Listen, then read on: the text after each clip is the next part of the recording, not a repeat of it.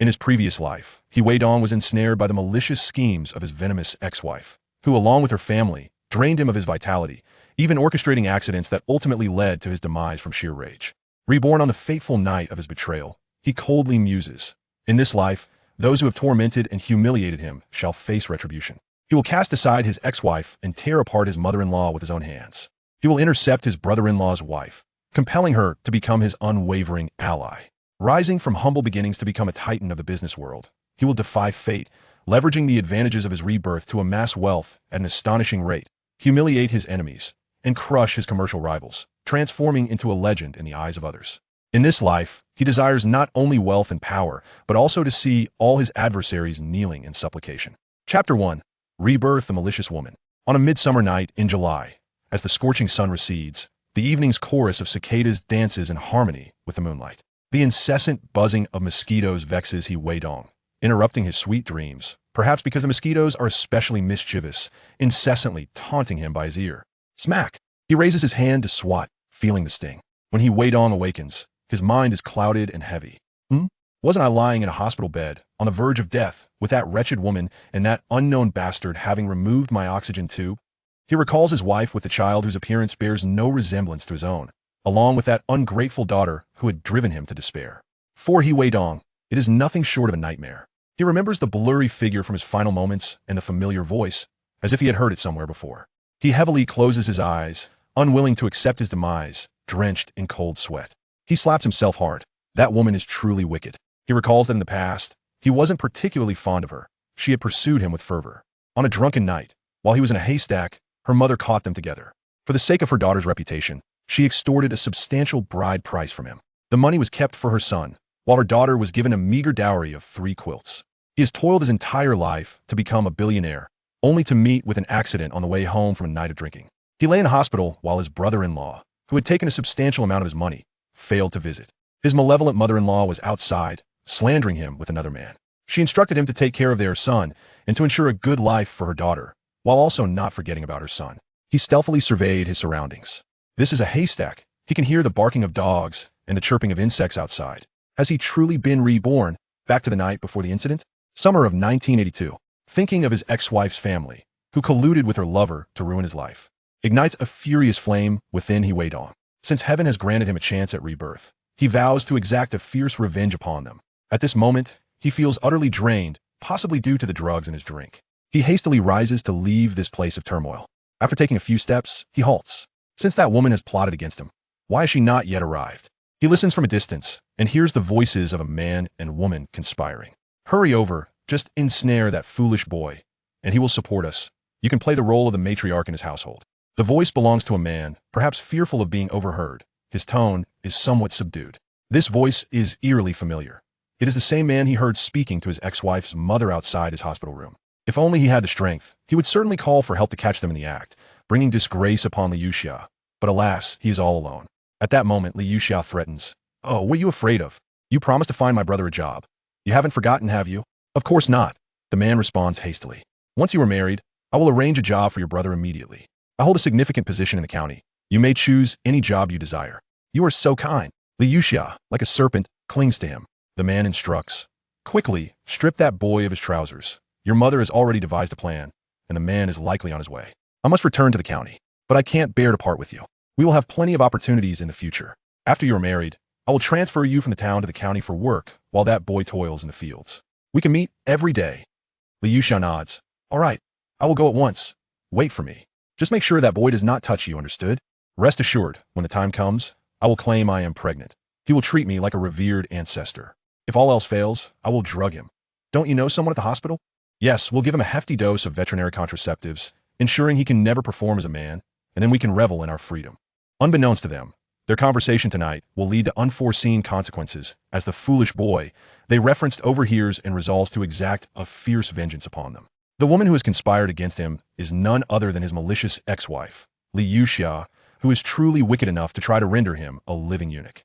Weak as he is, Weidong longs to confront the deceitful couple, to expose the darkness of their hearts, and to witness the depths of their malice.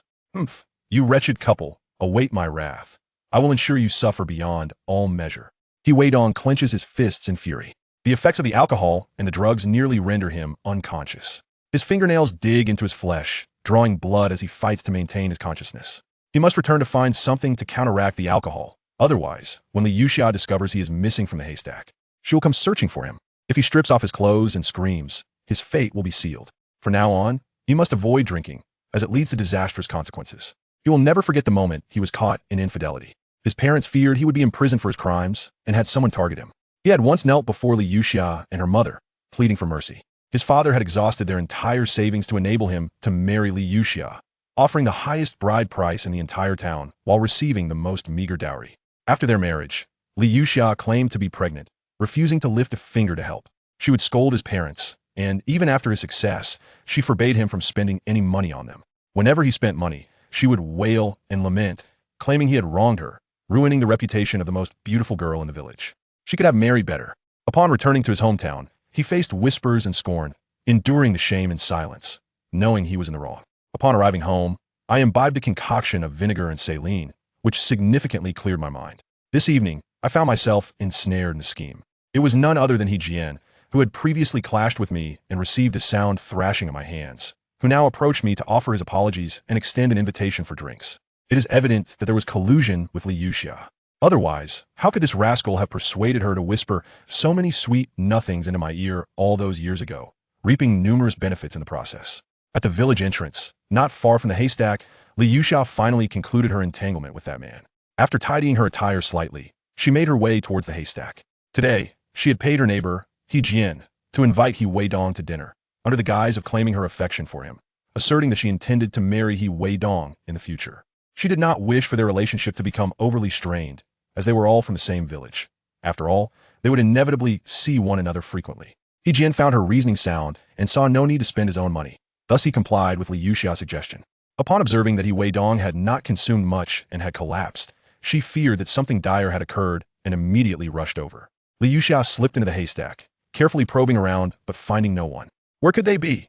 she murmured to herself. "Darling, is there really no one inside? We cannot let that foolish boy escape. Otherwise, it would spell trouble." Chapter 2. The malicious couple and the framing scheme. What are you doing? Why are you still here? Startled, Li Yuxia took a step back, nearly losing her balance. "I simply cannot bear to watch you being taken advantage of by that foolish boy," the man remarked. Fuming, Li Yuxia retorted, "Then go back and divorce your yellow-faced wife." "Ah, not yet. Let us indulge a little longer," the man replied with a lewd tone, moving closer with unwelcome intentions. However, Li Yuxia, who had intended for He Weidong to take the fall, found herself surprised that the man she sought had yet to appear. She recalled how she had previously arranged for He Weidong to lie here while she secretly went to him for warmth, only to return and find him missing. Last month, she had not seen him. Upon learning of her pregnancy, she knew she could not disclose this to her family, for her mother would insist on forcing her to terminate it. Moreover, she found He Weidong quite appealing, meeting her standards for a man's appearance. His family, though not affluent, was respectable within the village, promising a comfortable life if she managed to marry into it.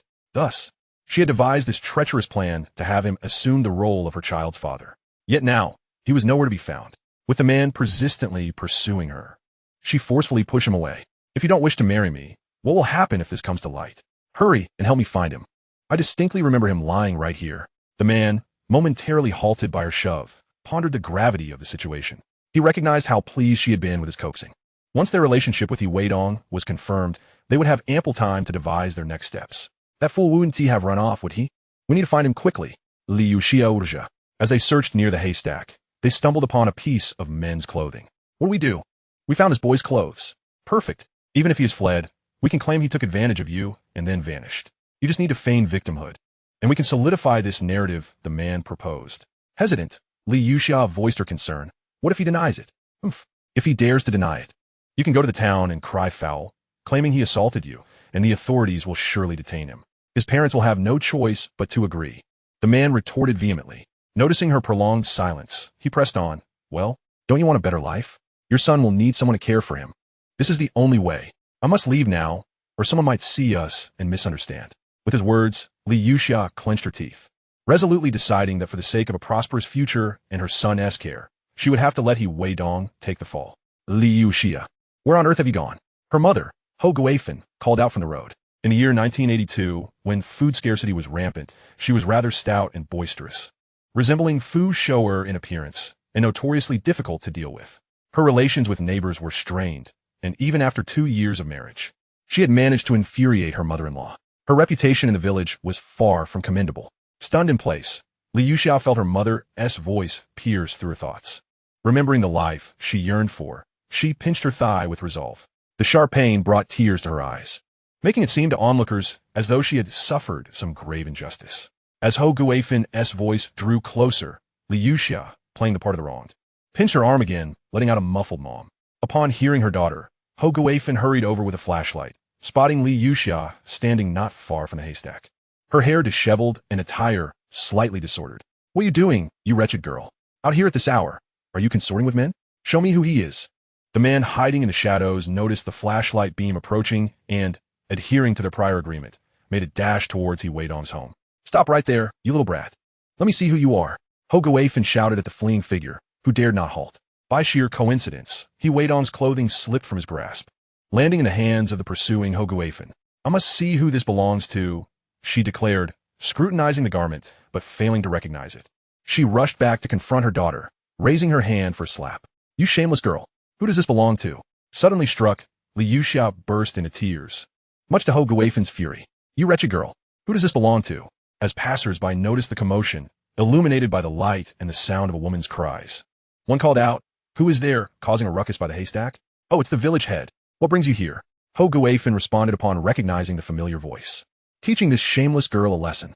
She has gone off to consort with men." Hou Guifan spared no mercy, viewing her daughter as little more than a liability. With a man wanting her daughter, and now the village head aware of the situation, she saw an opportunity to solidify her demands for a hefty bride price to marry her daughter off and retrieve a daughter-in-law for her son. The village cannot tolerate such scandalous behavior. "We must take action," He Changqing, the village head, proclaimed with indignation, recalling his prior authoritative demeanor. In truth, such incidents were not unprecedented. Previously, couples had eloped without consequence. But now that the matter was known, it required strict resolution to silence any gossip. Upon hearing the village head's declaration, Hou Guifan theatrically implored, "Village head, my son is a good man. My daughter has been wronged. You must stand by our family." "Do you know whose child did this?" He Changqing pressed. "Who is it? Do you know? We found only this clothing, and this wretched girl knows the identity but refuses to speak." Hou Guifan lamented loudly. "Yuxia, you are of marriageable age now. Who is it? Speak, and I shall ensure justice is served. Fear not retribution. If he dares to protest, I shall see to it that he is dealt with." He Changqing declared with fervor. His subordinate, Tian Wenliang, chimed in, "Girl, now is a new era. No one will dare bully you. Speak up. It's Weidong's clothes." Li Yuxia hesitated to admit. Chapter 3. The Shameless Disturbance. "What? It's him. I shall kill him." Hou Guifan shouted furiously. He Changqing, upon hearing the name, seethed. "I cannot believe that this boy, with such striking features, could commit such an act. Let us go to his home. This matter must be addressed tonight. I will not be trifled with." Hou Guifan vowed, her teeth clenched in anger. Suddenly, Li Yuxia placed an unjust blame on Weidong. Fearing that the situation would be exposed, she hesitated to visit his home and remained rooted in place, not daring to follow. Observing her reluctance, Hou Guifan turned back and firmly grasped her arm. "How dare you, shameless wretch, engaging in such disgraceful acts, and yet fearing others will find out? Your brother is about to marry. How can he do so with you living at home?" Some of Hou Guifan's words were left unsaid. The group arrived at Weidong's residence. In pursuit of the bride price for her son's wedding, she approached and forcefully pounded on the door. "Open up. Ilaos and let me in." The banging echoed through the night, startling nearby neighbors from their slumber. He Chang'an, awakened by the ruckus, turned to his wife and inquired, "Who is it knocking at this hour?" Weidong's mother, Yi Ping, muttered, "It seems to be that unreasonable woman, Hou Guifan. What is wrong with her? Making such a commotion at midnight? We should see what is amiss." With that, the two hastily dressed. They turned on the light. Though electricity was expensive at 1.5 cents per kilowatt hour, many prefer to save energy, often eating and sleeping early. Outside, Hou Guifan, emboldened by the gathering crowd, shouted for Weidong to come out, demanding an explanation from his family regarding her son's bride price. The villagers speculated about what offense Weidong could have committed to provoke such a midnight disturbance. The village chief and accountant arrived, suggesting that something significant had occurred. "Look, even the daughter of the Li family is here, and she seems to be crying. Could it be that Weidong has wronged her?" Some wondered. After all, Weidong was known to be quite honest, It seemed unlikely he would bully anyone. Yet, appearances can be deceiving, and those who had come to witness the spectacle began to murmur amongst themselves. When Chang'an finally opened the door, he was met with a sea of faces. Ho Guifan's banging nearly struck him as he stepped back, barely avoiding a stumble. At last, you've emerged. Where is your son? He Weidong. Call him out. Ho Guifan demanded, her voice rising. He has gone to bed. He is in the other room. Why are you shouting?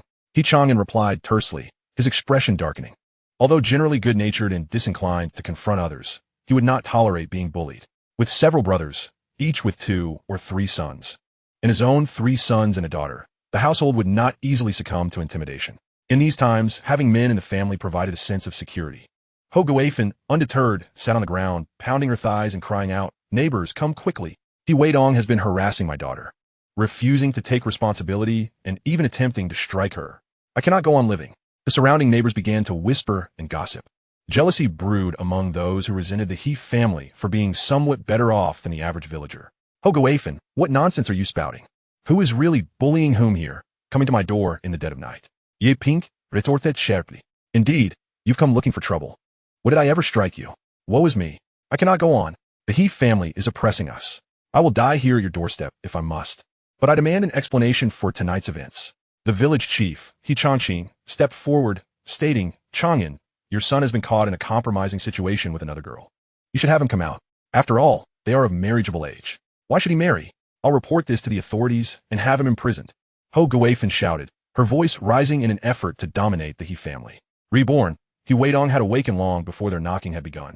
Youthful and vigorous. He had never encountered such a situation where he was cornered by Ho Guifan. Her shouting had summoned the village chief and a crowd to his home.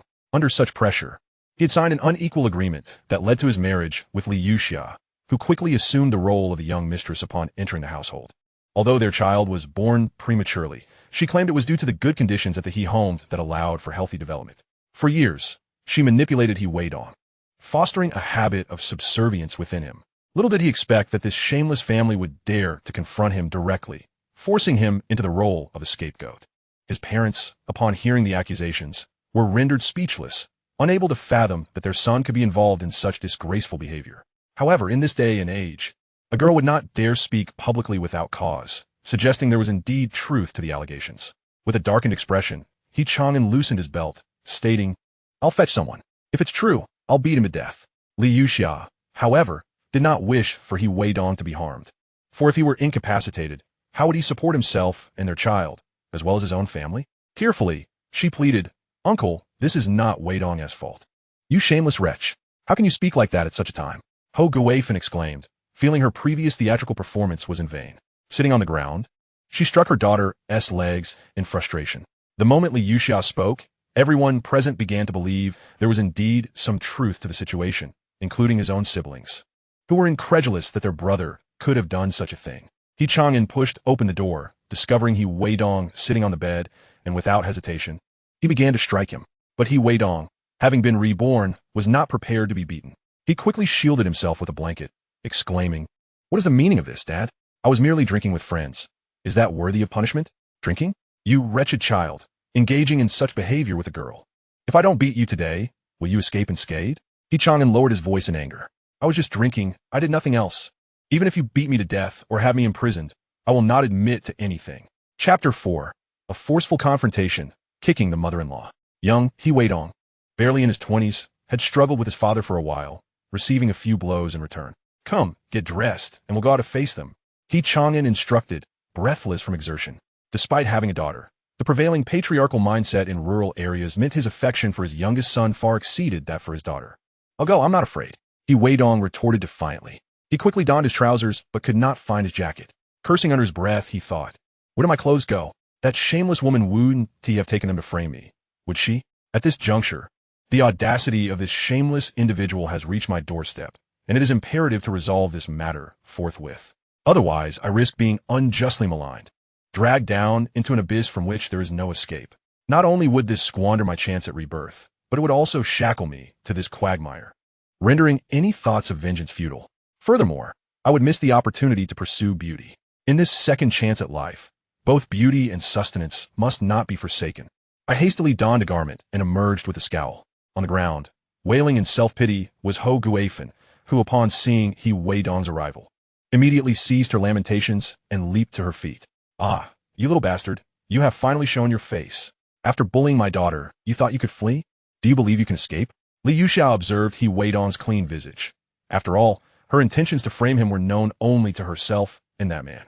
Even her own mother was oblivious to the truth. Ho Guifan was convinced that Weidong had indeed wronged her daughter. At this moment, the script diverged from the previous life. Weidong, witnessing the old hag's audacity as she approached him with the intent to scratch his face, retreated a few steps and coldly remarked, "What nonsense are you spouting at this late hour? Well, have I ever bullied your daughter? You come here to tarnish my reputation. Yet I see you as the true wretch, unaware of which man failed to keep his trousers fastened, exposing you to the world." In his former life, Weidong had suffered immensely at the hands of this family. This shameless old crone, fully aware that her daughter had deceived her, still chose to side with her illicit partner for the sake of that son. "You dare insult me, you little bastard? I will ensure you face dire consequences tonight." Ho Guifan had not anticipated that after Weidong had erred, he would still have the audacity to retort. Hadn't he always been the obedient child, greeting everyone with a smile? "You wish to face dire consequences? By all means, do so, but do not spew your foul insults at me. I was inebriated and retired home long ago. Furthermore, with your lack of virtue, resembling a short winter melon, your daughter, while slightly superior, still sullies my lineage. Why on earth would I have any affection for her? Surely, you must be under the influence of opium to entertain such delusions?" Weidong, having returned with eloquence intact, would not soften his tongue against those who had marred his existence. He would not hesitate to retaliate should they resort to violence. Moreover, did they truly believe that throwing a tantrum would resolve their issues? They hadn't even witnessed my misdeeds, merely on the basis of a garment. They sought to frame me and shift blame. It was utterly ludicrous. The typically fierce Ho Guifan found herself at a disadvantage against Weidong, prompting the surrounding neighbors to watch the spectacle unfold, and she resumed her cries. "Village chief, look at this scoundrel. He has taken everything from us. You must stand up for me." Upon hearing this, village chief He Changqing turned his gaze towards Weidong. "How dare you speak in such a manner? How can you insult your aunt? You have committed a wrong, yet you remain so defiant. If you continue this way, I shall inform the authorities to have you apprehended and executed." Upon hearing the village chief's defense of her, Ho Guifan regained her bravado. Li Yuxia, however, grew anxious at the prospect of Weidong facing execution. If this honest man were to perish, who would marry her? What would happen if her belly swelled? The village would drown her in rumors. With reddened eyes, she declared, "Weidong, I offer you a chance. Marry me, and I shall not let my mother press charges against you." "What nonsense are you spouting, you dead girl? This little bastard insults me and still wishes to marry you? Dream on. I will ensure he faces dire consequences." Ho Guifan fumed. "Village chief, if you enjoy claiming relatives, let your son marry her. Who doesn't know this woman is loose, entangled with numerous men? Just naming a few would suffice. You think I would take on her burdens? Who has seen me bully him? What evidence do you possess? Present it." Weidong retorted sharply. "What did you say?" Ho Guifan could hardly believe her ears. The once meek Weidong, who could barely utter a word, now spoke with such conviction. Meanwhile, upon hearing Weidong's insinuation about a child, Li Yuxia's complexion drained of color. She thought, "How does he know I am with child? Is it possible he has seen me with him and fled? How could Jin have ruined this for me by drinking too much?"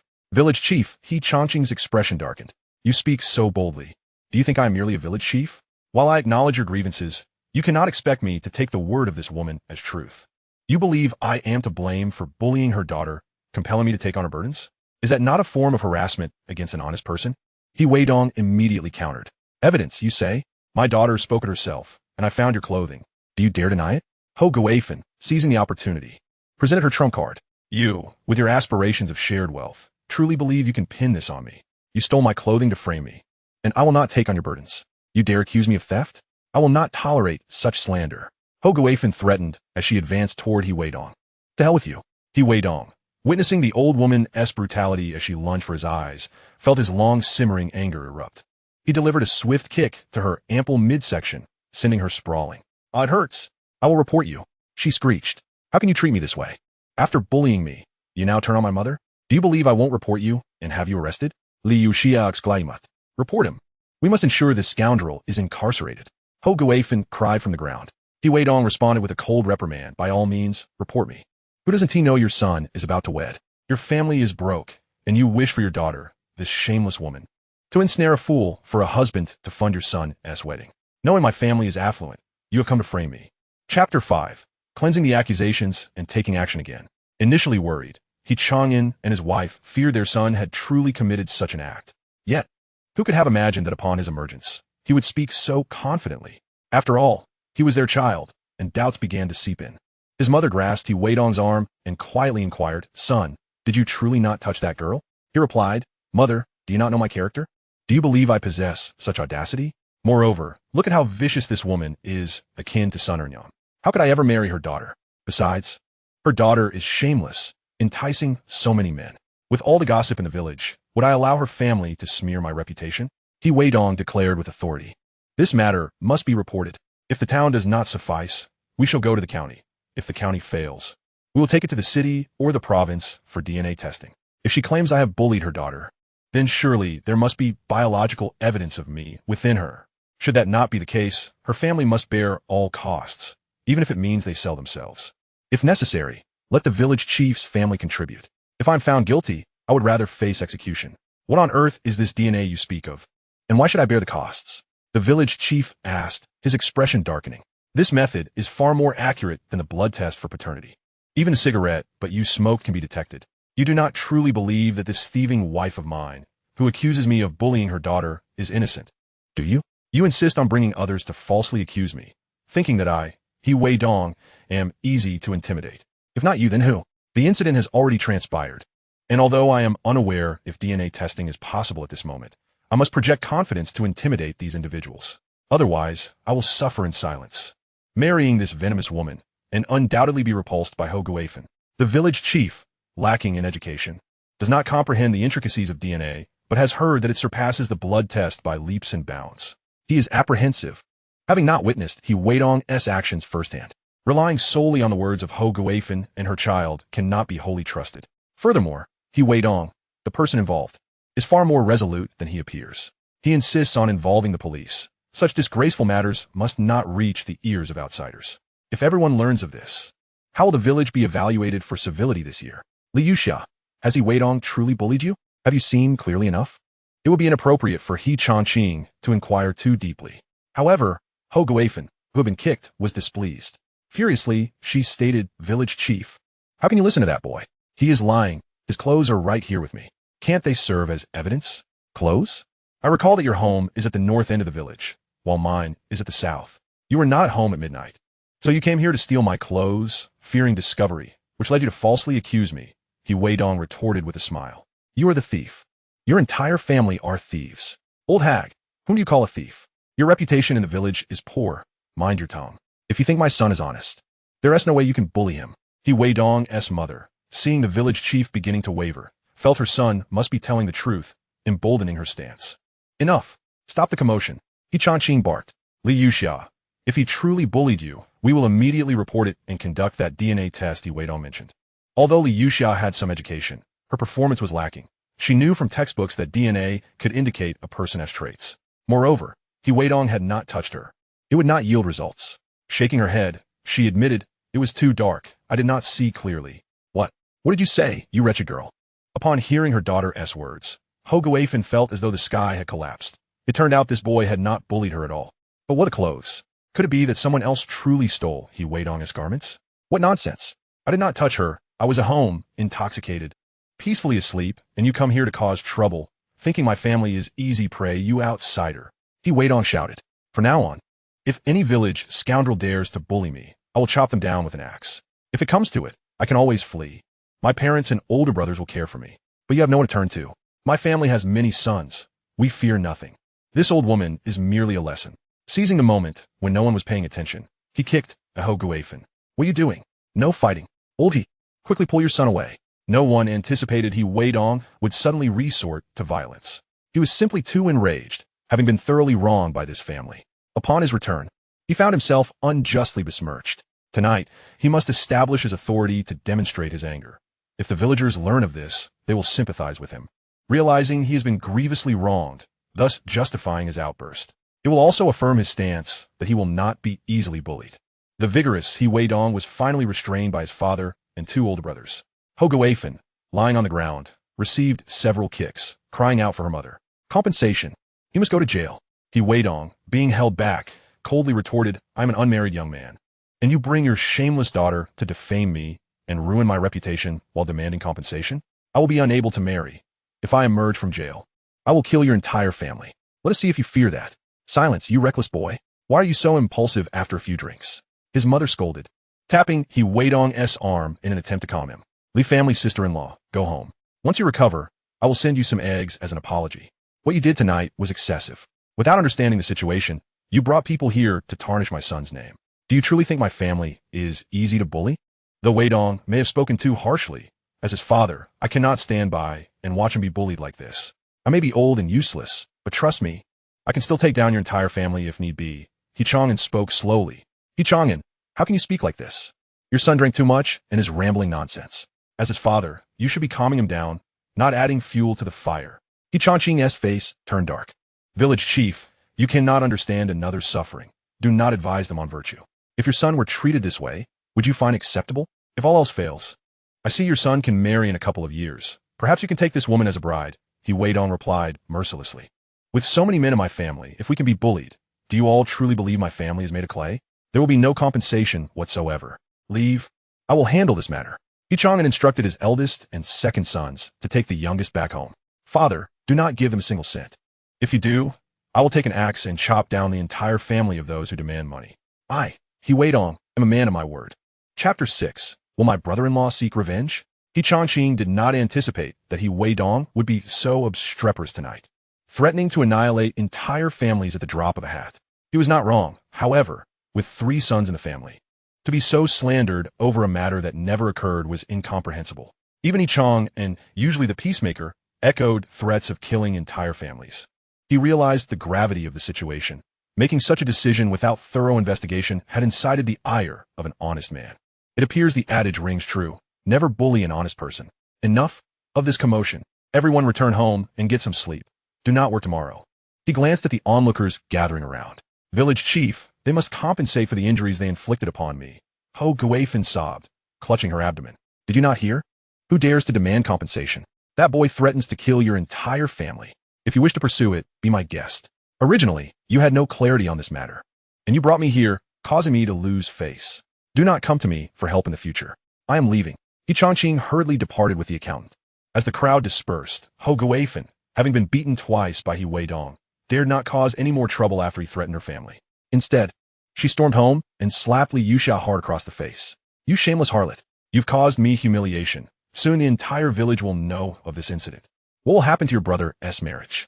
Even if you sell yourself, you must gather the dowry for your brother. Dissatisfied, she struck Li Yusha several more times, dragging her weeping daughter home. Once they returned, she broke down in tears. The honest Li Chang'an became her outlet for frustration. You useless man. I bore children for the Li family, and yet I was beaten outside while our daughter was bullied, and you lie here sleeping without a shred of conscience. Who dares to strike you? I will go find them. Li Chang'an muttered harshly, but inwardly he mocked. Everyone calls you a she-demon. Who would dare touch you? You worthless wretch, still sleeping? Get up this instant. She scolded, striking Li Chang'an. Angered by her husband's indifference, she lamented, you don't even care about me. Enough of this fuss. Go to sleep. We have work to do tomorrow, he replied wearily. What good is work? Your son is of marriageable age, and your daughter is still unmarried, yet you seem entirely unconcerned. Their quarrel finally roused the son next door, Li Yuan, who entered the room. Upon seeing his mother, whose face was swollen and tear-streaked, he exclaimed, Mother, who has struck you? Who else could it be but that scoundrel He Weidong from the south end of the village? If it weren't for the village chief's presence tonight, he would have killed me. What, that blockhead dare to lay a hand on you? Just wait till tomorrow. I will deal with him. Li Yuan declared angrily upon hearing of his mother's plight. Li Chang'an shot a glare at his son, retorting, How do you intend to confront him? The He family has 3 sons and numerous cousins. You would only end up on the receiving end of a beating. You worthless fool. My mother has been wronged, and you dare to hinder me from seeking justice? This life is unbearable. I want a divorce. Ho Guifan exclaimed in outrage. Enough. Let us get to the bottom of this, Li Chang'an urged, prompting Ho Guifan to recount the events of the evening, omitting her own role in the ruckus. She only spoke of how the He family had bullied them. Upon hearing her account, Li Chang'an realized that his wife had likely acted without fully understanding the situation, provoking the He family and inciting their ire. How dare he refuse to marry my sister? Without a bride price, how am I to marry? Besides, my sister is so beautiful. How could she not be worthy if he weighed on? Li Yuan interjected, his anger palpable. It became difficult to discern whether he was truly aggrieved on behalf of his sister or merely lamenting his own lack of a bride price. Enough for now. Rest. I will inquire about this tomorrow, Li Changgue insisted, trying to dismiss his son. But Ho Guifan would not relent. What? Your daughter has been wronged, and as her father, should you not seek retribution on her behalf? However, upon learning that he Weidong had threatened to annihilate his entire family, Li Changgue grew fearful and refrained from taking any risks. Ultimately, he succumbed to sleep amidst his wife's complaints. The following day, news of last night's events had spread like wildfire. The villagers, who had never held Ho Guifan in high regard, reveled in her misfortune upon hearing that she had confronted the usually mild-mannered He Weidong and had been struck in return. In the past, during communal gatherings, she had been known to shirk her duties and take more than her fair share, leaving little room for sympathy. Many felt that He Weidong had merely avenged himself against her. When He Weidong awoke, his family had already gone out to work, and his sister was busy in the kitchen. Adong. He heard his childhood friends, Xiao Xiao and Zheng, calling him from outside. What is it? He Weidong yawned as he emerged. We heard about last night, Xiao Xiao began. And what of it? If the Li family seeks to bully me, of course I will retaliate, He Weidong replied, mistakenly thinking they referred to his altercation with Ho Guifan. That's well and good, but you should be cautious. Zheng warned. Why? Did they go to the police? No, but I saw Li Yuan this morning, and he looked furious, as if he is seeking revenge. Zheng replied. Revenge? He can't even contend with me, and he dares to seek vengeance? He Weidong scoffed. You should still be wary. His mother is no trivial matter, Xiao Xiao cautioned, shivering at the thought of the fierce Ho Guifan. If that little brat dares to come after me, let him try. He Weidong said nonchalantly. He realized that since acquiring wealth, he had honed his skills in martial arts, and that if he had not restrained himself last night, his brothers and father would have been unable to stop him. I've warned you. Just be careful. By the way, where shall we go today? The chores at home are done. Should we go hunt for some wild game? Xiao Xiao suggested.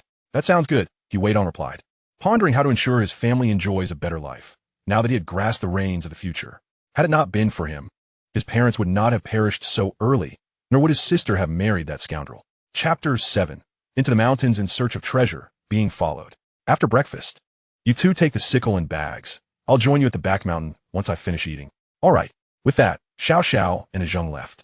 He Weidong noticed a figure lurking in the distance, seemingly Li Yuan. He chuckled coldly to himself. Kid, don't seek trouble with me, or I'll bury you in the back mountain.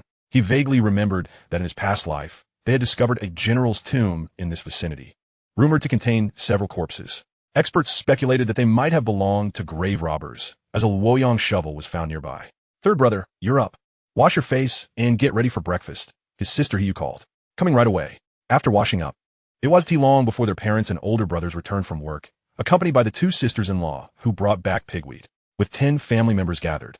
A large pot of thin porridge, sour pickles, and a few pieces of vegetable tofu constituted their breakfast. After washing his hands, their father sat down and picked up his bowl, hesitating several times as if he had something to say. He had noticed a significant change in his younger son last night and suspected that he had been wronged and traumatized. Father, if you have something to say, please do so, He Weidong finally urged, observing the graying hair at his father's temples.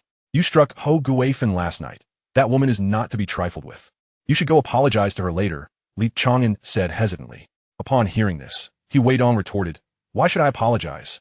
If she dares to slander me again, I'll give her another beating. How dare she? Her daughter has a tarnished reputation.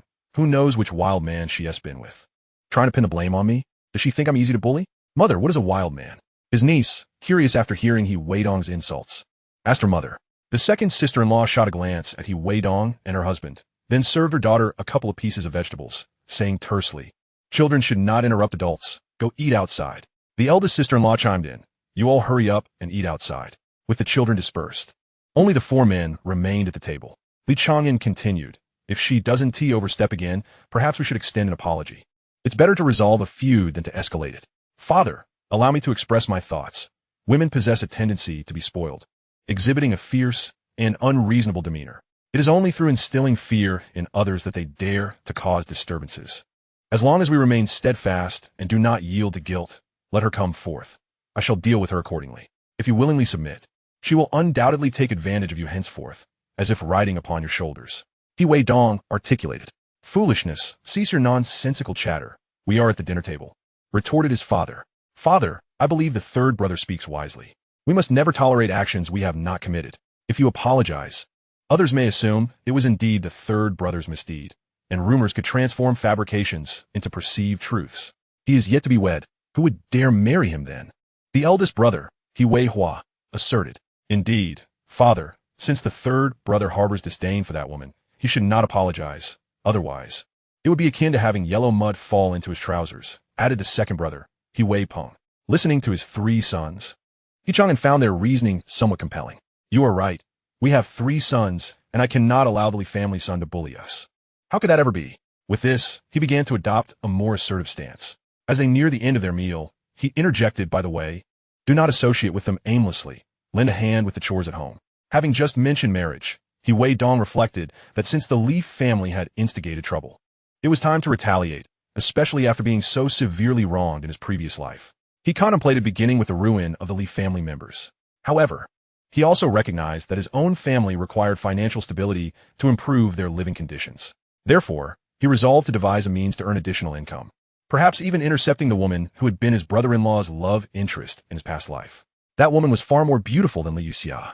Moreover, she had graduated from high school, and, as he later learned, her biological mother had come to reclaim her, for she was the child of an educated youth. She had been adopted. Otherwise, how could his brother-in-law's family have thrived so well? Now that he was aware, it would be prudent to exploit this knowledge to his advantage. The substantial bride price demanded was due to the poor health of her adoptive mother, who required funds for medical treatment in the city. When he had married Liu Xia, after the birth of their child, he was sent to work in the city, likely to facilitate her infidelity, as well as to earn money for her family's medical expenses. With this train of thought, He Weidong's teeth ground together in frustration. Noticing his son's lack of response, He Chang'an exclaimed, "You little rascal, are you even listening?" "Father, I have matters to attend to today. I'm going to earn some money," He Weidong replied. "Huh, you claim to earn money, yet when asked to work, you slack off," He Chang'an retorted with irritation. "Third brother, you have grown. While it is acceptable to indulge in play now, post-marriage, you must not continue this way. If you have business today, go ahead. I shall assist your second brother more." The eldest brother stated, "Go ahead, indulge him. This lad is merely lazy. Back when we worked in the production team, asking him to carry a load of rice would have him tumbling into the ditch. Look at you, a rural child. Who else is so pale as you?" Recalling this, He Weidong felt a sense of recognition. It was his aversion to agricultural labor that had driven him to seek his fortune elsewhere. After hastily finishing his meal, he grabbed a burlap sack and a sickle before setting off. "Where are you going?" His mother called from behind, but He Weidong did not respond. Running off after a meal without helping to chop pig fodder, his second sister-in-law muttered. The eldest sister-in-law remained silent, likely sharing the same sentiment. At the entrance to the back mountain, he waited for a while until Xiao Xiao and Zheng arrived. "Dongge, you are here so early. Do you think we can catch some game?" "Certainly. If we can snag a couple of spicy strips, a wild chicken would suffice," He Weidong replied with a smile. He recalled that someone had once found a significant number of wild mushrooms and even a large wild ginseng in this area, reportedly selling for 200 yuan. Now that restrictions on individual business have been relaxed, those with means and daring could engage in commerce and prosper. He Weidong needed capital, and having heard his childhood friends discussing this opportunity, he had agreed to venture into the mountains. "All right, let's hasten our entry into the mountains." The trio chattered merrily as they made their way. When they encountered a rough path, they used the sickle to clear the way. "Dongzi, there is someone following us. It seems to be that lad from the Li family." He Weidong glanced back to assess the situation. "What? Are we three grown men afraid of a mere hot-headed youth? If he dares to reach out, I shall crush him," he scoffed. "Perhaps he is here seeking revenge for your altercation with his mother last night. In the dialect of the Northeast, he is just a mountain fool. He wouldn't dare seek vengeance stealthily, thinking himself a warrior against 1,000 foes. Even if this lad did not approach him directly, he would undoubtedly seek an opportunity for retribution." Chapter 8. The treasure in hand. Seizing others' opportunities, Liu En, trailing behind, stealthily followed the trio into the mountains, believing He Weidong had not noticed him. However, upon being discovered, he ceased his pursuit and quietly hid at the entrance of the mountain, curious to see what they were up to. After entering the mountains, the trio searched for a considerable time without any success. "Ugh, em exhausted. We haven't discovered a single wild chicken or anything else. Where could they have gone?" Xiao Xiao lamented, while Zheng also exhaled in frustration. They noticed that He Weidong seemed only slightly perspired, appearing utterly unwearied. Little did they know that Weidong had not come to the mountains merely to improve his living conditions. He sought wealth. According to conversations he had overheard, a wild ginseng had been found beneath a trio of interconnected trees, purportedly over a foot long. Nearby, vast patches of monkey head mushrooms were discovered.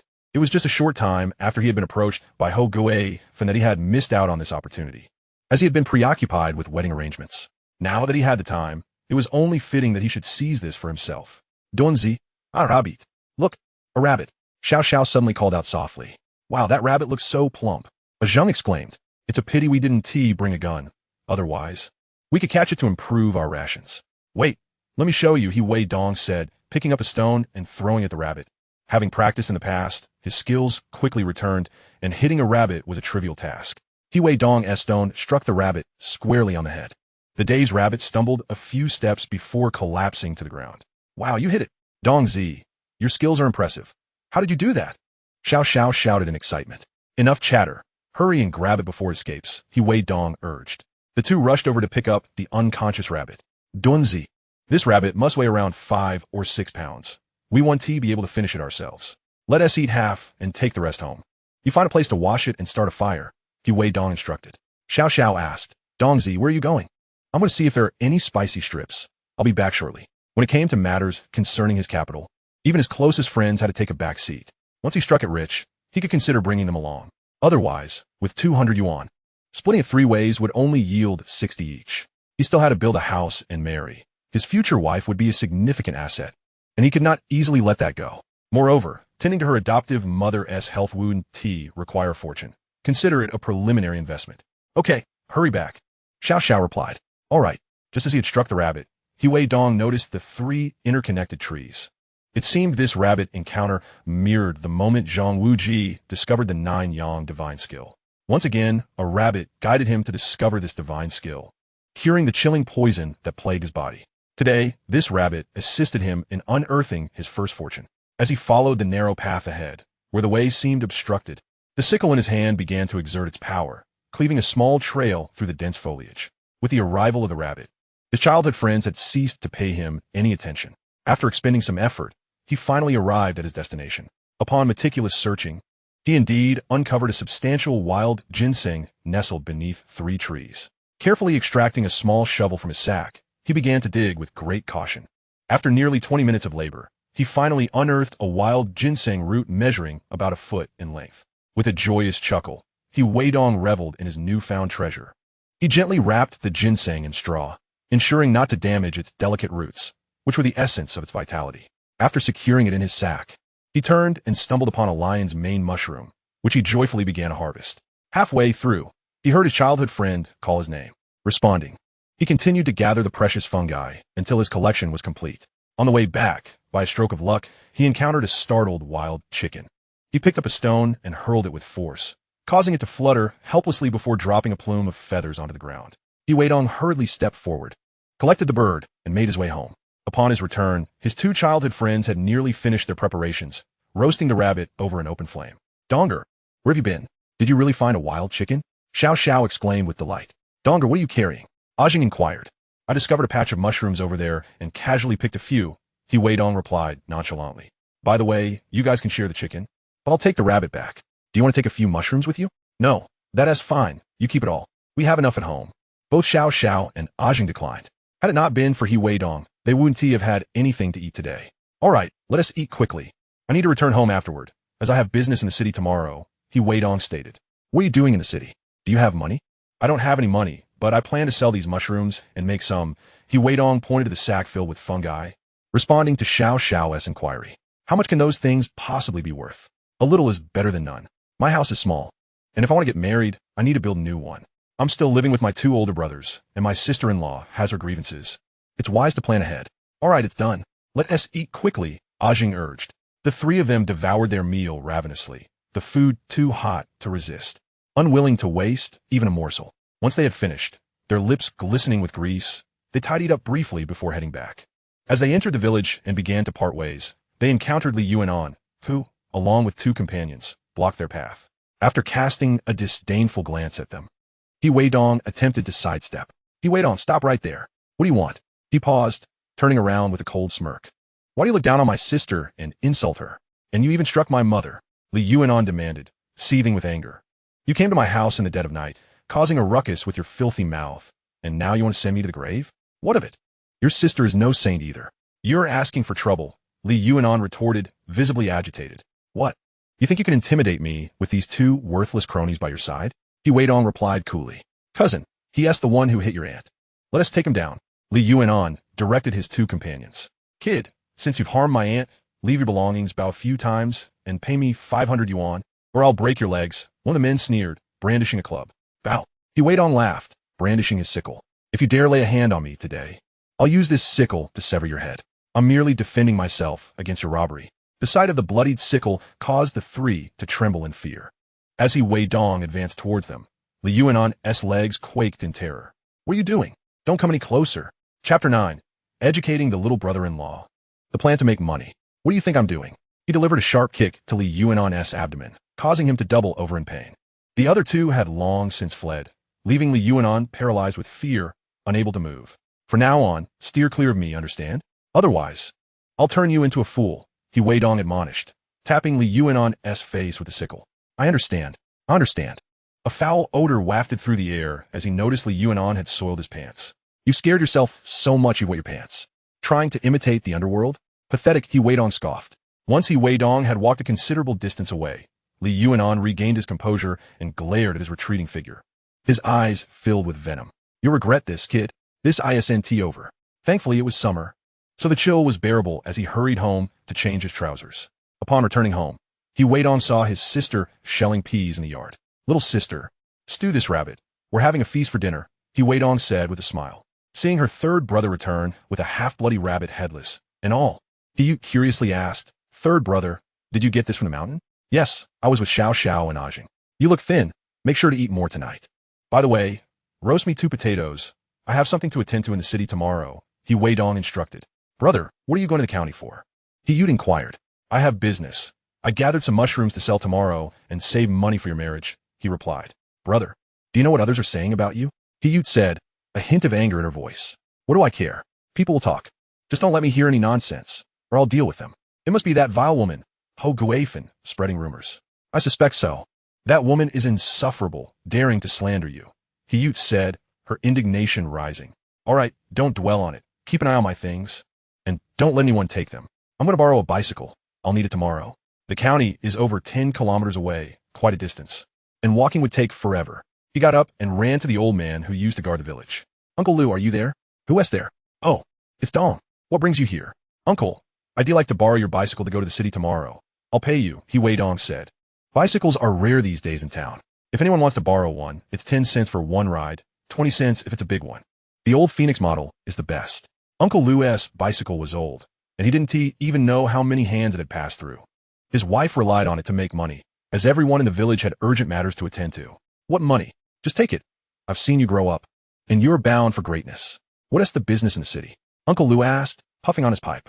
I gathered some mushrooms that I can't bear to eat. I plan to trade them for some cash. Dongya, you've finally grown up and started thinking about making money. It's not easy. Your parents are getting old. It's time for you to mature, Uncle Lou remarked. You're right, Uncle. Is your bicycle at home? I don't have money right now, but I'll come back tomorrow. Weidong smiled. No need. You're a good kid. It's far to the county. Take it now. Yes, Uncle. I'll leave early tomorrow, he replied. I'll help you push the bike. Upon entering, he heard Aunt Lou grumbling. It is perhaps a fear of losing oneself, a lamentation directed towards her husband, an acknowledgement that pretending to be generous was unwise, and a refusal to accept money. Subsequently, it is unclear what Uncle Lou articulated, but he wheeled the cart out. Upon receiving the vehicle, Weidong remarked, Uncle Lou, when I return tomorrow, I shall bring you a pack of cigarettes, the kind with filters. Thank you. This child is truly courteous.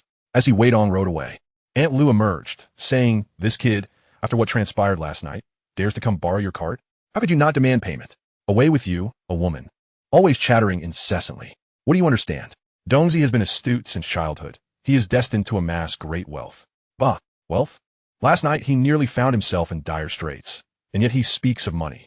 That woman from the Li family, what good could she possibly be? Keep your distance from her. Weidong cycled home. His parents had already returned. Upon seeing him ride back, his mother immediately recognized the cart from the Lu family. You, disappearing all day, not returning for lunch, shirking your responsibilities. What need have you to borrow a cart? I plan to go to the city tomorrow for some matters. Weidong replied, pushing the cart into his small room adjacent to the west wing.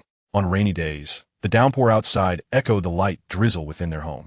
The slightly better accommodations had been divided between his elder brother and sister-in-law. His parents' dwelling was hardly superior to his own. Under such conditions, aspiring to marriage seemed nearly impossible. His parents yearned to build a new house, diligently saving money, yet with 3 sons, their modest savings were woefully insufficient. They had already contributed financially for the marriages of the 2 elder sons. They could not neglect the youngest. Hence, they toiled relentlessly for financial gain. However, as farmers, the bounty they could extract from the land each year was meager. In winter, his father enjoyed venturing into the mountains to gather wild goods to repay debts. In spring, he would gather brambles to weave baskets and backpacks, exchanging them for a bit of money. The family's single pig was a remnant from the time of communal land distribution. They had acquired it due to their larger household. They were reluctant to slaughter it for meat during the new year, hoping to fatten it up for sale to fund the construction of a new home. I heard from you that you procured some mushrooms. Why not take them to town to sell instead of going to the city? Are you familiar with that county? His father asked while smoking in the middle of the courtyard. The town comprised mostly familiar faces and prices were low. A trip to the county offered better prospects.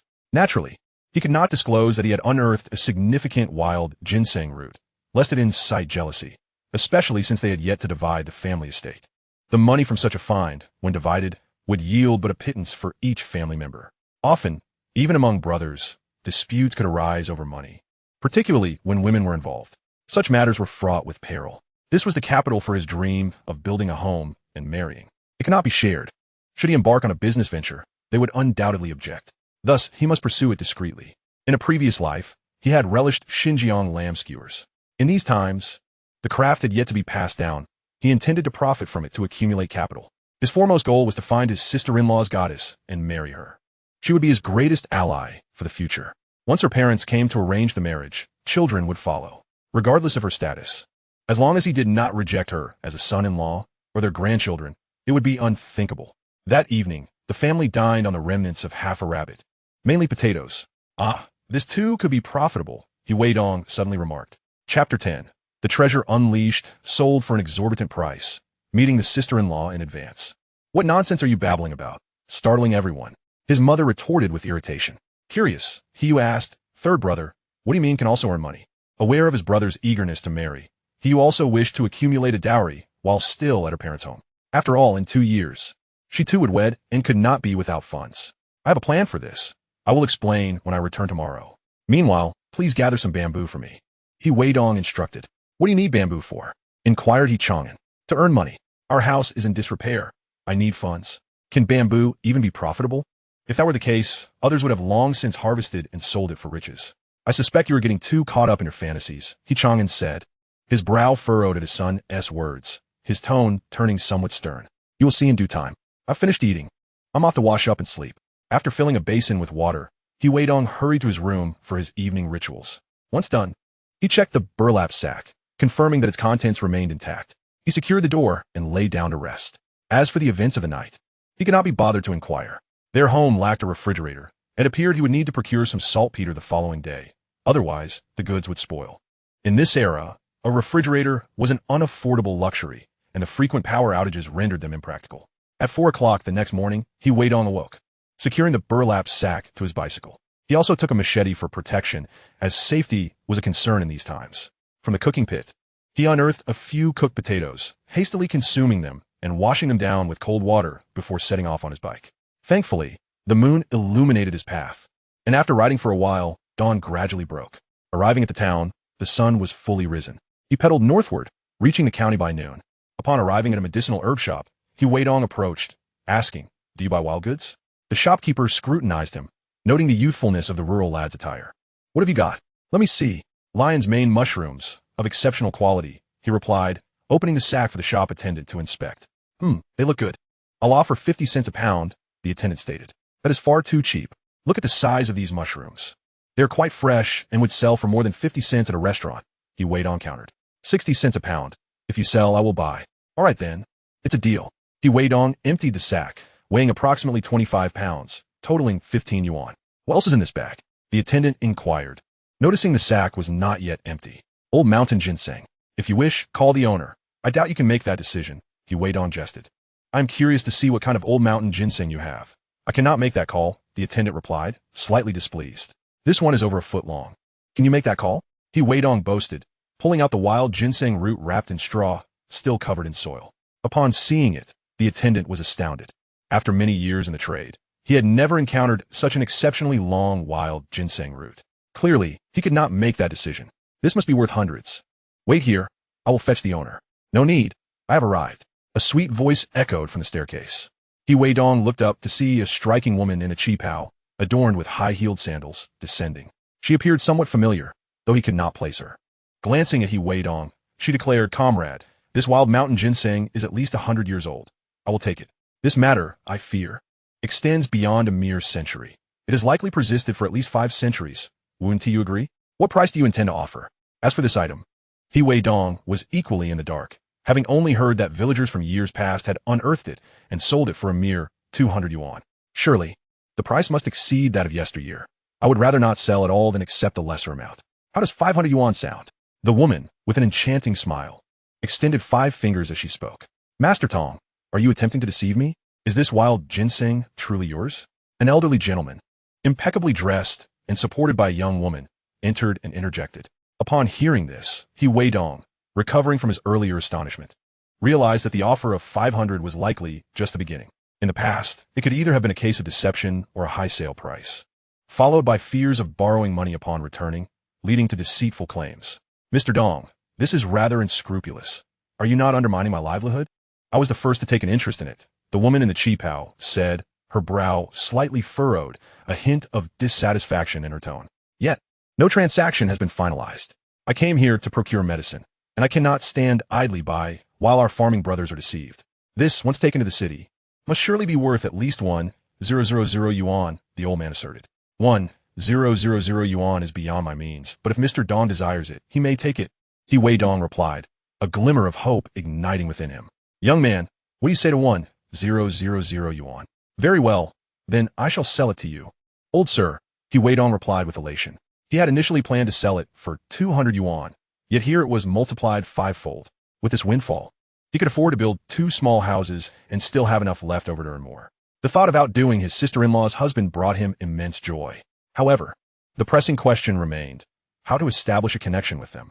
After all, they were not previously acquainted, and they hailed from different villages. Would he dare approach another village and say, marry me, I was once your brother-in-law? Others would surely think him mad.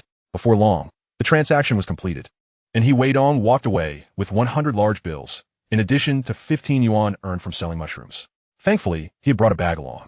After bidding farewell, he purchased some saltpeter along with spices, such as pepper and ginger powder. He thought of his niece and nephew and bought a pound of sugar, a comb, and 2 hairpins for his sister, spending a total of 30 cents. He also bought 2 flatbreads and a pack of cigarettes, returning home with 2 boxes of Lao Dao. As he journeyed, he frequently glanced back at the sack, ensuring it remained untouched. After all, 1,000 yuan lay within. As the sun dipped below the horizon, the heat lingered in the air. While in town, he had also acquired 5 pounds of vegetable oil and 5 pounds of pork lard, along with 10 pounds of mutton, nearly exhausting his earnings from the day's mushroom sale. Whistling a tune, he merrily made his way home. Nearing the village when he suddenly spotted a figure lying by the roadside, seemingly a woman. He stopped the vehicle, discovering that she was strikingly beautiful, yet somewhat emaciated. It was unclear whether she had succumbed to heat stroke or fainted from hunger. Hey, wake up! Are you all right? Where are your family members? He Weidong gently shook her awake. Upon opening her eyes, he noted her delicate brows and charming eyes, adorned with shallow dimples. He thought to himself, surely, this must be the very bride Li Yuyan sought. My sister-in-law. Who would have imagined encountering her in such circumstances? Was this some cliché of a hero rescuing a damsel in distress? Thank you. I can't walk. Could you take me home?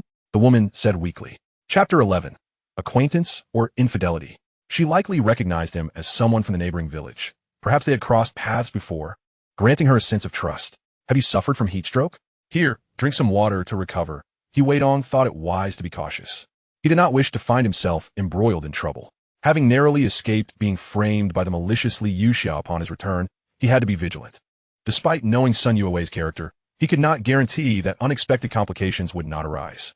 Her family's dire circumstances raised the possibility of her attempting to extort money from him for her mother's illness.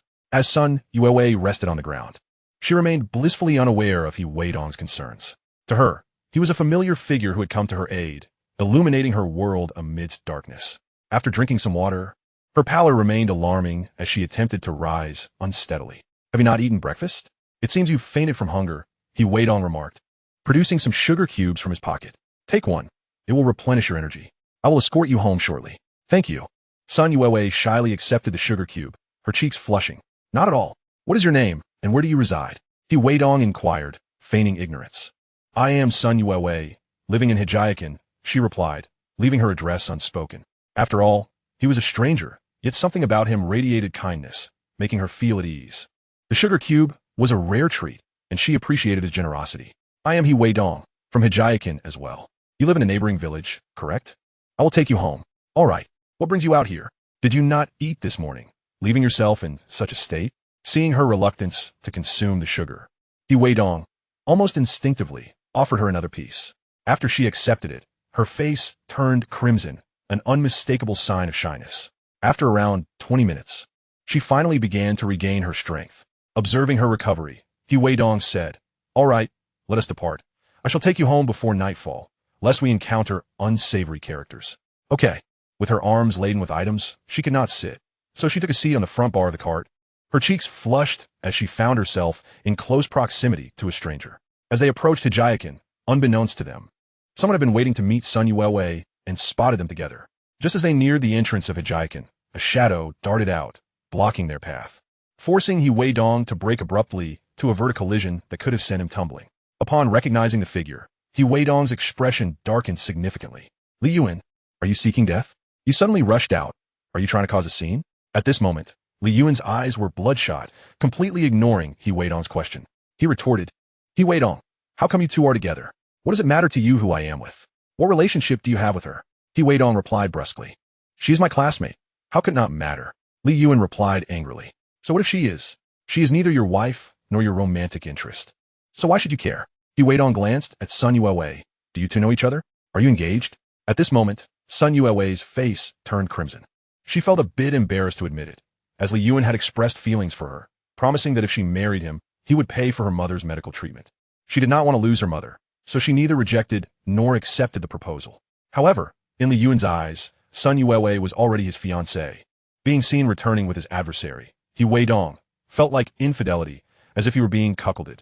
His sister, Li Yuxia, was still unmarried, and thus there was no bride price.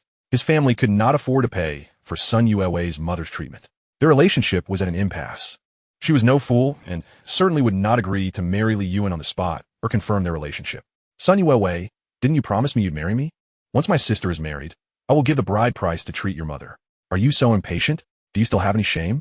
After being beaten by He Weidong last time, he still felt intimidated by him, turning to Sun Yuewei. Seeing her unresponsive, Li Yuan grew anxious and hurried to pull her down from the car. You're my wife. Get down here. Slap. He Weidong raised his hand and slapped Li Yuan's wrist, scolding him for being hands-on in broad daylight. Be careful. I might have you arrested for being a rogue. Your family has no money, planning to marry using your sister's dowry. Aren't you ashamed to be a high school student?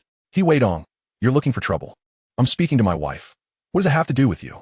You are the one behaving like a rogue. Do you even realize how much older you are than her? Li Yuan retorted anxiously.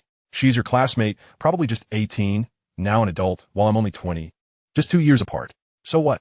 He Weidong laughed in anger. Am I old just because I'm 20? You have no money for your mother's treatment. And you fainted from hunger, right? He Weidong ignored Li Yuan and turned to Sun Yuewei, asking, Are you his girlfriend? No, Sun Yuewei replied. What nonsense are you talking? You promised me. How can that change? Do you have no shame, you dog of a woman? Li Yuan exclaimed furiously upon hearing her denial. Mind your language. She has nothing to do with you. Are you trying to leech off her, like a mangy dog, clinging to others? How pathetic. He Weidong waved him off in disgust. You, get lost right now. He Weidong began rolling up his sleeves, preparing to strike. Chapter 12. Another beating for the brother-in-law, the truth revealed. He Weidong. If you dare to lay a hand on me, I swear I'll report you. Li Yuan instinctively stepped back. Report me? For what? I haven't reported you for blocking my way and robbing me. He Weidong sneered. You're talking nonsense. Li Yuan retorted angrily. Sun Yuewei is clearly mine. You're the one seducing her and planning to report me? You're delusional. When have I ever been yours? Keep this up and I'll report you, Sun Yuewei said. Her face flushed. As a young woman, She could not allow her reputation to be tarnished. In this day and age, a woman valued her purity highly.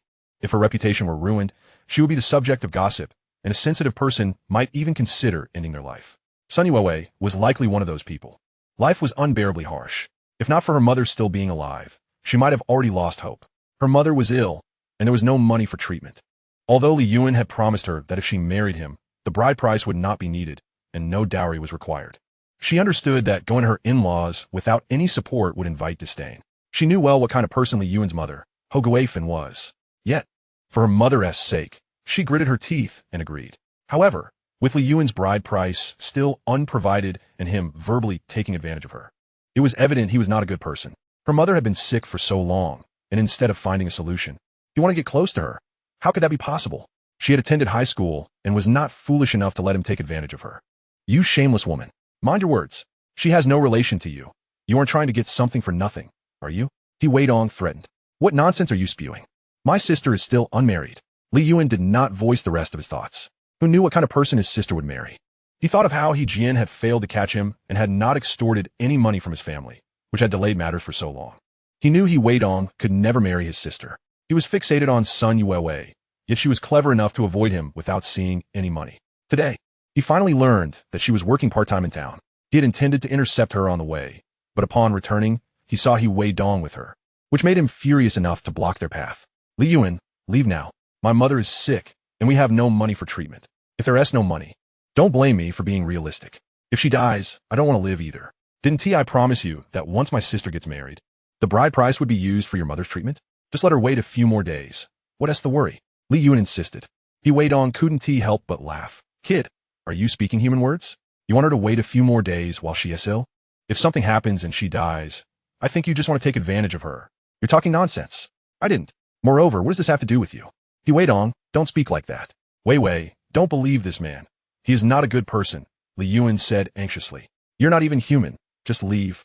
Weidong dismissed him disdainfully, turning to Sun Yue.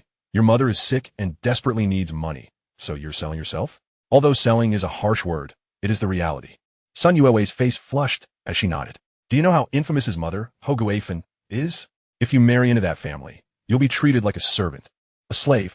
Weidong, what are you babbling about? You would want her, would you? Li Yuan shouted without thinking. But my mother's illness cannot be delayed.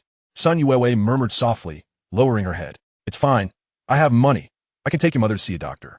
Don't listen to this man who only knows how to talk big. Weidong's words had turned the tide. Li Yuan, as a man, had harbored feelings for Sun Yue for a long time. He had known her since middle school. Now that they were in high school, she had blossomed into a beautiful young woman, and he had developed a crush. Yet, who would have thought she had never shown interest in him? However, with his mother sick, Li Yuan found an opportunity, leading to the subsequent events. Weidong, you're looking for death, trying to take my wife. I'm going to fight you. Li Yuan had long regarded Sun Yue as his beloved wife, and when Weidong made such remarks in his presence, it felt akin to undermining him and donning a green hat. How could he endure such affront? He had already forgotten the past grievances he had suffered at Weidong's hands. Enraged, he charged towards Weidong. Who was Weidong? In his previous life, he had been outsmarted by her sister and had become a fool, drained dry by their family. Such enmity would not be easily forgotten. It was only natural to seek retribution.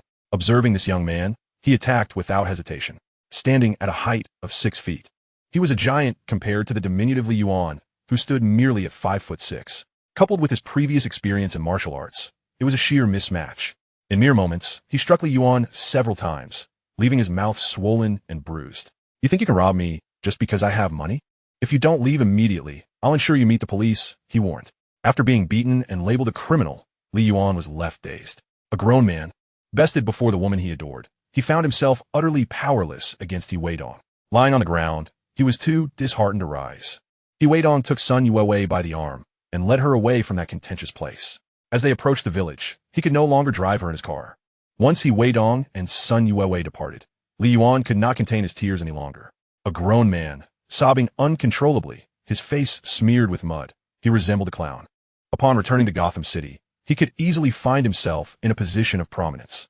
As Weidong escorted Sun Yue home, he remained silent, aware that his previous remarks had been somewhat opportunistic. Given the chance, he would not alter his course. He would persist in his actions. For Sun Yue would undoubtedly prove to be a significant asset in his future endeavors. Were his methods somewhat despicable? Nonsense.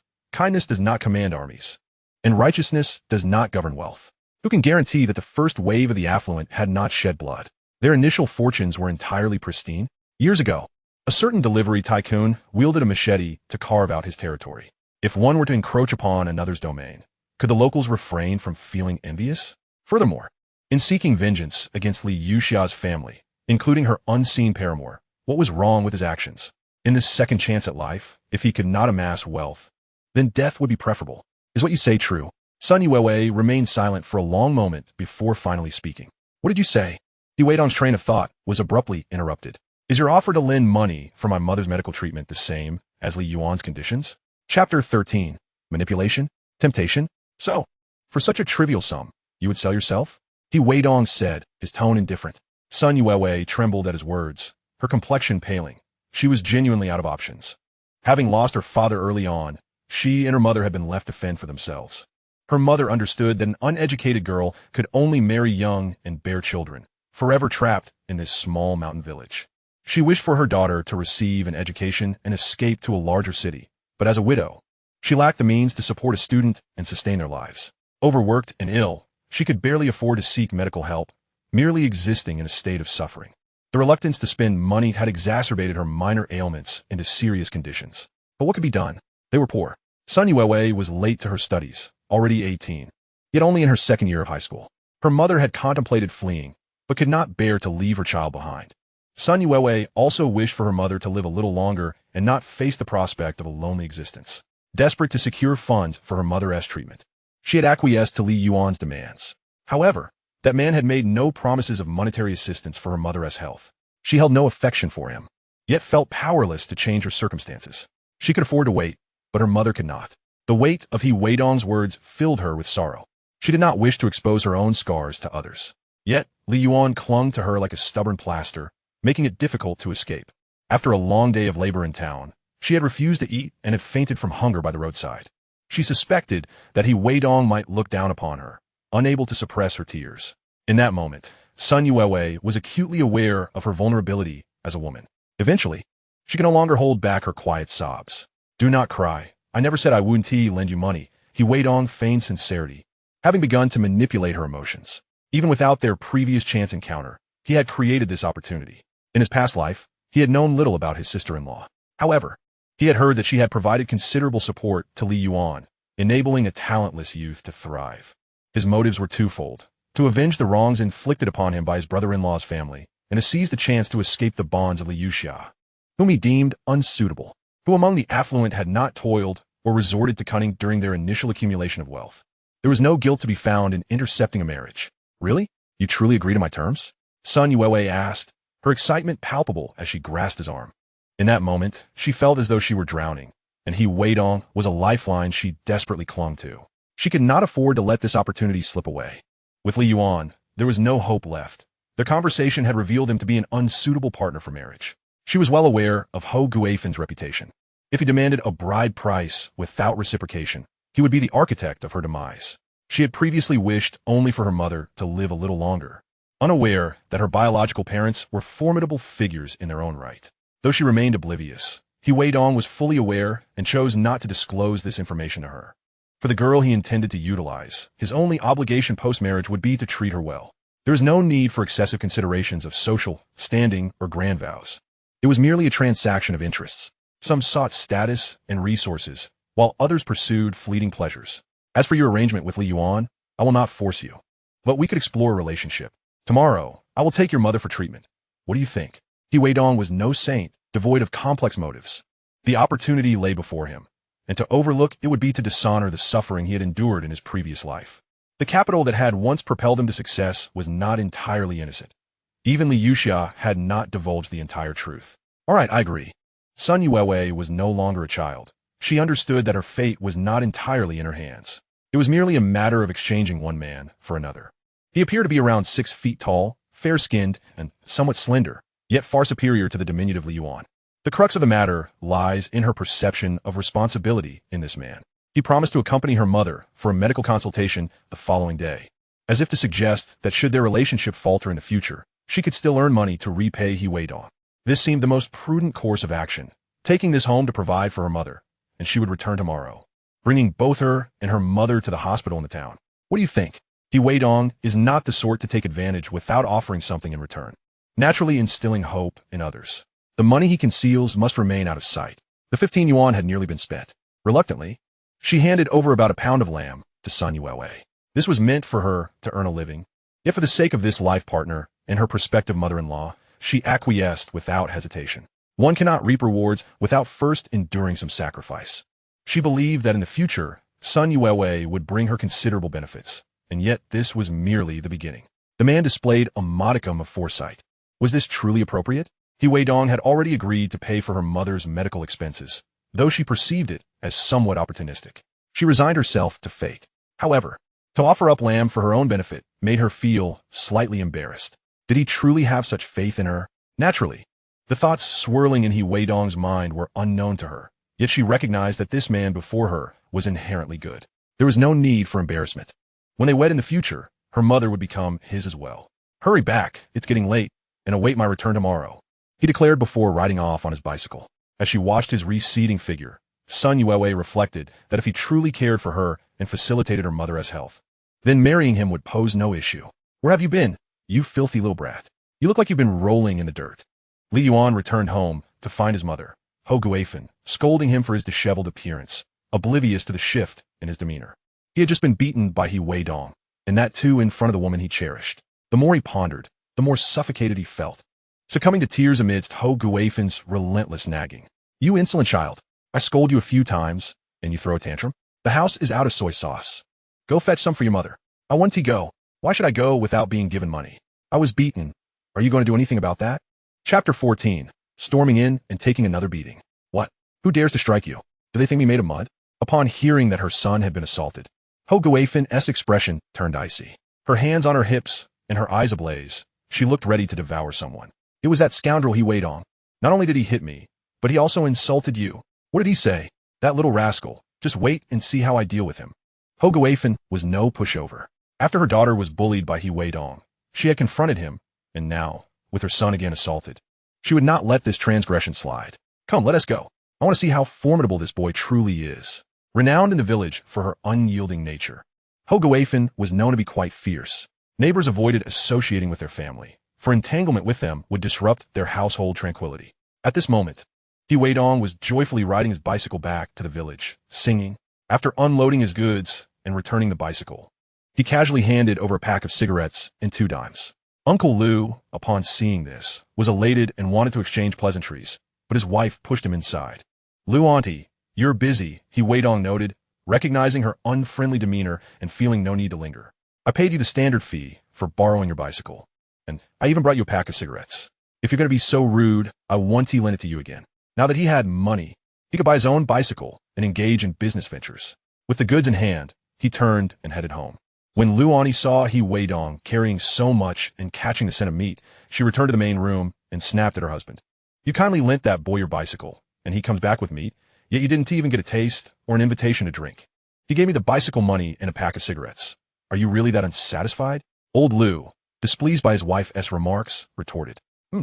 That boy probably used our bicycle to make money and only gave us this little. Next time he borrows it, we should demand more, understand? Ignoring her, he took out the cigarettes Weidong had given him and began to savor the aroma. This infuriated her, and she snatched the cigarettes from his hand. All you ever do is smoke. Such fine cigarettes should be saved for guests during the new year. I'll keep it for now. I'm telling you, when that boy comes to borrow the bicycle again, demand more money. Who would lend him the bicycle if he weren't from our family? We always charge the same. How can we ask for more? Do you dare defy me? Do you still want to live well? Aware of his wife's formidable disposition, old Lu chose not to argue and reluctantly agreed.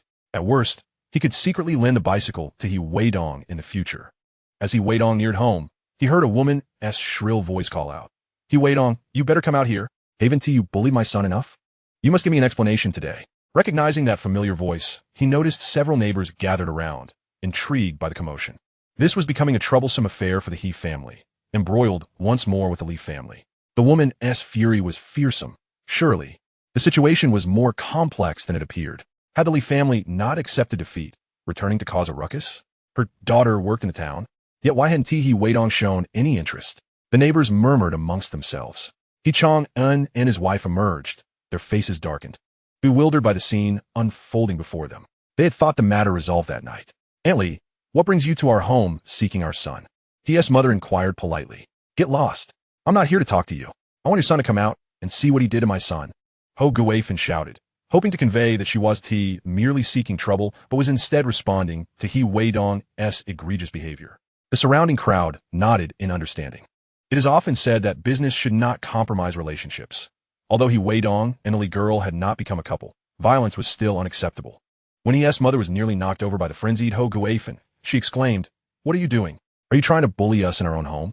E.S. eldest son, seeing his mother in distress, stepped forward with a scowl. "You dare to say such things?" Ho Guafin immediately retorted, "Oh, has justice vanished from this world? Your son has bullied mine, yet you accuse us of wrongdoing. Oh heavens! Open your eyes and see if there is any fairness left in this world." She began throwing a fit, spewing expletives one after another. The He family was at a loss for how to respond. This was truly excessive. Weidong had not yet returned and remained unaware of the specifics of the situation. However, upon seeing Li Yuan's painted face, one could surmise he had wept. They remained oblivious to the events that had transpired between Weidong and this young man. "What are you cursing about, old fool? Have you come to my home to cause a ruckus? Keep shouting, and I shall teach you a lesson," Weidong thought. Harboring no intentions of being courteous to this venomous former mother-in-law, a woman who had schemed against him throughout his life. He surmised she must have given birth to the unfortunate child, Li Yuxia's illegitimate offspring, in a previous life.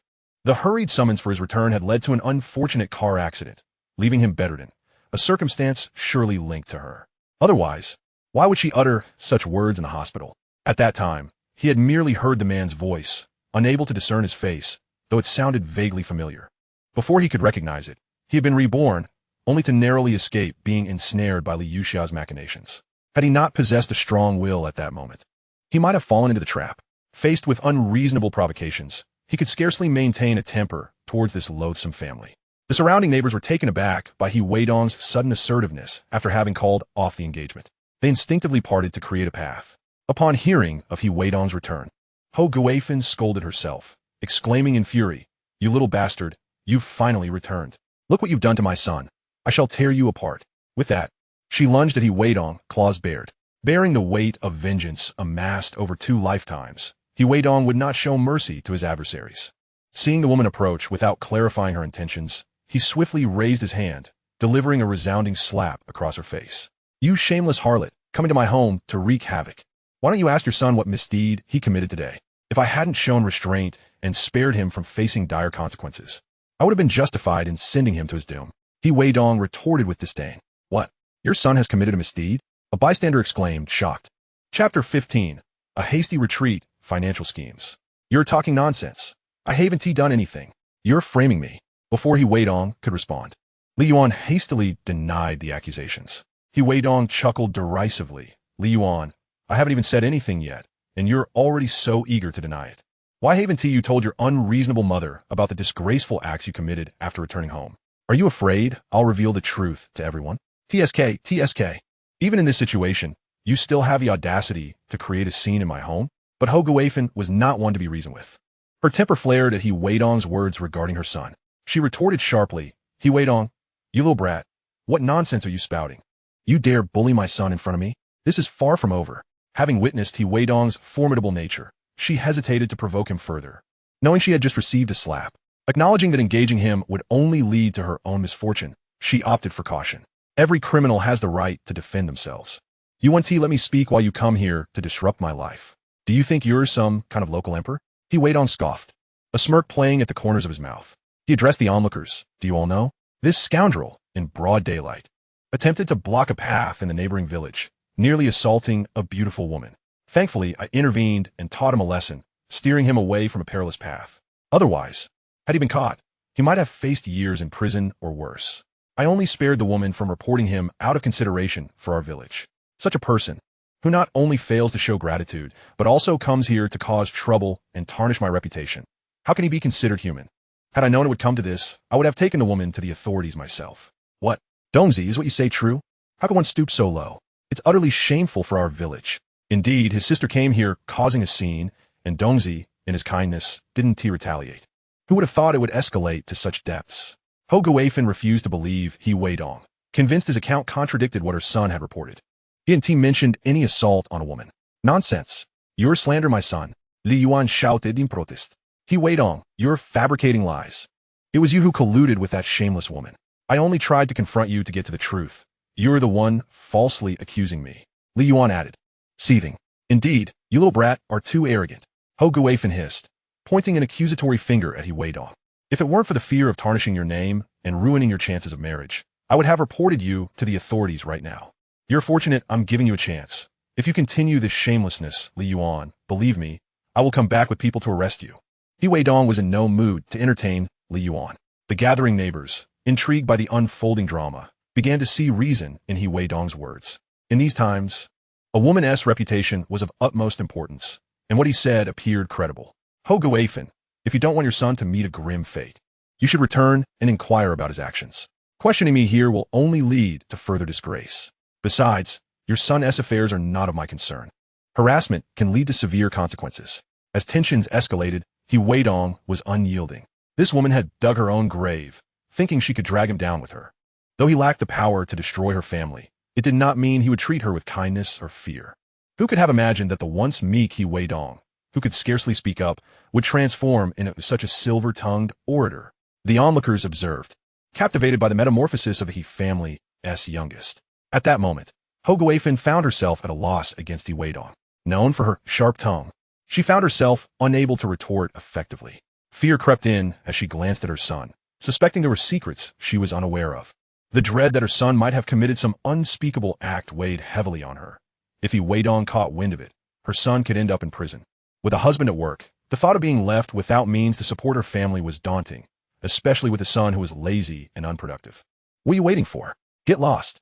Do you expect to be fed here? He Weidong, noticing Ho Guifan's days, thought of the items he had yet to prepare, realizing further delays would hinder his financial plans. Just wait, you. Ho Guifan, sensing the predatory glare from He Weidong, hastily pulled her son Li Yuan away, retreating in disgrace. You haven't seen the last of this. This matter is far from over. As Ho Guifan fled the scene, the onlookers began to murmur amongst themselves, astonished that she had been unable to best He Weidong and was still subjected to ridicule by the very people she had sought to intimidate. She turned her head sharply and said with fierce disdain, "You gossiping harpies, what are you prattling on about? Just wait, if you keep pointing fingers, I shall tear your mouths apart. Just mind your own business and live your lives well." The onlookers lacked the audacity of He Weidong. Even in the face of the fiery Ho Guifan, there was a hint of trepidation. After muttering a few curses, she turned and returned home. "So, you've been gone all day. What have you brought back?" His mother, noticing him return with a large bag that emanated a meaty aroma, inquired. The transformation in her son over the past few days was indeed remarkable. "Mom, Dad, inside is mutton and pork. My means of making money," He Weidong hurriedly replied, sensing the family's scrutinizing gaze upon him. "Where did you get the money to buy so much meat? Are you planning to open a restaurant? Do you possess such capabilities?" His mother asked in confusion, as she knew her younger son a bit too well. He rarely ventured into the kitchen. How could he possibly cook? His culinary skills were virtually non-existent, and the thought of running a restaurant was something she had only heard from others. It was utterly implausible. There were still family members who required care. "Indeed, although I currently lack the funds to open a restaurant, I can set up a stall. Didn't I ask my little sister to help me peel bamboo skewers during the day? That's precisely for this purpose. Just wait. I will prepare a little something for our family to taste, and then you will understand," he declared. Chapter 16. Demonstrating Skills. Every family has its unique expertise. Upon finishing his statement, He Weidong, amidst the astonished expressions of his family, entered the kitchen. He sliced off a small piece of fat, and then about half a pound of mutton. "Bro, can you really cook?" "I had no idea." His sister, Hiyu, entered curiously, her eyes wide as she observed her third brother. "Indeed, today as purchases are quite promising. We must give it a try. By tomorrow, you'll see. How about you help me cut this meat into cubes while I prepare the seasoning?" He Weidong suggested to his little sister. "Sure, I will assist you." He was intrigued by the sudden transformation of her third brother and was eager to taste what he would create. He Weidong stepped aside to allow his sister to chop the meat while he began to mix the seasonings he had bought earlier in the day. Adhering to a specific ratio, he even added a touch of sesame oil from home. Outside, the rest of the family lingered. Not entering the house, but peering through the kitchen door, their necks craned like ducks, watching the busy siblings, unsure of what they were concocting. However, for their family, eating meat was a rare occasion, once a month at most. With so many mouths to feed, they could hardly indulge. He Weidong took the charcoal from the stove and placed it in a rack, then set the skewered mutton over the coals to grill. As the enticing aroma of the meat wafted through the air, he began to sprinkle the seasonings and brush oil over the skewers. The fragrant scent of the lamb was a tremendous allure for the onlookers. Even his assisting little sister licked her lips, captivated by the sight of the skewers. After about 10 minutes, the 60 skewers of mutton were finally ready. "Come, Mom, Dad, and older brother, sister-in-law, all of you must taste," Weidong called out with a smile. Each person received 4 skewers, leaving a few remaining for the family of 14. It was unfortunate that his sister had cut the meat too small, resembling Cantonese barbecue, which failed to whet their appetites. Nonetheless, it was merely a sampling.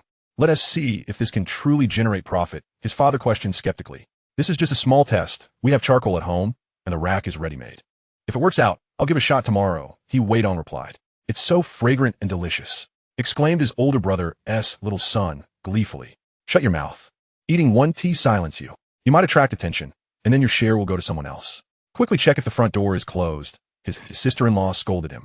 Upon being reprimanded by his mother, he obediently fell silent. "Dongzi, this flavor is truly remarkable. Are you sure people will buy it? What do you plan to charge?" His older brother, Weidong, asked curiously, as they had never ventured into business before. "Brother, I plan to make the pieces a bit larger and charge 20 cents per skewer, the same for the pork.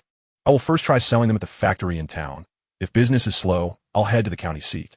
This venture, aside from the seasoning ratios I know, holds little intrinsic value, and I suspect word will spread quickly. I aim to quickly earn my first pot of gold. After all, selling their one tea require a ticket, and I believe the factory workers, hungry after work, would be willing to buy," he explained. "Well, we're not sure about that. But please, do not engage in any illegal activities," his father cautioned, pleased that his younger son was finally formulating his own ideas, as long as he didn't become idle. "Dad, rest assured, the country encourages individual entrepreneurship now. Besides, selling meat skewers is not illegal," Weidong reassured him. "All right, let's eat," his father concluded. The little nephews, even while handling their few skewers with care, soon finished them off. Their eyes eagerly darted to the remaining skewers in Weidong's hands. He, with a knowing smile, remarked, "You 6 have only 4 skewers. It's hardly fair.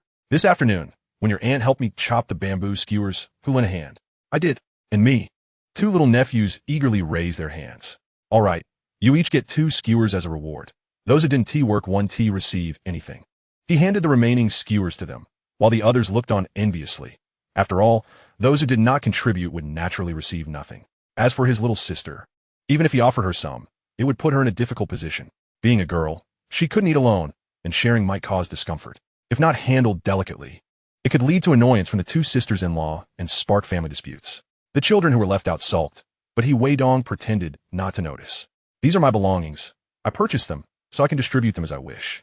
Soon they finished their meal, and Weidong began to tidy up the meat he had brought back. "Brother, let me help you," he said, quickly rising when she saw him leave. "All right, once I earn money, I'll find you a beautiful sister-in-law," Weidong joked lightheartedly. In his previous life, there were often sayings about working hard and promising a beautiful sister-in-law for the younger siblings if they earned well the following year.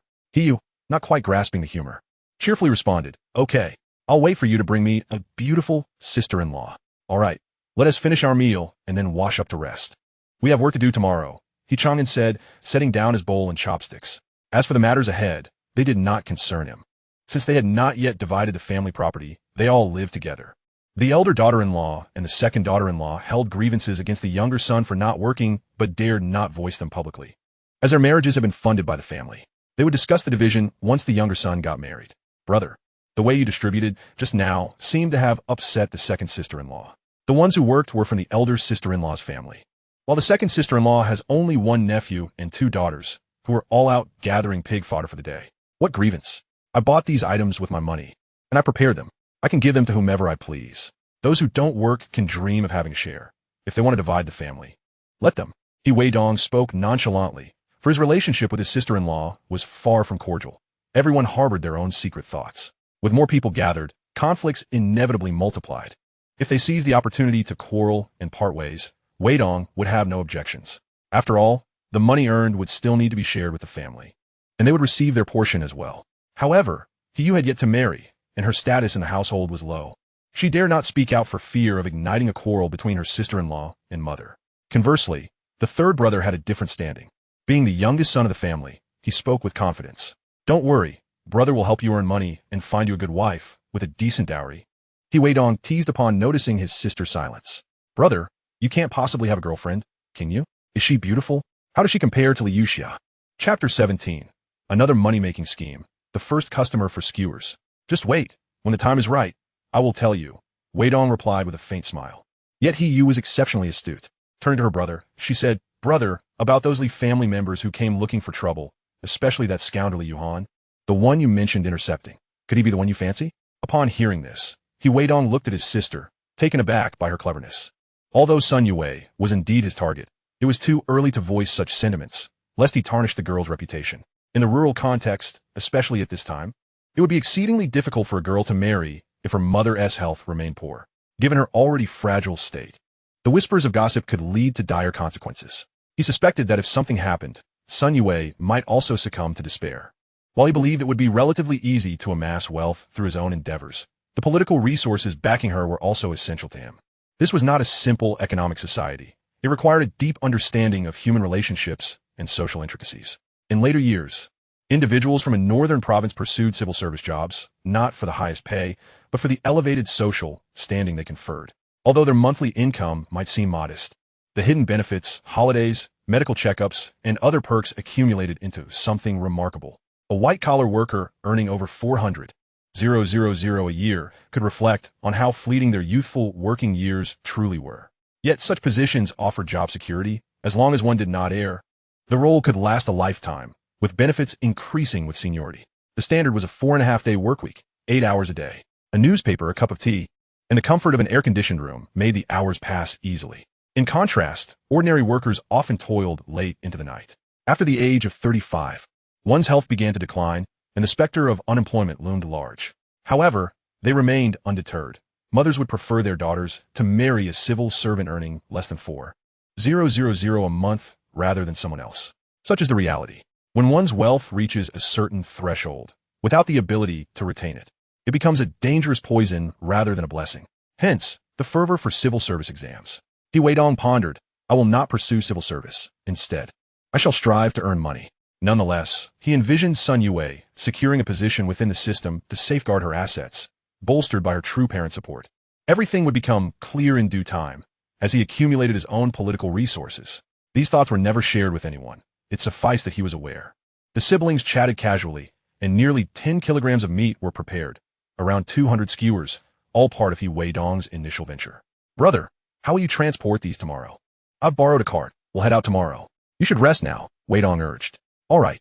Concerned about spoiling the meat, he soaked the purchased saltpeter in water, wrapped the skewered meat in plastic bags, and placed them in his room. After a quick wash, he lay down to rest. This was his first entrepreneurial endeavor upon returning home, and failure was not an option. Although wild ginseng had proven lucrative, with potential profits soaring into the millions, immediate cash was needed for Sun Yue's mother's medical treatment. He aimed to accumulate resources while simultaneously addressing his personal issues. At the first crow of the rooster, He Weidong rose, washed up, and retrieved a few roasted potatoes from the stove. Dongzi, are you awake? I brought the cart, came the voice of Xiao Xiao, whose real name was Zhang Xiaojun. Yes, did you bring the cart? Let's go, Weidong replied as he stepped outside to greet Xiao Xiao. I got it ready. Are you really going to take us to earn money? Xiao Xiao asked, puzzled. Previously, Weidong had mentioned taking them both to make money. But Xiao Xiao lacked capital and found it hard to believe that Weidong, who had spent his days idling, would lead them to profit. Come on, just follow me. Once we sell everything in town, I'll pay you, he said, pulling Xiao Xiao along and into his room to gather their supplies. These are the skewers. You're going to use this to make money? Yes, hurry up. He rummaged through his bedside for the cigarettes he purchased yesterday, giving a pack to old Lu while keeping one for himself. In this day and age, one doesn't need cigarettes to get things done, but otherwise, a young lad without a beard would find it hard to engage in conversation with others. After they had loaded their items, the light in their parents' room flickered on. He Chang'an emerged, seeing He Weidong preparing. Are you two going together? Yes, we'll look out for each other on the way to be safe. He recalled that at the turn of the millennium, there were highway robbers. Moreover, this was still the 1980s when everyone was exceedingly poor. One could not dismiss the possibility of encountering those who might resort to crime. Come back early, and avoid conflict with anyone, understood? He Chang'an cautioned. Understood. As they spoke, He Weidong tucked 2 machetes into the cart. Seeing this, He Chang'an chose not to comment further. He understood the situation outside and preferred his son to refrain from unnecessary violence. If it came to dire straits, It was better to deal with a dead robber than to weep by the grave of his own child. All right, we're ready. Let us go, he said as the two pushed the cart along the dim mountain path. Early risers were already out collecting cow dung, which, when fermented and returned to the earth, served as excellent organic fertilizer. This natural, pollution-free material would yield far more flavorful produce than those grown with chemical fertilizers and pesticides. As Weidong considered the future, he envisioned opening a spicy skewer shop utilizing these vegetables, which would surely attract many patrons during winter. Dongzi, put some muscle into it. What are you daydreaming about? Xiao Xiao called back, noticing the cart was a bit heavy as they climbed uphill, only to find Weidong lost in thought. Understood. I wish to discuss my ideas for wealth, but I must depart. What a fascinating prospect of prosperity you are so engrossed in. It nearly exhausts me. You are too naive. A bit more exercise would do you good. When the time comes and I earn my fortune, I shall invite you to my home for a feast of meat. Very well. Arriving in the town at around 10 o'clock, Weidong, after a brief stroll, commenced grilling skewers of lamb. Instantly, a tantalizing aroma wafted through the air. Boss, is this meat you're grilling? How much do you sell it for? Is it delicious? We have both pork and lamb, 20 cents per skewer, no receipts needed. Get a taste. Chapter 18. Business booms, but robbery looms.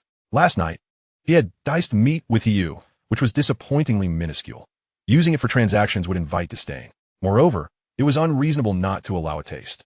Thus, Weidong resolved to prepare samples, grilling them in batches for the curious onlookers. When this batch of customers arrived, it was only fitting they be allowed to try.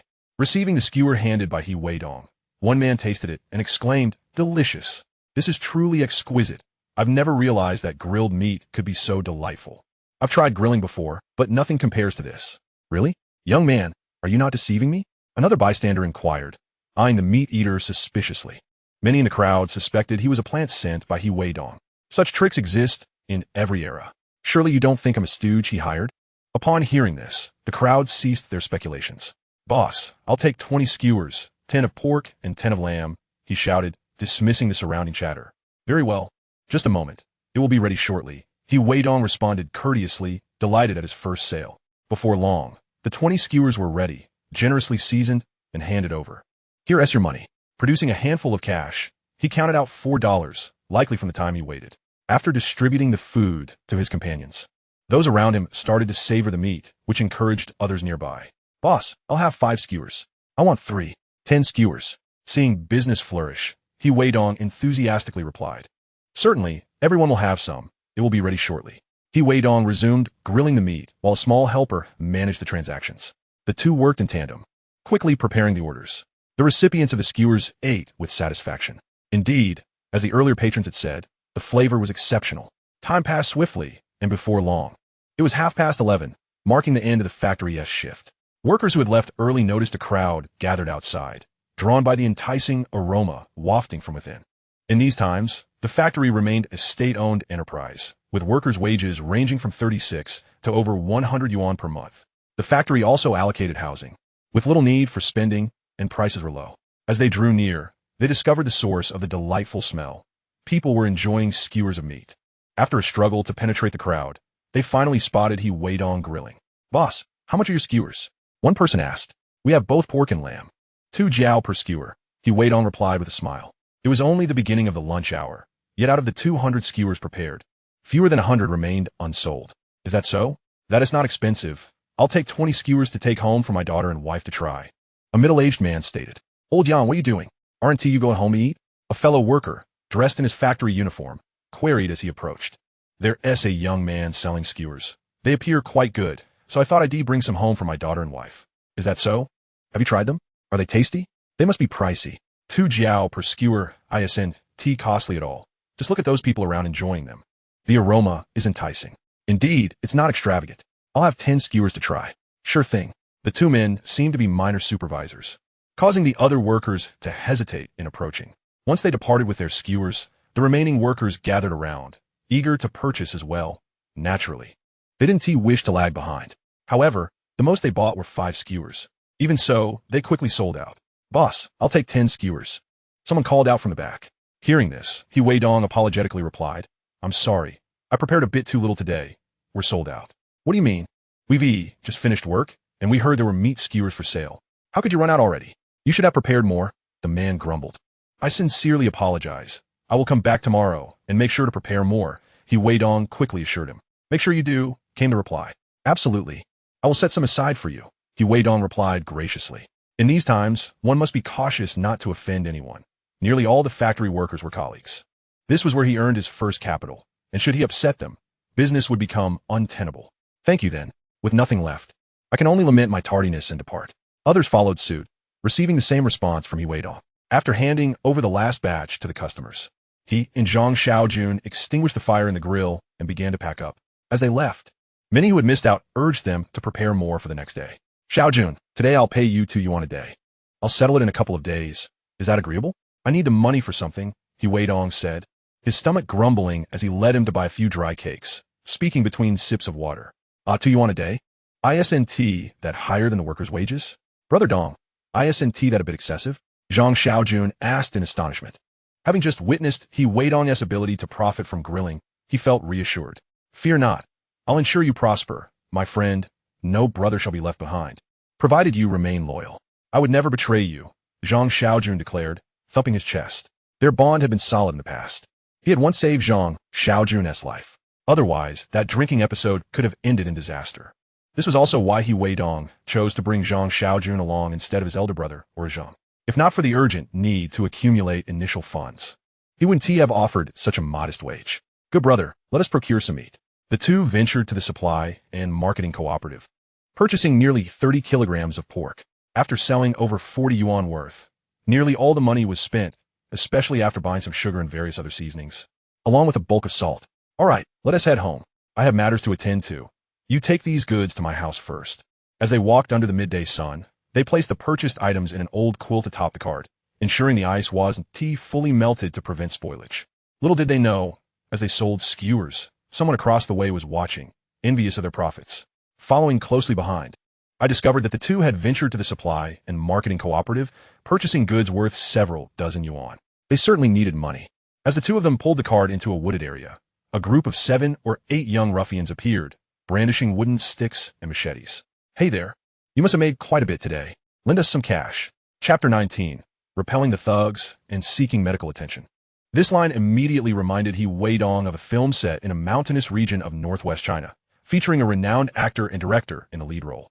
Riding a motorcycle, he wielded a weapon of truth, confronting 3 bandits armed with axes and sending them straight to meet their ancestors.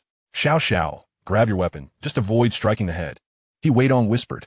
Noticing the silence between Weidong and Xiao Xiao, the approaching thugs mistakenly assumed the two were intimidated. They were unaware that Weidong was skilled in martial arts and had long been prepared to deal with such individuals. Otherwise, he would not have left 2 machetes on the cart that morning, fearing the possibility of an encounter with robbers on the road, especially in these times when job opportunities were scarce. Too many young people were returning to the city, many of whom had never attended school. With no legitimate means of earning an income, they resorted to various illegal activities. Otherwise, the notorious vegetable knife gang would not have faded into obscurity after thousands were executed in 1983, leading to a marked decline in crime as many began to seek honest labor. Hey, I'm talking to you. Hand over the cash, and don't forget the meat. The leader of the thugs snarled, swinging his machete menacingly. I have no money. I only have 1 life, and I won't give that to you, Weidong retorted, already brandishing the machete, its front forged from steel, the back a wooden handle of several dozen centimeters, weighing about 56 pounds. It was a formidable weapon against the thug's sticks and blades. Weidong understood that yielding even once would invite further harassment from these scoundrels. You're courting death. The thug leader growled, noticing Weidong and Xiao Xiao readying their weapons. Courting death? I think it's you who are in danger. If I don't leave you unrecognizable today, your parents will have wasted their effort raising you. As he spoke, Weidong surged into action, with Xiao Xiao providing support from behind. In this era, there were few truly bold thugs. Only the 2 at the forefront were barking loudly. Once the first was taken down, the others would likely lack the will to fight. As the thug leader charged at Weidong with his machete, Weidong seized the opportunity, striking the back of the thug's blade with a swift blow. With a resounding crack, the machete shattered into 2 pieces, and the thug's hands trembled with numbness. However, Weidong was relentless. He swiftly delivered a crushing blow to the thug's arm. The sound of breaking bones accompanied the thug's agonized scream, sending chills down the spine of onlookers, seeing his companion in distress. Another thug swung his wooden stick at Weidong's head. You think you're tough? Weidong reacted quickly, catching the thug's wrist. He then drove his machete into the thug's side, producing a sickening crunch as two ribs splintered under the impact, rendering the thug unable to continue the fight. Unless you want to die, get lost. Upon witnessing the ease with which Weidong dispatched their leaders, the remaining thugs, who had been responsible for keeping watch, were left trembling. They had thought the pair would not resist. Little did they know that after engaging, the leader would prove so ferocious, incapacitating their chief and causing them to flee in terror, abandoning their weapons. If you two don't leave, are you waiting for me to treat you to a meal? Or should I haul you off to the police station instead? Weidong chuckled as he observed the two thugs lying motionless on the ground. To them, his smile resembled that of a demon from hell. It was ruthless. He had broken their bones with one swift action. They would need quite some time to recover. No, I'm leaving. Terrified, they scrambled away, not daring to converse further with Weidong. All right, let us head back. Weidong spoke as he began to collect their discarded weapons, tossing aside the wooden sticks, but keeping the machetes, useful for cutting meat and chopping bones. Dongzi, when did you become so formidable? Xiao, finally snapping out of his astonishment, inquired. Let us keep today's events to ourselves. I suspect those thugs will come back looking for trouble. Let us return. Weidong patted his friend's shoulder, shifting the topic. Should they dare approach again, we'll deal with them decisively. Xiao replied with a cold huff. All right, let us go and fetch the meat. It'll spoil if we delay. The two exchanged light-hearted banter as they made their way back to the village. After unloading their goods, Weidong instructed his younger sister and Xiao to assist with the task, as he had other matters to attend to. Dongzi, where are you off to? I have something to take care of. I'll be back shortly. Weidong was headed to deliver money to Sun Yue. They had earned about 30 yuan today, all of which was spent on meat and seasonings, leaving only the remainder from the initial 1,000 yuan. Initially, Sun Yue's mother's illness had not been serious. It was merely a cold and fever, but they had been reluctant to spend money on treatment. As time passed, her condition worsened into pneumonia, exacerbated by years of toil, ultimately leading to her demise.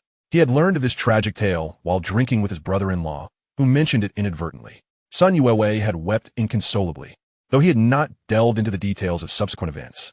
Busy at home, Sun Yue had waited for half the day. The strikingly handsome young man she had met yesterday had agreed to lend her money and instructed her to wait at home. Anxious for her mother's well-being, she felt as if time was crawling by. Is Sun Yue home? Weidong called from outside. Hearing that long-awaited voice, Sun Yue hurriedly replied, Yes, I'm here. She opened the door to find the person she had been yearning to see. All right, I brought the money. Go borrow a cart. Let us take your mother to the hospital, Weidong urged, aware of her impatience. Okay, I'll borrow one from next door, Sun Yue responded without hesitation. To win someone's favor, it was crucial to appear before them like a hero descending from the heavens during their most desperate moments. You had already succeeded halfway. Moreover, given that Sun Yue was malnourished and could not manage to carry her mother alone, offering assistance would surely evoke her gratitude. There was no need for lofty moralities. It was merely a transaction of mutual benefit. A grand romance, devoid of material support, is but a castle in the air. Go fetch your family's quilt to lay on the cart. We're taking your mother to the hospital. As Sun Yue returned, pulling the cart, Weidong made arrangements. Chapter 20. The touching moment of Sun Yue. All right, Sun Yue nodded in agreement. Once the cart was prepared, Weidong assisted in helping her mother onto the vehicle. We are ready to depart, he announced, leading the way with the cart, while Sun Yue secured the door and requested the neighbors to keep an eye on things. Following Weidong, she was deeply moved as she gazed at his sturdy silhouette ahead, reminiscent of a towering mountain. Initially, Sun Yue's mother was reluctant to visit the hospital, believing her ailment to be trivial and a waste of money. It was Weidong's gentle persuasion that finally convinced her, reminding her that Sun Yue was still young and unmarried, and that she would want to witness her daughter's future marriage and help care for her children. After much deliberation, she agreed to seek treatment at the town's hospital. Not long into their journey, Weidong began to perspire profusely, but fortunately his physical condition was robust, allowing him to continue without faltering. Upon reaching the hospital, the doctor examined her and remarked, Why did you wait so long to bring her? If the patient had delayed a few more days, the condition could have worsened beyond our ability to treat. Upon hearing this, Sun Yue's eyes reddened, tears welling up as she realized how close she had come to losing her mother. Enough of the tears. We are here now, and she is safe. Weidong reassured her, noticing how vulnerable she seemed, like a drifting buoy without support, leading her to lean against him for comfort.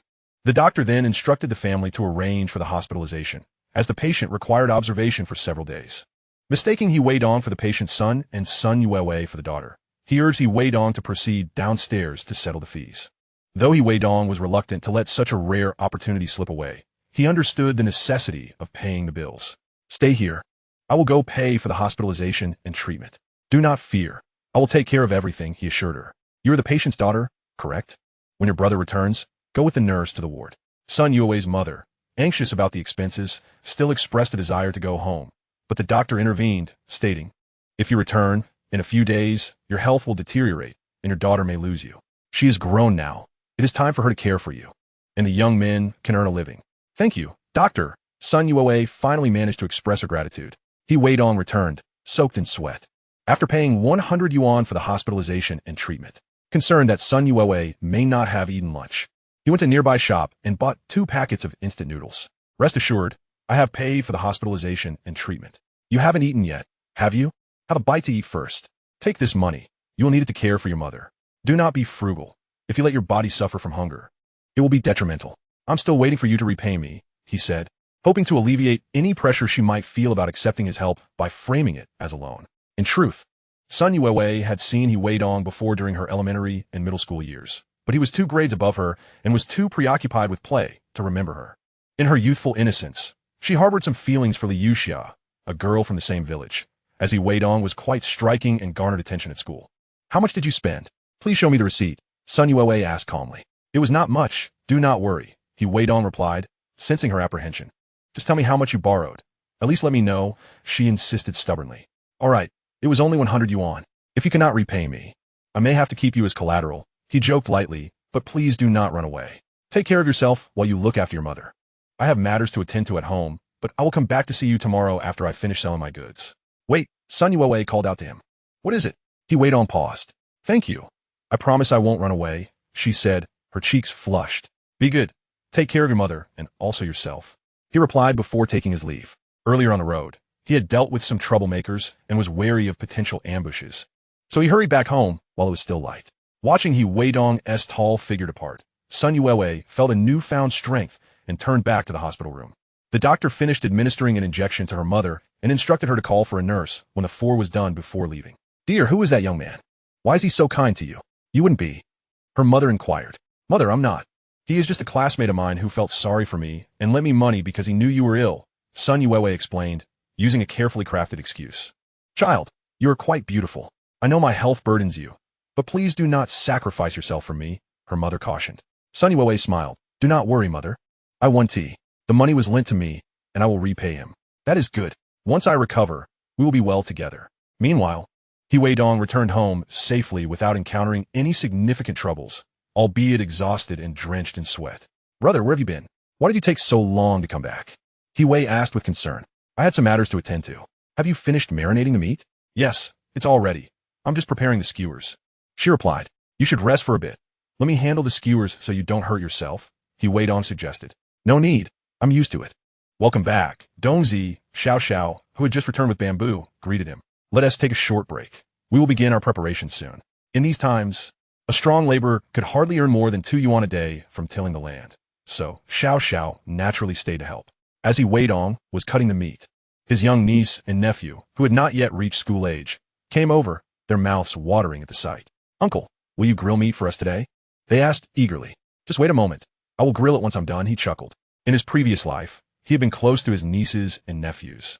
But after his ex-wife, Liu Xia, accused them of only coming for money, their interactions dwindled. She had manipulated him into feeling guilty for past mistakes, fostering a submissive attitude that he silently endured.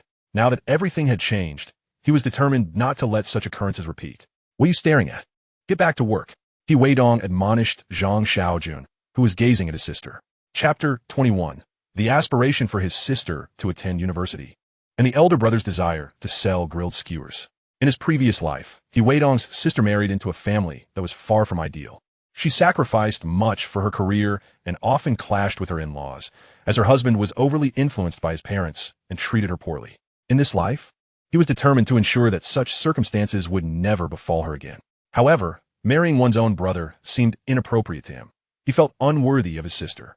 Although in the previous life, Zhang Xiaojun had treated him well and even offered assistance, that did not justify betraying his sister. After receiving a sharp slap, Xiao Xiao became subdued and diligently resumed her tasks. Little sister, are you considering attending university? Third brother is financially capable, and once I establish my company, you could come and assist me. After all, a company cannot thrive without the oversight of family, Weidong stated earnestly, fixing his gaze on his sister. In the past, she had excelled academically, but regrettably, she had forewent further education to marry early. Upon hearing the prospect of university, he looked at Weidong in astonishment. Third brother, do you really believe I can pass the entrance exams? I've heard they are quite challenging. My sister is exceptionally intelligent. With diligent study, she will surely succeed. As for me, my education is rather limited. If I were to open a company without family support, it could easily be taken advantage of, and I would be none the wiser. That would be a significant loss, he reasoned, intending to alleviate her concerns. But I'm a girl. Our parents probably wouldn't approve. He murmured softly. What of it? Both genders are equal. As great figures have proclaimed, women are also half of the sky. If you strive to learn, I will support you without burdening the family finances. What is there to fear? Can you accomplish much by laboring in the fields instead? Weidong asserted with conviction. Dongzi, will you also be pursuing education? Xiao Xiao, intrigued by their conversation, inquired. Not at the moment. I have reached marriageable age and must focus on that. Perhaps my future wife will attend school instead, Weidong replied with a smile. Ah, so you prefer younger girls? Have you set your sights on someone? Xiao Xiao teased. Indeed, she seems academically inclined. As I venture into business and she into politics, we could complement each other well, which would also benefit my career. Xiao Xiao was taken aback. Is that truly feasible? If you move to a big city, won't you fear that your wife might abandon you after attending university? Didn't some educated youths from our village do just that? She exclaimed. Meanwhile, Hiyu, despite her initial hesitation regarding her brother's encouragement to pursue higher education, felt a flicker of hope. After all, she was the youngest sibling and her two elder brothers were already married. If third brother were to marry, would his wife allow her to attend school while using his money? Don't worry, it's not a significant issue. Besides, as a man, I can decide how to spend my earnings. If they object, we can simply separate, and you can live with me, Weidong reassured her, having sensed her concerns as her previously high spirits began to wane. Brother, if it weren't for that, I would let it go, he replied, torn between her desires and the societal expectations placed upon her as a girl, knowing that her parents might not consent. Enough of that. During dinner, I'll speak to our parents. Don't concern yourself with the opinions of elder sister-in-law and second sister-in-law, Weidong stated assertively, with his unwavering confidence. He felt disinclined to argue further and quietly returned to her work. Before long, the little nephew returned, and it was clear he understood the situation. Presently, Weidong was too occupied with making money to spare time to prepare a fire for them to grill skewers. The expenses were mounting, and the few houses were insufficient for their family. Bathing was inconvenient, and they could not even shower. Food was also a major concern. With more people, conflicts were bound to arise.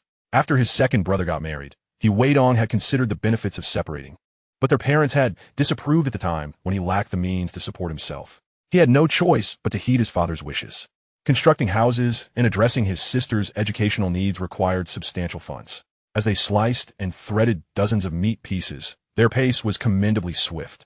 Within 2 hours, they prepared over 500 skewers, though the remaining portion was yet to be completed as darkness began to set in.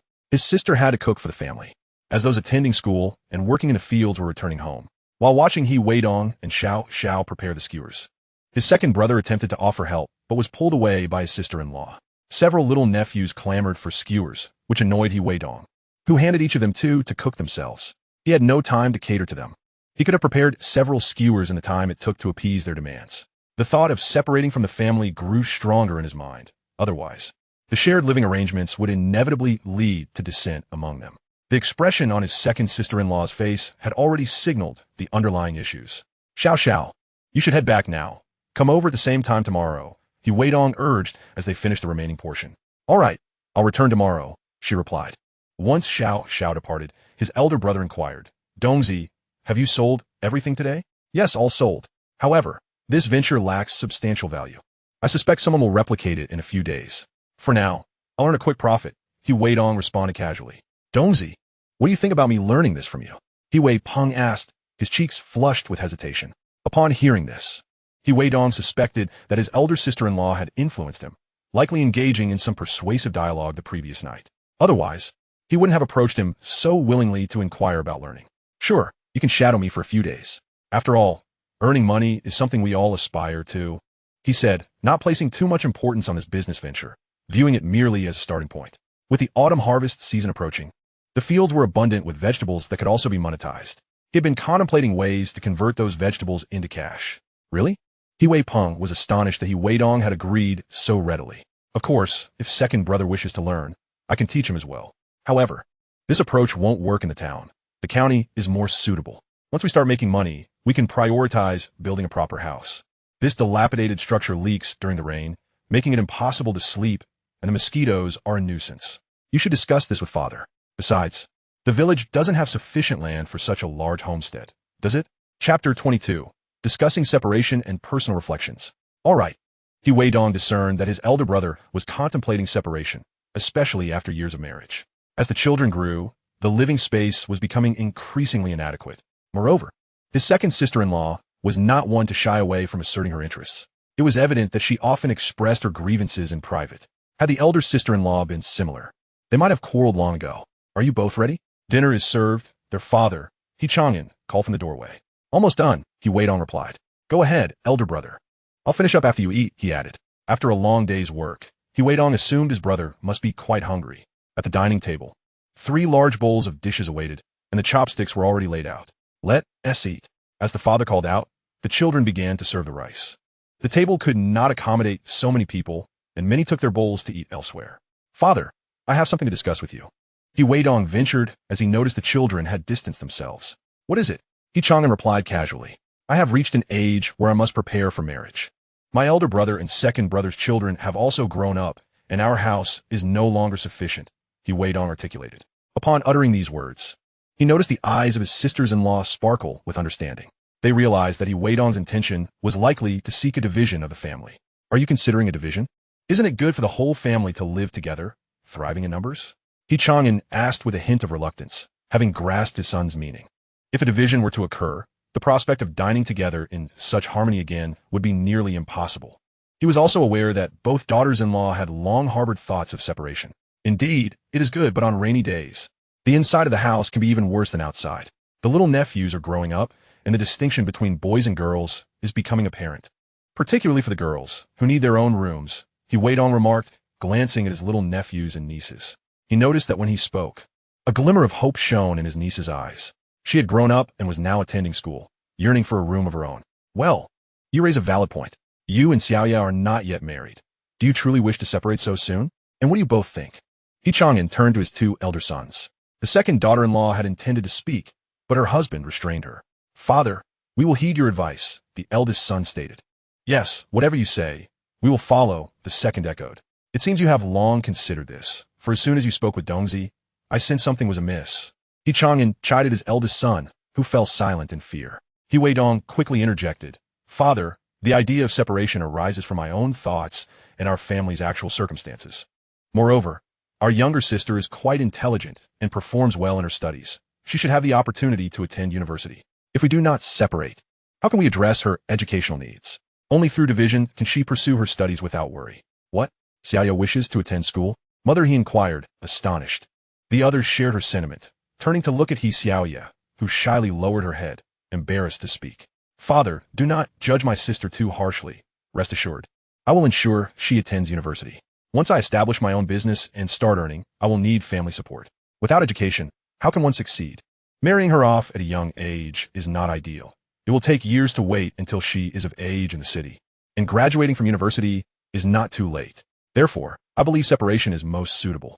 The other women wished to speak but were uncertain how to begin. He Weidong understood the concerns of his sisters-in-law. They had their own children to support and would not be inclined to fund Xiaoya's education. Only through separation could her academic aspirations be realized. Do you truly wish to pursue your studies? He Chang'an asked his daughter, for she was his only child, and he himself possessed limited education, barely literate. Deeply entrenched beliefs had led to her early withdrawal from school, under the impression that mere literacy sufficed. Senga shared this with me this afternoon. Dongzi, knowing this, I cannot assist you. I have heard that university tuition is quite steep. Father, please do not worry. I will find a way. Let us decide on this. Tomorrow, you should consult the village chief regarding the land situation, and we will determine how much each family needs to contribute. Then we can split it evenly, He Weidong asserted confidently. The meal had barely been touched. As the children understood that the adults were engaged in serious discussions, refraining from making a sound for fear of inciting anger. All right, my dear. Please gather our savings from these years, and you two families should bring forth your private funds to see how much we have. I will inquire with the village chief tomorrow. Yes, father. Rest assured, father. By the way, who will take the old homestead? He Chang'an asked. No one responded. Perhaps we should simply forego the old homestead and build 4 new houses? He Weidong tentatively suggested, pondering who would wish to reside in an aging structure. That is not feasible, He Chang'an rejected. Will you 3 build together or separately? Mother, he inquired. Let's see what the village chief suggests. Building together might be more convenient for taking care of each other. All right, let us eat. Upon hearing his father's final words, He Weidong realized the reluctance in his heart. The family would soon be divided. Come, eat, you lot, He Weidong called out to the little ones standing at a distance. After the meal, He Weidong asked his sister to assist in preparing the remaining meat. Mother, he also produced her funds. The elder and second sisters-in-law did not withhold their savings either, and the family began tallying their accounts, even borrowing a pen and notebook from the nephews. Between your mother and me, we have a total of 1890. 50 yuan. Your elder sister and second sister each contributed 51 and 50 yuan respectively. This will scarcely suffice for building a mud house. He Chang'an lamented. What mud house? If we were to build, let's construct brick houses. The materials required are bricks, cement, and lime, which will cost money. We can hire laborers to help. Elder brother and second brother can join me in selling barbecued food, saving money while building. Besides, separation will not occur overnight. We have time to prepare materials. He Weidong asserted with determination. It seems you all have no objections. Let us conclude for today. Aware that his father would likely lose sleep over the matter tonight, He Weidong understood that this family would inevitably part ways, and perhaps it was better to do so sooner rather than later. The following morning, he took Zhang Xiaojun to the town's factory to sell skewers. As soon as they opened, they attracted numerous customers. It was unclear whether these individuals were workers who had caught a whiff of the meat or simply passers-by. Regardless, it mattered little to him, as long as he could earn money. In a planned economy, one needed rations to procure meat. Without them, prices soared. Buying meat from He Weidong, albeit insufficient, did not require rations, which alleviated many complaints. As the end of the workday approached, the atmosphere grew lively. Beside him, Xiao Xiao busily collected money and kept count. He Weidong, engrossed in grilling skewers, used his secret sauce, rendering the food so delectable that patrons could scarcely resist the urge to bite their own tongues. Just before 1 o'clock, they finally sold out. Make way, make way! A discordant voice rang out nearby. Having not even had a moment to drink water, He Weidong recognized the tone as trouble brewing. The surrounding customers instinctively parted, realizing these individuals were not to be trifled with. Boss, your business is quite good. A young man with a prominent scar on his forehead remarked nonchalantly. As He Weidong searched his memory, he felt as though he had seen this person somewhere before. Kid, my boss is asking you something. Are you mute? One of Scar's henchmen scolded when He Weidong remained silent. This territory belongs to me. Did you have my permission to conduct business here? Scar reiterated. His lackey chimed in. Listen, this is Brother Scar. This area used to belong to Lord Liu, but since he's no longer around, it now falls under Brother Scar's jurisdiction. If you wish to do business here, you must pay a fee.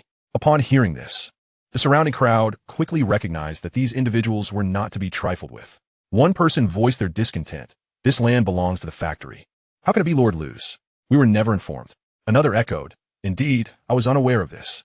The mention of Lord Liu sparked a distant memory in He Weidong's mind, recalling an incident from long ago. Lord Liu was notorious in the underworld, infamous for having stolen 200,000 pounds of food coupons. Ultimately, he was apprehended, but no one could ascertain the whereabouts of the stolen coupons. By the time he was released, it was after 1993, a period when both provincial and national food coupons had been abolished, rendering them worthless.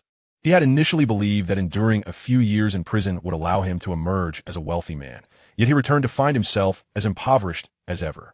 This tale had been shared over drinks by He Weidong and his companions, who had overheard it from a nearby table. The once valuable food coupons had lost all significance. Lord Liu had once revealed the location where he had hidden the coupons, near a distinctive 3-pronged tree, not far from a wild ginseng plant. Upon his release, he had gone in search of them, only to discover the wild ginseng was missing and assumed his coupons had been discovered.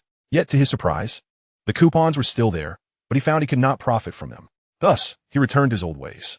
Scar, with his menacing scar and fierce appearance, had left a lasting impression on the young He Weidong. Never did he anticipate encountering Scar at this moment. A cold smile crept across his face. Ah, Lord Liu, all your possessions now belong to me. You should express your gratitude to your loyal underling, Scar. He is quite the good Samaritan. Kid, what are you thinking?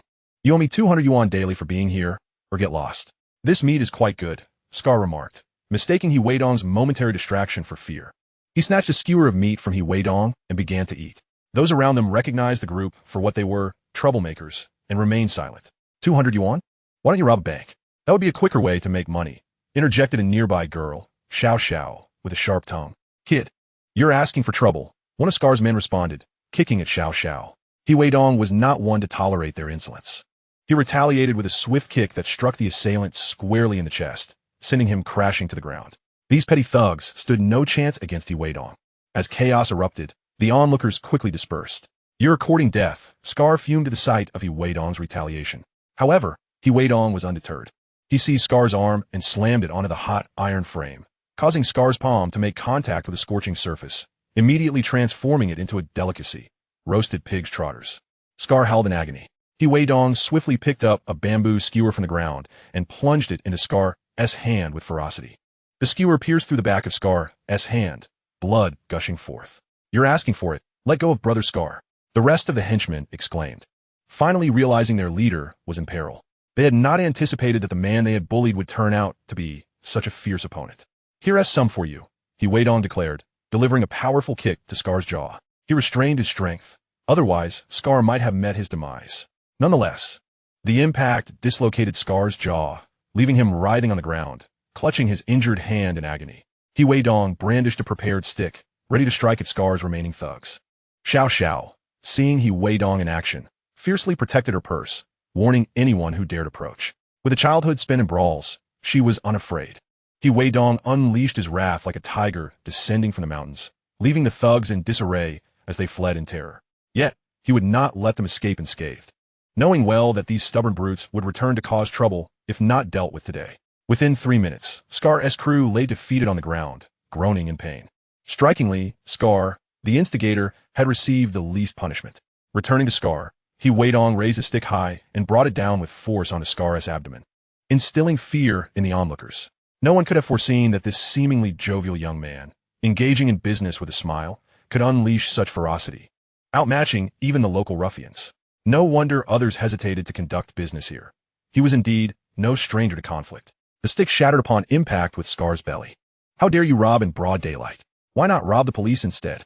Weidong shouted in fury, ensuring those unaware understood these men were indeed criminals. What is happening? Police, who allowed you to fight? Chapter 24. A major incident unfolds. A prophecy?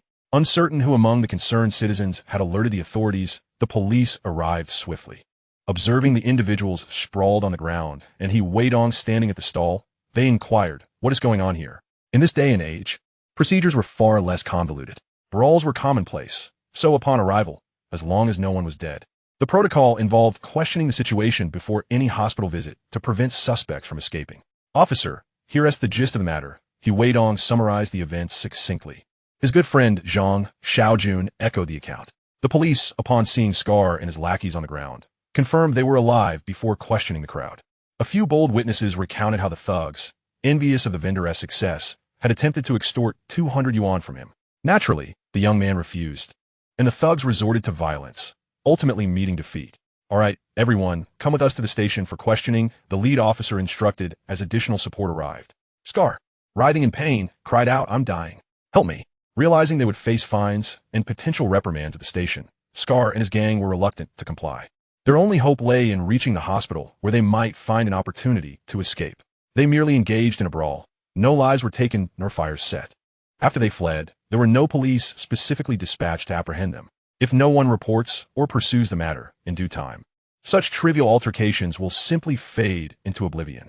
Enough of this chatter. Hurry and follow me. However, those ruffians, despite their audacity, could not act brazenly in front of such a crowd. What's your name? You must come with us, a police officer pointedly instructed Weidong. Very well. At that moment, a police car approached, a decrepit jeep, likely having traversed over 1,000,000 kilometers. It was quite antiquated, an unlikely sight in the countryside. Its presence in this town suggested some influential connections. Have you resolved the situation here? Come along with me. A seemingly youthful figure emerged from the vehicle. Captain, what's the matter? These ruffians were fighting with this young man, and they're reluctant to accompany us, the team leader reported. As they conversed, Weidong scrutinized these individuals. The young man who had alighted from the vehicle resembled someone he had seen in the newspaper in a previous life, who had perished in the line of duty while apprehending a group of robbers at the tender age of 25, having been a military veteran. Suddenly, Weidong recalled that in his last life, there had been militia activities at Nyangnyang Mountain, where many had been mobilized for a search, leading to an explosion and a subsequent long manhunt. In the end, the perpetrators were executed, and an ousted leader had visited the gravesite for homage. The resemblance between the man in the newspaper and the one before him was striking.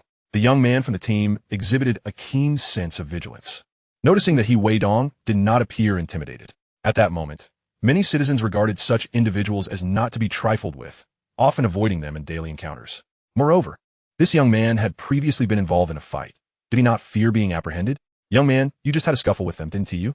You possess remarkable skills. Indeed, they were overly aggressive and attempted to rob me of my hard-earned money. I refused to yield, and when they became violent, I defended myself.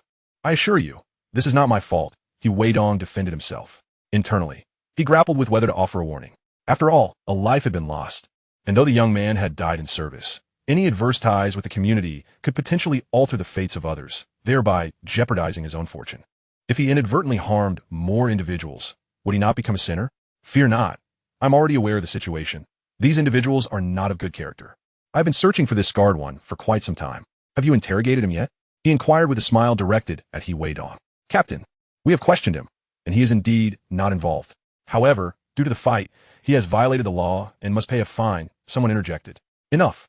Others have their difficulties as well. Besides, he is not at fault. If a record is made, let him return home. It is likely safer for him in the countryside. The captain waved his hand dismissively. Weidong was taken aback that this individual was not coercing him for money, but rather allowing him to avoid a fine. What about the others? There is no time. Come along with me. The higher-ups have summoned us for a meeting. At that moment, Weidong called out to him. Approaching, he felt the intense scrutiny of two individuals. Should they choose to act maliciously, he would be in peril. Yet, they perhaps overestimated the situation. Leader, if I am not mistaken, you are heading back for a meeting to apprehend the bandits, correct? Upon uttering these words, the captain's expression shifted with surprise. He had not anticipated that the unspoken details would be known to these two. How do you know this? Who are you? Leader, I surmised it. As I noticed some militia members departing just now, Weidong pointed out towards the distance. They turned to see that he was indeed correct. Leader, you are a good person. We need officials like you. Remember to protect yourself. Avoid entering any suspicious areas, and be cautious of vehicles beneath you. The meaning behind Weidong's words was lost on them, and they had no time to linger. All right, you must return promptly. Thank you for your kindness. Before departing, they had the scarred man taken away. As Weidong observed their departure, he chuckled. Scarred one, you truly are a harbinger of wealth. I graciously accept the gift bestowed by your sixth uncle. I never expected you would deliver such a substantial sum at a time when I am in dire need of funds. 200,000 units of grain coupons. Should I be fortunate enough to locate them, it could amount to several thousand in income. Nationwide, grain coupons are valued at approximately 30 cents per unit, while provincial coupons hover around 20 cents. Merely possessing money is insufficient for certain purchases, as some items necessitate grain coupons, particularly for those traveling. Often, local grain coupons are of little use. What is sought after are the national ones. Weidong did not linger further, gathering his belongings before heading to the supply and marketing cooperative to purchase a few packs of cigarettes. After procuring some seasonings, he turned towards the meat processing plant. Meanwhile, within the previously departed jeep, the captain tasked with restraining the scar man questioned, Captain, who was that young man? What did his earlier remarks imply? How did he know we were going after the bandits? I would have remained oblivious had you not mentioned it. Could it be that there is a leak within our ranks? That seems implausible. There is something peculiar about him. I must inquire further. But what did he mean by those two statements? Am I in danger? Chapter 25, Doubts and the Enclosing Mountain. As the two conversed, they drove back to the station. Captain, you have returned. They have been waiting for you, a young officer announced, opening the large door upon seeing their vehicle approach. Stop the car. Take the others to the meeting. By this point, the conference room was already filled with numerous attendees. The leading figure, Lu Jun, the captain of the county's criminal police unit, recognized Ro Ming as he entered with his team. Director Ro, you've returned. Let us commence our meeting. Very well. After taking their seats, the atmosphere in the room turned tense. This was the familiar environment of their previous office, where the pressures of work often led to late nights, necessitating the solace of cigarettes to stay alert. No one spoke against it. Nearly everyone present was a smoker. Lu Jun opened his notebook and began, based on credible intelligence. The bandit has infiltrated our county, reportedly near Nyangnyang Mountain. Consequently, we have urgently mobilized the militia along with local security forces, in addition to our police comrades, to secure Nyangnyang Mountain and locate this individual who is linked to several homicides. If such a person is not captured and manages to commit further crimes elsewhere, it could result in severe harm to the lives and property of the people. Thus, we must act immediately. I will now outline the plan for the apprehension. Due to a shortage of personnel on my end, I would appreciate it if Director Rowe could assist me in this operation. Is that agreeable? Certainly, Captain Liu. Please proceed with your arrangements. Ro Ming replied with a smile. As they spoke, he recalled the words of the young man who had previously sold skewers to him, warning him about the impending meeting and advising him to avoid suspicious areas and to be cautious of vehicles. Did he possess foreknowledge of something? Upon returning, he had no idea they were headed to Nyangnyang Mountain to apprehend individuals. There was something amiss. As Lu Jun elaborated on the specific course of action, Luo Ming found his mind wandering slightly. However, being in a leadership position, Lu Jun chose not to comment. After they stepped outside, Lu Jun approached him, gently patting his shoulder and inquiring, "Old Luo, what troubles you? You seem distracted just now. Back in the unit, you were never like this." Indeed, the two have been comrades during their military service. Originally, Luo Ming intended to join the county's criminal investigation team, but his father insisted he return to the grassroots for further training, leading him to take the position of chief at the local police station. "Forgive me, I was just recalling something someone told me and lost my train of thought," he replied. As they entered the vehicle, Lu Jun, curious, asked, "What was said that caused your distraction?" "It's nothing. Let's discuss it once we arrive," Luo Ming responded, feeling the strangeness of the conversation, particularly regarding Weidong. He decided it was best to keep this to himself, especially since they were about to embark on a mission. It was essential to maintain focus in their line of work. Even the slightest error could be fatal, particularly as they were heading into the mountains to apprehend dangerous criminals. "Is that so? He appears to be a farmer's son, yet he displays considerable courage. We must ensure that no unlawful activities occur," Lu Jun remarked. Upon reaching the mountain's entrance, armed militia promptly opened a gap in their line to allow the two men to pass. Meanwhile, Weidong was seen on the road, pulling a cart, trailed by a young boy named Xiao Xiao. As their vehicle passed by Weidong, Luo Ming noticed the young man, who also caught sight of Luo Ming and the three unfamiliar individuals in the car. Could it be that this lad resides nearby? He might have already discerned something. Luo Ming mochte casually inadvertently drawing Liu Yun's attention. "Old Luo, what are you saying? What have you discovered?" Liu Yun inquired. The young man was previously extorted by some thugs and single-handedly took down several of them with ruthless efficiency. "I believe he possesses potential," Luo Ming replied, not wishing to share unverified information with Lu Jun, fearing it might impact morale.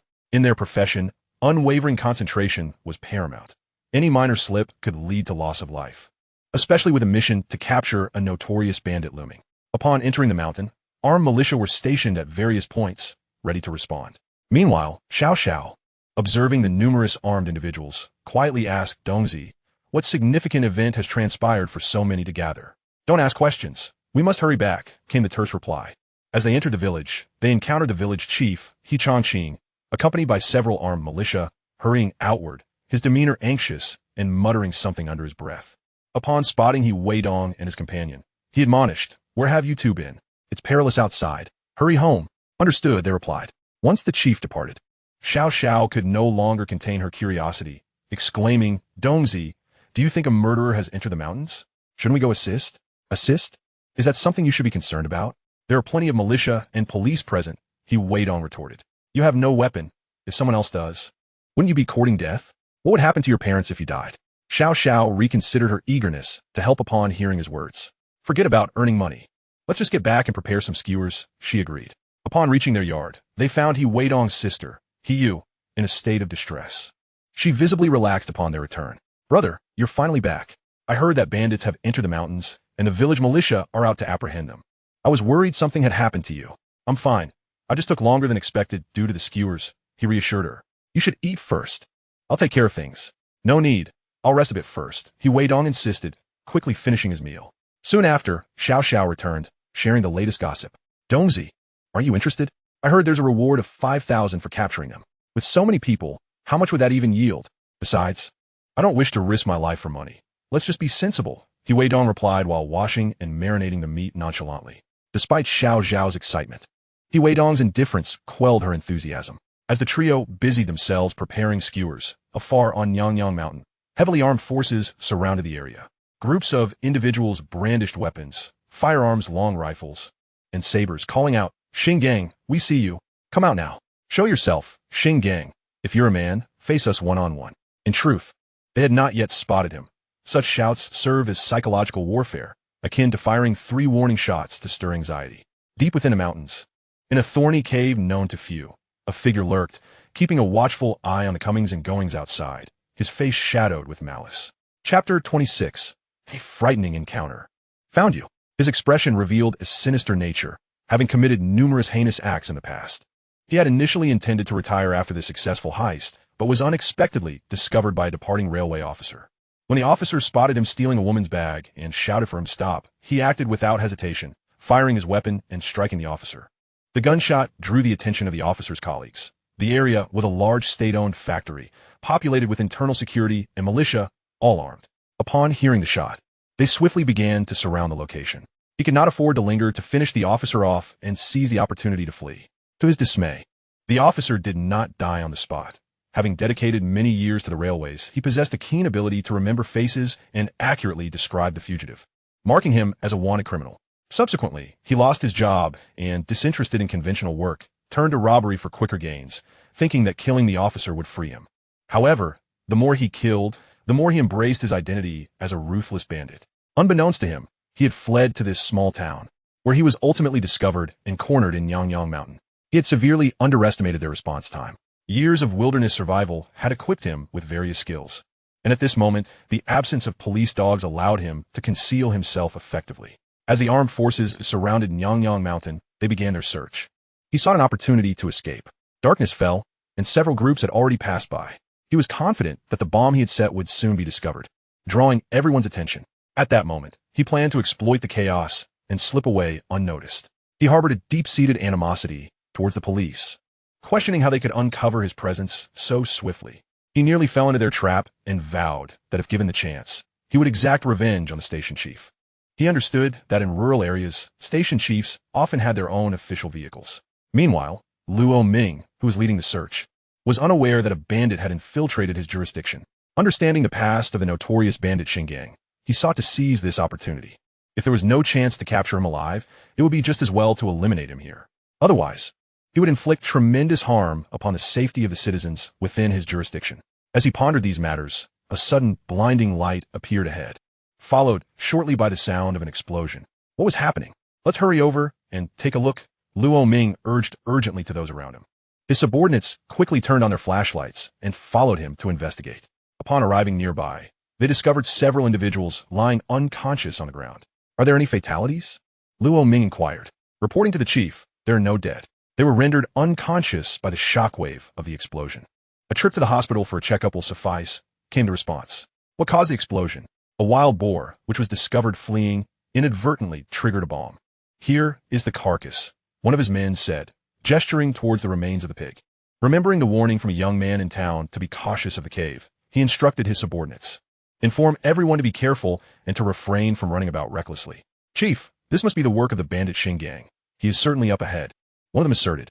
I understand. Do not panic. It's difficult to navigate in the dark, and the area is already surrounded. Everyone must remain calm. Luo Ming reassured them before turning to leave. On his way back, he encountered Lu Jun hurrying towards him, his expression fraught with anxiety, likely startled by the earlier explosion. Old Luo, is everything all right? No casualties. Only a wild boar died. I've already informed them not to search this evening, Luo Ming replied. That's a relief. Let's return for a meeting and come back at dawn, Lu Jun agreed.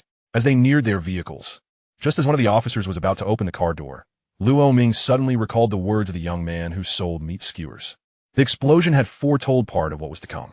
He realized he should maintain a distance from the vehicle. After all, this bandit Xingang was known to be adept at crafting explosives. It was entirely possible he could have planted a bomb on their vehicle while everyone was distracted by the explosion. Wait, don't approach the car, Luo Ming shouted, startling the officer who was about to open the door. Lu Jun, taken aback, quickly asked, Old Luo, what's wrong with the car? With a wry smile, Luo Ming replied, We've been away for such a long time, and no one is guarding this area. Just in case, I'll check the vehicle. You all stay back. You mean there might be someone? Lu Jun, being astute, immediately drew his firearm. Luo Ming did the same, and cautiously approached the car. Finding it unoccupied, he took his time before opening the door, using the faint beam of his flashlight to inspect the interior. He discovered a package that was not his own, and to his alarm, there was indeed a grenade attached to one of the door handles. "Stay back! There's a grenade!" Luo Ming urgently shouted to those behind him, causing them to recoil in shock. They could hardly believe Luo Ming would joke at such a time. Luo Ming carefully opened the car window and cautiously removed the grenade. After a thorough inspection, he extracted the package, revealing several detonators and some explosives. Had he not discovered the grenade in time, its explosion would have claimed the lives of everyone within a 5-meter radius of the vehicle. A cold sweat broke out upon realizing the imminent danger. The threat has been neutralized. Lu Jun and the others approached. "Old Luo, this is a genuine bomb. Who placed it here? Who else but Xingang?" "Old Lu, we owe our lives to that young man," Luo Ming replied. As Lu Jun began to inquire further, Luo Ming interjected, "No more questions. I'll explain everything later. This wretched bandit intends to send us to our doom and create chaos, so he can escape amidst the fear it incites. You mean that young man is still nearby? Let us search for him. Ask around within a 500-meter radius for anyone who knows of caves or pits." After a short while, Lu Jun returned, saying, "Old Luo, a local said there was once a small cave about 100 meters away, used for storing grain. Then we found him. Let us go." Chapter 27. Capturing the Bandit Alive. Lu Jun remained perplexed, watching as his comrade Luo Ming pressed forward, declaring they had found the location. He struggled to comprehend the situation, wanting to speak, but holding back. Sensing his friend's confusion, Luo Ming understood the thoughts racing through Lu Jun's mind. This matter could not be discussed in depth. If successful, he would explain everything later. Luo Ming recalled the earlier moment by the vehicle when he remembered Weidong's warning. His vigilance led to the discovery of the bomb, saving his life. Whether such occurrences were mere coincidence or the result of foresight remained uncertain. He wished to protect Weidong for now, intending to reveal the truth only when the situation was resolved. After all, such revelations seemed fantastical and would likely not be believed, potentially leading to trouble for Weidong. Upon reaching the cave entrance indicated by the local, he instructed the nearby militia to maintain a safe distance and to keep the locals away. Taking out their firearms, they crouched in concealed positions. "Xingang, come out. My men surround you. There's nowhere left to run," Luo Ming called out. The treacherous bandit, who had previously plotted to set a bomb to kill Luo Ming and his team, could not have anticipated that the explosives would fail to detonate, allowing them to remain unscathed. With no escape route, he was forced to retreat deeper into the cave, awaiting another opportunity to flee. Unbeknownst to him, Luo Ming and his team had returned to the very cave where he was hiding. He struggled to maintain his composure, convinced that the voices outside were a ruse. Moreover, the cave offered good cover. Anyone attempting to enter would surely face his firearm. He was gambling on this, but Luo Ming knew that this bandit was armed. "Xingang, if you do not come out, I will set fire to the cave, and you will perish within." They engaged in a psychological battle, each side waiting to see who would falter first and face complete defeat. Outside the cave, Luo Ming and his companions were prepared to wait. The dawn had yet to break, and visibility was poor, with only faint lights illuminating the entrance of the cave. However, within the confines of the cave, Xingang was far less fortunate. His provisions were scant, and he had already exhausted his water supply. If he were to be besieged for several more days without water, his body would inevitably suffer dire consequences. At that moment, his throat was unbearably parched from the prolonged absence of hydration. "Xingang, you must realize, once daylight breaks, any attempt to escape will be but a futile dream. We can either scorch you or let you perish from thirst and hunger. Surrender your weapon and come out. After all, you surely do not wish to meet your end in such a pitiful manner, do you?" Luo Ming's menacing words echoed ominously in Xinggang's ears. "Old Luo, are you certain Xingang is inside?" Liu Yun inquired, somewhat perplexed. "I can only speculate. But given the brief time frame in which we installed the explosives in our vehicle and managed to evade detection, there are no other nearby hiding places," Luo Ming explained. Lu Jun accepted this reasoning, noting that the militia searching the vicinity were locals from the village, familiar with one another.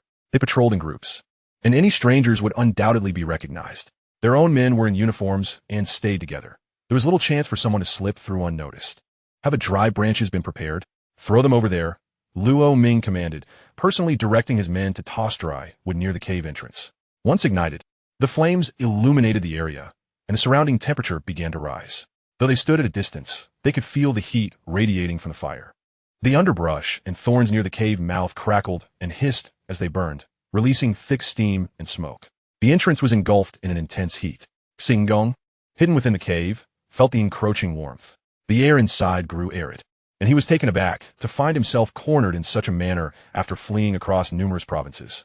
Regret washed over him for having ventured into this location. His distinct accent had alerted the outside world to his presence, and he had no desire to become a roasted duck, with his body on the verge of collapse. He shouted, "Do not shoot, I am coming out." To those outside, his voice was like a divine revelation. "Lower your weapons and do not attempt to flee. Otherwise, we will shoot you down," Luo Ming urged urgently. Lu Jun also instructed his men to remain vigilant regarding the situation at the cave entrance. Yet, Xing Gang was not inclined to surrender easily. He contemplated taking one of them down with him if he were to perish. "Be cautious. This fellow is a desperate criminal. He may act recklessly," Luo Ming warned his colleagues in a hushed tone. They all took care to position themselves where they would be less vulnerable to gunfire. "Xinggong, do not attempt to resist. Raise your hands and come out with your back to us. If you do not comply, we will fire," Lu Jun shouted. Accustomed to such scenarios, Xing Gang, contemplating a last-ditch effort, felt his countenance darken at their words. He had not anticipated that they would discern his intentions so readily. If he emerged and made any sudden movements, they would surely shoot. The alertness of these men was alarmingly high. "Fine, I will lay down my weapon. Just do not shoot," he conceded, realizing that even if he faced a death sentence, he might still prolong his life. If they opened fire on the spot without taking him alive, he would meet his end right there. Thus, he complied, raising his hands and stepping out slowly. The flames and smoke blinded him, making it difficult to see. "Beware, you may have a weapon," Luo Ming reminded his team during the apprehension. As they cautiously approached, one of the men swung a wooden stick, striking Xing Gang's arm. He cried out in pain as they swiftly subdued him and placed handcuffs on him before leading him away from the scene. Before departing, they ensured to extinguish the flames. On the journey back, Luo Ming expressed his lingering anxiety. "We have finally captured this notorious criminal. Old Lu, we have accomplished something significant this time. Let's not forget that without that young man, we might have perished. In the future, we must assist others in trouble, as long as it does not contravene our principles. Old Luo, please enlighten me about the details. I would like to understand how you discovered the explosives in the vehicle." Lu Jun pressed, curious about the situation. Faced with Lu Jun's inquiry, Luo Ming found himself at a loss for words, as the matter seemed almost surreal to him. He was a staunch materialist and struggled to comprehend the nonsensical assertions of a young man selling barbecued skewers on the street. Observing his old teammate's hesitance, Lu Jun teased, "What is the matter? Afraid I might steal him away?" In the past, Lu Jun would have never believed that his old comrade could exhibit such behavior. He would not have noticed the bomb in the vehicle, and had things gone differently, they might have both been in dire straits. They owed their lives to that young man. "No, let me explain." Luo Ming began to recount the events to Lu Jun. After listening, Lu Jun slowly replied, "Regardless of how it happened, that young man has saved our lives. Whether he is a fortune teller or merely lucky, it does us no harm. Without his intervention, would we have captured the criminal? We might have been reporting our own demise by now, rather than contemplating our achievements." Seeing Lu Jun's perspective, Luo Ming nodded in agreement. "Well then, let's not dwell on this any longer. That young man is indeed our benefactor. When we have the chance, we should buy him a gift to express our gratitude." Upon returning to the station, the two hastened to interrogate the captured criminal. Xinggong, fully aware that he was facing a dead end, remained silent during the questioning. Even after employing various tactics, he continued to withhold information, leaving the officers exhausted. "What should we do? This kid is tight-lipped," Lu Jun lamented, stepping outside for a smoke. "Let us take our time and figure out a strategy. After all, this is your case. Just take it back for further interrogation," he concluded. As a police officer, he felt it was his duty to assist in apprehending criminals. But the interrogation itself, especially given the murder case's gravity, was beyond his purview. "You've grown clever at the grassroots level. You wouldn't have spoken to me like this before," Lu Jun remarked with a wry smile. "Let us ensure everyone gets some rest. We're all worn out." After saying this, Luo Ming encouraged everyone to take a break and arranged for Lu Jun and his men to have a room to rest. The next morning, as dawn broke, Lu Jun, with bloodshot eyes from a night of poor rest, hurriedly gathered his team to return to the county, as there were still many loose ends that required his attention.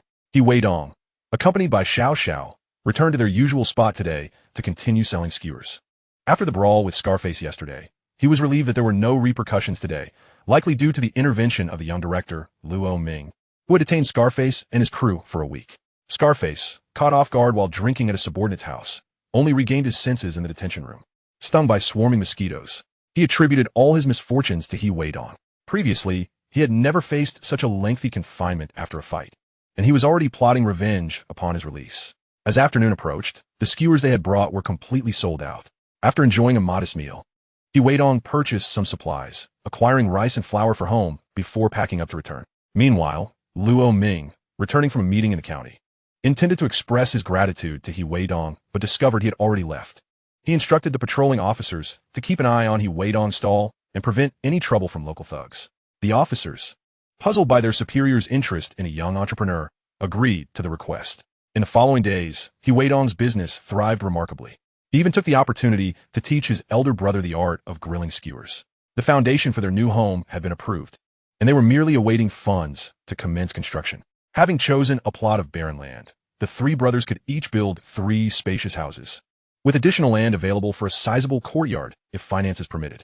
Weidong opted for a location to the west, where a small hillside could be cultivated for gardening or fruit trees, allowing them to enjoy seasonal fruits. That evening, after the family had finished dinner, the 3 brothers, along with their father, Chang'an, sat around the table in the main room.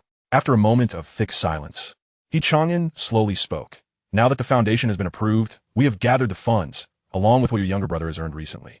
Excluding labor costs, we are still a bit short for constructing 3 large tiled houses. Given the implications for the foundation, I want to ask you all whether we should opt for a 2-story building or proceed with the tiled houses. Wei Hua and Wei Peng exchanged glances, sharing the desire to build a multi-story home, but acutely aware of their financial limitations. Father, let's go for the 2-story building. If we ensure the foundation is solid and use some prefabricated panels, it shouldn't be a major issue. We don't have to rush to complete it all at once. We can take our time, Weidong interjected, understanding his brother's sentiments. After his words, a heavy silence enveloped the room, punctuated only by the rising smoke. No one spoke, as they all recognized the necessity of their living arrangements. Moreover, Weidong had future plans that required additional space, including the establishment of a small factory. Living upstairs would certainly be more convenient, he added. You must support your brothers, or they will struggle to build their houses, Chang'an finally remarked, after taking a drag from his pipe. Father, you can rest assured. My skills are commendable, and we can continue our business for a long time. In a few days, I have another venture lined up. Money will not be an issue, Wei Hua assured. Wei Peng quickly echoed his brother's sentiments. We are brothers. There is no need to worry about such matters. Now that I have a way to earn money, you are all my brothers, and that is enough. Weidong kept his thoughts to himself, knowing that in his past life, he had earned an MBA. In this life, he would not allow his education to falter. He would pursue a full-time undergraduate degree and eventually a master's. The family's business and the care of their parents would necessitate the assistance of his elder brothers. All right, it's settled then, Chang'an declared decisively. Dongzi, continue earning money. You two will join me tomorrow to gather sand and excavate the foundation. The next morning, as Weidong packed his belongings, his father and brothers set out to dig the foundation for the new house. Chapter 29. Envy and Adversity. Dongzi, is your family building a new house? Xiao Xiao, who had arrived early, had heard from the villagers about Weidong's plans for a new home after obtaining approval for the foundation. She remembered how he had faced difficulties when discussing it with the village chief and had thought the matter was settled.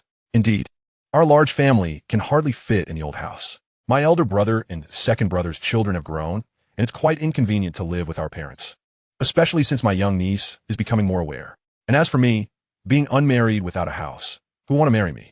Weidong replied casually. I too have reached the age for marriage, but given my family situation, it's quite challenging, Xiao Xiao lamented. Do not fret, if you work diligently with me.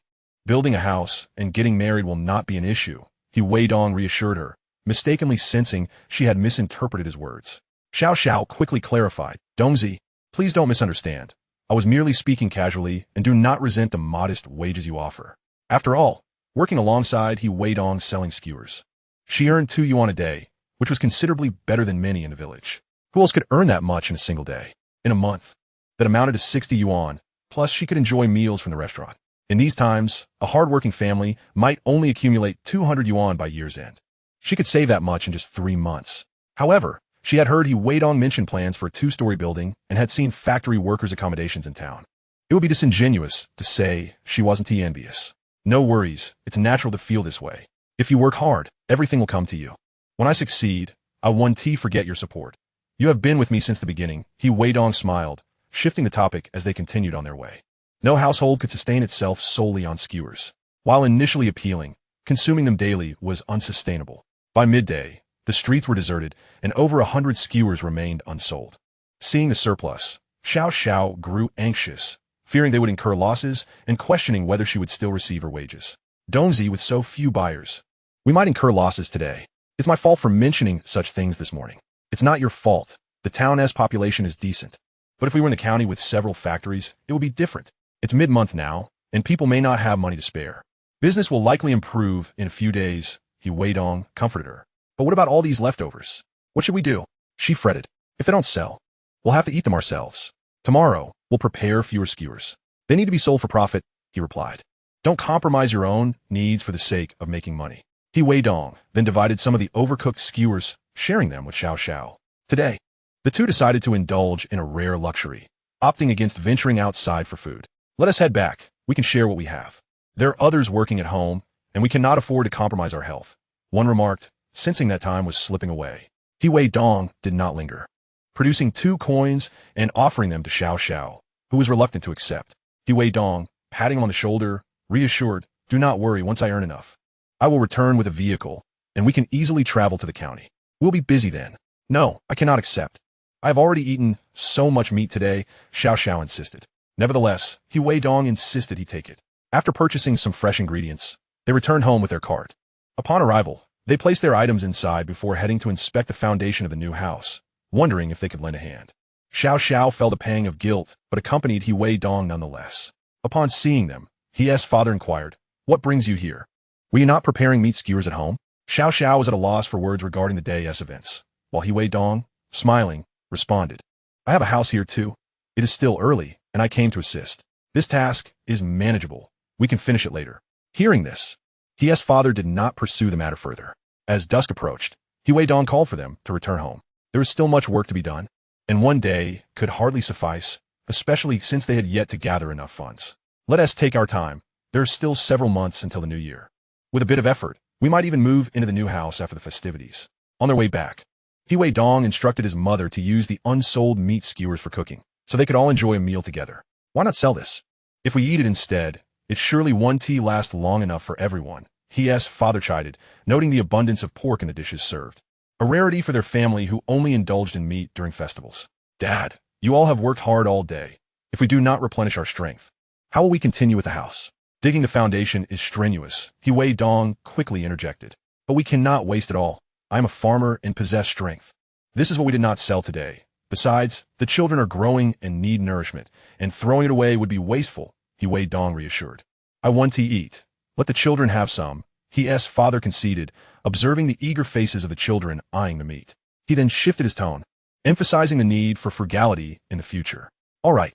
Weidong understood that the family had grown fearful of poverty if they indulged too freely. Even 10 pounds would not suffice. After their meal, his father called Weidong aside. Is the business not doing well? Will we manage to gather enough to build a house? Dad, do not worry. It is not a significant issue. It is just mid-month, and everyone is short on cash. I will adjust my production tomorrow, Weidong replied, omitting the details of his recent altercations with Scar and the imprisonment of Chun Luyi. Although the latter was incarcerated, the 20,000 pounds of grain coupons he had hidden remained unspoken. He had intended to exchange these coupons for vegetables in the county once the autumn harvest began, a virtually cost-free venture. He believed that by then, he would have enough funds for both the house and his wedding. However, he recognized that this was not a sustainable business model. Engaging in trade would be more appropriate for building substantial capital. He would acquire more land, establish factories, and expand his business. After conversing for a while, the father and son returned to their respective rooms to rest. After a day of labor, exhaustion was undeniable. Weidong planned to refrain from work the day after, seeking a way to venture into the mountains to retrieve the grain coupons. Recently, he had apprehended a bandit in Yangyang Mountain, and although the police had retreated, the organized militia continued to patrol the area, obstructing his path. Once the situation calmed, he would seize the opportunity to retrieve the coupons. This was a matter he could not disclose. Otherwise, he might be mistaken for an accomplice of Chun Luyi and face dire consequences. Chapter 30. Discovering the grain coupons. An unexpected delight. After returning home and having a simple meal, Weidong's family gathered to help him prepare the meat skewers. The next day, when he and Xiao Xiao set out to sell, the family rose early to continue digging the foundation. As Weidong anticipated by mid-month, factory workers typically found themselves short on cash. The number of customers for the skewers dwindled, as the wealthy were a scarce few in this town, far less than in the county. He dreamed of swiftly accumulating wealth to purchase a vehicle for transporting goods to the county, where the abundance of factories and people promised better business prospects. The less he sold, the less profit he would see. Nevertheless, he consistently paid Zhang Xiaojun 2 coins for his daily labor, motivated by the desire to build a home and marry. Zhang Xiaojun worked diligently alongside him, encouraged by Weidong's words, while the family reminded him not to slack off. Working with Weidong had proven more profitable than their agricultural endeavors at home.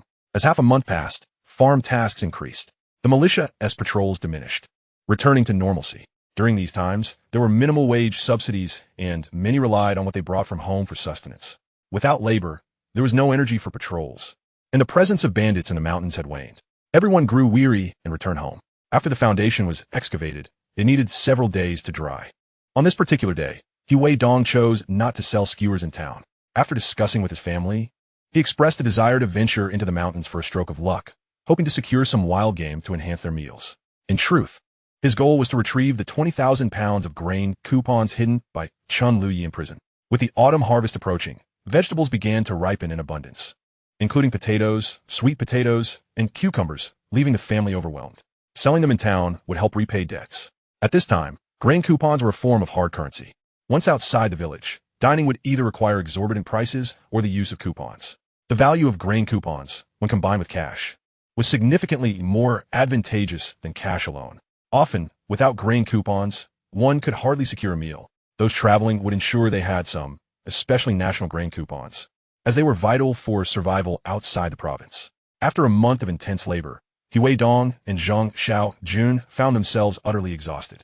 While Weidong contemplated rest, his family was reluctant to forego the 2 coins. One day, when he mentioned needing a day off, the family had no reason to prevent him from working.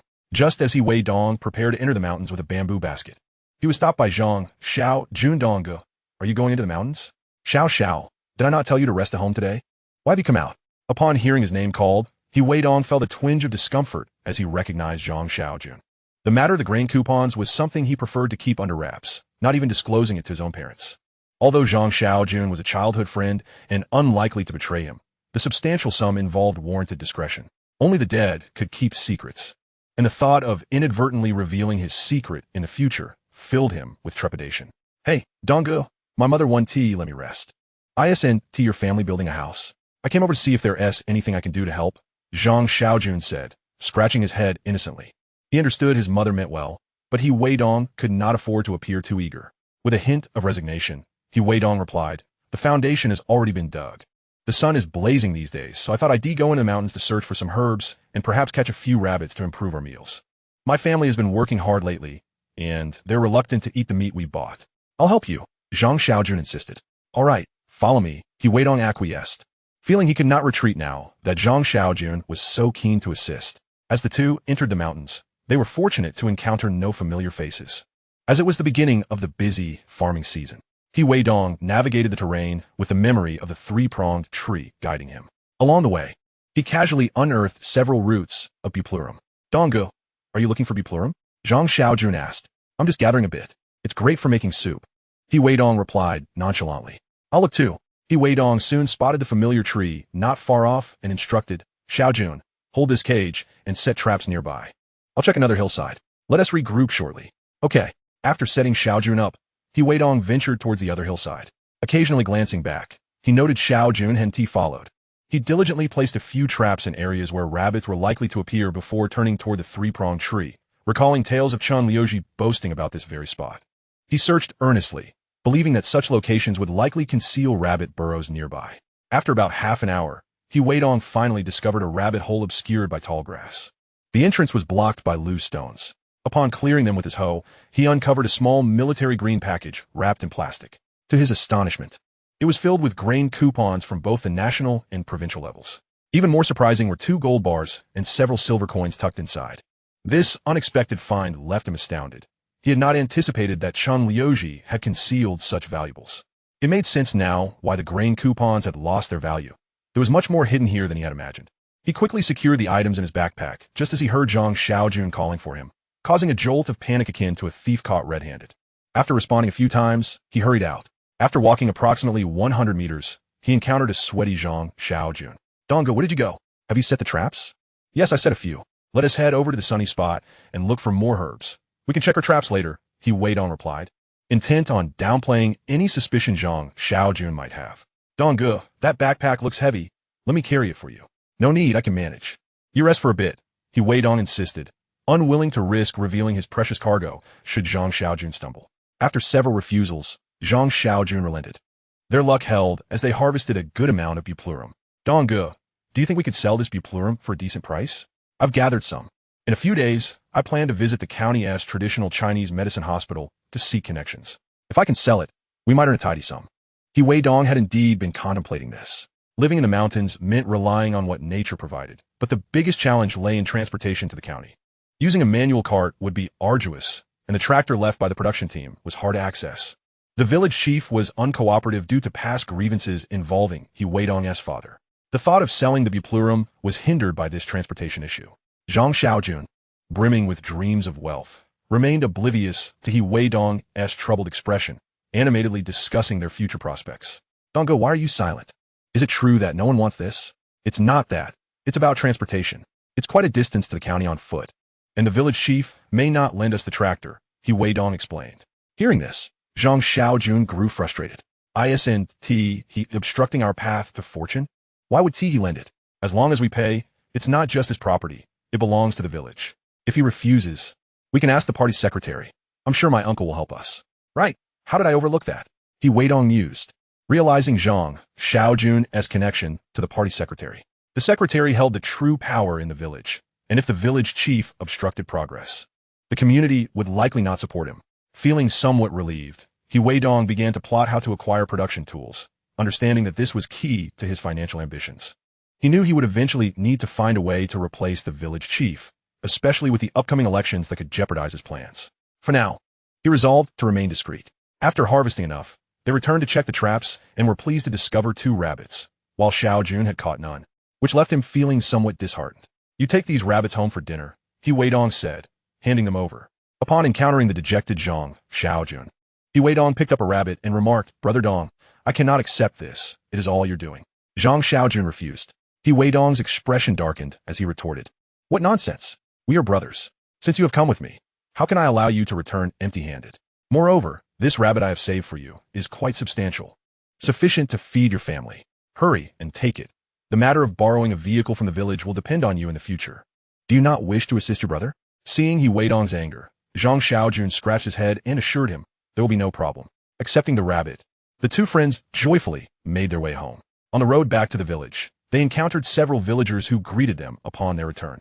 Dongzi Xiao Xiao, have you gone to the mountains to catch rabbits and gather a good amount of buplurum? Is someone in your family unwell? Yes, indeed, He Weidong replied, not wishing to divulge that he intended to sell the buplurum for profit. Responding casually, they continued on their way and successfully arrived home. Upon reaching home, they found that their family had not yet returned. Perhaps they were taking advantage of the cool weather to accomplish more work. Once in his room, He Weidong hid the ration tickets, silver coins, and gold bars he had procured in a secure place. His room essentially functioned as a storage area, filled with various and used tools and items.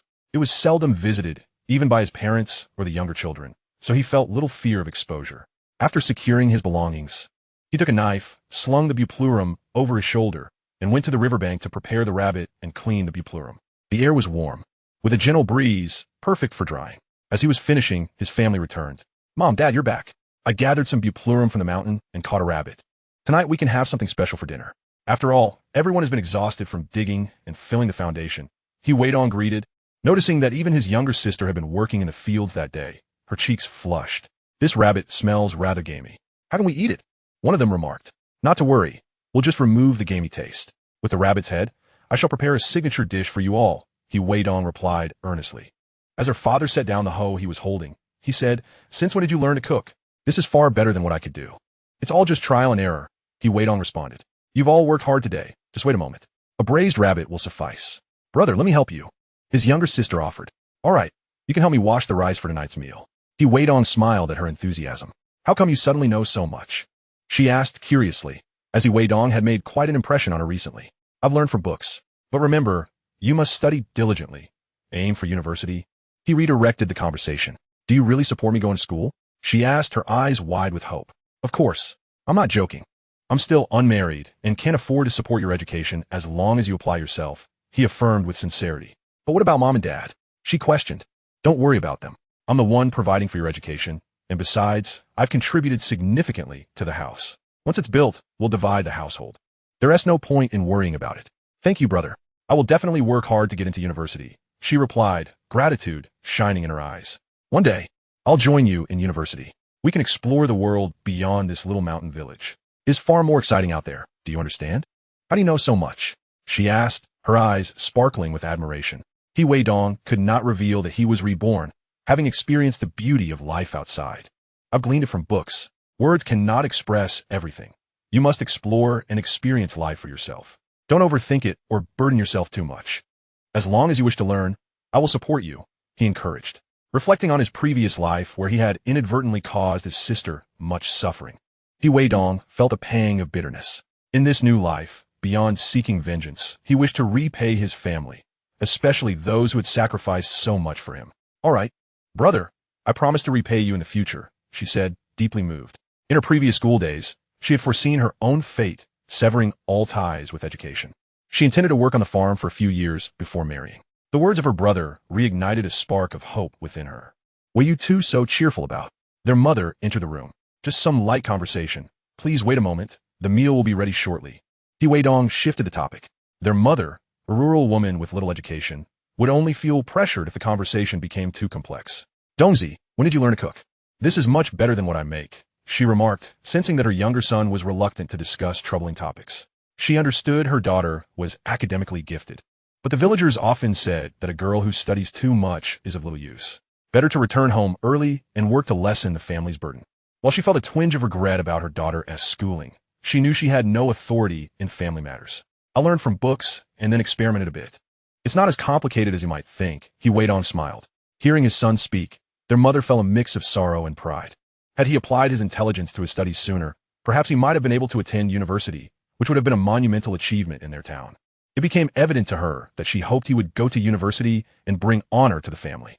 Weidong silently vowed to work diligently to gain admission to a prestigious university. Finally, the meal was ready, and amidst the children's eager anticipation, it was served. The family feasted joyously, with the younger ones clamoring for their third uncle to cook again in the future. Should we really have your third uncle cooking every day? Isn't that a man's responsibility? Shouldn't he be out earning a living to support his family? Their father coughed, and the children hung their heads in shame. The eldest brother and his wife fell silent, recognizing their father's wisdom. After all, the family was in need of finances, and Weidong had contributed the most. It seemed that they had yet to repay their younger brother for his generosity. They were all married with children, while Dongzi remained single, leaving their father to worry about him. Next time, I will cook for you all again. Now, finish your meal, then go wash up and rest, Weidong suggested, as he sensed the atmosphere had grown awkward. After the meal, Weidong quickly busied himself with his tasks, with his older brother, older sister-in-law, and younger sister helping him. With so many hands at work, they completed their chores much more swiftly. Oh, if only we had a refrigerator at home. It's such a hassle to buy meat every day, Weidong lamented. The object in question is rumored to be exclusive to large factories and rather expensive. How can we possibly afford it? Weihua interjected. Take your time. We will have milk and bread. If you all follow me and diligently learn this craft, it will serve as a means for you to earn a living in the future. For us, but what about you? I inquired. I've discovered another avenue for wealth. In a few days, you'll understand. There's no need to worry about the funds for building a house, Weidong replied. Dongzi, we are supposed to be the elder brothers.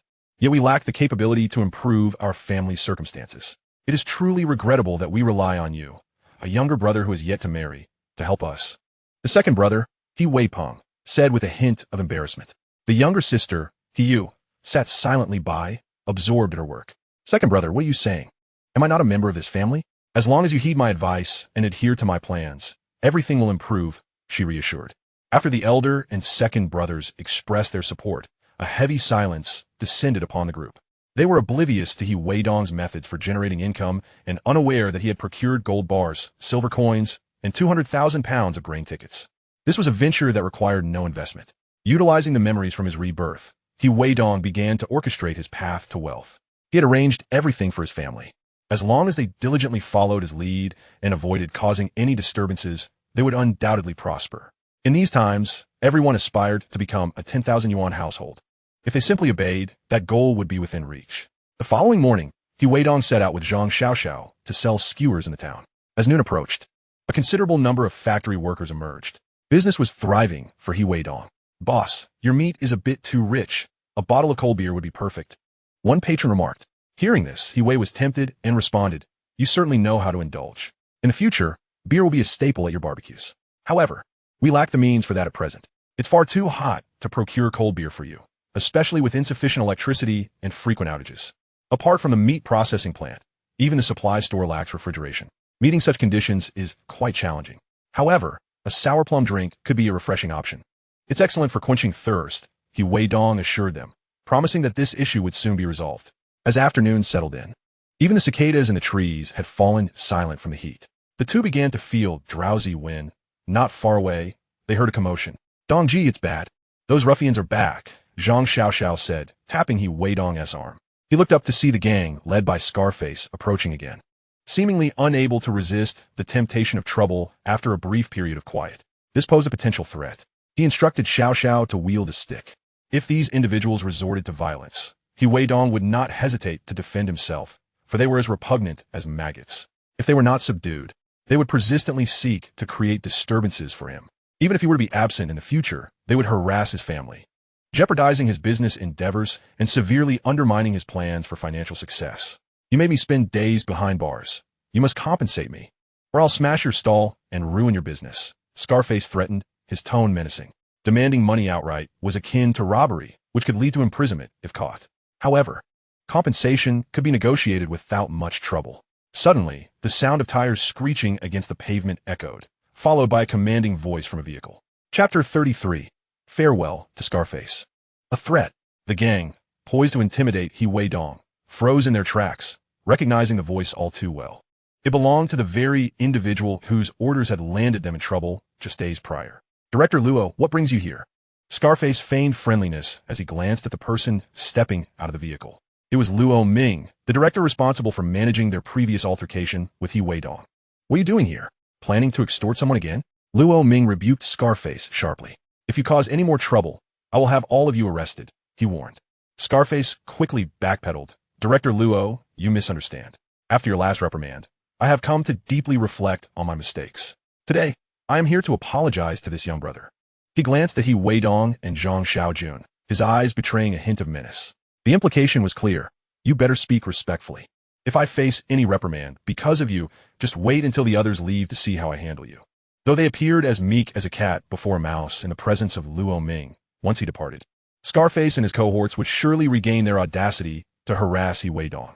He was thoroughly exasperated by these persistent pests. He understood that even if he reported them, Scarface and his crew would not face substantial consequences. At most, a reprimand and a brief period of detention. They would return to trouble him again. For individuals like these, a decisive approach was necessary. Ideally, he would catch Scarface in the act of a more serious crime, ensuring that he would be imprisoned indefinitely. Although Scarface had a family, Weidong was unconcerned. His primary focus was on his own loved ones. Having been reborn, his aim was to make amends for his family and settle scores with his enemies. At that moment, he refrained from making any rash statements, as Scarface had yet to commit any serious offenses. He was guilty of minor transgressions, but not yet a major crime. To resolve this issue thoroughly, Weidong knew he had to eliminate the threat completely. Once Scarface was behind bars, the other lowlifes would no longer pose a significant risk. "Get lost. If I see you causing trouble again, you'll regret it," he warned. Yes, I completely understand my mistakes. I'm leaving now," Scarface replied, ingratiating himself as he departed with his cronies. Just before leaving, he made a gesture across his throat, a clear threat that lingered in the air. Even if the barking dog remained silent, Weidong was already devising a plan to deal with them in his mind. He hoped they would refrain from making any further mistakes. In this era, money could resolve 99 problems. If it couldn't, it simply meant one needed to invest even more. Of course, he would never resort to illegal means, such as hiring a hitman. He had been granted a rare opportunity for rebirth, a chance to seek vengeance and repay his family. He could not allow a pest to squander that. In the course of business, one would inevitably encounter such characters. It was all too common. However, in the early stages, some hard decisions would need to be made. Initial capital accumulation often bore the taint of violence, Otherwise, who could grow strong and prosperous? Once Scarface and his gang had departed, Luo Ming had his men unload the items from the vehicle and handed them to He Weidong. Little brother, I cannot thank you enough. Your warning not only led to my apprehending a bandit, but also saved my life. Otherwise, you might not have seen me today. I could have ended up like my fallen comrades, resting in the grave. I merely uttered a casual remark, believing you to be a virtuous individual, one who would strive to apprehend more criminals. I simply wished to prevent a commendable leader, such as yourself, from meeting an untimely demise. He Weidong politely declined the gift that Luo Ming presented to him, for he understood that Luo Ming's father held a higher position. Having them owe him a favor would prove far more valuable than the gifts at hand.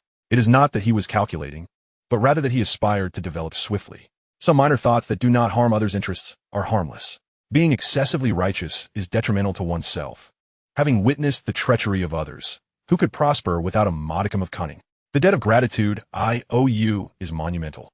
How can mere gifts adequately express our appreciation? Lu Jun, the captain of the county's criminal police, even mentioned inviting you to dinner, but regrettably, I am too busy at the moment. With my recent promotion, I must head to the county, and I must credit you for my success. As I depart, I will inform the new director to keep an eye on that scarred individual, for he is not a good man. If Chun Liuji had been apprehended earlier, his crimes would have been revealed, and he would not have harmed the populace. Alas, I lack the opportunity to deal with him now. Luo Ming, being a leader, recognized that he owed a debt of gratitude to He Weidong, far surpassing the significance of the gifts he had provided. Rest assured, leader, I shall not engage in unlawful activities.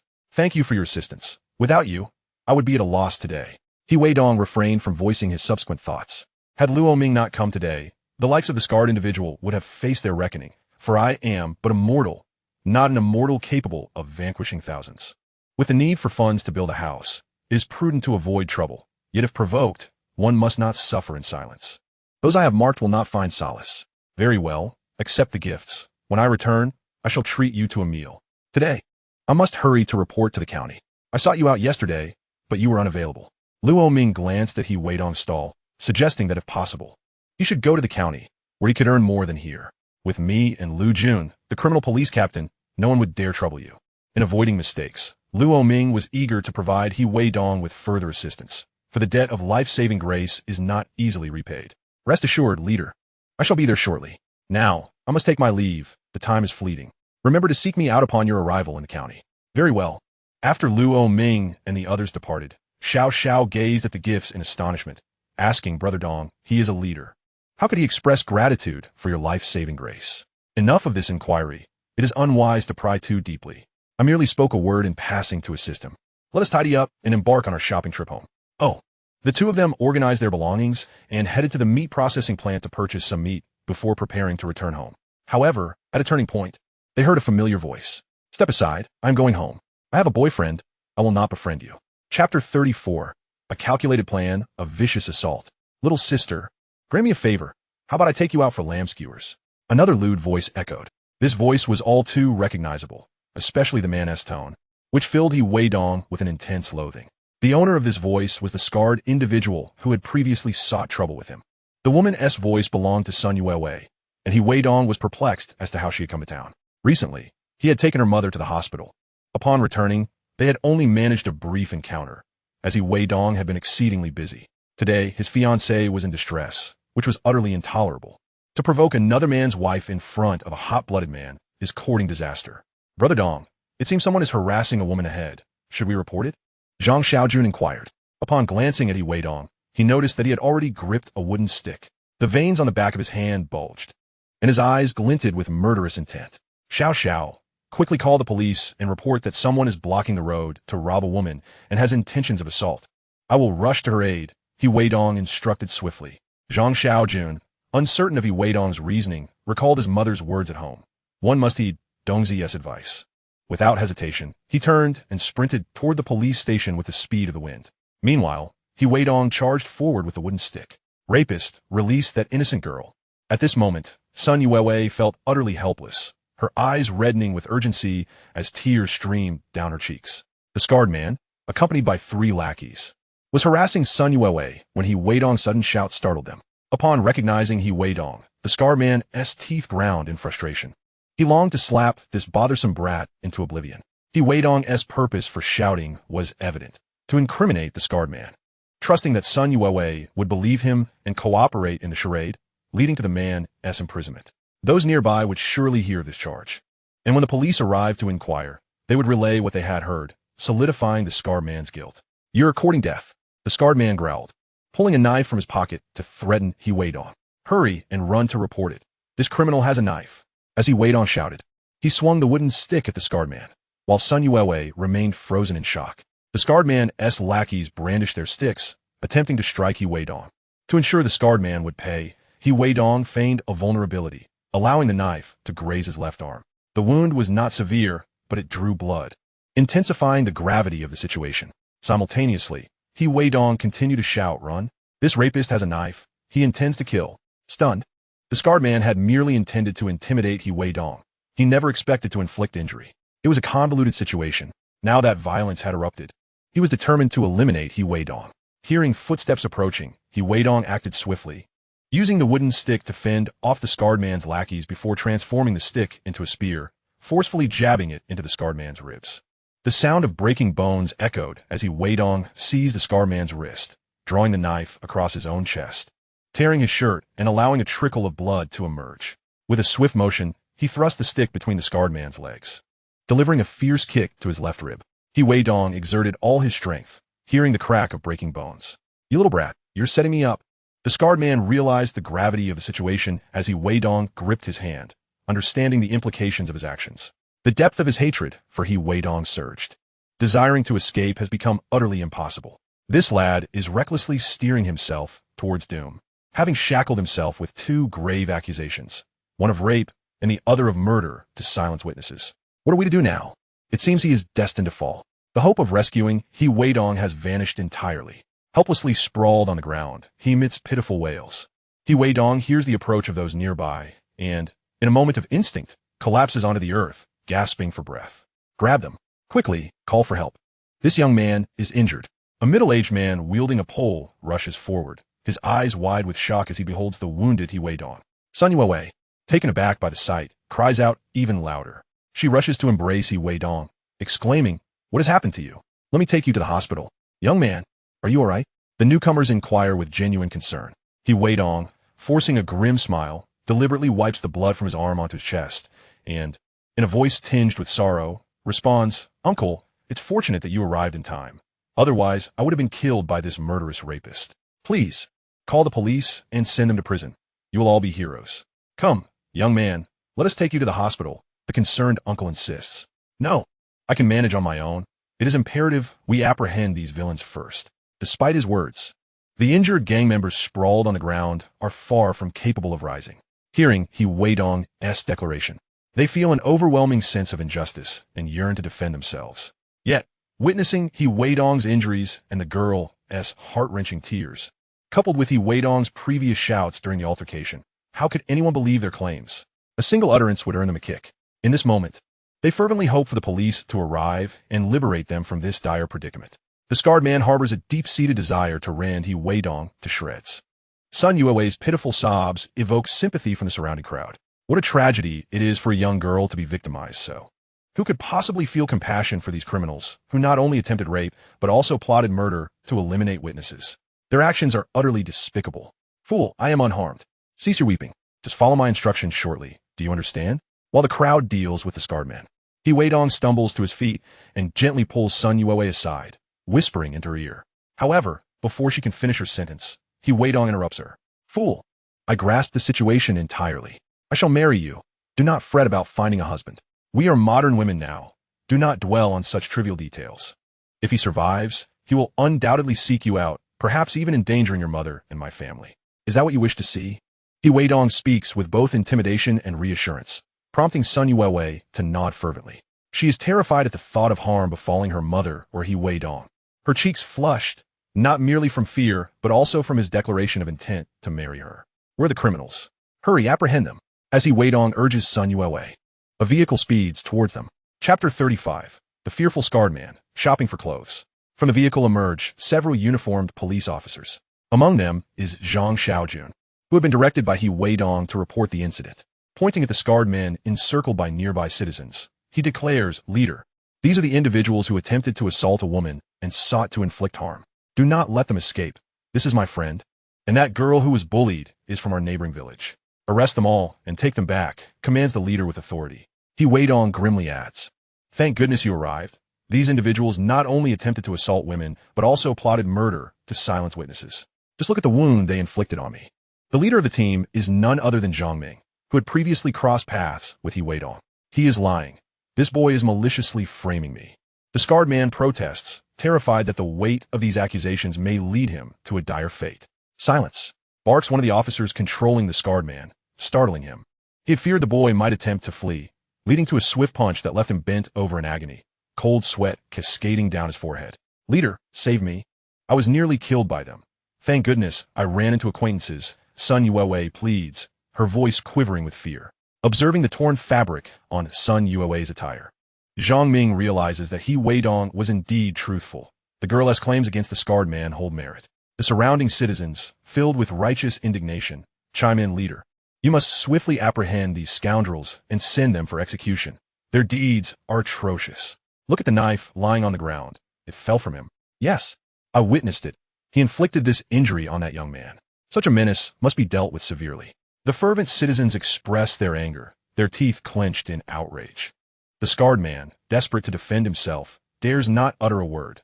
The citizens and police surrounding him are not to be trifled with. Any further protestations could lead to immediate repercussions. Yet, he remains youthful and naive, unable to comprehend how his envy of Weidong's success at the barbecue stall spiraled into this predicament. Please accompany me back to file a report. I would greatly appreciate it. It is no trouble at all. It is our duty, responds the leader upon hearing Weidong's words. I would like to inquire, is there a reward for our bravery? Asks the middle-aged uncle, who had arrived first.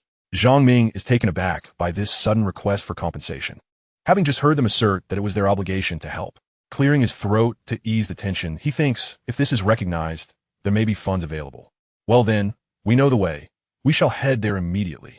Yes, we know the way. Let's proceed. Come, I will drive you to the hospital. Zhang Ming offers to Weidong. I am fine. Let us first file the report. My compatriot has been traumatized, and if I do not accompany her, she may be frightened.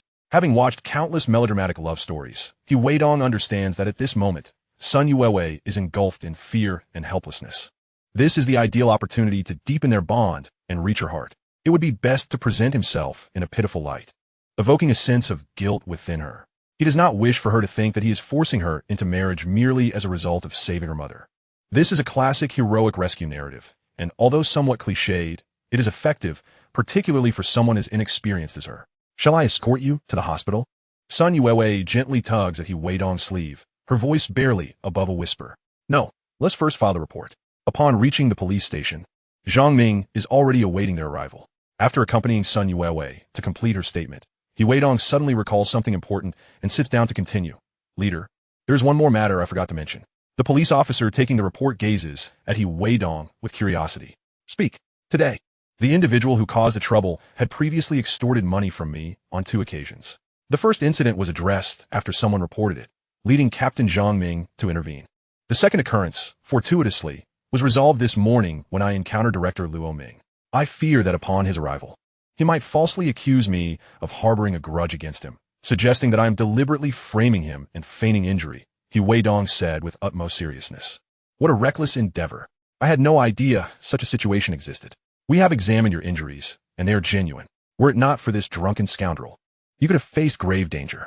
Rest assured, we will document everything thoroughly, the irate police officer declared, slamming his hand on the table. Director, I am relieved to hear that. I have matters to attend to at home, so I shall take my leave, Weidong replied. You need not worry. We will ensure your reward is appropriately reported. Capturing this villain with the scar is a commendable achievement for our precinct, and your contribution will not be overlooked. After expressing his gratitude, he exited the police station and encountered Zhang Xiaojun, who had been waiting. Dongge, you've emerged. Shall we head to the hospital? Just a simple bandaging will suffice. Let us not speak of today as events indiscriminately. Weidong cautioned while glancing at Sun Yuewei beside him. Understood, Dong Yi.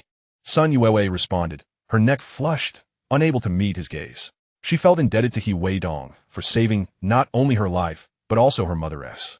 Who could have anticipated that a visit to town for medicine would lead to such an ordeal?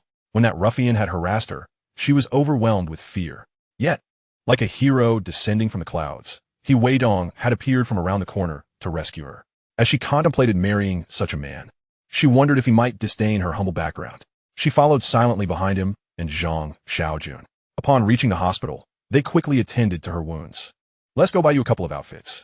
Returning home in this state would surely draw attention from family," Weidong remarked, noting the tear he had deliberately inflicted on her clothing to substantiate the scarred villain's culpability. This was a necessary measure to ensure that the scoundrel would no longer pose a threat in town. After all, one cannot remain vigilant against thieves perpetually. They arrived at the supply cooperative and headed straight to the women's clothing section. "Your clothes are tattered. Let me buy you a couple of outfits. Choose whatever you like." He insisted. "No, I cannot accept this. You've already done so much for me.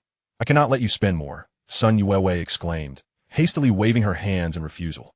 "Little girl, is this your boyfriend? Why refuse when he wishes to buy you clothes?" Several women shopping nearby chimed in, encouraging her. Sun Yuewei felt her face grow even warmer. She was not yet Weidong's girlfriend and felt she owed him immensely. Today, he had saved her from danger, and it felt inappropriate to allow him to spend money on her. Although she wished to clarify her feelings, the words stuck in her throat, rendering her even more embarrassed. As the surrounding women continued to urge her, Weidong took the opportunity to add, "You ladies believe this outfit suits her, don't you? It won't cost much." He gestured for the sales clerk to bring 2 dresses for Sun Yuewei to try on. Once she donned the garments, she was pleasantly surprised by her own reflection, and the onlookers agreed that she looked lovely. They excitedly expressed their desire to purchase similar outfits for the young women in their families. "What's the price?" Weidong inquired, disregarding Sun Yuewei's previous objections. 30 yuan in total, the sales clerk replied. He promptly paid, taking hold of Sun Yuewei's arm as they left the store. She attempted to resist, but her strength was no match for his. Fearing his disappointment, she yielded to his pull. Her cheeks were crimson, and she realized that if she didn't marry him, she would surely be the subject of gossip. As they walked, she discreetly studied Weidong's profile, noting his rugged handsomeness, which aligned perfectly with her ideals of a man. He treated both her and her mother with such kindness, and it seemed a promising sign for their future. Weidong's intention behind buying her clothes was not merely altruistic. He wished to endear himself to her further, thereby securing her affection. Once he located her biological mother, it would undoubtedly yield significant advantages for him. It was imperative to capture her heart completely. Otherwise, she might slip away, and finding her again would prove difficult. In this era, relationships were not as superficial as in later times. The notion that a gift implied acceptance was a misconception. Merely sharing a meal or spending money did not equate to affection. Such pure love was rare in the materialistic world that followed. After purchasing some nutritional supplements, they exited the cooperative, and Sun Yuewei's face remained flushed. Outside, she called for Zhang Xiaojun, who had been waiting, and they began their journey back to the village. Along the way, she quietly expressed her gratitude to both men. "There's no need for thanks. You are Donggu's fiancé, and assisting you is but a favor to him. Besides, I did little more than report the incident." "Donggu bore the brunt of the danger," Zhang Xiaojun replied, scratching his head awkwardly, feeling bashful. Sun Yuewei felt a wave of guilt wash over her. Remorseful for the trouble she had caused Weidong. Observing her discomfort, Weidong feigned irritation and admonished, Xiao, what nonsense are you speaking? Did not our teacher instill in us the importance of standing up for others? Today, no matter who we encountered, we would have intervened." Internally, he was pleased, recognizing that Xiao's words would surely enhance Sun Yuewei's impression of him. The more she felt guilty, the more beneficial it would be for him. Even if her biological parents sought her out in the future, she would likely remain by his side. "I'm so sorry," Sun Yuewei murmured, unsure of what else to say. "You've already apologized," Weidong replied. "Did I not mention that we would have helped anyone in need?" He refrained from expressing his deeper thoughts. His animosity toward the scarred man was personal. This individual had persistently sought to trouble him. Otherwise, he would have merely seized the opportunity to teach him a lesson and have him incarcerated for a few years, rather than sustaining injuries that would only exacerbate the situation. "You are the one Donggu desires. Perhaps you should marry him soon and bear him a healthy baby boy. That way, you will no longer feel guilty." Zhang Xiaojun interjected, causing Sun Yuewei's face to redden even further. Weidong nearly stumbled, coughing awkwardly. He pretended to scold Zhang Xiaojun for his indiscretion. Hastily addressing Sun Yuewei, he said, "This rascal is merely spouting nonsense. Please do not take offense. I harbor no intention of coercing you into a debt of gratitude. We live in an era that cherishes the freedom to love, so do not overthink it." This explanation, far from alleviating the situation, only deepened Sun Yuewei's sorrow. compelling her to contemplate marrying him, while a flicker of resistance stirred within her. Her mother's illness loomed large, an unresolved predicament that gnawed at her conscience, filling her with trepidation about her ability to care for her mother should she wed. Yet, did Weidong's words imply a lack of regard for her? What sort of girl did he truly fancy? Although she had heard whispers of Liu Xia, it was apparent that she was more beautiful than herself. Had he not yet forgotten that woman? Instantly, a wave of grievance washed over her. She felt unworthy, a burden that had caused him pain. With these thoughts, her eyes brimmed with unshed tears, and she walked on silently. Weidong, preoccupied with his own thoughts, remained blissfully unaware of the profound impact his words had on Sun Yuewei, oblivious to the shifts in her emotional state. Zhang Xiaojun, with a carefree demeanor, continued to chatter about trivial matters. Upon reaching the fork between two villages, Weidong said, "Xiao Xiao, please assist in bringing the items back to my home. I shall escort her back to the village first." "All right," Zhang Xiaojun replied. "No need. We've arrived. I can manage on my own." Sun Yuewei, feeling a pang of discomfort, declined. However, Weidong insisted that will not do. Li Yulian has ill intentions towards you, knowing you have returned. He will surely come to cause trouble. I should accompany you. Just as Sun Yuewei opened her mouth to protest, Weidong interrupted. "Enough, it's settled. Do not refuse. Let's go. I have much to attend to later."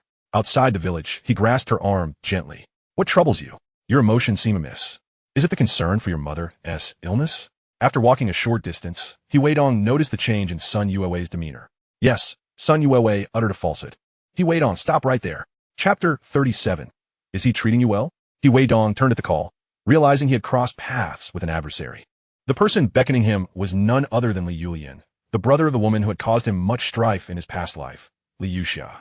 Beside him stood a portly figure, squinting with a predatory gaze. "Is there something you need?"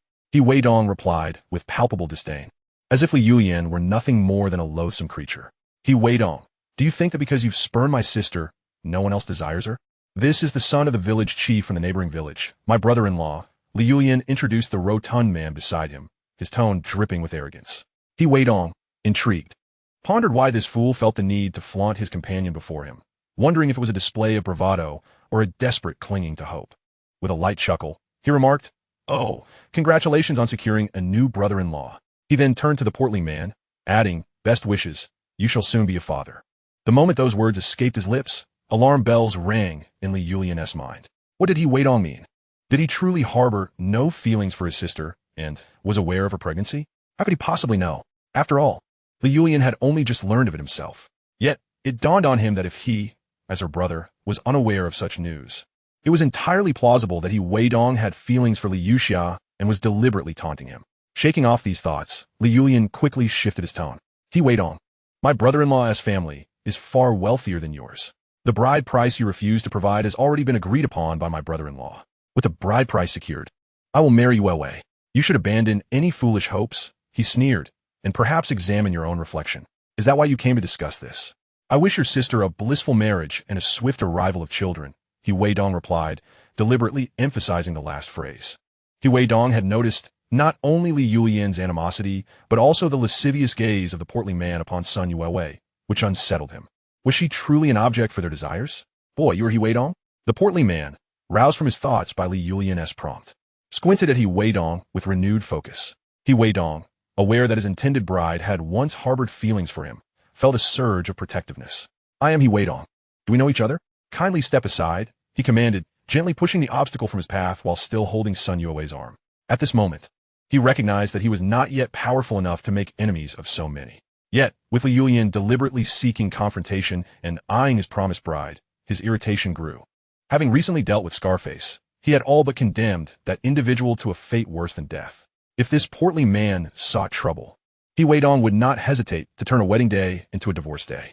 Li Yulian, undeterred, was still unwilling to accept defeat, approaching with money earned from his sister's sacrifice to marry a wife. Seeing Weidong's reluctance to engage, Li Yulian, in a fit of frustration, shouted, "Weidong, are you deaf? Release Yuewei. Were you coming here flaunting money earned from your sister's sacrifice? Do your parents know?" Weidong retorted disdainfully, refusing to look back. Once they had departed, Li Yulian seethed as he turned to the portly man. "Brother-in-law, did you see that? This brat disdains you," refusing even to converse. The portly man, with his eyes narrowed and his flesh taut, did not dare to underestimate Weidong. Rest assured, once I wed your sister, I will ensure you are united with that woman. My father is well acquainted with their village. With a glint in his eye, he surveyed Li Yulian, who unwittingly harbored a base thought. If he married Li Yuxia, perhaps Sun Yuewei could end up with Li Yulian. He envisioned the opportunity to experience a woman who differed from Li Yuxia, one who was refreshingly pure. Li Yulian, blissfully unaware of the portly man's intentions, remained foolishly grateful and excitedly proclaimed, "Brother-in-law, rest assured, when my sister finishes work tonight, I shall send her to your home." Delighted at the prospect, the portly man thought of Li Yuxia, well aware of her remarkable abilities, especially in the bedroom. He patted Li Yulian on the shoulder and said, "Little brother, you truly understand. Tomorrow, I shall gift you my family's bicycle. It is essential to have something new for my wedding to your sister." Li Yuxia herself was perplexed at how she had managed to deceive Sun Fu, convincing him that she was an innocent maiden, much to his delight. "Thank you, brother-in-law. You are far superior to that scoundrel," he Weidong, she thought to herself, secretly cursing Sun Fu. That rotund fool. Don't think that just because you recently gazed at my wife, you can marry my sister, and then I'll be forced to drug you, so that you can never be a man again. You have the audacity to covet my wife. My true brother-in-law, as my sister tells me, comes from a much better family. You simpleton, think that I call you brother-in-law out of genuine respect? It's merely because I fancy your family's wealth." Naturally, he would never voice such thoughts to Sun Fu, and instead wore a hypocritical smile. Meanwhile, after He Weidong had escorted Sun Yuewei home and was about to take his leave, he was called back by her. "What's the matter? Do you still need something?" He Weidong inquired, astonished. "Do you still have feelings for Li Yuxia from your village?" Sun Yuewei asked boldly. "How could that be? I would never be enamored by such a woman. If I were to like anyone, it would be someone like you," He Weidong replied. But before he could finish, a bashful Sun Yuewei turned and fled. Understanding her embarrassment, he called after her, "Don't run away. I will come visit you again." Panting, Sun Yuewei hurried back home. Her mother noticed and asked, "My dear, what's wrong?" "Mother, I'm fine. I brought you some medicine," Sun Yuewei said, diverting the topic. "I'll go prepare it for you." As a mother herself, she was well aware of her daughter's situation. "This girl is indeed somewhat unfortunate, and I regret being a burden to you. If only you could find a good family to marry into, I could leave this world without worry." Slowly, she approached her busy daughter. "My dear, he treats you well, doesn't he?" Chapter 38, Provocation, Li Yuliang's brazen display. Startled, Sun Yuewei dropped what she was holding. "Mother, what are you saying?" "The young man who lent you money for treatment. I've inquired about him, and he seems quite decent, although his family may be poor. The fact that he is willing to lend us money indicates his affection for you. It would be a bad idea to marry him," her mother suggested. "Mother, I'm still young. My dear, with the new year upon us, you've reached the age for marriage. In our village, many marry quite early. You could have a good life if you go with him. I can care for myself, so don't miss out on this opportunity." Sun Yuewei quickly replied, "Mother, let us discuss this later. I know that Li Yuliang from our village likes you, but his family is not suitable. Marrying into such a household would lead to hardship. His mother is notorious for her fierce temper." "That's enough, mother. I have no feelings for him." Sun Yuewei gritted her teeth. "All right, think it over. No one will always treat you well. This dress was likely given to you by someone else, wasn't it?" "Yes, I didn't want it, but he insisted on giving it to me." She refrained from mentioning the events of the afternoon to avoid worrying her mother. "I understand," her mother said, choosing not to press further, and turned to rest, still recovering and unable to stand for long. Upon returning home, He Weidong found Xiao Xiao waiting for him. "Dongyi, you're back. Are we starting now?" "I'll just marinate the meat for now. I'll head to the fields to help with some farming. You must have plenty of chores at home as well. Hurry back. I'll help you first. My family doesn't need me as much," he replied. "That one do. Go and help a little so your parents can rest." "Hurry now," He Weidong urged, pushing Zhang Xiaojun outside. After greeting his family, he began working in the fields. As night fell, the family returned. "Dongzi, you focus on selling skewers. Your brother and I can handle the chores at home," his father said during a break. "Dad, there is so much work at home. You and Mom are tired every day. If we could just get a harvesting machine in the future, you won't have to work so hard." He Weidong shared his thoughts, though he kept his true feelings to himself. Otherwise, his family might think he had lost his mind, feeling burdened by Li Yuxia in his past life, which had caused his parents and two brothers much hardship. The pain of losing his younger sister at such a young age was a lifelong agony for He Weidong. To make amends for his sister, he ensured she received an education. The money spent was earned by him, leaving his family with no grounds to oppose it. He intended to get engaged first, and once the time was right, they could simply register their marriage. Sun Yuewei was certainly the one he wished to marry. Much remained unsaid, but after his rebirth, He Weidong began to meticulously plan. In the present rural landscape, numerous products remained untapped. representing a significant opportunity for profit, potentially yielding hundreds of billions in value annually. When a chance arose, he would seize it. His business strategy would also be extremely advantageous. With the household chores nearly finished, he planned to use the wild chrysanthemum on the mountain to earn some quick money. If memory served him correctly, a major research project from his previous life had been completed at the county hospital, led by someone with the surname Dong. Once he had money, he could accumulate a parcel of land in a familiar city. Whether for building factories or selling to others, the profits would be substantial, ensuring sustainable development and a lifetime free from worry. He would never engage in constructing shoddy buildings that would harm the finances of ordinary families. After swiftly finishing his meal, he rushed to set up his money-making stall. Once his younger sister had washed the dishes, she hurried over to assist. As night deepened, realizing the hour was late, he urged her to wash up and rest. Days passed in this manner, with Weidong selling barbecue every day. Before he knew it, the end of August had arrived, and the rural community was bustling. The family's rice was now ready for harvest, a season of abundance. Watching Xiao Xiao earn money alongside him, several others, including Ajing, approached Weidong for assistance. While harvesting rice at home, Weidong felt fatigued, lamenting the absence of a harvesting machine, but regrettably, ordinary machines were ineffective in the flooded fields. Dongzi, have you heard? On the third day of next month, Li Yuxia is marrying that hefty fellow from the neighboring village. Ajing brought up the topic. Oh, Weidong replied indifferently, showing no interest in such matters, which irked Ajing, who had more say. However, among the young people, no one could compel Weidong to engage further, causing Ajing to continue. You might not know, but the Sun family is quite generous. I heard they offered a bride price of 800 yuan, plus 3 rounds of gifts. The Li family is truly greedy. TSK, that woman is quite fortunate, Xiao Xiao teased. Ajing shook his head. Is the village chief really that wealthy? Our village chief, doesn't he have that much money, does he? After saying this, Ajing continued. Dongzi, do you know? That old woman, Ho Guafin, has been disparaging you throughout the village. She even mentioned matchmaking for her son, supposedly eyeing a widow's daughter from another village. Don't say it, but Li Yuliang is quite discerning. What a joke, Xiao Xiao scoffed. Meanwhile, upon hearing this, Weidong's veins bulged in anger. Li Yuliang was truly courting disaster, still coveting Sun Yuewei. As for Ho Guafin, she was no better. It was one thing to belittle herself in seeking a marriage for her daughter. It was another to dare to covet the woman he desired. Originally, I had planned to wait until I arrived in the county town to confront Li Yuxiao's paramour and methodically deal with them. Who would have anticipated that Li Yuxiao would be so fortunate as to find someone to take over her burdens? Ho Guafin, having married off her daughter with considerable wealth, indulged her son by pursuing the object of her affection. How could I allow her to succeed? The money she acquired from marrying off her daughter shall not bring Li Yuxia any joy on her wedding day. In front of all the guests, she shall be humiliated, and in turn, the entire Li family shall gain notoriety. In my previous life, this family caused me immense distress.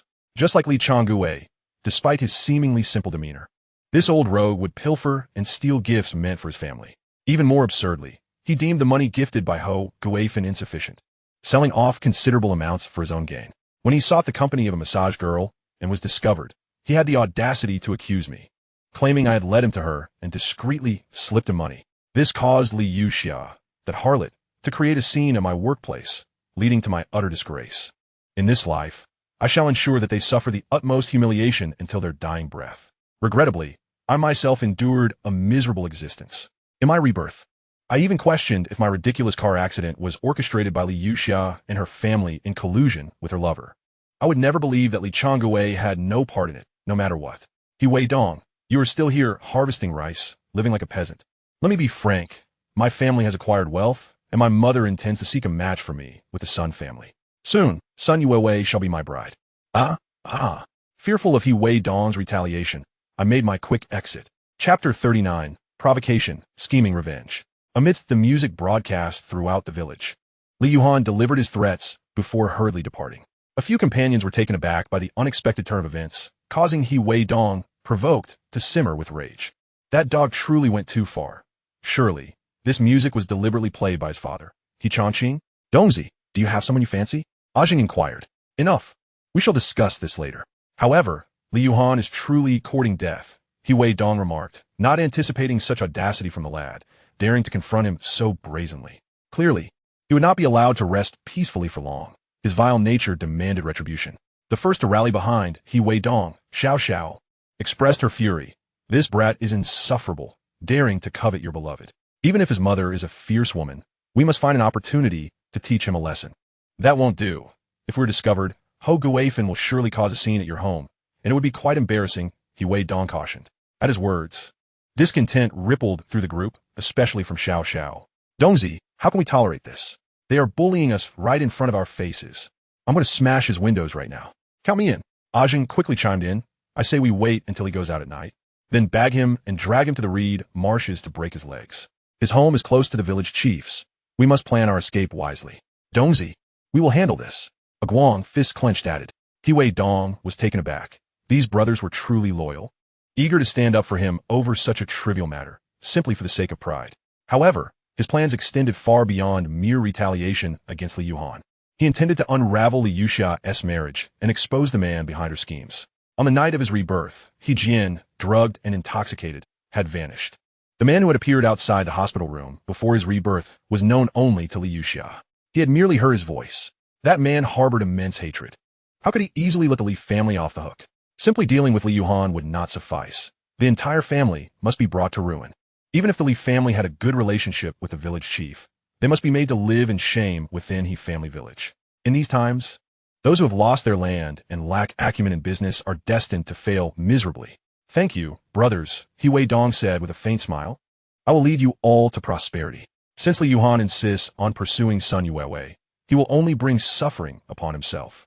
It appears necessary to find someone to expose her deeds. On the 3rd day of next month, during her wedding to Sun Fu, I shall present a grand gift that will tarnish Li Yuxia's reputation and ensure her marriage does not take place. She shall become the talk of the county, the woman who could not marry. Allowing her to die easily would not quench my thirst for vengeance. It would be best if she live a life filled with endless regret and suffering, aligning with my desire for retribution. Only when this resentment has dissipated will I bid farewell to the past. Then, I shall accompany my wife to the capital for her studies, safeguarding my future endeavors. For that is the true path to success. These matters shall not be disclosed to anyone. Dongzi, I understand. When you get married, you must treat us. Aguang eagerly remarked. Rest assured, Dongzi, this matter is in our capable hands. During this time, despite He Weidong giving Zhang Xiaojun money to keep his lips sealed, the villagers were bound to find out as he ventured into business. Xiao Xiao taking money home could easily lead to her family inadvertently spilling the beans in casual conversation. Are you serious? He Weidong scrutinized Aguang. Aguang briefly hesitated before responding, Of course. Xiao Xiao can earn alongside you. Both Ajun and I have been envious of her good fortune and have longed to join you, fearing you might not want us. Indeed, Dongzi, you know my family's situation. It would be better if you included us. If not, that is all right, Ajing earnestly stated. After some contemplation, realizing the need for assistance in harvesting potatoes and sweet potatoes to produce puff snacks, he acknowledged that he could not handle everything alone.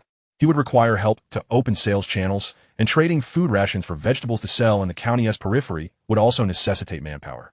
I should clarify that while I can bring you along, this labor will be arduous, as Xiao Xiao well knows, He Weidong gradually articulated. Dongzi, rest assured, I will persevere, Ajing said enthusiastically. If Xiao Xiao can endure, so can we. Zhang Xiaojun, feeling somewhat displeased, interjected, Hey, what do you mean by that? Why am I not capable? I can still do it. Are you trying to undermine my position in front of Dongzi? That is not out of the question. Ajing replied with satisfaction. Aguang jokingly added, You've been earning for over a month. Letting us earn a little too is acceptable. I knew it. You two troublemakers have impure motives. I'll deal with you, he exclaimed, grabbing Ajing by the neck. Aguang, come help me with this guy. The three began to playfully tussle. Observing their antics, He Weidong understood they were merely joking. It had been a long time since they had properly gathered. Once they settled down and started families, such moments would become rare. Enough of this, let us get back to work. Look at the state of Dongzi's rice. Xiao Xiao pleaded. The two others relented, releasing him as they resumed their tasks. As dusk fell, Ajing suddenly whispered, Look, that Li Yuhan kid has a fat man following him. That fat man is Sun Fu. I've seen him before. Aguang remarked. The village chief from the neighboring village is a nefarious character, quite lecherous. I've noticed he often stalks young girls. Should we not deal with him together? Ajing proposed. Absolutely. Both Xiao Xiao and Aguang concurred. He Weidong shook his head and said, No, it's still not dark enough. We might be seen. That rotund fellow is difficult to handle, and it would be challenging for two people to manage him. After all, we intend merely to educate him, not to take his life. We cannot afford to go too far. I can't even guarantee that I can swiftly subdue Sun Fu. Ajing scratched his head, acknowledging the wisdom in that, and after a moment's contemplation, suggested, how about after dinner, we retrieve my father's rubber baton from his time as a militia member? It won't leave external injuries. Xiao Xiao pulled out a small bottle of kerosene from her pants, coldly stating, I got this from the village warehouse. We could burn down his haystack. He Weidong, alarmed, quickly interjected, whoa, that is not acceptable. Arson is a serious crime. If caught, it could lead to a lengthy prison sentence. All right then, we'll wait for you to come back, they agreed. Without personally avenging themselves, it would be difficult to feel at peace. This scoundrel has already wronged them so much and now has the audacity to covet his wife. It cannot be tolerated. Li Yuan must learn the severity of the iron fist. Marriage? What a joke. Iron bars and tears, that's all that awaits you. The path has already been slowly arranged for you. Meanwhile, Li Yuan, who remained at home, felt an unsettling chill at the nape of his neck, as if something ominous were about to transpire. Chapter 40. The accomplishment of pummeling the brother-in-law. After returning home from dinner, he Weidong mentioned feeling a bit tired and retreated to his room to rest. Seizing the opportunity, he left. Upon arriving at the designated meeting spot, he found Xiao Xiao, Ajing, and Aguang had already gathered. What's the situation? Has that rascal emerged yet? He Weidong inquired quietly. Not yet. For some reason. He has been holed up at home for so long. Does he not need to step out at night? Ajing replied in a hushed tone. Let's not rush. We'll wait right here. I refuse to believe he won't come out, Xiao Xiao asserted. All right, we'll split up to keep watch. You two stay here. While we'll rest over there for a bit, he Weidong succinctly instructed before turning to conceal himself in a more discreet location. With so many people gathered, they risked being discovered by passers-by, which would be difficult to explain. Understood, the other three readily agreed, leaving Ajing and Xiao Xiao to guard the area while he Weidong and Aguang hid nearby. They found refuge behind a haystack, which not only provided some protection from mosquitoes, but also a place to rest. Time passed, yet Li Yuan still did not appear. It was now he Weidong and Aguang's turn to keep watch. Huddled in a corner, they observed the home of Li Changgue. Unbeknownst to them, clouds had rolled in, obscuring the moonlight. Exhausted from a day of frolicking, Li Yuan remained blissfully unaware that someone was lying in wait for him. That night, whether it was from overeating or consuming something spoiled, he lay in bed, his stomach gurgling painfully, awakening him. He hastily donned his clothes and made his way to the bathroom, hearing the sound of the courtyard door opening. He Weidong whispered to Aguang, be alert. It seems someone is coming out. Upon opening the door, Li Yuan noticed the darkness outside and hurried back in his room to fetch a flashlight before heading to the toilet. The beam from his flashlight illuminated his face, which allowed he Weidong, cloaked in shadows, to identify him. He signaled Xiao Xiao to summon the others while he trailed behind. Ajing and Xiao Xiao soon arrived. Did you bring the items? He Weidong asked quietly. Indeed, look at this sack. I retrieved it from the village warehouse, and this baton fits perfectly. Xiao Xiao replied with a serious demeanor. Perfect, that's our target. We're almost at the toilet when an overwhelming stench assaulted their senses, causing several of them to grimace. Xiao Xiao, somewhat repulsed, muttered, what a foul smell. Did this rascal eat excrement tonight? Keep quiet. Move, he Weidong instructed. Unbeknownst to Li Yuan, who was using the makeshift toilet, he was about to receive a rude awakening. Suddenly, a dark object enveloped his head. What the hell? Li Yuan shouted in fright. He Weidong, having anticipated this, tightened his grip around the boy's neck and dragged him further away. Li Yuan attempted to resist, but with his trousers still down and his neck in he Weidong's grip, his cries were muffled, inaudible to the distant companions. They arrived at a small drainage ditch, where he Weidong signaled for everyone to act. Armed with their sticks, they began to rain blows upon Li Yuan's upper body, confined within the sack. His pained screams echoed as he curled up, attempting to minimize the damage. He Weidong struck at his soft spots with fervor, causing Li Yuan to tear up as fear gripped him, worried they might inadvertently kill him. Stop! Let us get out of here, he urged, prompting a hasty retreat. As they departed, Xiao Xiao, still dissatisfied, remarked, this scoundrel dared to covet my sister-in-law. Isn't this just a dose of medicine for Donga? She kicked Li Yuan hard in the rear. Perhaps due to the darkness, or perhaps intentionally, her kick landed between his legs. Almost audible was the sound of his hopes shattering. Li Yuan writhed in agony, nearly losing consciousness. After releasing their pent-up frustrations, each returned home. He Weidong, wishing to keep his midnight escapade a secret from his family, crept back into his room without turning on the lights. He refrained from bathing, collapsing onto his bed and slipping into slumber. The other three mirrored his actions. However, poor Li Yuan faced the torment of mosquitoes feasting on his bare backside as he lay unclothed. In a daze, Ho Guifan, feeling a slight discomfort in her stomach, also rose to use the restroom. Noticing that the light in her son's room was still on, she called out twice but received no response. Just then, her husband awoke and donned his clothes to venture outside. "Why are you up?" Ho Guifan asked her husband. Fearing for his wife's reaction, Li Changui replied, "My stomach isn't feeling well. I got up to use the toilet." "Are you too?" "Yes. Look at this boy, leaving the light on in the middle of the night. You should check on him." She pointed towards Li Yun's room, with his stomach in discomfort. Li Changui hastily replied, "He probably went to the toilet. I'll go check." Frustrated by her husband's disobedience, Ho Guifan vented her anger, but, feeling ill herself, followed him outside. Upon returning, she found the light in her son's room still aglow. Calling out again, she received no answer. At that moment, Li Changui returned. "Where's our son?" she inquired. "He hasn't come back. I didn't see him in the toilet either," Li Changui replied quietly. "That little rascal must think electricity is free." With that, Ho Guifan pushed open her son's door, only to find it ajar. Upon opening the door, I was taken aback to find the bed empty, as though someone had departed some time ago. Turning around, I called out urgently, "Li Changui, your son is not in the room. He hasn't fallen into the toilet, has he? Hurry, grab a flashlight and come help me look for him." Hearing that his son was missing, Li Changui felt a chill of apprehension, but, fearing his wife, he hastily retrieved the flashlight and set off to search. The two of them scoured the nearby toilets, but no sign of him could be found. Suddenly, Ho Guifan stepped on something and nearly lost her balance. Her hand grasping the edge of the toilet pit. It was sticky and foul-smelling. Cursing under her breath, she discovered that the object beneath her foot was none other than a flashlight, one belonging to their household. Its prolonged use had drained its batteries completely. Raising her voice, she shouted, "Li Changui, where are you? Come here." When Li Changui arrived and saw the flashlight in Ho Guifan's hand, he exclaimed, "This isn't ours. You just came out without it. You useless fool. This must be our son's. Where could he have gone? He wouldn't have gotten into trouble, would he?" Ho Guifan, in a fit of irritation, began to scold him. "Stop berating me and start searching for him." They both cried out loudly for Li Yuan, awakening their neighbors in the dead of night. Hearing the commotion, they initially thought there was a thief in the village. Upon inquiry, they learned that the couple's child had not returned home. They had intended to leave, but, at Li Changui's request, decided to assist in the search. As the crowd grew, Li Yunan, roused from his slumber, heard his name being called. "I'm here. Help!" he cried out. "Quickly, over there, it sounds like someone is in trouble." Chapter 41. The Miserable Li Yunan. The village head was summoned.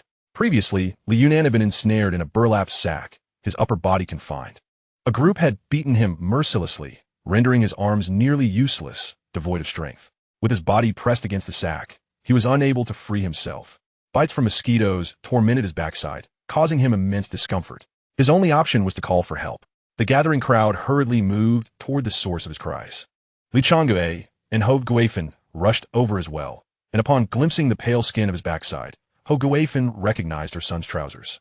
Leaning in closer, she confirmed it was indeed her son, unleashing a torrent of curses. "Damn it! My poor child! Who could have done this to you?"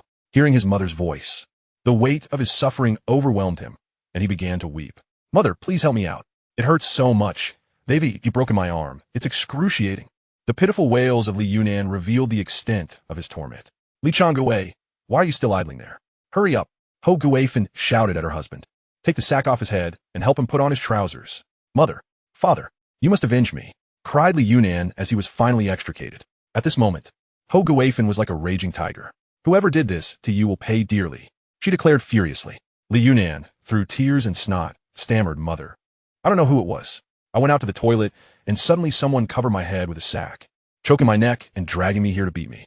I can hardly bear it." The onlookers were equally curious about the identity of the assailant, wondering what kind of grudge could inspire such brutality. The village head had also been called over to grasp the situation. "Have you offended anyone recently?" He Chongqing inquired. Li Yunan shook his head. "I haven't wronged anyone, unless it's with He Weidong." Again, that name, He Weidong, set Ho Guifan ablaze with rage. "It must be him who hurt my son. I'll go find him," she shouted, but was halted by He Chongqing.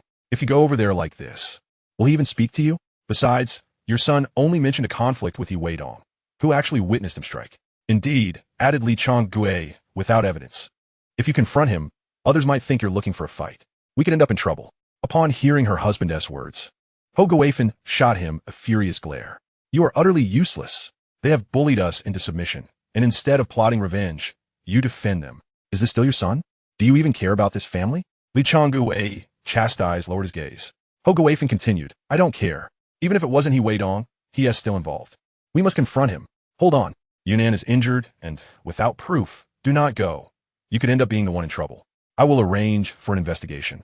But for now, let us get your son home, He Chongqing insisted as he observed the bruised and battered Li Yunnan, while Ho Guifan might disregard others. She respected the village head's authority, recognizing him as the only one who could assist her. Mother, my arm hurts terribly. It feels broken. Li Yunnan vine pitifully. Come. I will take you to the town hospital, Ho Guifan replied, glaring at Li Chonggue. Are you a dead man?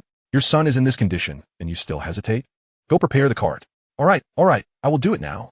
Li Chonggue, chided, hurried off to borrow a cart to transport their son to the hospital. He Chongqing turned to the gathered crowd. It is getting late, and soon you all will need to work in the fields. Please return home and rest. With the village head's directive, and considering the day's labor, the crowd began to disperse. As dawn broke, early risers had already begun to gather their tools and head out to work. The news of Li Yunnan's beating and broken arm spread throughout the village. He Weidong and his companions, laboring in the fields, couldn't help but chuckle quietly. We let that little punk have a last night. Who would have thought we'd break his arm? He'll be too scared to show his face for quite some time. By breakfast time, as He Weidong entered the village, he encountered the village head, He Chongqing, alongside his son, He Weiliang. Dongzi, stop right there. I need to ask you something. What is it? He Weidong responded curtly, harboring resentment towards He Chongqing due to past grievances. Before He Chongqing could speak, his son interjected. He Weidong. Is that how you speak to my father? He is the village head. So what if he is? I thought he was the town mayor. I'm off to eat. I worked all morning and am starving, He Weidong replied dismissively. Do you look down on my father? He is only running a small business. What is so impressive about that? He Weiliang retorted. I don't think there's anything remarkable about it. Earning a living through hard work is commendable, He Weidong replied calmly. As He Weiliang attempted to respond, he was cut off by He Chongqing's wave. He Weidong, you were the one who assaulted Li Yunnan last night, weren't you? Upon hearing this, He Weidong replied nonchalantly. Did you see it? If someone witnessed it, go ahead and report me. Without evidence, don't make baseless accusations. Just because you're the village head doesn't mean you can slander me. That's defamation and could land you in jail. What nonsense are you spouting? My father is merely asking you a question. He Weiliang quickly interjected, defending his father. Your father believes himself to be a lawman. Yet, even if he were, it is unjust to wrongfully accuse someone without evidence. I have stated clearly that should there be proof, he should report me. If he continues to speak without basis, I shall not hold back. He Weidong said coldly. He Weidong, what do you mean by that? Do you regard me with such disdain? I am your elder. He Weidong scoffed. And as for being an elder, if it weren't for your position as village chief, I would hardly bother to acknowledge you. You claim to be my elder, yet you unjustly accuse me, alongside Ho Gui, from regarding my family's base. You came to trouble me, and still think you are my elder? If you weren't, I would have long since given you a slap across the face. Indeed, you may be the village chief, but my uncle is a party secretary, which grants him a higher rank. He does not bully others as you do. Shang Xiu Yun remarked sarcastically. The He family was infuriated, their faces flushed with rage. Then, Li Yun claimed that he merely had a conflict with you. If it wasn't you, then who is it? He Chongqing replied sharply. He accused you of having an affair with his mother. Does that mean you truly do? Step aside. I'm going home for dinner. Good dogs do not block the way. Chapter 42. The Village Chief's Revenge, He Weidong's Counterattack. Upon hearing this, He Chongqing's countenance turned a deep shade of anger. Beside him, He Weiliang's face turned purple with rage. Waving his fists, he exclaimed, You little bastard. I will make you pay. Get lost. He Weidong forcefully shoved aside the obstructing He Weiliang. He stated sternly, He Chongqing, considering your position as village chief, I shall overlook this incident for now. However, should you dare to trouble me again, I will not hesitate to put you in a sack and bury you. Do you truly believe I, He Weidong, am easy prey? Indeed, do you really think we would allow you to bully us at will? Be cautious with your words, or you shall find yourself with blisters on your tongue and sores upon your head. After saying this, a few of them followed He Weidong away. Once they had departed, He Weiliang seethed with anger. Father, you are the village chief. How can you allow He Weidong to bully us like this? Last night's incident was undoubtedly orchestrated by them. Do you have any evidence? I will not let that brat go unpunished. He Chongqing replied, his frustration palpable. How did he come to know of these matters? If word spread, his position as village chief would be at stake, and the gossip among villagers would strip him of his dignity. Father, what should we do? He Weiliang pondered, seeking revenge for his friend while also feeling resentment towards He Weidong's success. In a village so populated, many were on good terms with him. Isn't he capable of business? You should go as well, sell cheaper than him, and crush his business so he can no longer flaunt himself. He Chongqing quickly devised a plan. Hearing this, He Weiliang's eyes lit up. He envied He Weidong's ability to earn money. He was aware that He Weidong used to take Zhang Xiaojun out every day and return in the afternoon, earning money he had not anticipated. Yet, the villagers felt it inappropriate to follow suit. But father, I don't know how to do it. Will anyone even eat what I make? He Weiliang asked excitedly. He Chongqing looked disdainfully in the direction of He Weidong's home, nonchalantly replying, Isn't it just skewered meat? If he can do it, so can I. I will teach you and fund you. All right, he thought, as the village chief, he should not compete with He Weidong in the town. Yet today, He Weidong had disrespected him, and if he were to make a fortune later, he would probably hold him in even lower regard. His authority as village chief was being challenged by this young man. It was uncertain what would become of this situation. Today, He Weidong spoke to him without courtesy, providing him with a motive. Sending his son to confront He Weidong, he believed others would not speak too much about it. Unbeknownst to He Weidong, he was oblivious to the conspiratorial machinations of the father and son duo, who sought to undermine his business. This was nothing short of a pipe dream. He had crafted his unique seasoning, a secret recipe he acquired from a friend from the Northwest, at considerable expense. While others used it for roasting whole sheep, he employed it for skewered lamb. If a whole sheep could be so delicious, how much more so would be the skewers? This skill was a significant advantage in the city they resided in and even the entire province. To think they could topple his business based solely on skill was sheer folly. Upon returning home, He Chongqing rushed to the town to procure iron sheets for constructing the grill He Weidong used for his skewered meat and also bought several dozen pounds of lamb. Meanwhile, as his family busied themselves with these tasks, Ho Guifan returned with her children. Arriving at He Chongqing's home, she began inquiring about the situation. Had they discovered who had harmed her child? Was it He Weidong? Before He Chongqing could respond, He Weiliang vented his fury over the morning's events. Upon hearing this, Ho Guifan questioned, Village chief, if that brat speaks to you in such a manner, he clearly does not regard you highly. I believe he must be guilty. It has to be him. Occasionally, they should seek trouble with He Weidong, but He Chongqing intervened. Do not stir up trouble without evidence. I have already devised a plan for dealing with that brat. What plan? Do you see this? This is how I will deal with He Weidong. He may sell skewered meat in town, but we can do the same. We shall render him incapable of earning, ensuring he remains trapped in the village without recourse. He Chongqing stated excitedly while smoking a dry cigarette. Ho Guifan, being uneducated and lacking business acumen, asked in confusion, Village chief, will this really work? Of course. In my day, I was renowned for my grilling skills in the village. As for He Weidong, that brat is still unknown to many. He Chongqing declared confidently. Having tasted He Chongqing's grilled meat in the past, Ho Guifan felt persuaded by his words. Clenching her fists, she exclaimed, Village chief, it all rests upon you. We cannot allow that brat He Weidong to have an easy time. As she recalled the pain from the earlier encounter with He Weidong, she felt a twinge in her body. What about Yuan? Let him join Liang Zi. We will compete openly. If He Weidong dares to trouble you, I will bring people to deal with him. Without a justifiable reason, He Chongqing found it challenging. But he believed that dealing with He Weidong's family would draw no criticism. Though his right hand was injured, he could still assist Liang Zi. All right, let's all learn together. As they envisioned both revenge and causing discomfort to He Weidong and his companions took a break, sitting in the shade to smoke. Dongzi, do you think we angered the village chief this morning? Will he seek revenge against us? A Zheng mused idly. What's wrong? Are you afraid? He Weidong teased. Afraid of what? If he dares to strike, just watch me return the favor, a Guang replied nonchalantly. He Weidong handed him a cigarette, took a puff, and said, What if he were no longer the village chief? If we conspire with familiar faces and choose not to elect him in the next election, do you think he would still dare to speak out? Indeed, how could I have overlooked this? Several individuals exclaimed with delight. Let us return and deliberate with our families. I am confident that with a few of our households abstaining, and considering our own family shares, He Chongqing's aspirations to become the village chief are nothing but a pipe dream. Come here, I have a plan to share. The group hurriedly leaned closer to He Weidong. After listening to He Weidong's words, they inquired in astonishment. Dongzi, is what you were saying truly factual or merely a fabrication? Just a rumor, yet given the circumstances in our village, it can be a source of amusement.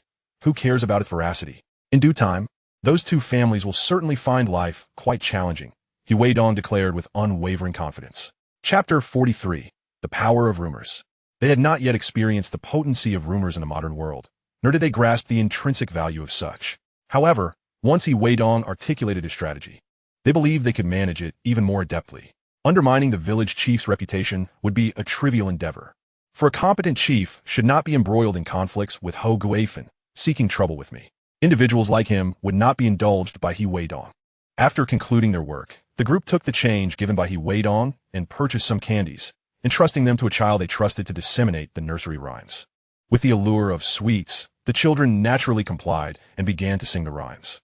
In less than a day, news regarding Chief He Changqing had spread throughout the village. Children from neighboring villages gradually learned the songs as well. On his return from selling lamb skewers in town, He Changqing's countenance had soured. He had taken his son to peddle the skewers, and initially, customers flocked to purchase. However, after sampling the fare, they deemed it far inferior to what the previous young vendor offered. Those who had tried it once were reluctant to return for a second round, with some even clamoring for refunds. Yet, now that the money was in his hands, He Changqing was loath to part with it, accustomed to wielding power within the village. He mistakenly believed that outsiders would be as easily swayed. This led to heated disputes, resulting in dozens of pounds of lamb remaining unsold. And with the heat of the day, the quality began to deteriorate by afternoon, further dissuading potential buyers. While he had hoped to profit, the day's business dealt him a severe blow, leaving him unable to recoup his initial investment. On the way home, He Weidong bore a distressed expression. "Father, this is untenable. Why is it that He Weidong can sell his skewers successfully? Is his cooking truly superior? Perhaps you should seek an opportunity to investigate," He Changqing replied, puffing on his dry tobacco.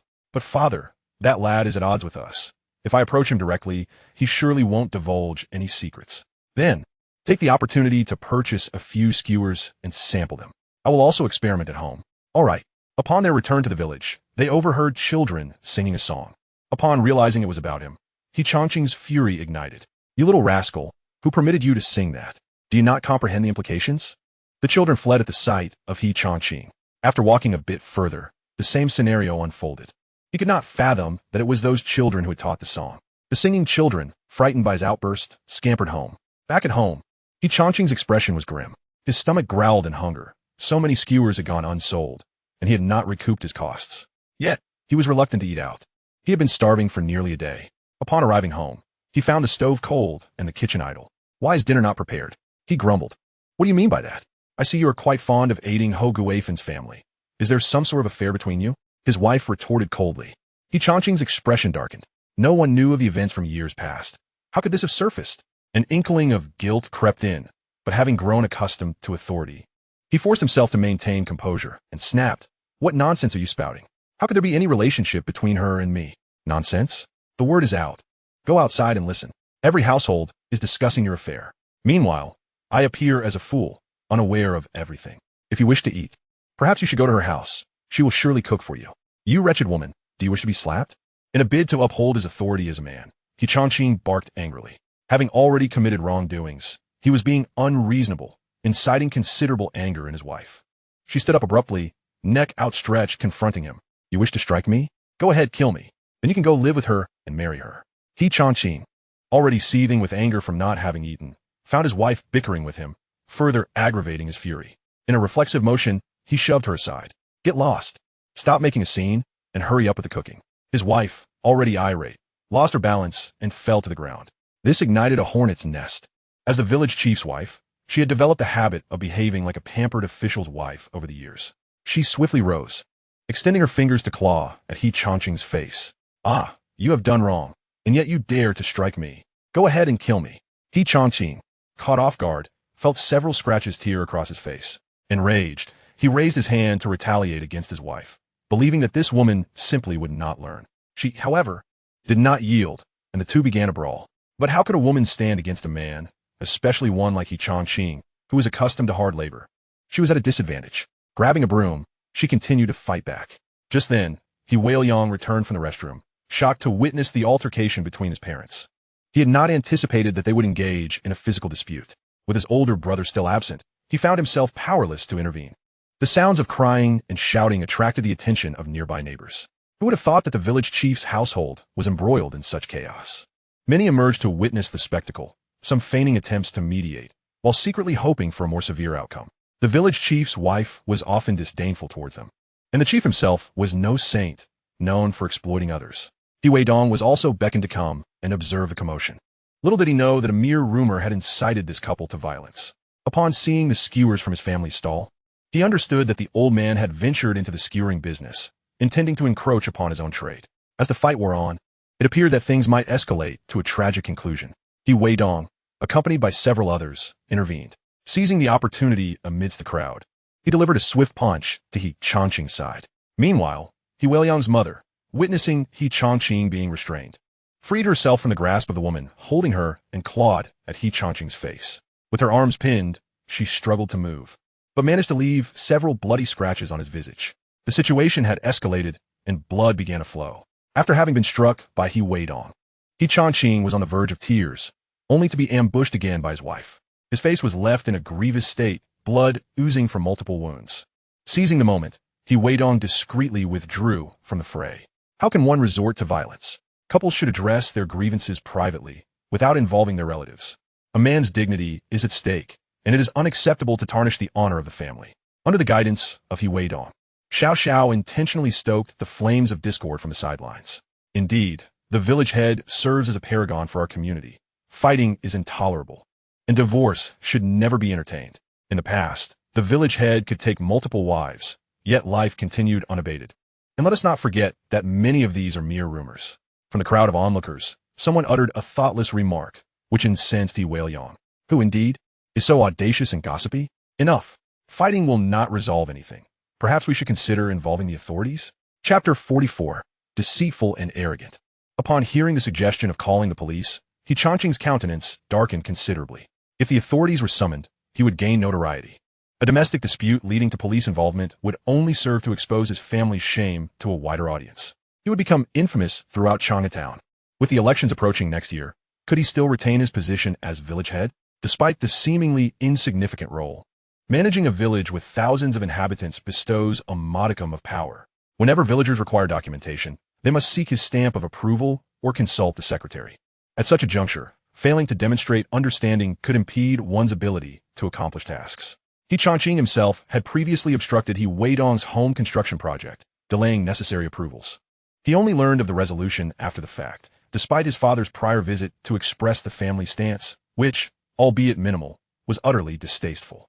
Weidong's mention of involving the police was merely a ploy to publicly humiliate him and jeopardize his position as village head. Our family matters are of no concern to you. Return to your homes, He Changqing declared sternly. Utilizing the authority of his position, he intimidated some into retreat, dissuading them from lingering to witness the unfolding drama. To offend the village head is to invite future hardships. Indeed, this is a matter between husband and wife. It does not concern you, He Changqing's wife remarked, wiping her tear-stained face. Since the couple had decided against involving the police, the situation seemed to have diffused. After all, no lives were at stake and no one was injured. Merely a domestic dispute. Well, Weidong clicked his tongue. The spectacle has concluded. Let's all return home. Who would have thought our village head could be so resilient, maintaining a facade of domestic harmony while outwardly parading his affairs? If this news spreads, it will tarnish our village's reputation. Let's not forget, the disgrace of a family village would also stain Chinatown's name. Please refrain from discussing this. His words, ostensibly for the village's benefit, were, in truth, aimed at ensuring that the tale reached far and wide. In this day and age, with no televisions or smartphones, gossip travels swiftly. Despite assurances, should even one person relay the story, it would inevitably spread. With so many witnesses tonight, silencing the matter would be impossible. At the very least, a few individuals would ensure the tale circulated. Watching Weidong and the others depart, Weidong's nails dug into his flesh in frustration. He loathed him intensely. He vowed to see Weidong suffer. As the crowd dispersed, they eagerly recounted the evening's events, while He Changqing returned home, gently tending to his wounds. Enough of this fuss. Look at the ruckus tonight. Hurry and tidy up the house. Do not concern yourself with the idle chatter of others. Let them laugh. Life must go on. In the past, his wife would not have dared to retort to his reprimands. However, Weidong's parting remarks about maintaining a semblance of domestic peace while parading external affairs had pricked her sensibilities. It is not as if your actions did not draw attention. Let us not pretend otherwise. With a huff, she began to clean up. After a day of hunger, Weidong had not anticipated a quarrel upon returning home. After their return, they recounted the events to one another, emphasizing the need for discretion. They all promised to keep the events secret, especially since Weidong had insisted that the story not circulate, lest it bring shame to his family village. Yet, he had not stipulated that they must also refrain from discussing it within their own household. The affair between village head He Changqing and Ho Guifan had become common knowledge throughout the village, even among the children. At Weidong's home, after dinner, he conversed with his father while smoking outside. "Dad, do you think it is possible for you to become village head?" He Chang'an stumbled slightly as he squatted, the smoke thickening in his mouth. "What are you saying? Me village head? That is impossible." Instead of answering directly, he posed a question. "Son, let me ask you this. You previously served as an accountant, but for reasons unknown, you no longer do. Is this ambition still within you? Perhaps it is best to let it go." He Changqing has held the village head position for so many years. He would never relinquish it. After a moment's hesitation, He Chang'an slowly replied, "Given tonight's events, can he still retain his title next year? It is merely a domestic quarrel and should not have repercussions. Their faction is quite formidable, and only a crime could displace him." "Very well. I shall take care of this," He Weidong observed, noting his father's evident displeasure. There must have been some incident during his tenure as an accountant that left lingering resentment. Hearing this, He Chang'an promptly interjected, "What are you planning, young man? Do not act recklessly." "Rest assured, I shall not," he promised earnestly. He Changqing was not one to respect boundaries, attempting to encroach upon his business by selling skewers, thereby cutting off his source of income. It was not as though only one person could engage in commerce within a village. However, he could not simply impose himself. Rumor had it that He Changqing brought along his son He Weiliang and Ho Guifan's son Li Yuhan. The families of He Changqing and Ho Guifan had long-standing disputes. "Enough of this family drama. Focus on your business instead. I heard the village head is also selling skewers today." "Understood." While they deliberated on these matters, at He Changqing's residence, he chewed on his rye noodles, seething with anger. This incident today was undoubtedly orchestrated by that scoundrel He Weidong, and I shall not let him off lightly. "Dad, what are we to do with all this leftover food?" He Weiliang asked, drooling as he gazed hungrily. He had longed to eat, but the family was reluctant to indulge. His father had spent a considerable sum on the lamb, and selling skewers in town had yielded no profit. "What else can be done? Add a bit more salt to marinate it, and we shall continue tomorrow. I will figure it out. I refuse to be defeated." That night, He Weiliang went to bed without a single bite of meat, unable to sleep due to hunger. The following morning, while still lost in dreams, he was awakened and accompanied his father to sell skewers in town. When the first customer purchased 2 skewers and bit into them, the meat tasted sour and excessively salty. "Hey boss, this meat is spoiled. I want my money back." He Changqing, having just received the money, would never entertain such a request. "What nonsense are you spouting? The taste of the barbecued meat is unmistakable. You must not have brushed your teeth this morning to think my meat has gone bad. I have never encountered someone so unreasonable. When something is spoiled, one should be willing to refund. Just look at that demeanor. He even seems inclined to strike himself, though the sum of money is not substantial. I initially planned to let it go. However, as I turned to leave, He Changqing spat out a mouthful of yellow phlegm, speaking with a sarcastic tone. "What a joke. You poor wretch, unable to afford a proper meal. Here, let me serve you." Chapter 45. The village chief and his son receive a beating. Having already endured a frustrating shopping experience, the food was inedible, and when I sought a refund, it was denied. Turning back, I cursed myself. Being young, my anger flared up in an instant. "You old fool, you're courting death, pushing your luck too far." I rolled up my sleeves and charged at He Changqing. Taken aback by the sudden attack, He Changqing, already irked from the previous night, wore an unpleasant expression. Today, he faced another beating. Fueled by rage, he retaliated immediately. His son, He Weiliang, witnessing the assault on his father, rushed in to assist. Onlookers, upon witnessing the commotion, shouted for someone to call the police while attempting to intervene. In his frenzy, He Changqing mistakenly believed the intervening individuals were accomplices of his attackers, and struck one of them, leaving his face red and swollen. "Old fool, I came to help, and you dare to hit me? Do you think I'm easy to bully?" The townsfolk, who were all familiar with one another, had grown wary of He Changqing's previously arrogant demeanor, making it clear he was no friend of theirs. A respectable businessman would not behave like a mere street vendor, striking and berating customers at will. Seeing familiar faces engage in the fray, several individuals quickly joined in to assist. Meanwhile, Li Yuhan, who had previously suffered at the hands of He Weidong, was now powerless to intervene, cowering in the shadows. Even though He Changqing was accustomed to labor and possessed considerable strength, he could not withstand the onslaught of many. In this era, everyone had their share of strength. 3 against 1 proved too much, and soon He Changqing found himself on the losing end. He received several blows to the abdomen, struggling to breathe as his complexion darkened. Lying on the ground, he was subjected to a barrage of fists and kicks, writhing in agony like a worm. His son, He Weiliang, suffered a similar fate.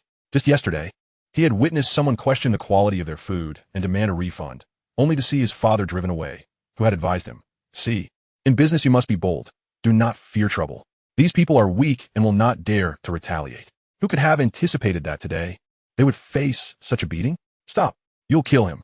Someone has already gone to call the police. We must flee. The onlookers, seeing the beating had reached its peak, felt a sense of vindication, but knew it could not lead to death. Responding to the shouts from the crowd, the assailants halted their assault, spitting a mouthful of phlegm onto He Changqing's face. One of them sneered, "Old man, you even hit those who intervene. Keep your wits about you in the future." Feeling unsatisfied, he delivered a vicious kick to He Changqing's ribs. Perhaps due to the severity of the pain, or maybe a broken rib, He Changqing rolled on the ground, inadvertently receiving a blow that landed squarely between his legs, the sound of breaking eggs audible. "We should leave now," someone suggested. "Hurry, the police are coming." The assailants, realizing the gravity of the situation, prepared to make their escape, but upon spotting He Changqing's stall, their frustration surged. Having already committed violence, it was only natural to vandalize the stall as well. They kicked over He Changqing's stand, sending the skewered meat crashing to the ground. Disdainfully, they stomped on it several times, coating the meat in dirt. "Run! The police are here." The assailants fled, and the crowd dispersed as well, leaving behind He Changqing and his son Weidong on the ground, along with Li Yuhan, who had been watching from a distance. As the police arrived, they quickly assessed the scene. "What happened here? Who were you fighting with?" one officer inquired, surveying the overturned stall and the soiled skewers. In pain and bleeding from the mouth, He Changqing exclaimed, "Officer, I was attacked. Apprehend them. Shall we take you to the hospital?" "Yes." "Li Yuan, you stay here and watch the stall." He Changqing silently cursed the cowardice of the lad, who had failed to assist during the attack. He entirely overlooked his own previous arrogance, bullying customers and hurling insults. Moreover, having been injured, he should have been focused on earning money, not engaging in brawls. "All right, village chief," one officer replied, helping He Changqing to his feet. "You're a village leader. How can you be involved in a fight? What kind of example does that set? Which village are you from? We need your village's secretary to come and take charge." Upon hearing this, He Changqing's face darkened with anger. The young man had inadvertently revealed his identity. If the village secretary were to come, it would be a matter of public shame. The entire village would learn that he had returned home after a quarrel with his wife, only to face further humiliation today. How could he continue as village chief after such an incident? He knew many desired the position, but his family's influence had kept him in power over the years. He attempted to appease the officer. "Officer, I did not initiate the fight. I was merely attacked. They looked down on me for being a country bumpkin and criticized my loud voice, which led to the altercation. Is that so?" The veteran officer was not easily swayed by He Changqing's claims. "You say your voice is loud, and that justifies their attack? Surely. It must have been something you said that provoked them." "Yes," He Changqing stammered, somewhat taken aback but forcing himself to comply. "Someone must have witnessed the incident. I will find out during the investigation. If you continue to speak like that, I may have to detain you for 7 days. To teach you not to come here and fight instead of working at home." The officer mocked, "Don't think you're clever. That young man from your village? We'll bring him back for questioning." Upon hearing the threat of a 7-day detention, He Changqing broke into a cold sweat, fully aware of the consequences. He understood that the onlookers would surely recount the events, and Li Yuhan would undoubtedly reveal the truth under questioning. He hastily pleaded, "I apologize, officer. We've been busy with the harvest. The rice needs to be gathered. Could we avoid detention?" Now he realized the gravity of the situation. "All right, a fine of 50 yuan. Rest assured, we will apprehend those who were involved." Upon hearing about the impending fine, He Changqing's regret was palpable. There was no profit to be made here. He would incur losses instead, and the meat was no longer an option. He could only resign to his fate and plead for leniency to avoid detention. Unbeknownst to him, among the onlookers, there were indeed individuals who recognized He Changqing, being relatives from Hejia village. Naturally, the villagers were aware. Chapter 46. The villagers' rumor resurfaces. As the police escorted He Changqing and his son to the hospital for treatment, he had already begun his journey toward Hejia village. Upon arriving in the village, he addressed his relatives, stating, "Something has happened in your village." His relatives were left utterly perplexed and curiously inquired, "Our two villages are quite distant. You already know about last night's events?" This left him momentarily dazed. What transpired last night? Well, are we not referring to the same incident? Indeed, just moments ago, as I passed through the town, I witnessed a brawl. Among those assaulted was your village chief, and the other young man, who bore a striking resemblance to him, must surely be his son. Upon hearing this, his relative was instantly taken aback and asked, "What did you say? Our village chief was assaulted in town?" "Yes, I heard a young man with a bandaged arm shouting." The police were present at the time. After providing a rough description, it was quickly deduced that it was Li Yuan. "This is unacceptable. I must inform the village chief's family. Yet, before he could leave, he was detained. Wait, what happened last night? There are rumors that the village chief is involved with a formidable woman, and the couple had quite a fierce altercation last night. He shouted breathlessly as he ran. Upon reaching the village chief, He Changqing's home, he called out, "Is anyone home? Your man was beaten in town." His voice was so loud that it attracted the attention of those nearby.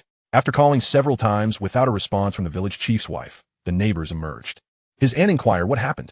Who beat the village chief? Ah, I heard it from my relative, who said that a father and son selling barbecue skewers in town got into a conflict.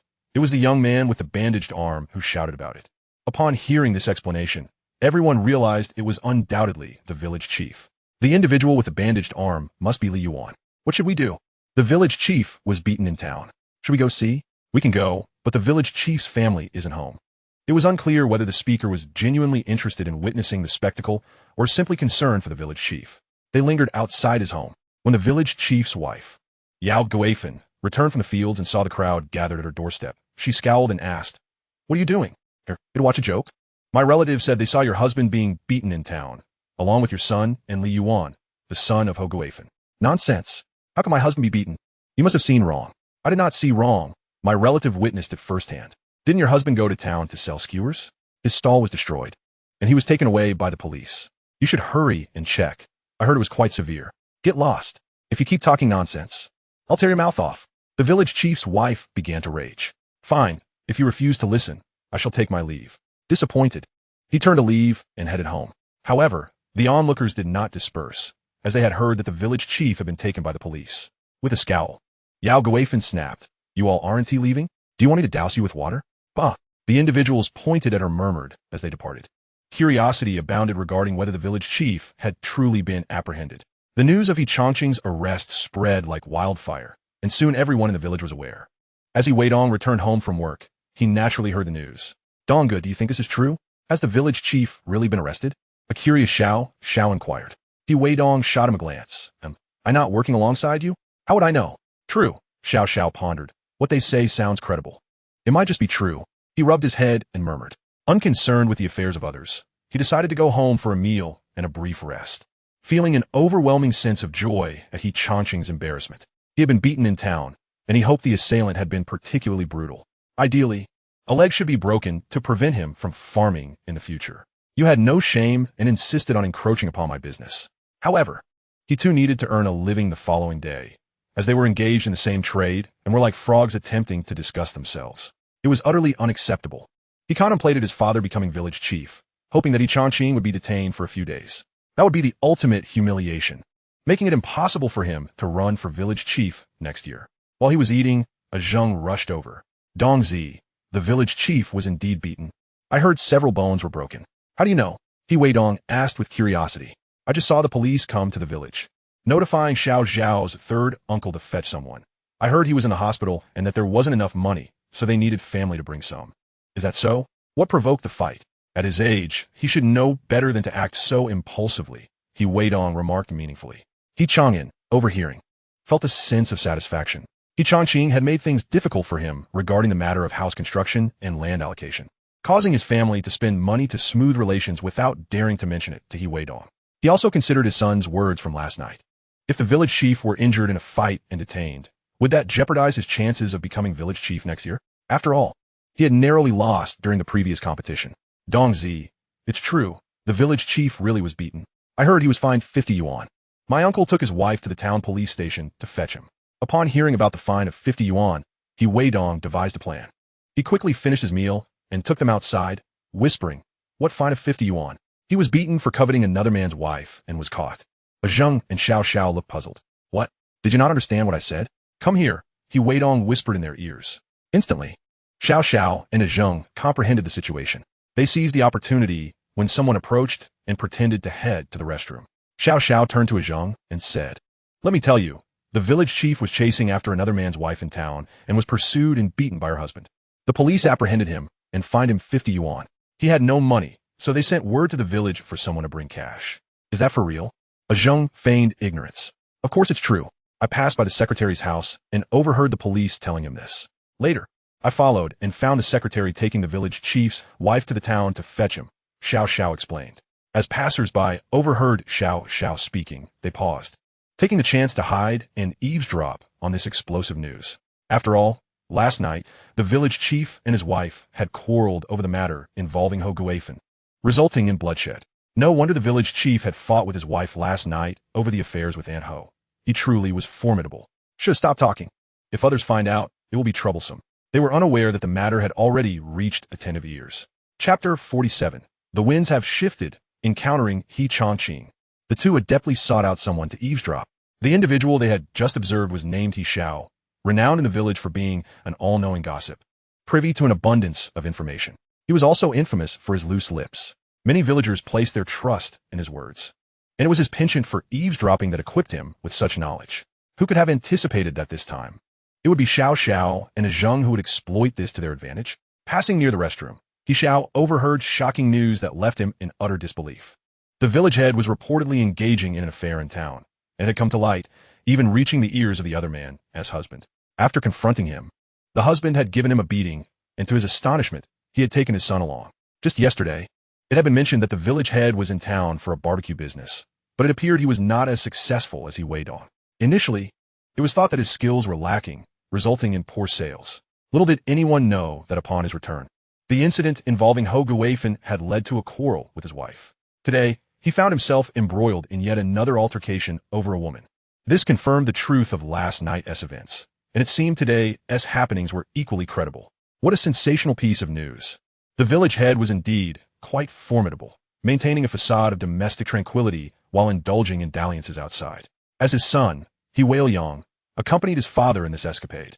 It was quite impressive. Hearing that the voices inside had ceased, he surmised that the individuals would soon emerge and hurriedly departed.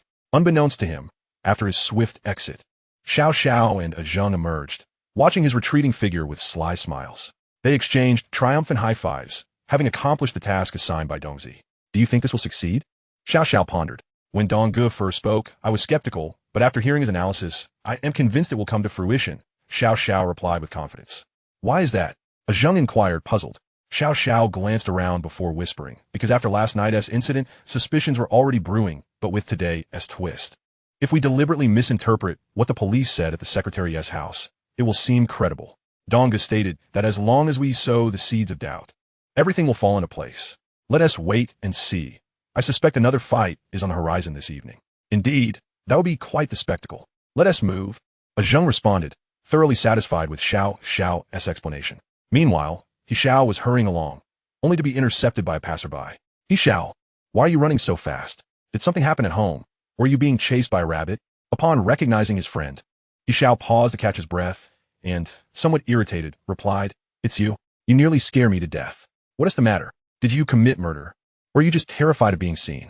His friend teased. Nonsense. I've heard some significant news, but you mustn't tell anyone, He Xiao said, glancing around conspiratorially. His friend, intrigued, pressed, What is the news? Hurry up and tell me. I want to breathe a word to anyone. It's about our village head.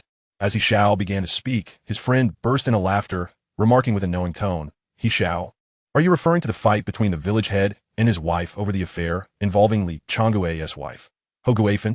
We're all aware of that. You're just our local gossip expert. Feeling slightly belittled by his friend's tone, He Xiao retorted in irritation, Who said I was talking about last night's incident? I've known about this for quite some time. This response left his friend astonished. You weren't referring to that? Of course not. Why would I tell you something that even the village children are aware of? He Xiao replied, exasperated. Eager for gossip, his friend quickly pulled out a pack of cigarettes, offering He Xiao one. Here, take one, my good brother. I apologize. Otherwise, I want to be able to work properly today. After lighting up, He Xiao took a deep drag and, adopting a didactic tone, said, All right, but don't underestimate me in the future.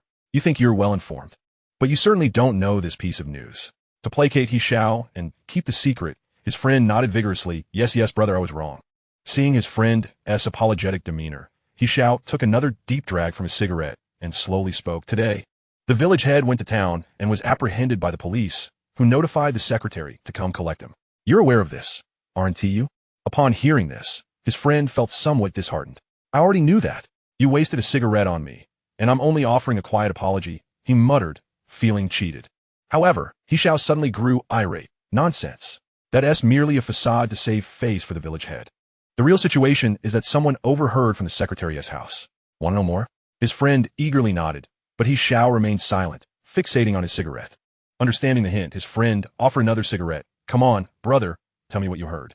The village head is actually having clandestine meetings with another man's wife.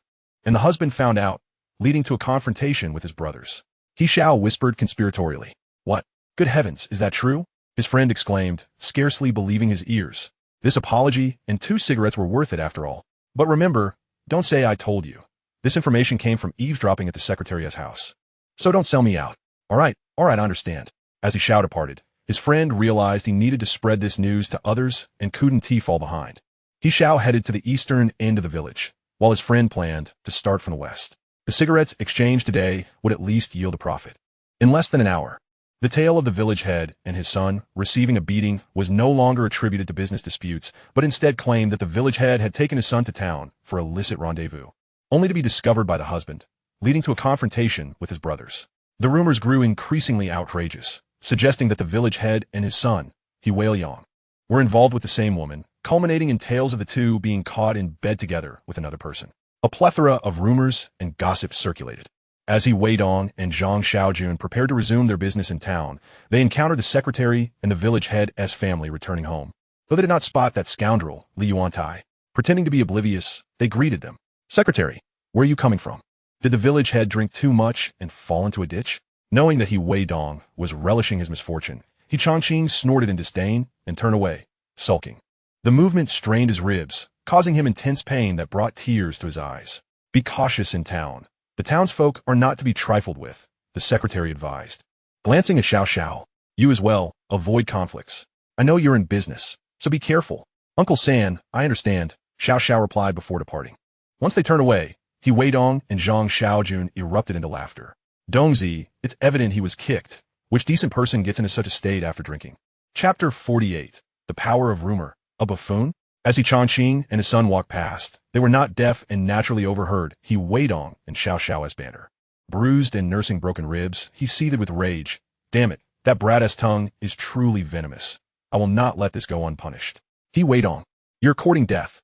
What did you just say? He Weidong was even more infuriated, fully aware that he had been assaulted.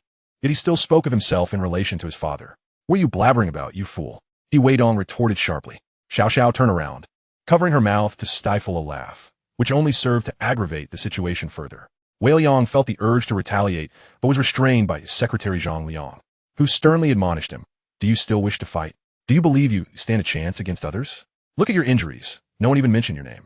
Go home. Do you not feel embarrassed enough?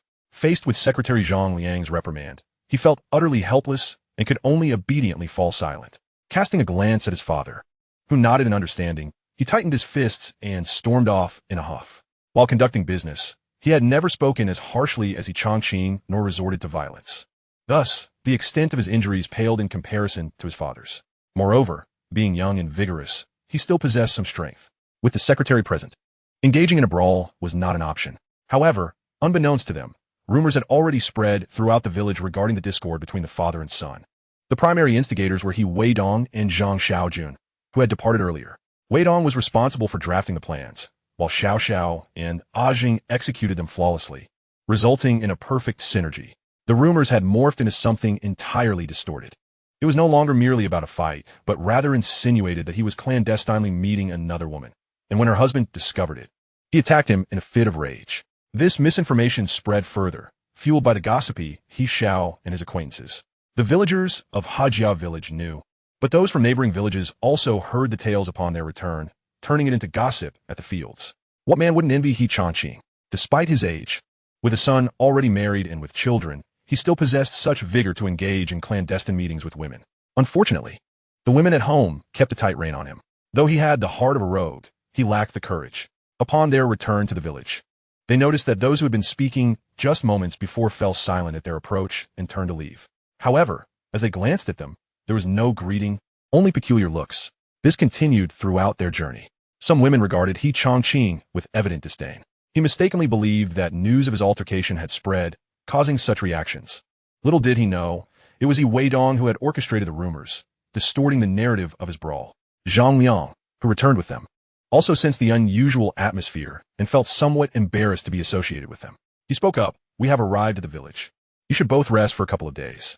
Your wife has likely returned to the fields to work, and I too must attend to my duties. With that, he hastily departed before He Changqing and his son could respond. Observing his swift exit, He Changqing sensed something amiss among the villagers. Dad, what is going on? Everyone seems to look down on us, He Weidong blurted out, displaying his naivety. Stop talking nonsense. Let's head back. Support me, He Changqing snapped, anger flaring, causing his ribs to ache. Turning down the alley that led to their home, He Changqing's countenance darkened dramatically upon overhearing snippets of conversations. The village chief is truly audacious. Not only does he cavort with women in the village, but he also stirs trouble in town, gets beaten, reports it, and claims it was merely a fight. It's utterly laughable. Indeed, the village chief's face is remarkably thick-skinned. It is quite impressive hearing that a father and son are involved in such disgraceful behavior. How can they even show their faces? Another man added. Enough talk. Let's keep an eye on our women at home, someone suggested. Right? We must ensure our women are well guarded and avoid any dealings with the village chief's family. They are perverts, and who knows if they would even spare young girls. After this comment, another man exclaimed, Heavens! If you say that, it could be perilous. That rascal He Weidong was staring at my daughter just days ago. I need to go home and check on her. I must return too. They had not finished speaking when He Changqing and his son, especially He Changqing, turned dark with anger upon hearing the slander. Had it not been for his father holding him back, Weidong would have charged out long ago. Yet, upon hearing such derogatory remarks about himself, he could no longer contain his rage. Bursting out, he shouted, Damn it, you bunch of scoundrels, what nonsense are you spouting? When have I ever been a pervert? Seeing that the main subject had returned, particularly with the village chief He Changqing behind him, the long-entrenched power players began to feel uneasy. Nevertheless, remembering the perverse actions of the father and son duo, they felt compelled to stand their ground.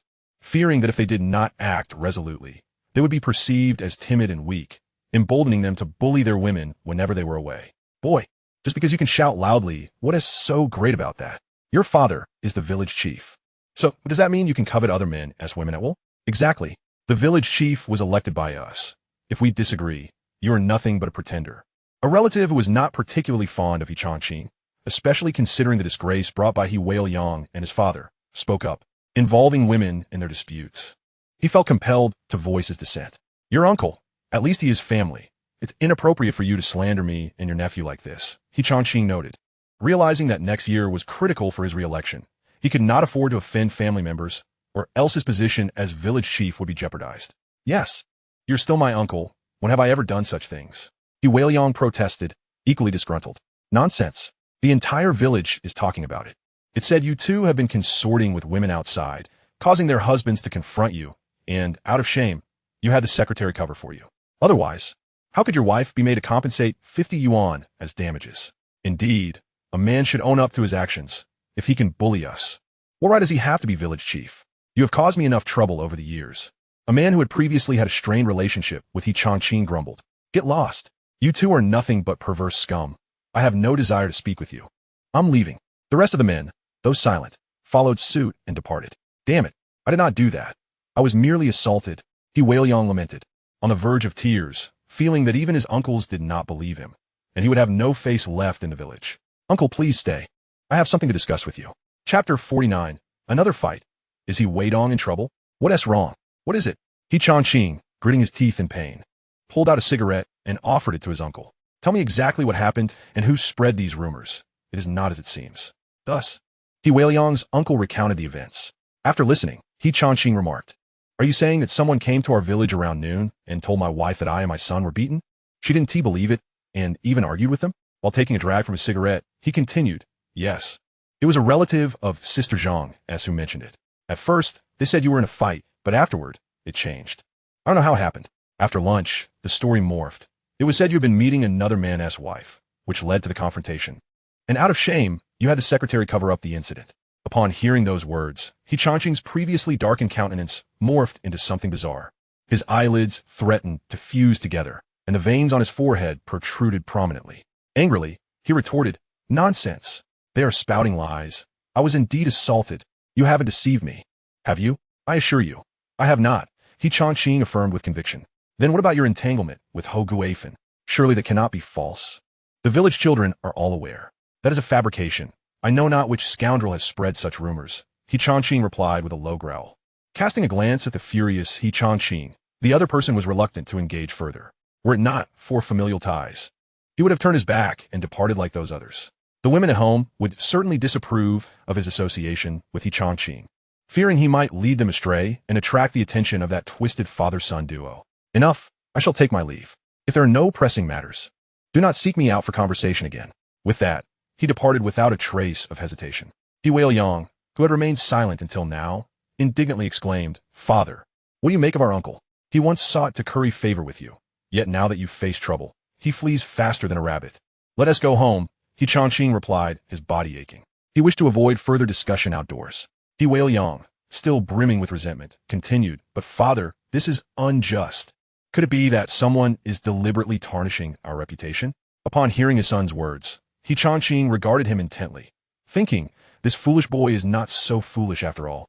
He has discerned the underlying scheme. If there were no malice at play, how could things have changed so abruptly? "Who do you suspect?" "Father, I surmise it is He Weidong. Previously, Li Yuan was beaten, and he doesn't know who did it. If you confront him, he would dare to challenge you publicly. We must have made enemies for this to occur. Don't you agree?" He Weidong articulated his theory, yet He Changqing remained silent, lost in contemplation. He suspected He Weidong as well. The depths of his cunning were indeed vile, concocting such a malicious plan against his own uncle. "MIH, to have my reputation sullied is intolerable. How shall I live on?" Seeing his father's silence, He Weidong urged, "Father, speak. Shall we allow ourselves to be trampled upon?" "Then what do you propose?" He Weidong blurted out. "Naturally, we must explain ourselves to everyone." With a derisive laugh, He Changqing retorted, "Do you truly believe anyone would take our word for it? But we cannot allow He Weidong to ruin our reputation. You are still the village head. Should we not have him detained?" He Weidong suggested. He Changqing shook his head in resignation. "There is no evidence. We know it was him, but we are powerless.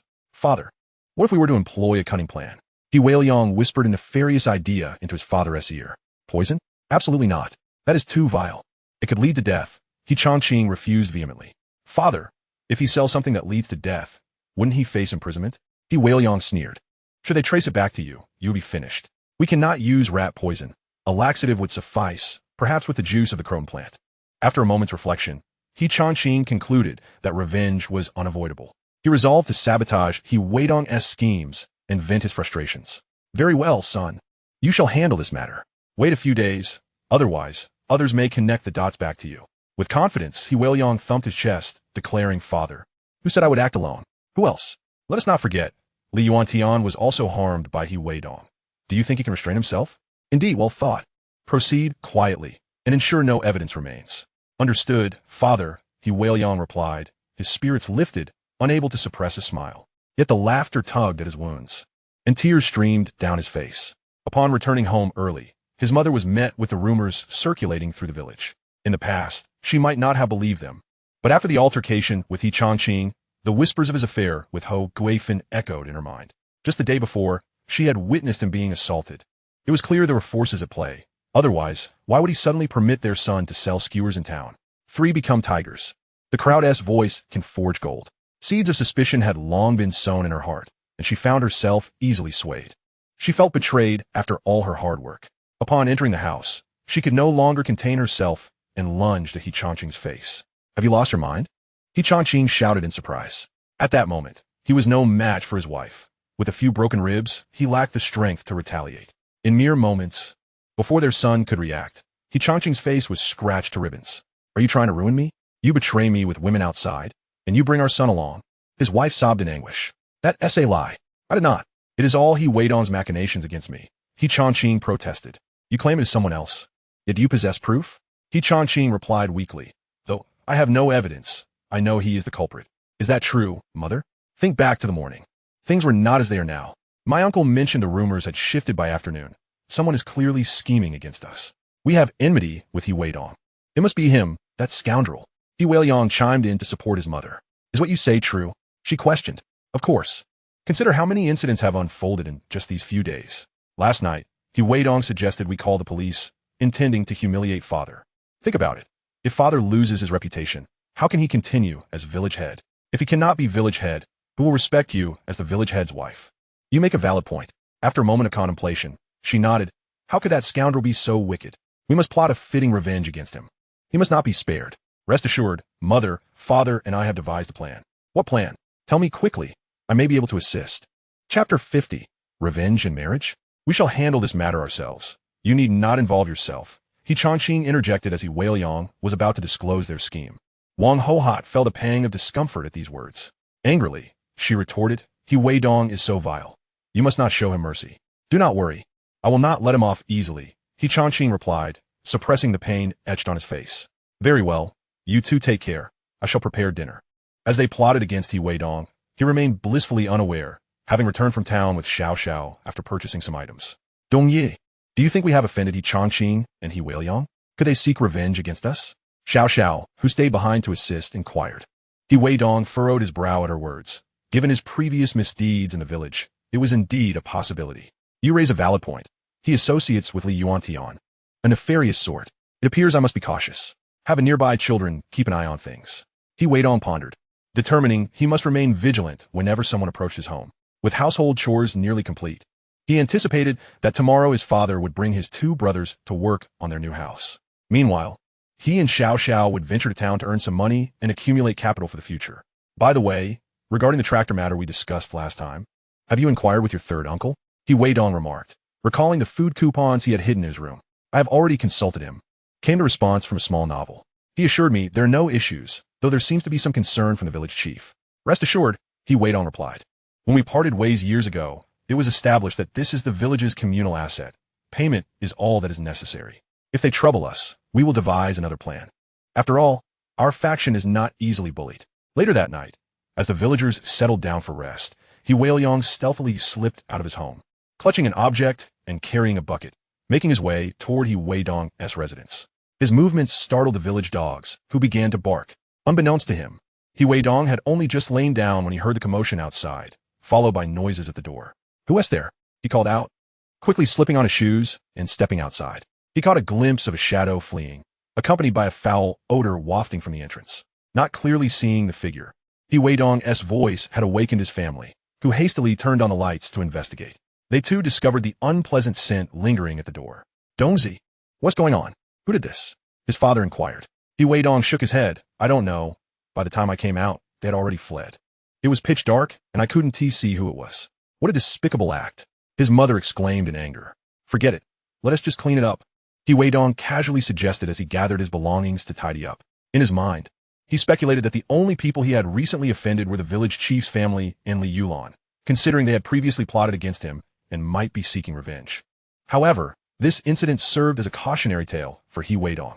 Clearly, he needed to exercise more caution when venturing out. Otherwise, he might fall prey to someone's malicious intentions. His family quickly joined in to assist, and soon the area was cleared, though a few curses were exchanged, and they refrained from discussing it further, as they were all weary and needed rest.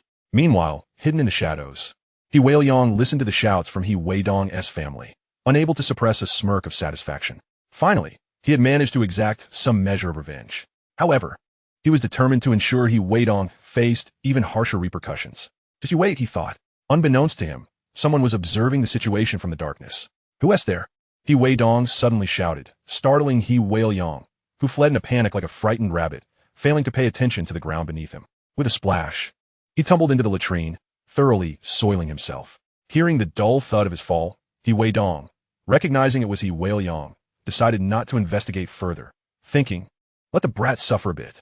He had initiated this vile act, so he could hardly complain.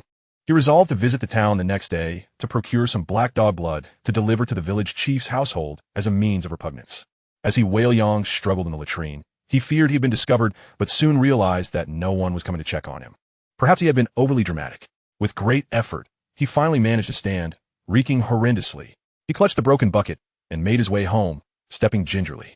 Upon sneaking back, he encountered his father, who was awake and headed to the bathroom. Seeing his son drenched and emitting a foul stench, He Chongqing frowned and asked, Where have you been? Did you fall into the latrine? After a brief explanation of his ordeal, He Chongqing chastised him to be more careful in the future and not to create more trouble than he resolved. He urged him to wash up promptly and otherwise ignored him. In the dead of night, as He Weiliang cleaned himself, he muttered curses against He Weidong. Meanwhile, He Weidong, lying in bed, sneezed several times in succession, muttering to himself that it must be He Weiliang's doing. The next morning, he took Xiao Xiao to the town. On the way, he recounted the previous night's events. Xiao Xiao, incensed, exclaimed, That scoundrel is truly despicable. When you spotted him, Why didn't you chase him down and give him a beating? The little rascal probably fell into the latrine. Hitting him would only dirty my hands. Tonight, I plan to retaliate against him as well. Weidong shared his simple plan. Count me in, Xiao Xiao replied eagerly. Arriving at the town, they found familiar faces and places. Business was brisk, and they quickly sold their goods before purchasing items to bring back home. While passing the supply and marketing cooperative, they bought some yellow paper and secured a bag of black dog blood before returning home. Once home, Weidong visited a neighboring village to see Sun Yuewei. After a brief conversation, he returned to work on his new house. Dongzi, I see you've been visiting the neighboring village. Have you taken a liking to someone? His father, He Chang'an, inquired. Sun Yuewei, Weidong replied candidly. She seems to be 2 years younger than me, but she is already 18. Should I ask someone to inquire? It's still too early to get a marriage certificate, his elder brother, Huihua, remarked. In rural areas, marriages often occur early. If both parties agree, they can marry first, and then obtain the certificate later when they reach the appropriate age. Indeed, the house is nearly finished. If you're going to separate, someone needs to look after it, his second brother chimed in. Perhaps you should ask around. Weidong agreed. Recognizing this was the common practice, unwilling to let anyone else seize the opportunity. He intended to seize every chance for advancement in life. Chapter 51. The bustling village, He Chang'an took a drag from his cigarette and remarked, now that the new year has passed, you're 19. Making you 20 in terms of the traditional age. That is sufficient. Once the house is completed, it will be about time. Weidong suggested. We should find a matchmaker to discuss things. All right, came the agreement. The family resumed their work without further discussion. As they prepared to head home, Huihua asked Dongzi, didn't you mention having another business venture? Yes, in a few days I'll start preparing to sell vegetables from the village in the city. I want to scout the area first. Weidong replied without reservation. How much can you earn from selling vegetables? He pondered. Naturally, he kept the secret of the food coupons to himself. After deducting labor and transportation costs, it would be essentially a no-risk endeavor. In these times, labor was not particularly valuable, and even using hand-pulled carts wouldn't cost much. Don't worry, I'm sure it will be profitable, Weidong said with a smile. In a few days, I'll let my second brother take over my current tasks while I pursue this business. It's only seasonal after all. He had long since planned this out, knowing he couldn't exchange all his food coupons for cash due to a lack of physical strength. Moving 200,000 gene of food coupons would likely yield only 50,000 to 60,000 yuan. He couldn't afford to convert them all. He needed to devise another method. Exchanging food coupons for cash was merely a means to accumulate some funds. Now that small businesses were permitted, he realized there were many more opportunities to earn money in the county town, including opening a small eatery or tutoring classes. However, at present, due to the construction of a house, there are not many funds available. The primary concern is to devise a means of generating money. Initial capital is the most challenging to procure. Once there is some spare cash, substantial foundational funds can be amassed. The father and son, amidst laughter, return home. The meal was already prepared. After dining, they busied themselves with their respective tasks. Once completed, they retired for the night. Weidong naturally did not forget that last night. Weidong had come to his home to cause trouble. He planned to retaliate in kind. He estimated that the young scoundrel would not dare to come over tonight. To prevent any further mischief, he decided to lie in wait for a while. Although Weidong did not appear, Xiao Xiao did come over. Are you not going back tonight? Can I stay here for the night? Xiao Xiao inquired.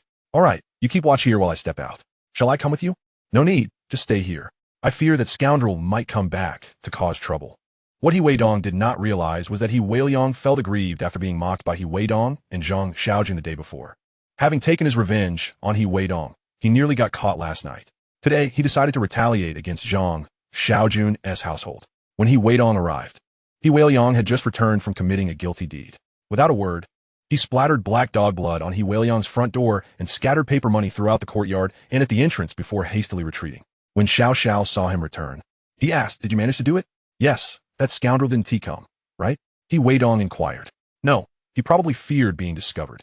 All right then, let us sleep. Weidong led him inside. In the early morning hours, Changqing's wife, Wang Hohat, awoke to use the restroom without turning on a flashlight. Naturally, she did not notice the paper money scattered in the courtyard.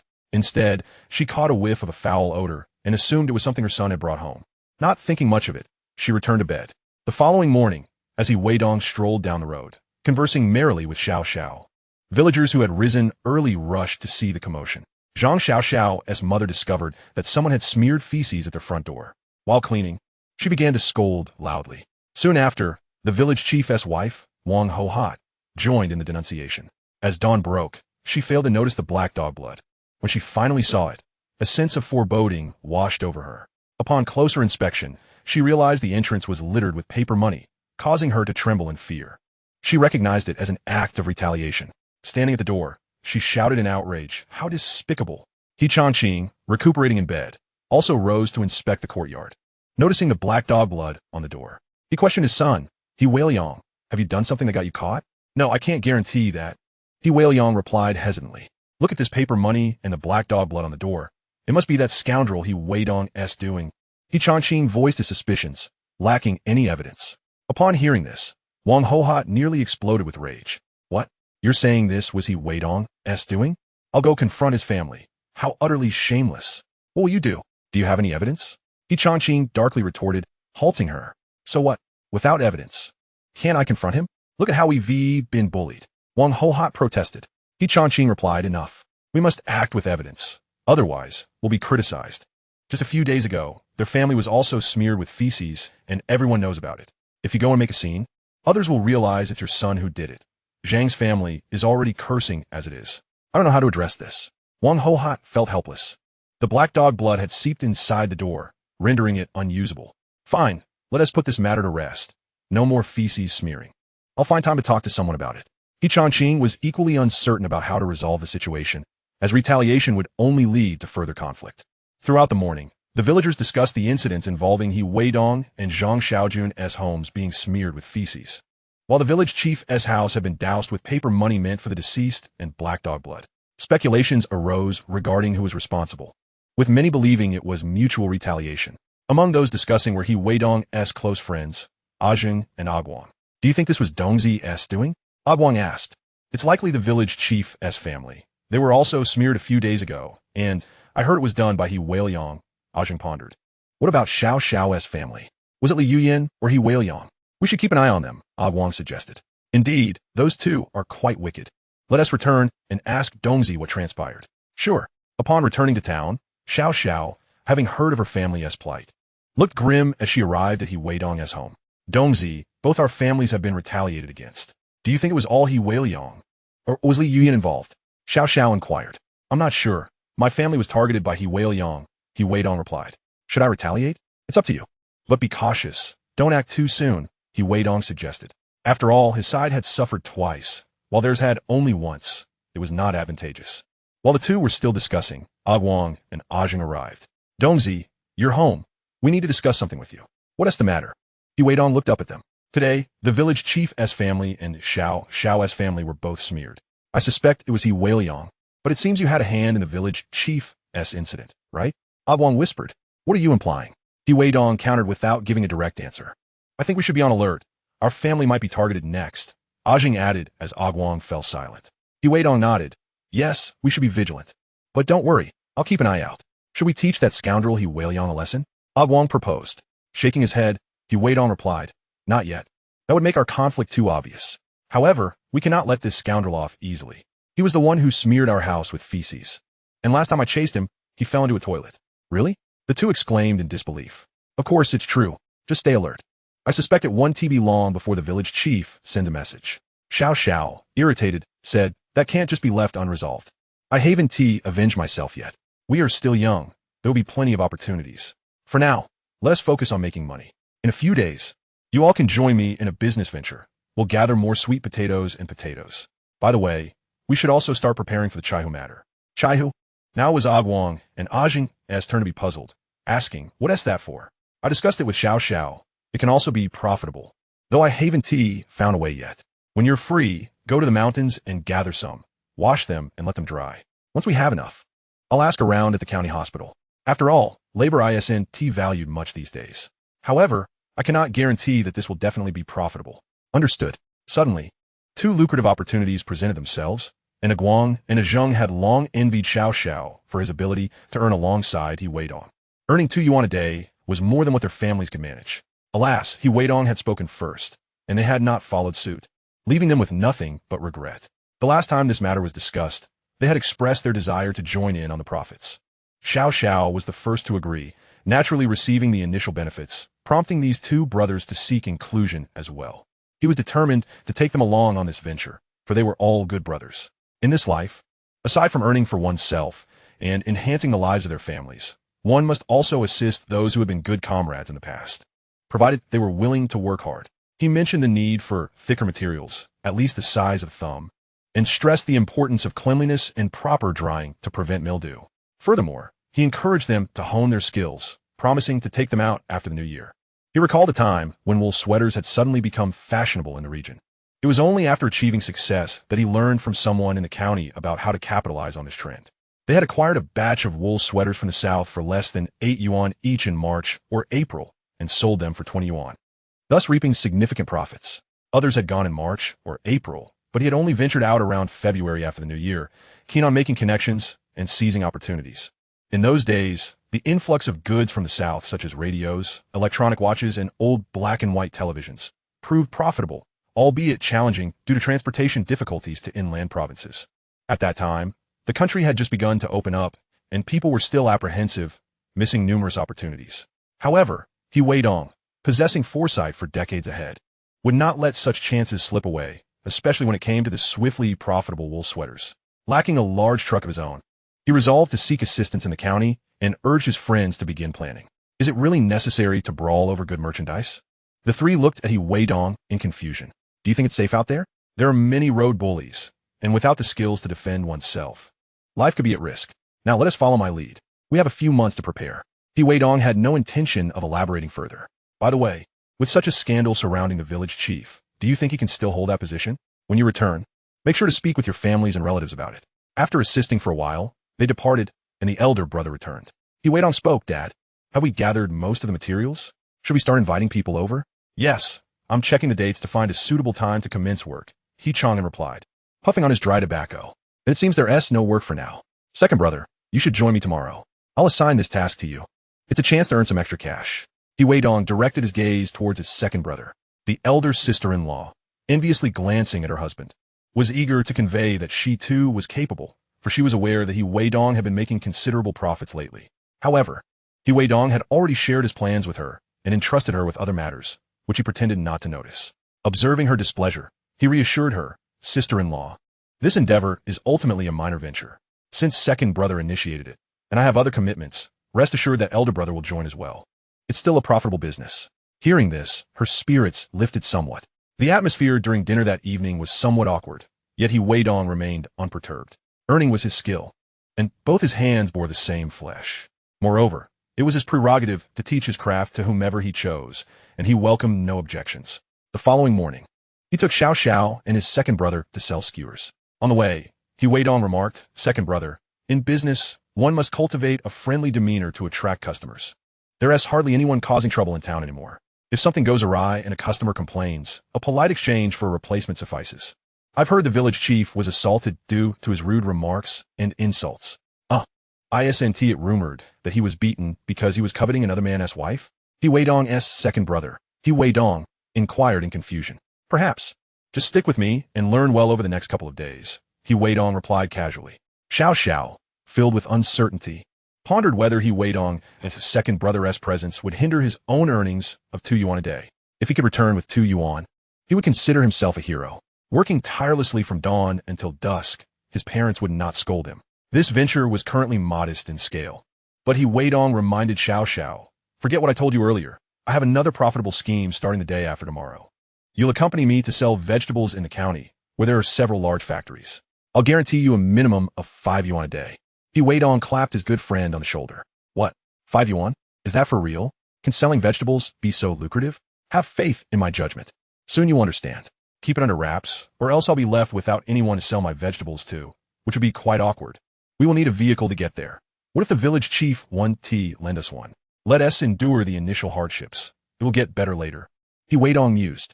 Although the destination was somewhat distant, it was crucial to gather fresh vegetables from their village. Taking people to the nearby villages near the county would also work well. In that case, they would need to establish connections to facilitate direct collection for selling later. Besides, the closer the villages were to the county, the higher the likelihood they would require food stamps. Upon reaching the town, Weidong set up their stall, grilling skewers while explaining the nuances to his second brother. He emphasized when to add spices, what color the meat should be, and the importance of cooking it to the right doneness. Second brother He Weidong was earnest in his desire to earn money and paid close attention to learning.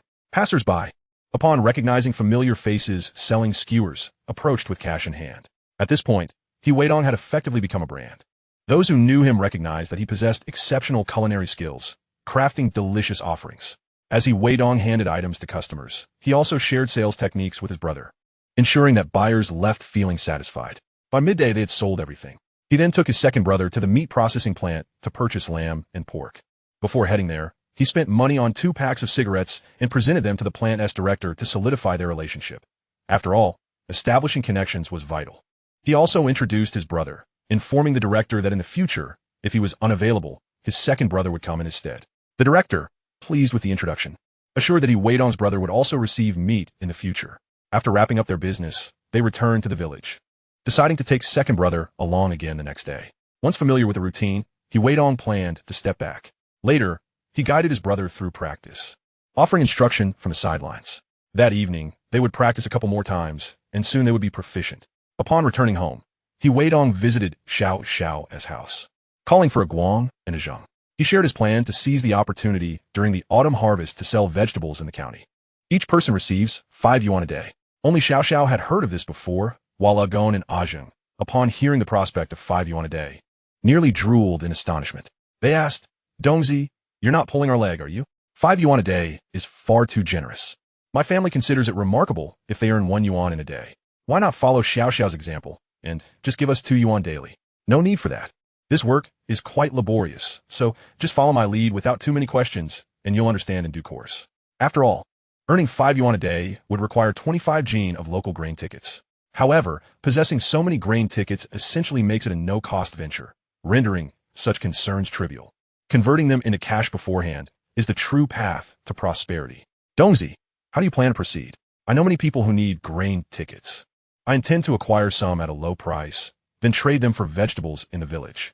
They need grain tickets, and the produce from the fields often fails to sell. By low-cost trading for grain tickets, I can then sell the vegetables in the city without needing vegetable tickets. Surely, the city folk will be eager to purchase? He Weidong smiled as he revealed his plan.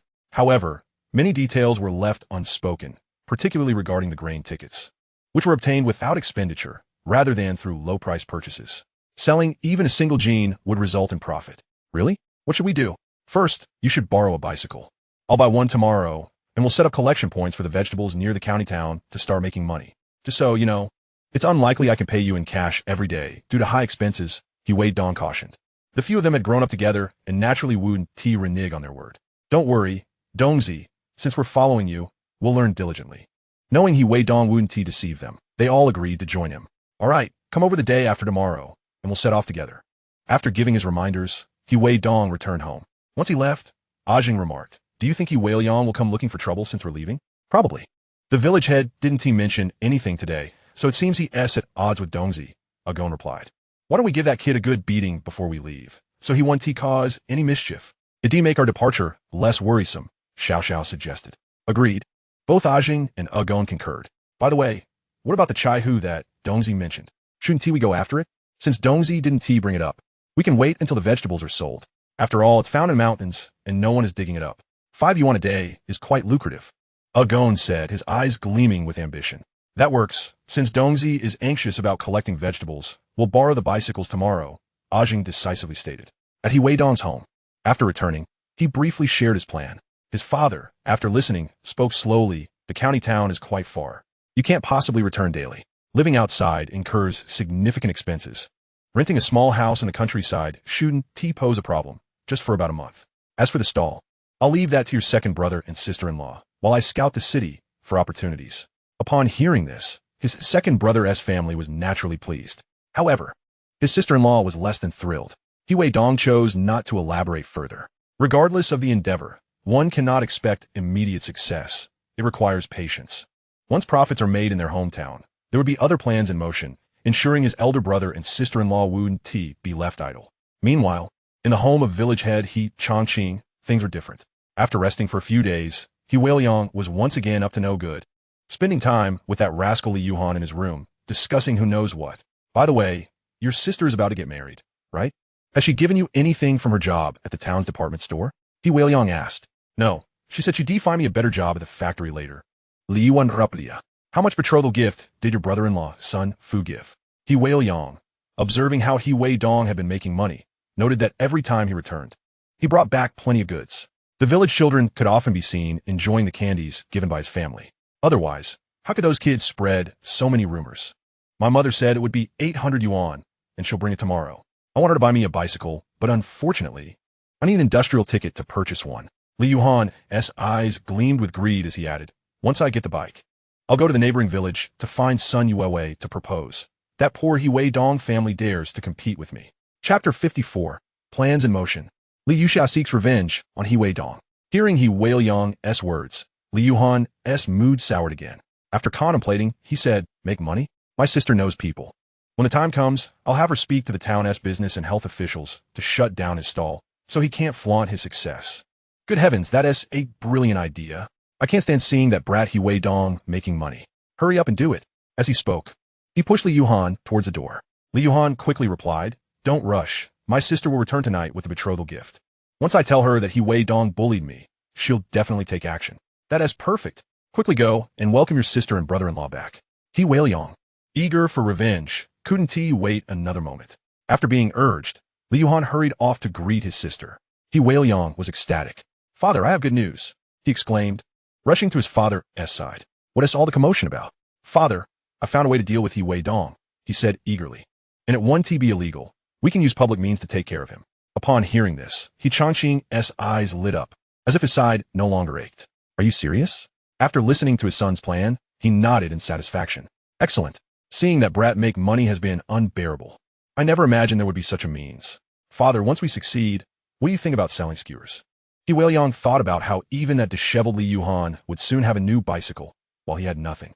It was certainly impossible to just ask his father to buy him one outright. But if he could make money from business, he could surely persuade his mother to convince his father to buy it for him. He thought about how he had been beaten in business and still hadn't recovered. He Changqing hesitated. Seeing his indecision, He Weidong urged, Father, teach me the trade, and I'll make money myself. I'm sure of it. After a moment of contemplation, He Changqing nodded. Fine, but when you're in business, you mustn't spend recklessly. You must bring back money every day, understood? Having grown accustomed to controlling everything, He Changqing was reluctant to relinquish his financial authority.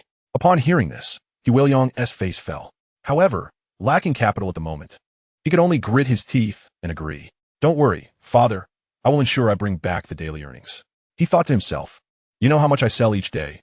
I will definitely keep a portion for myself. At Li Changgui's home, today his daughter was bringing her husband back to deliver the 800 yuan betrothal gift. Li Yuan deliberately adorned herself with a woeful appearance as she welcomed her sister and brother-in-law at the door. When Sun Fu presented 800 yuan to Ho Guifan, her face radiated with joy. It had been quite some time since she had seen such a sum. After discussing her lifelong aspirations, Li Yuxia finally settled down. While the dark winds of the night compelled Sun Fu to ascend to the bed, he feigned innocence, claiming to be a naive maiden. Naturally, upon hearing this, Sun Fu was ecstatic and lavished her with affection, even exhausting his family savings. After concluding their business discussions, Li Yuxia scrutinized her younger brother, who bore the marks of a recent altercation. What happened to you, Yuan? She inquired. I was ambushed, sister. I was bullied, and I need your help. Li Yuan theatrically wept, drawing sympathy from Ho Guifan, who merely reiterated the situation. Mother, are you certain it was that scoundrel He Weidong who orchestrated this? Li Yuxia's narrowed eyes glinted with a frigid intensity. She was taken aback by He Weidong's audacity. Not only had he refused to marry her, but he had also verbally abused her and slapped her mother.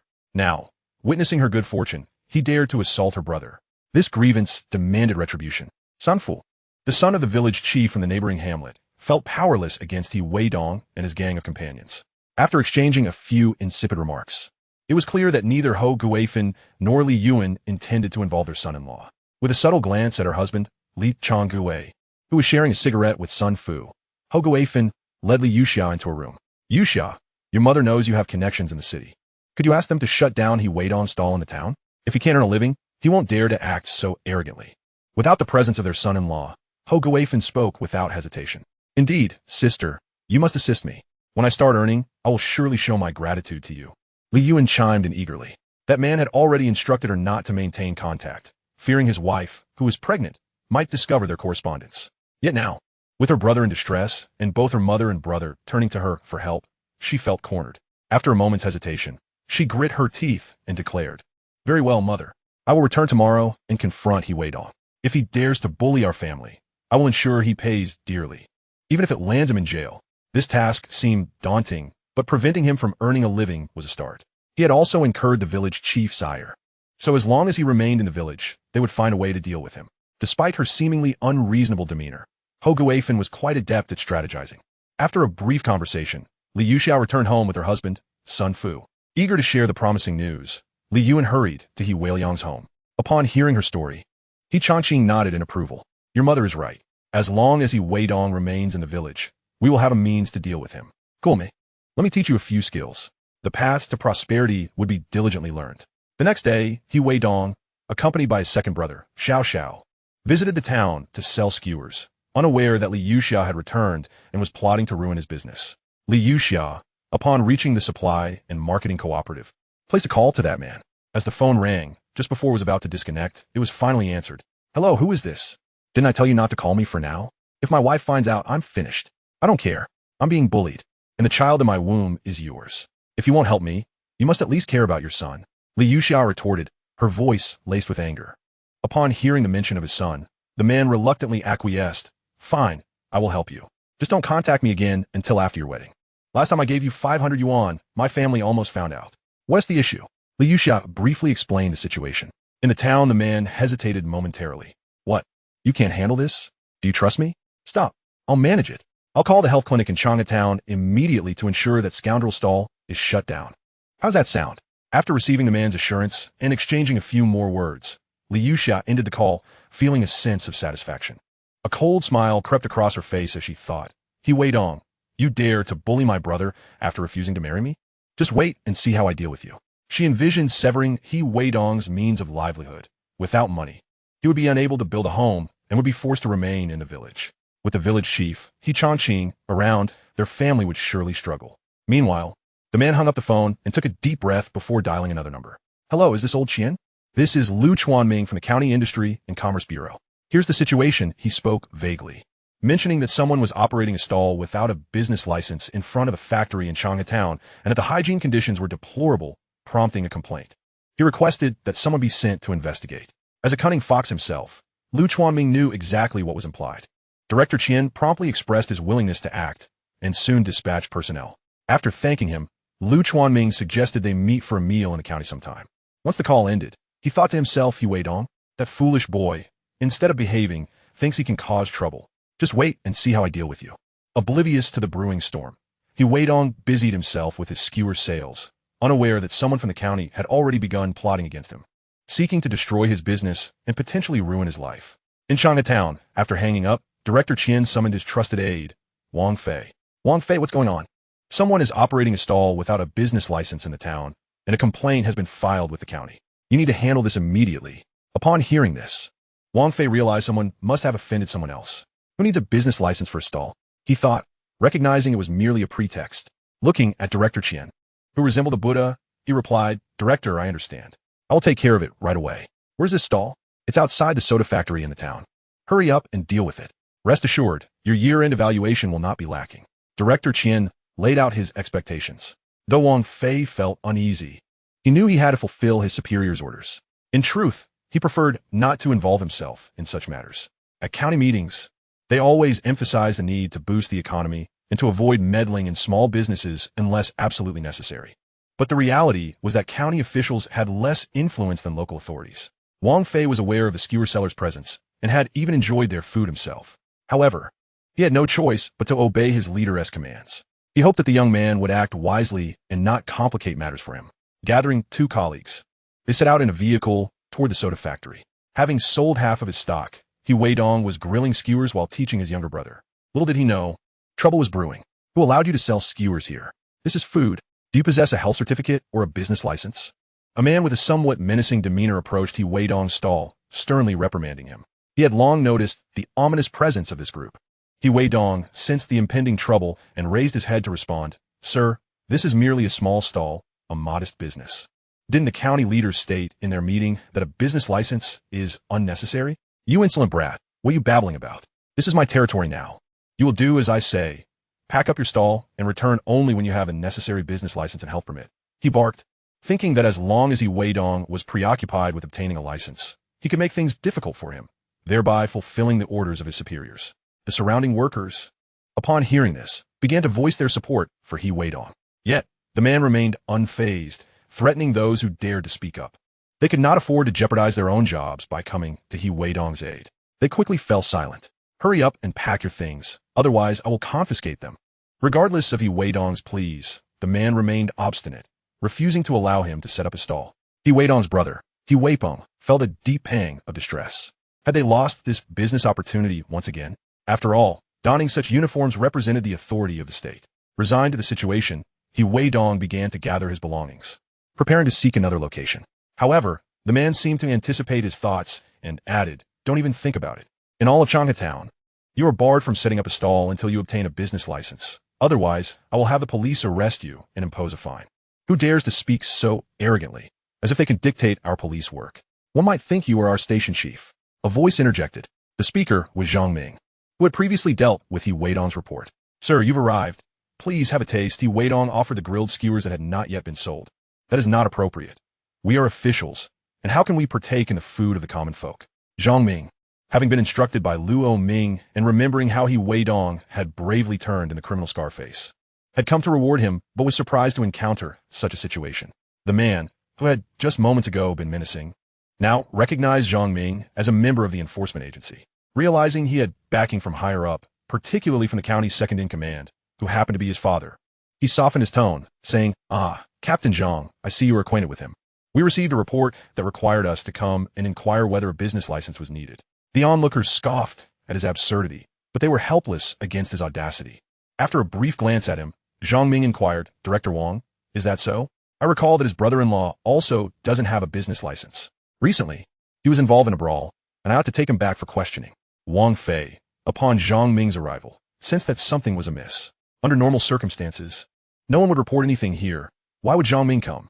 However, not wanting to embarrass his subordinates, he forced himself to say, "Indeed. There was a report of unlicensed operation. It was an order from the financial office, relayed from the county." He did not wish to become a collateral victim in a conflict between the powers that be. Understanding Weidong's innocence, he was reluctant to involve himself further. In that case, it would be prudent for this young man to obtain a business license and a health permit, correct? "Yes, that's correct." "Very well. Since there seems to be no further issue, you may leave. I have matters to discuss with him." Zhang Ming waved his hand to dismiss the others. Having already secured his position as the likely next deputy chief, thus feeling little fear of the local business officials, given his connections. Chapter 56. Severing Weidong's Path. Seeking countermeasures. Upon hearing Zhang Ming's words, Wang Fei and his companions said nothing more and departed. Before leaving, they remarked to Zhang Ming, "This fellow seems to have offended someone." It was an order from a county leader, acknowledging Zhang Ming's intelligence. Their insinuation was clear. Even if he were to pursue a business license, it likely wouldn't be granted. "Thank you. I owe you a meal sometime." Zhang Ming nodded lightly, as there was no animosity between them. Once they had left, Zhang Ming said, "Weidong, your commendation for bravery has been processed. Chao Wang is finished this time, death sentence. Gao Wan, the Scarface you reported, his subordinates have also received sentences ranging from 3 to 5 years. So his name is Chao Wang. He has committed many misdeeds. His demise is just, as it spares the village from further harm," Weidong replied with a smile. Feeling immensely satisfied with this outcome, he pondered who might have reported him. "Sir, do you know who reported me? They managed to summon the business authorities. Even if I attempt to obtain a license, it likely won't be granted," he inquired softly. Zhang Ming narrowed his eyes, studying Weidong. "This lad is indeed clever," he thought. Shaking his head slightly, he said, "I do not know. I only know it came from the county. This incident likely does not align with the county chief's directives. You must have offended someone in the county." Before Weidong could respond, Zhang Ming continued, "Here is your certificate of commendation and a reward of 500 yuan. He handed over the money and certificate. "Thank you, sir. I am truly grateful. Enough of that. Take your things and return. It appears your business here is at an end, and I can do little to assist you. The chief instructed me to look after you. But this is beyond my jurisdiction." Zhang Ming waved his hand and departed with his team. "Let us pack up and go home," Weidong said to his younger brother and sister. "Eldest brother, if we don't get that business license, can we not do business at all? Others seem to be operating without one," Weiping asked, unwilling to accept defeat. "Let us go. We've offended someone. We'll return and think of a solution. Weidong replied decisively as he gathered his belongings. On the way home, he contemplated who he might have angered. He assumed someone must have reported him for the county to send officials. What should we do now? Little Xiao asked, equally disheartened. There's no other way. Let us go. After returning, they went to help with the new house. When Yichang saw his two sons return, he sensed something was amiss. Seizing a moment of respite, he approached to inquire about the situation. Weidong, without reservation, recounted the events. While puffing on his pipe, Yichang remarked, You have no quarrel with the village chief. He lacks the influence to report to the county. Father, don't overthink it. Tomorrow, I'll take Chaihu to the county to inquire about the situation. Weidong reassured his father, not wishing to cause him undue worry, especially since the house was still under construction and required funds. He believed if they could complete one floor, they would have enough money now. Yet, Weidong envisioned building 2 stories, ensuring they would not need to construct another house for the next 20 years. In a relentless pursuit of wealth, it becomes an arduous challenge for the rural man, toiling in the fields to find means of earning. This predicament weighs heavily upon him. As the sun began to set in the afternoon, a small group hurried over. Dongzi, I just saw Li Yuan. That fellow was boasting to Weidong, claiming that his sister could ensure you would be unable to conduct business, leaving you forever trapped in the village, at the mercy of the village chief's whims. Whispered Xiao Xiao, pulling Weidong aside in a secluded area. Furrowing his brow, Weidong inquired, Are you certain about this? Yes, we all heard it, came a reply. It appeared that this malicious woman had indeed plotted to visit the county, soon to find someone to deal with him. Since she had revealed her intentions early, he would not be able to hold her accountable. Weidong contemplated the situation in his mind. Noticing Weidong's silence, Xiao Xiao quickly pressed, Dongzi, what should we do? I will find a way. By the way, you should accompany me to the county tomorrow. All right. That evening, Li Yuxiao returned home and learned from her brother that Weidong had come back earlier in the day, looking rather troubled. This news delighted her immensely. It seemed the man was indeed reliable in matters, justifying her decision to bear his child. She resolved to visit the county the next day to provide him some comfort in his time of distress, especially since his wife was pregnant before her. Cease. You're amazing. What if I go and buy Weidong's recipe? What do you think? Li Yuan asked with a malicious glint in his eye. They have a recipe? Li Yuxiao was slightly perplexed. Yes, I heard it from his family. No wonder his business was doing so well. Clenching her fists, Li Yuxiao coldly declared, Go buy it. Ask him if he will sell it for 50 yuan.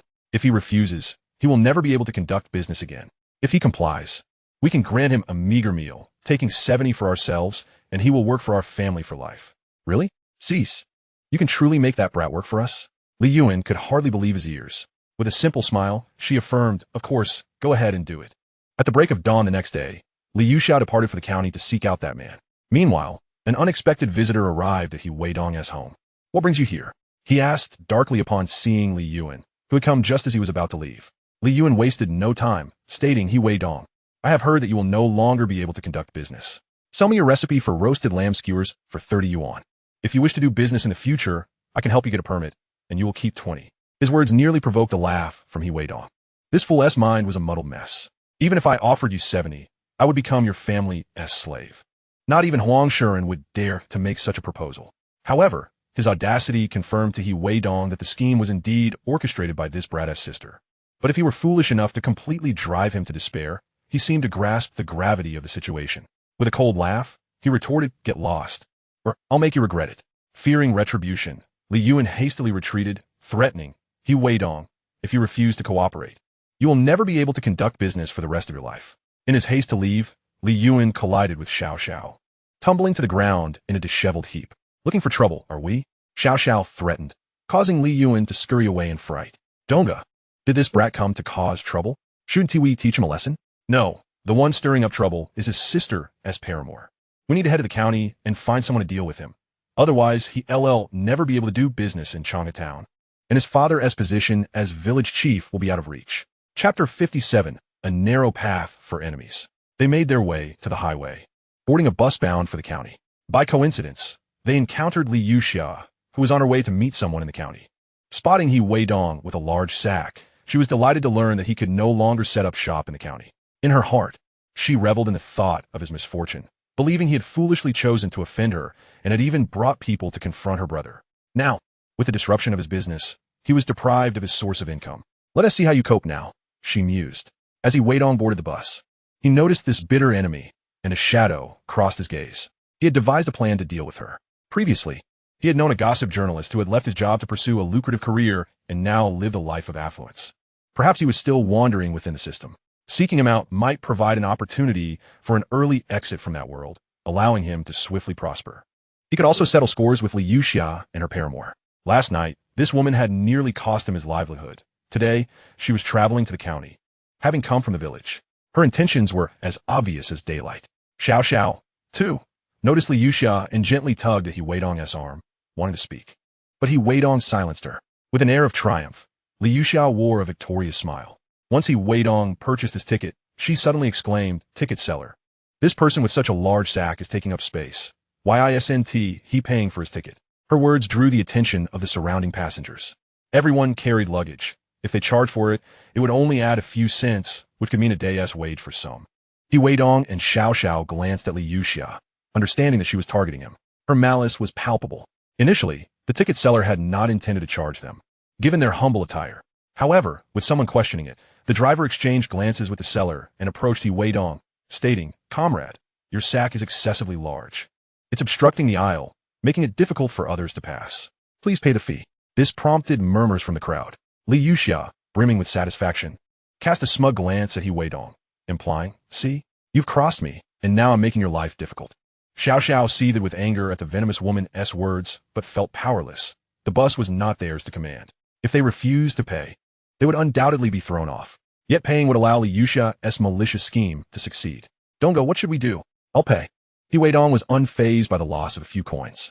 Paying now would not constitute a victory for Liu Xia. Once he found someone, he would ensure her reputation was irrevocably tarnished, leaving her unable to survive in the county and reduced to a woman of ill repute. After collecting the payment, the seller returned to his designated area. In these times, public transportation was a state enterprise. Even empty buses ensured their employees received salaries. They hardly cared about such trivialities, though some may have been eager to enforce the rules. After paying, Weidong steadied himself against the pole, standing firm. Meanwhile, Liu Xia, seated nearby, could not help but cast furtive glances at him, contemplating how to force him to kneel and beg for forgiveness, only to then kick him away. The journey spanned several kilometers, during which the car meandered along at an exasperatingly slow pace. At last, they arrived at their destination. Upon disembarking, Liu Xia cast a fierce glare at Weidong before departing to seek the company of her paramour. Meanwhile, Weidong, after exiting the vehicle with a sack of chai who slung over his shoulder, addressed Xiao Xiao, "Let us proceed to the apothecary first." "Dong Yi, that woman caused you to spend more money. Shouldn't we confront her?" Xiao Xiao inquired, a hint of resentment in her tone. "How should we confront her? Do you wish to strike her? What if she calls the authorities? She has acquaintances in the county. Retaliation is not solely about physical confrontation. Come, let us go." "All right." They made their way to the pharmacy that previously sold wild ginseng, but the offered price was disappointingly low, leaving Weidong unsatisfied. He concocted an excuse to leave. "Dongo, where to now?" Xiao Xiao asked. "Let us find a place to dine." "Wait for me a moment." Weidong pondered before responding. "Okay." In a quaint private eatery, after Weidong ordered their meals and they had satisfied their hunger, he turned to Xiao Xiao. "Stay here. I must find someone first." Having said this, he set his belongings down and departed for the television station. He had a vague recollection of a certain individual named Luo San, a journalist. Upon arriving at the entrance of the station, he fortuitously encountered the very person he was thinking of, who was just exiting. "Reporter Luo?" he tentatively called out. The man paused, momentarily bewildered, and scrutinized Weidong. "Who are you? Do we know each other?" Offering a cigarette, Weidong replied, "Reporter Luo, we were not acquainted before. But now we are we not?" Receiving the cigarette, Luo lit it and took a deep drag. "Speak, what is it that you require?" Surveying their surroundings, Weidong began, "There are too many people here. Let me treat you to some water. I have a matter for which I seek your assistance, and will be compensated." Luo cast a cautious glance around. "Everyone here has seen you." Understanding Luo's implication, journalists often make enemies. Weidong softly reassured him, "Do not worry. I was referred to you as a part-time private investigator. I would like to ask you to take some photographs and discreetly inquire about a certain relationship." "Really?" Luo expressed skepticism. "Indeed, I assure you." Seeing that Weidong did not appear to be a malicious character, Luo agreed to follow him to a nearby establishment. Weidong requested 2 bottles of soda from the proprietor. After opening them, he handed one to Luo, who took a sip and inquired, "What woman are you referring to? And who is the man behind her? He seems to wield some influence, likely within your system. How much will it cost? What is your connection to that woman?" Naturally, Luo would not simply trust a young stranger waiting for him at the television station. She's my girlfriend. I heard from someone in the city that she has another man. I cannot believe it, as we are on the brink of marriage. I wish to ascertain the truth. After all, we are both men, you understand? Weidong feigned sorrowfully. Fine, it will be 100 yuan for 5 photographs. Luo eventually conceded after a moment of contemplation. Agreed, but please be expedient. All right. After this, Luo extended his hand, which took Weidong by surprise. Realizing that this was a request for a deposit, Weidong produced 5 10 yuan notes and handed them over. When can I expect the results? I will come to find you. A week at most. Do not come to my workplace. I will provide you with a home address, Luo instructed. Very well. I look forward to a pleasant collaboration. Once you succeed, I might share with you a lucrative opportunity. Recognizing Luo's intelligence and audacity, Weidong sought to cultivate a friendship with him. Having concluded their business, Luo departed, remaining cautious of this unexpected stranger. After settling the payment, Weidong left to find Xiao Xiao. Donggo, have you accomplished the task? Xiao Xiao queried upon seeing Weidong approach. I have found someone. Let us proceed to the traditional Chinese medicine hospital, he replied. Alricht, Dong Ye. Weidong contemplated the dual paths before them. After all, acquiring Chai who meant that family members would also come to assist. On his end, he could engage in vegetable trading within the city, quickly amassing capital in the initial stages. Moreover, vegetable trading would not last more than a month before dwindling. The vast mountains within 100 miles concealed countless medicinal herbs. If he could successfully navigate this avenue, it could yield significant profits.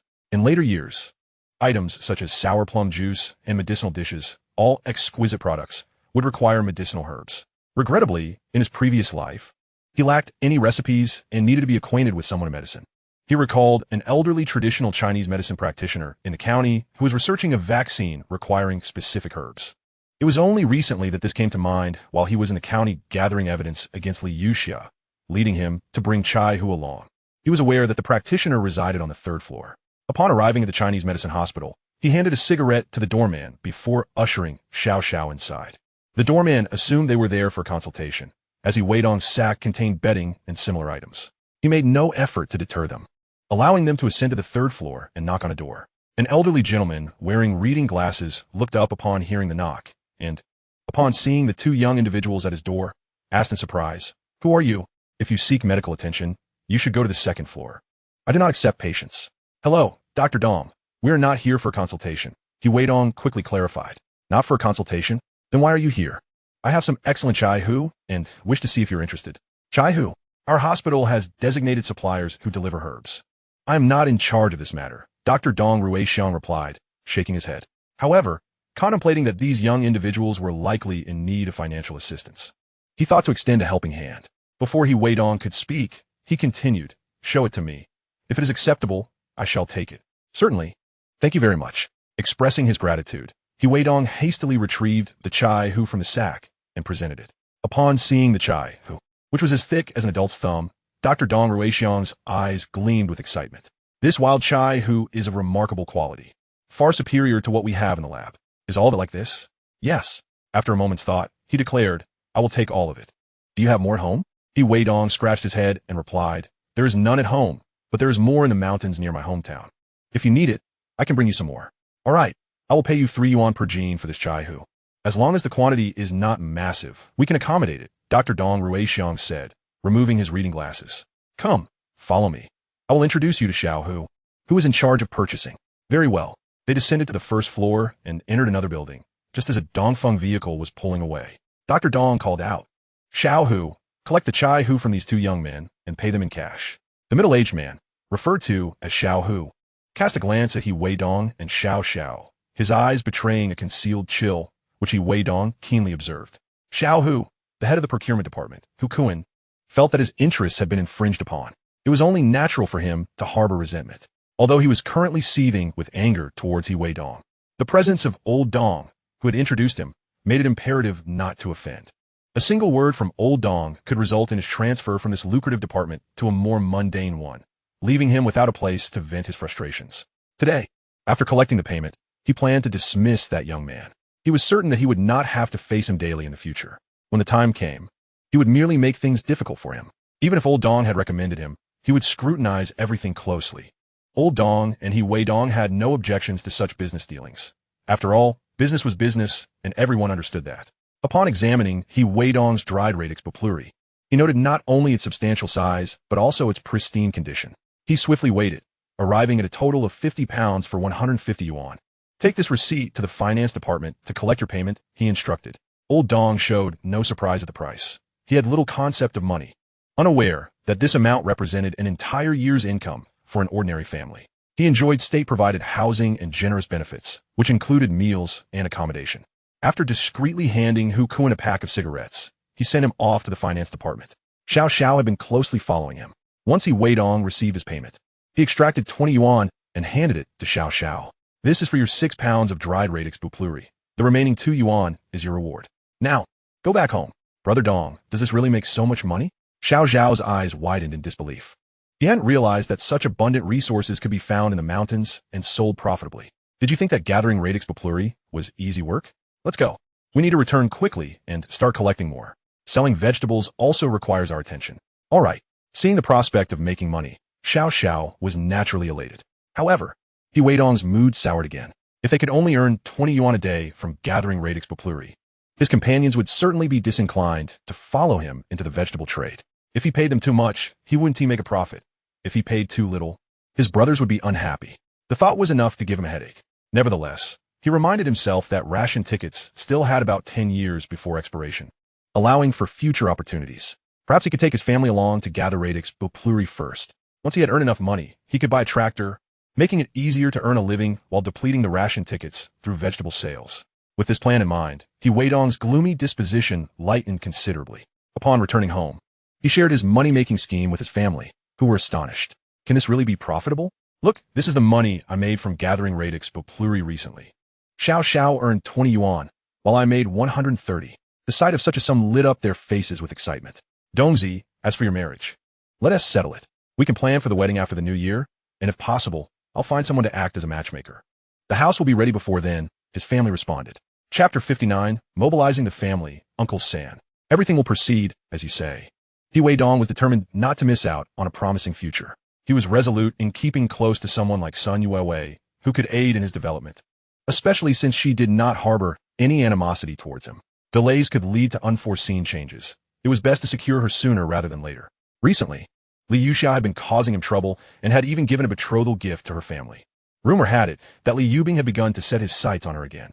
In his previous life, they had been together, and despite Li Yubing's shortcomings, they had both progressed well. If he could showcase his value in front of her family, Weidong was confident they would offer him significant assistance.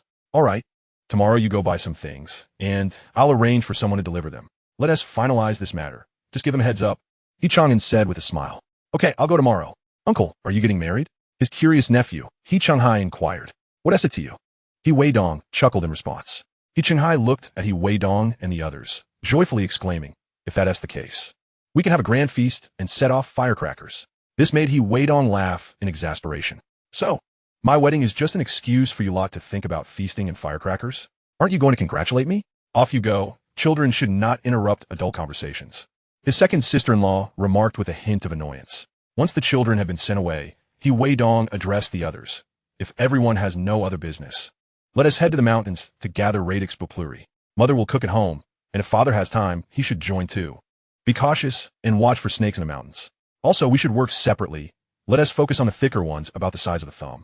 I'll buy them at the original price, but keep this under wraps. The mountains are vast, and I'll have villagers help with the gathering, offering around 1 yuan 50 per pound. Just keep it quiet.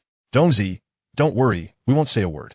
Having offered the highest price and given them an opportunity, Weidong was determined to ensure they benefited from this arrangement. The local business had been disrupted by Li Yuxia, and Weidong had already sent someone to investigate. For the time being, they could not proceed, but he encouraged his second brother and second sister-in-law to gather radix bupluri as well, as any income would be beneficial.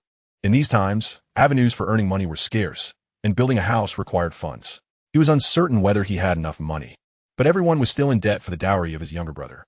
Who could be truly happy under such circumstances? All right, it's settled then, Weidong declared, and proceeded to make preparations. He sought out Uncle San next door. In the past, Uncle San had looked down on Weidong, but times had changed. Dongzi, you're here.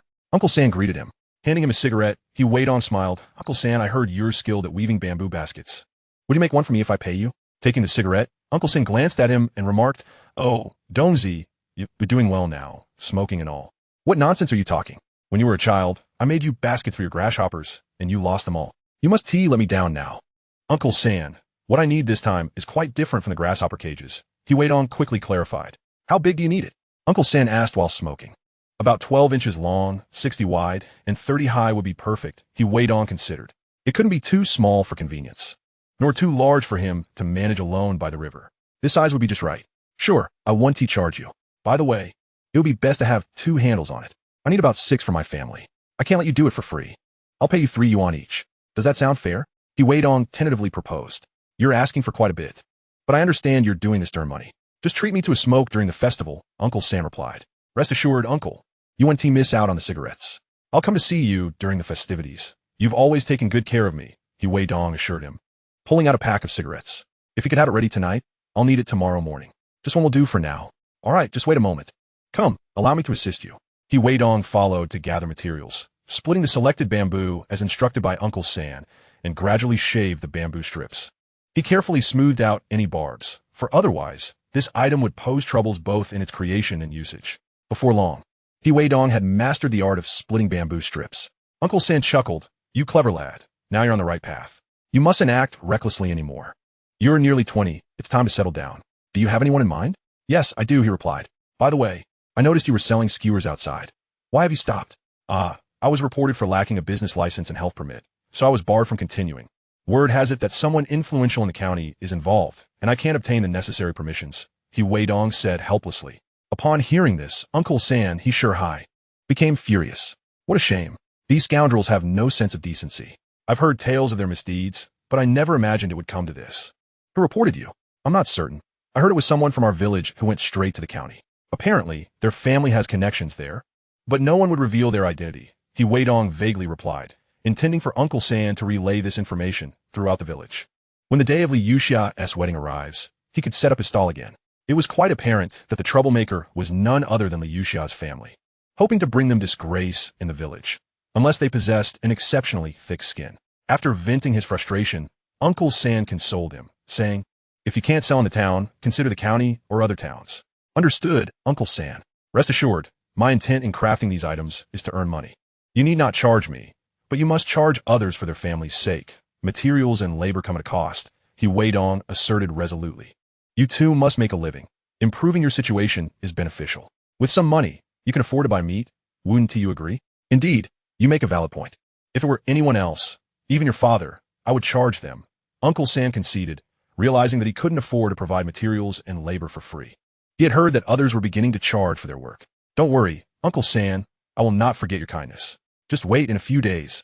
Someone will come seeking to purchase baskets from you.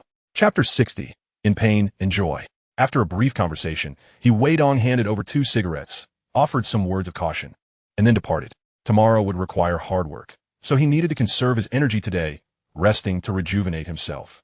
Uncle San assured him that there would be no issues and that by morning, he would have everything ready for Weidong. The following morning, the family, unusually, did not rise early to work. After breakfast, they prepared to venture up the mountain. Upon seeing Weidong return with an unusual bamboo basket, Father, he inquired, Dongzi, what do you intend to do with that? Dad, this bamboo basket is for carrying Chinese Angelica. It's convenient for one person to handle and easy to clean. I can simply take it to the riverbank, Weidong explained. Did you get that from Uncle San's place? Yes, he didn't ask for any money. Uncle San has always had a fondness for me. I slipped him a pack of cigarettes and had him custom make a few for me at 3 yuan each. If you like, you can go buy some as well, Weidong said with a smile. All right, let us go. It's a perfect day. The skies are bright, and we can see the mountains clearly. Soon, Xiao, a Guang, and a Zheng arrived, curious about the peculiar bamboo basket Weidong was carrying, posing questions similar to those of Father He. Weidong elaborated once more. After hearing his explanation, Xiao remarked enviously, Donggu, you have such a clever mind. Why don't you give me one? Go on, this is a gift from Uncle San. If you want one, you should ask him yourself.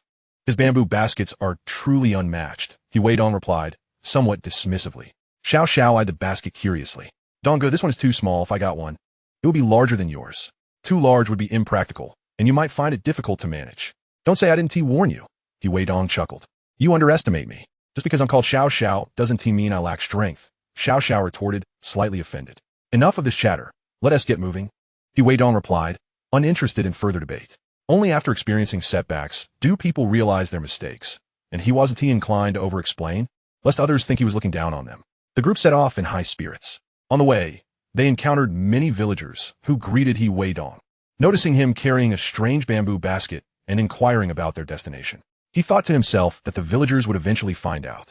After all, they were all from the same village, and he would rely on them for collecting Chinese angelica in the future. He explained, I'm heading into the mountains to dig for Chinese angelica. I've seen plenty of large ones up there, and I heard there is demand for this item outside. I thought I'd gather some, clean it, dry it, and sell it for some money. There seems to be a market for it, and I can pay 1 yuan 50 per gene. If you have any, feel free to bring it to me, and I'll pay cash, Weidong stated candidly. Is that really true? Villagers were cautious, especially regarding unfamiliar ventures. They tended to maintain a wary attitude. They knew that only when they saw real money would they consider participating. Absolutely. If you bring me the thicker ones like Musy size without mud, I'll pay 1 yuan 50 per gene. No deception here, Weidong assured everyone he met along the path. Upon hearing Weidong's straightforwardness, 2 of the sisters-in-law felt displeased. Such a lucrative opportunity, and you just had to share it?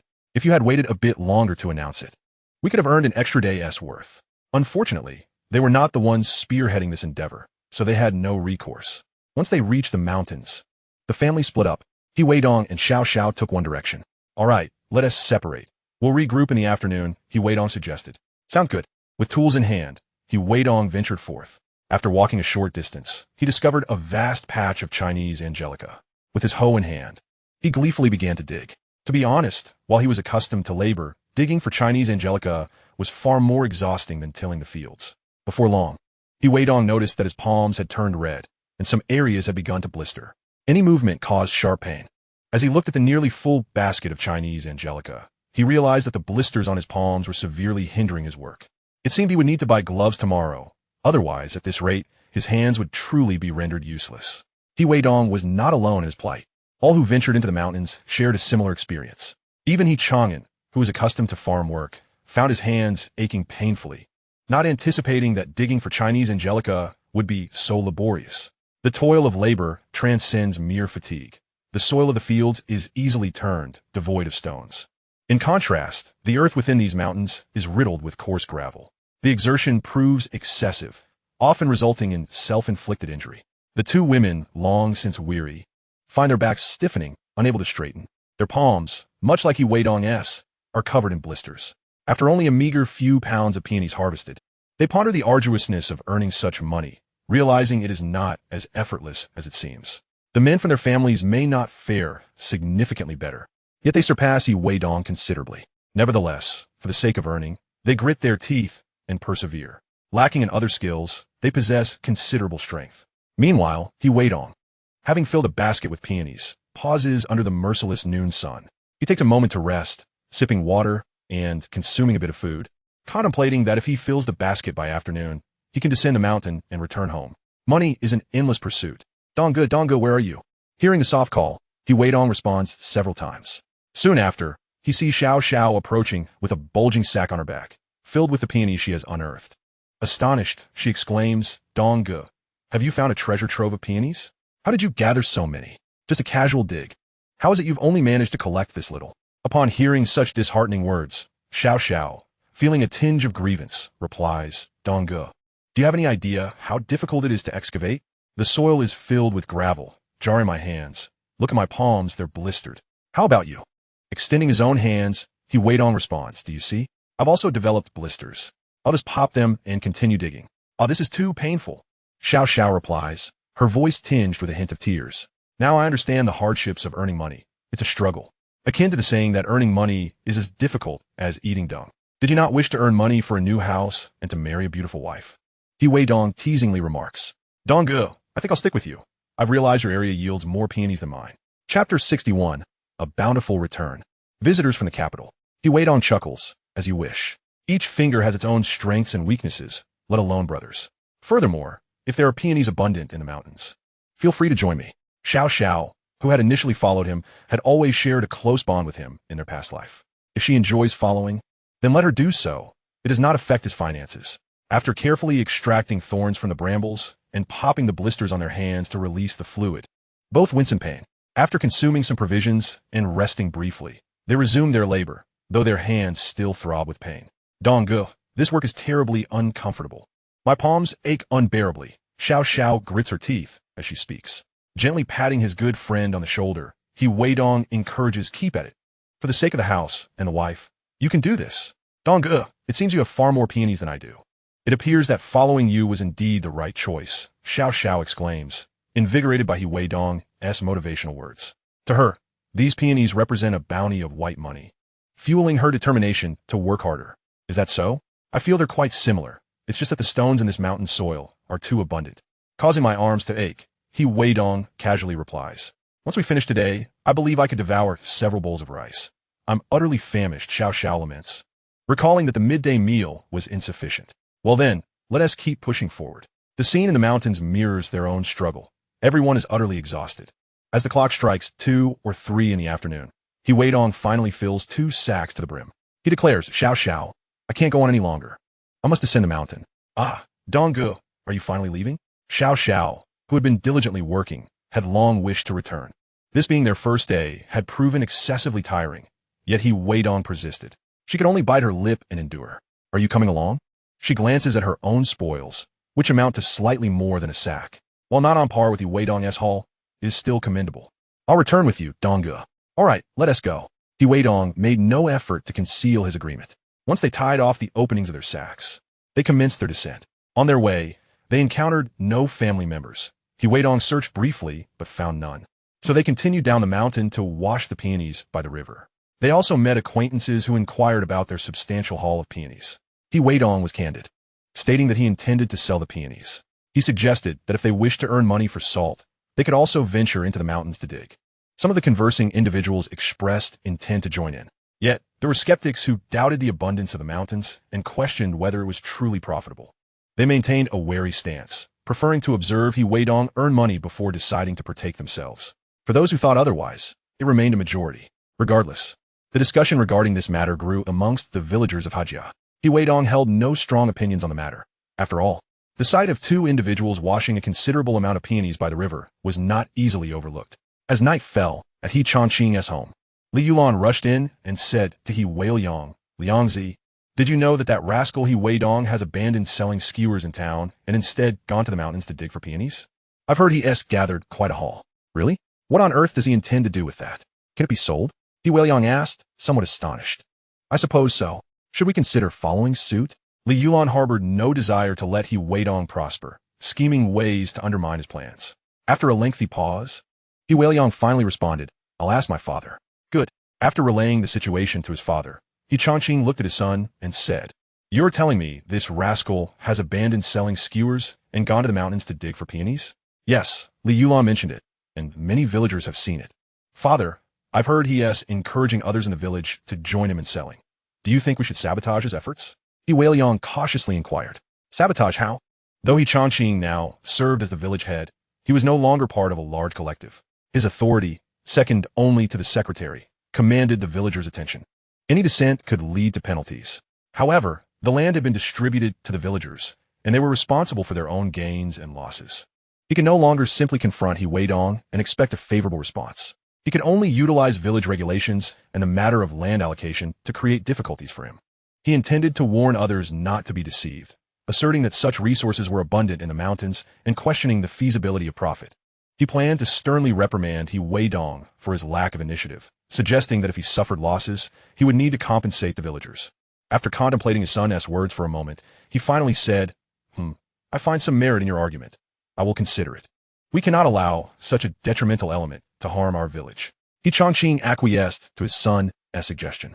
Father, do your best. Ensure that rascal does not prosper. Just seeing him flaunt himself irritates me. Changqing chose not to respond to the latter part of the statement. In Hejiao village, where thoughts diverge, in the city of Tianhe, a few individuals from the capital arrived at a public hospital. They approached the director, expressing their desire to access the archives for some records.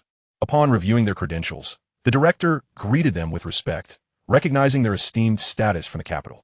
However, upon gazing at the pristine archive room, now devoid of crucial documents, his expression subtly shifted. Director Chun, what has happened to the records from 1974? One of the men inquired with a hint of anxiety. Director, he. In 1975, our hospital was suddenly engulfed in a devastating fire that consumed the archives. This room has since been refurbished, Director Chun replied with a note of regret. By the way, do you have any knowledge of a woman named Yi Qingmei who came for a rescue record from the 3rd Textile Factory? Director Chun shook his head. I was not yet here at the hospital during that time. I'm afraid I cannot assist. Perhaps you can inquire with Old Huang? Who is Old Huang? They asked. He was our archive's former director, now retired and residing at home. I can provide you with his address. I will send someone to escort you there, Director Chun offered. By the way, is this Yi Qingmei related to a prominent figure? Director Chun, please refrain from asking too many questions. Rest assured, we will remember your kindness. Director, he subtly shifted the topic, whispering softly, Sister, do not worry. I will certainly help you find your daughter. You came to Tianhe alone and in despair. I will not allow you to endure further suffering. Chapter 62. The Malice of Ho Guifan. Upon locating the so-called Director Huang, they received disheartening news. Last year, Director Huang had suffered a fall, resulting in partial paralysis. When they visited the nursing home, they discovered he had lost his memory. Instantly, an unnamed wrath surged within Director He's mind. With this lead severed, he glanced at the 2 weary young individuals beside him. Let us return for now. I will have someone inquire further. I cannot allow my personal matters to impede the affairs of the public. After uttering these words, Director He's countenance turned ashen. They had arrived filled with hope, only to depart in disappointment, unsure of how to face their parents and the despondent sister. Far away in Chang'e town, Weidong remained oblivious to these developments. Meanwhile, in the city, someone was preoccupied with his wife, Sun Yue. Upon returning home, his mother was engaged in conversation with a woman. Upon seeing Weidong's arrival, she introduced her as Matchmaker Wang.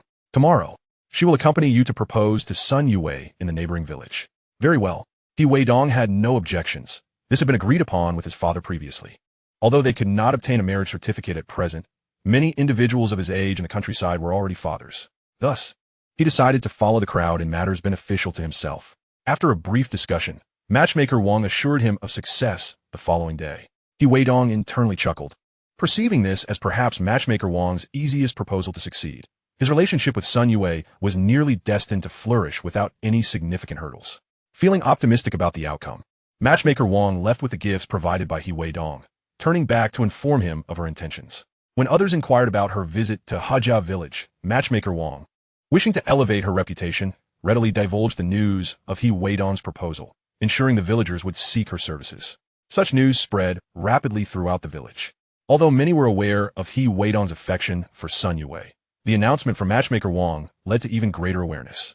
Upon hearing this news, Li Yuan felt as though the sky had fallen. With newfound wealth from his sister's dowry, he had been pleading with his mother, Ho Guifan, to purchase him a bicycle so he could visit Sun Yue. However, when the cost reached over 100 yuan, Ho Guifan reneged on her promise, leaving him to devise his own means. He followed Weiliang to sell skewers, but the business proved dismal. His skills were lacking, and customers remarked that Weidong's fare was far superior. Previously, he had been coveting the recipe held by Weidong, even considering sending his sister to confront him. Who could have anticipated that Weidong would rather refrain from conducting business in town than part with a secret? Left with no other options, he could only bide his time. Yet, who could foresee that Weidong had already sent someone to propose? If this endeavor succeeded, it would essentially seal their union, and any further aspirations he harbored for Sun Yue would be thwarted by Weidong's wrath. Furious, he burst through the door, startling Ho Guifan, who was chopping radishes. You little brat, are you seeking death? What face are you putting on for whom? Facing his mother's ire, Li Yuan conceded. Mother, did you know that Weidong is already proposing to marry? This is all your fault for being stingy with money and refusing to buy me a bicycle. You little brat, do you possess an industrial ticket?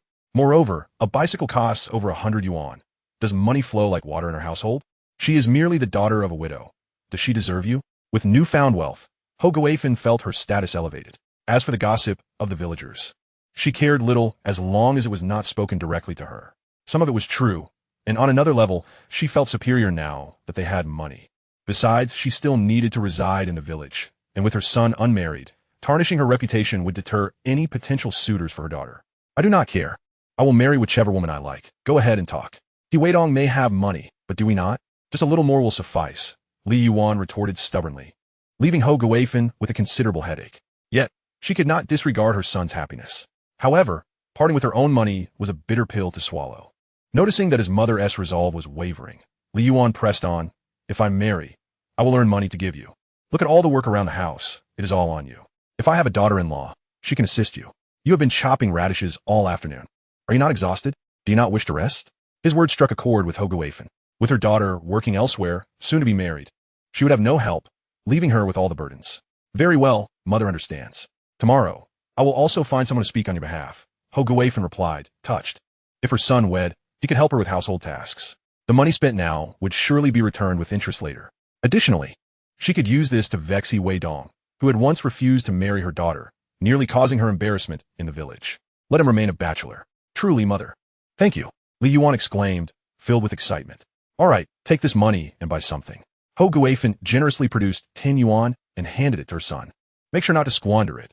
This is meant for your wife. I understand, mother. With the money in hand, Li Yuan stepped out, oblivious to the encroaching darkness. As he left, he couldn't help but mutter a few choice words about Weidong, still preoccupied with thoughts of Sun Yue. Little Xiao, who had come to find Weidong, overheard him and stealthily followed Li Yuan, eager to discover the source of his excitement. Upon reaching Uncle Lu's house, Li Yuan excitedly announced his intention to borrow a bicycle to venture into town and purchase gifts, as his mother planned to accompany him to a matchmaking meeting the following day. Little Xiao, already privy to some of Li Yuan's affairs, wore a distinctly troubled expression. It appeared that this young man still harbored feelings for his sister-in-law. Little Xiao quickly found Weidong and relayed the situation. After hearing the news, Weidong coldly remarked, "This brat never learns his lesson. We should lay in wait in the woods along the way and give him another beating. Last time was too lenient. I'm never like this kid."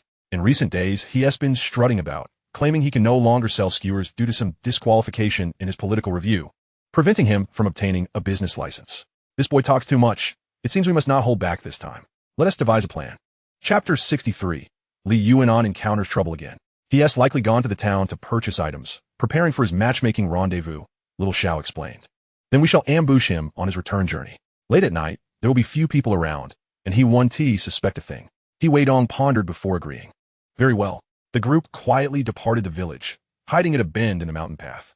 Unbeknownst to Li Yuan, who was on his way to the supply and marketing cooperative, his boastful remarks had reached Little Xiao, who rushed to inform Weidong of his plans. Meanwhile, Weidong and the others had already positioned themselves along his route, preparing to deliver a surprise. Aware that he had borrowed Uncle Lu's bicycle, Weidong had also used it a few times and was familiar with its condition. Estimating the time, he instructed his companions, "Wait, he should be returning soon. Get ready." He crouched low, pressing his ear to the ground, listening intently to the sounds above while speaking to his companions. The group poised themselves, laying bamboo poles on the ground in readiness. That night, the moon hung dimly in the sky. Li Yuan, preoccupied with thoughts of his romantic pursuits, had not fully healed from the injuries he suffered during his previous encounter with Weidong and his gang. Nevertheless, despite Weidong and disrupt his plans, he endured the pain and set off to the town. Imagining the furious expression on Weidong's face upon learning that he intended to marry Sun Yue, he failed to pay attention to the road ahead, unaware that he was about to face yet another calamity. The front wheel of his bicycle struck a bamboo pole, causing it to skid uncontrollably. The inertia propelled him forward, and he was thrown off, landing painfully on the ground. Before he could assess the situation, a dark bag was suddenly pulled over his head. Pain erupted in his abdomen as countless feet began to kick relentlessly at his back. As he opened his mouth to curse, a swift kick silenced him, leaving his teeth rattling. As the blows continued, his mind raced, wondering who was assaulting him. Could it be robbers? In these times, the roads were perilous. After dark, most stayed indoors, unwilling to venture out alone. Riding a bicycle, he must have appeared affluent to any onlookers. In the midst of the assault, he felt someone rifling through his pockets, as if seeking money. Unfortunately, he had spent all he had while out. Soon, he was met with another brutal round of punishment, feeling a bottle smash against his calf, nearly knocking him unconscious. Suddenly, he sensed hands lifting his legs, propelling him toward a nearby object. He recognized this action all too well. It was a classic maneuver.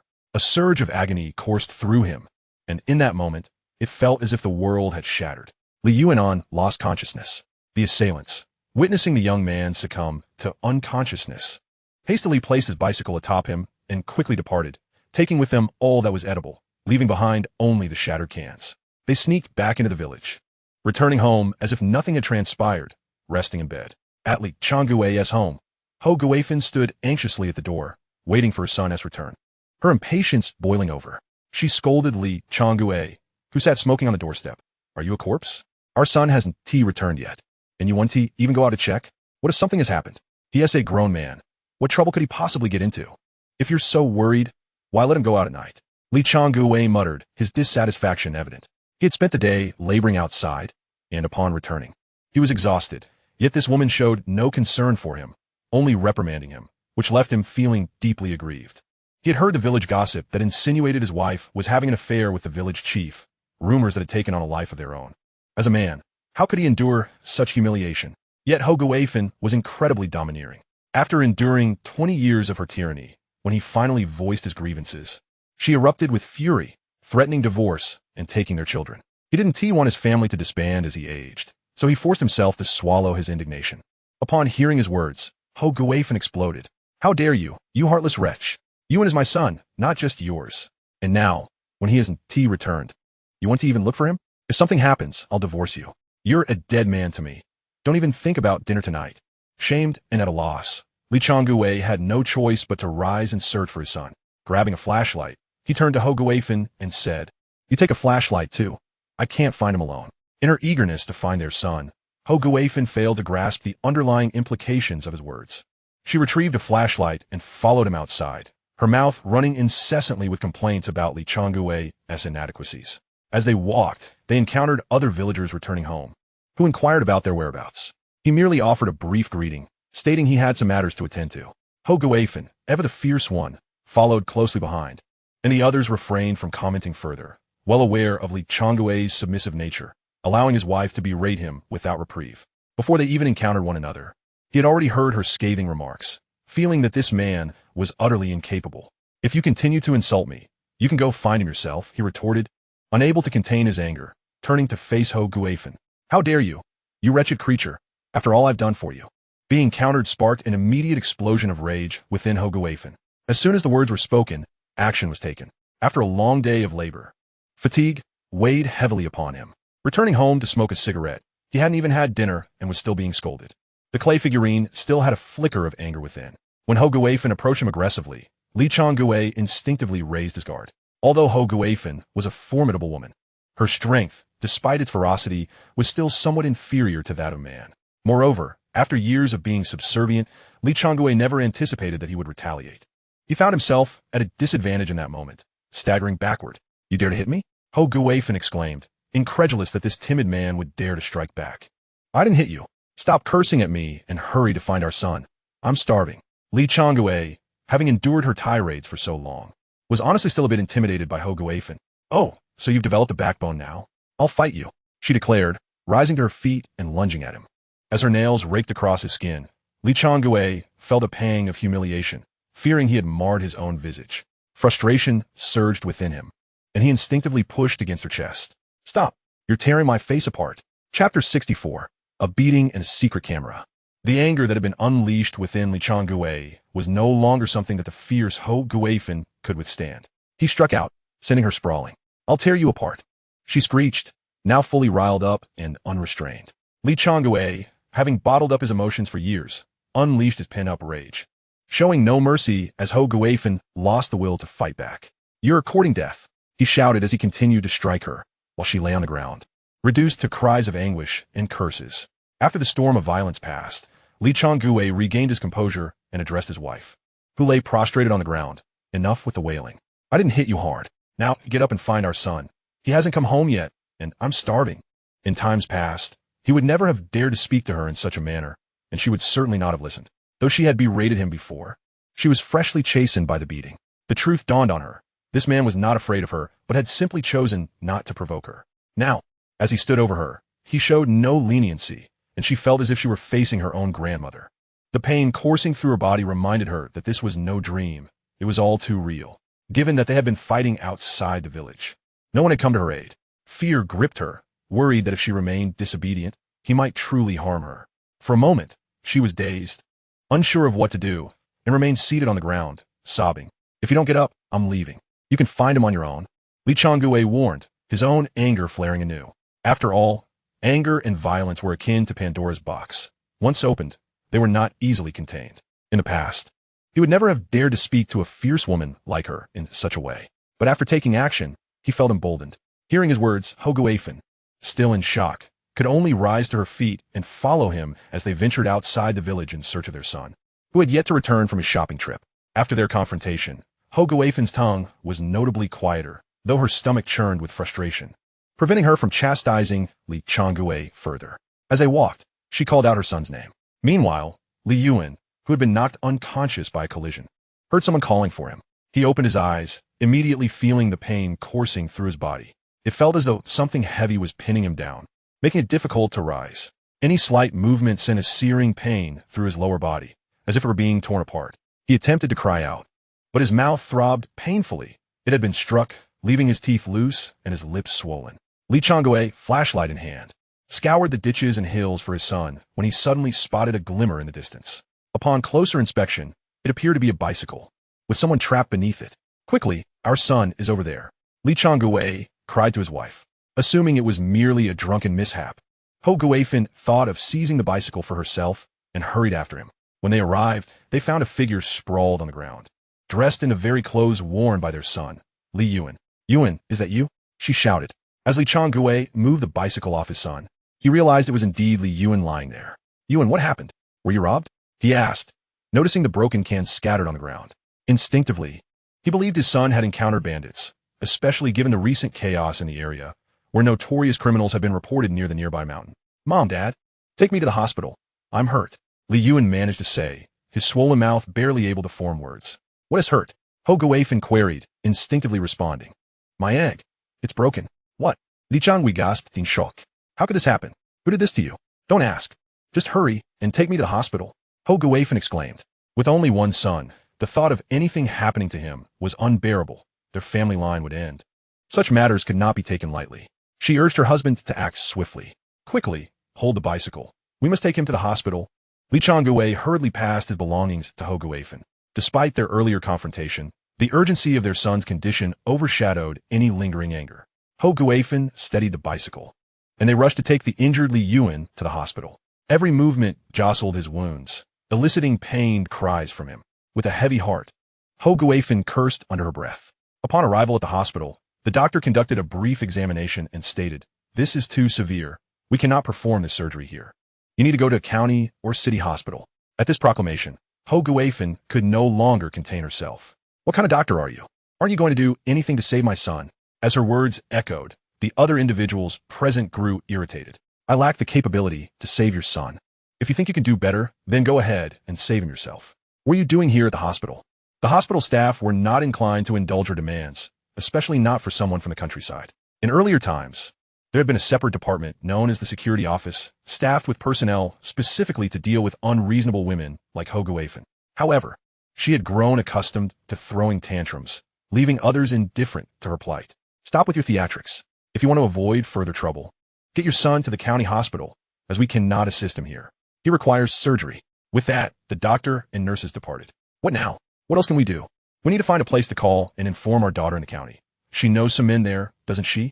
Li Shangui raplia coldly. Yes, I must make a call. How could I have forgotten? I shall go and do it now. Upon hearing her husband's words, Hoguafen hurriedly picked up the phone. At that moment, in the city, within a rented room, Li Yuxiao was engaged in an intimate exchange with a slightly balding, rotund man, blissfully unaware that her brother had met with misfortune. Outside, an individual wielding a camera was clandestinely capturing their interaction, employing a remarkably professional technique. After several days of waiting, he finally stumbled upon such a splendid opportunity. It appeared that the 100 yuan would be rather easily obtained. This man was the same one who had previously called Changha Town, insisting that no identification be issued for He Weidong and forbidding him from setting up a stall. If He Weidong were present, he would surely recognize the voice of this man, the very one who had flirted with Li Yuxia outside the hospital during his critical illness, claiming to have supported his son. Well then, that essay wrapped. In a few days, the money will be in hand. The man, satisfied with his covert photography, departed, while the couple inside remained blissfully ignorant of being surveilled. Chapter 65. Lordly, a comedic misfortune. Upon returning home, he developed the photographs. When a young man arrives, the money will be secured. As for the rotund man, he had little interest in engaging him for the moment, confident that the young man would not let him off easily. When Li Yulian was taken to the county hospital, his lower body was grotesquely swollen. The emergency physician, after examining him, shook his head in resignation. It's too late. We cannot save it. It must be amputated. What did you say? Amputate? Then my son will become a eunuch.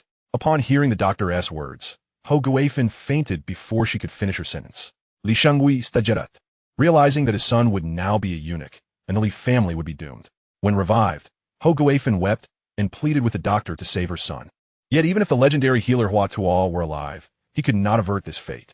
Ho Guifan continued to implore, and the doctor solemnly stated, to be frank, if you wish to preserve your son's manhood, it will become infected, and eventually, the lower body will decay, leading to death. Is there not hope in living? His words were painfully blunt, yet Ho Guifan and Li Changui refused to accept such a conclusion. However, what could they do? The doctor genuinely had no means to save their son's vital essence. Well then, we have exhausted our options. Perhaps you should transfer him to a city hospital. If time is wasted, your son may develop a high fever, causing brain damage, and do not blame me for that. He urged them to leave promptly. Amputate it. When Li Changui uttered those 3 words, it felt as if the very strength had been drained from him. Who could have imagined that a simple outing would lead to such a calamity? Who could be so heartless to treat his son in such a manner? The family was asked to sign. This was the critical condition notice. The doctor signaled a nurse to bring over a consultation record, stating, critical condition? Ho Guifan could hardly believe her ears. Is it merely because that part was damaged that he is in critical condition? Doctor, I am an old farmer. I cannot read or write. Li Changui awkwardly confessed. Very well, I will read it to you, and then you can affix your thumbprints. Both of you will need to do so. Is that acceptable? The doctor understood the rural situation. In this day and age, literate elders were quite rare. Even with literacy classes, the elderly struggled to learn. All right. Once the two had pressed their thumbprints, Li Yulian was wheeled into the operating room, sedated for the impending surgery. As the surgery commenced, the decayed flesh was meticulously excised. At dawn, the lights of the operating room finally dimmed. Doctor, how is my son? Ho Guifan, anxiously awaiting outside, rushed over as the door opened. The doctor, removing his mask, replied, the procedure was successful. However, for the next few days, limit his food intake to prevent infection. Otherwise, it could be fatal. Post-operative recovery is of utmost importance. Understood. Yet, she could not bear the thought of her son dying, even if he became a eunuch. At least he would still be alive.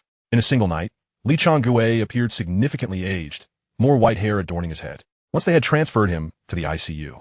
As the effects of the anesthesia wore off, Li Yulian awoke, writhing in agony, emitting a harrowing cry that summoned the nurses. Quickly, the patient cannot endure this. Administer another dose of anesthesia and start the glucose infusion. Outside, hearing her son's anguished screams, Ho Guifan felt as if her heart was being sliced apart, regretting allowing her son to venture out at night to buy something, only to encounter thugs along the way and return in such a pitiful state. Just as she was overwhelmed with grief, a young nurse approached. Li Yulian's family, your surgical fees, hospitalization costs, and medical expenses have yet to be fully paid. If you do not settle this tonight, we will halt your son's medication. Upon hearing this, Ho Guifan instantly erupted. What did you say? Repeat that to me. Enraged, Ho Guifan attempted to grab the nurse by the collar. In these times, nurses held secure positions and were not intimidated by such a raucous woman. The nurse swiftly slapped away Ho Guifan's hand. What do you intend to do? This is a doctor. Treating patients and paying for medical care is perfectly reasonable. If you do not want to stay, then leave. I cannot be bothered to tend to you. The commotion attracted several onlookers, including hospital security. What is going on? Cause a ruckus, and I will have you arrested. Uncle Wong, do not indulge this shrew. She refuses to pay and even wants to resort to violence. The young nurse lamented as the security approached. Familiar with such disturbances, the security guard stepped forward and dealt Ho Guifan a resounding slap. Do you even know where you are? If you do not pay, get out. Do you wish to jeopardize my livelihood by striking a physician? Seeing his wife being struck, Li Changui instinctively moved, only to be kicked back, nearly losing his balance. You old fool, behave yourself, or I will break your arms and legs. Do not come here acting tough without settling your debts, as if this hospital is your family's establishment. The couple received a stern reprimand, immediately becoming docile, especially Ho Guifan. After being struck by her husband the previous night, and now by the nurse and security, she feared further beatings and could only beg for mercy. Claiming she would not cause a scene again, attributing her outburst to her son's unfortunate incident, which had left her somewhat unhinged. Enough of the chatter. Hurry back and get the money. Otherwise, your son will be expelled from the hospital tonight, and whether he lives or dies will be of no concern to us. You shall not reduce the debt by even a penny. I will return promptly. My home is a bit far. I implore you, do not cut off my son's medication. In response to Ho Guifan's pleas, the security guard coldly retorted, "If you had been obedient from the start, we would not be in this predicament." Yes, I apologize. While they were being reprimanded in the hospital, Li Yuxia was still in the rented apartment, enjoying herself with the portly man, completely oblivious to her brother's plight and the troubles faced by her parents. He Weidong, accompanied by several individuals, continued to dig for Chinese wild ginger on the mountain, having filled an additional sack today, significantly increasing their pace. However, their hands bore the brunt of the labor. When Xiao Xiao came by at noon and discovered He Weidong had unearthed 2 sacks, she was utterly astonished. "Dongzi, how on earth did you manage to gather so much? I can barely fill a single sack while you've amassed 2. This stuff is supposedly everywhere. Isn't it? Just pay a little attention," He Weidong casually remarked, provoking an eye roll from Xiao Xiao, who insisted on accompanying him. After securing a plot of land for him in the afternoon, He Weidong ventured further afield, quickening his pace in the excavation. Once 3 sacks and a bamboo basket were filled to the brim, he began his descent down the mountain. Xiao Xiao, eager to unearth more, chose not to return just yet. Upon reaching the village, he heard alarming news. It seemed that Ho Guifan's son had encountered trouble, as the entire family had not returned home the previous night. Chapter 66, Engagement Set, Under Surveillance. After all, the gossip within the village spread like wildfire, especially with Ho Guifan hastily gathering her belongings to leave, coupled with the fact that no one had been home the night before. The villagers began to piece together the situation. Someone had spotted Uncle Lu's bicycle outside the village, rumored to have been taken by Li Yuantao to the town for shopping, abandoned by the roadside. He Weidong said nothing about it, likely assuming that the boy had met with an unfortunate incident last night. He couldn't help but wonder if the boy would still harbor designs on his woman in the future. However, the animosity between him and Li Yuantao would not be easily resolved. He would seek an opportunity for retribution. Would Ho Guifan's family evade the consequences of their suffering? Today, his mother had accompanied matchmaker Wang to the neighboring village to propose marriage to Sun Yue's family. These matters occupied his thoughts as he returned home, only to find the matchmaker still present, presumably because the proposal had been accepted. Wang was lingering, hoping for a meal at He Weidong's home. Upon seeing He Weidong return with a laden pole, she approached him with a beaming smile, saying, "Dongzi, congratulations. After the new year, you'll be a married man.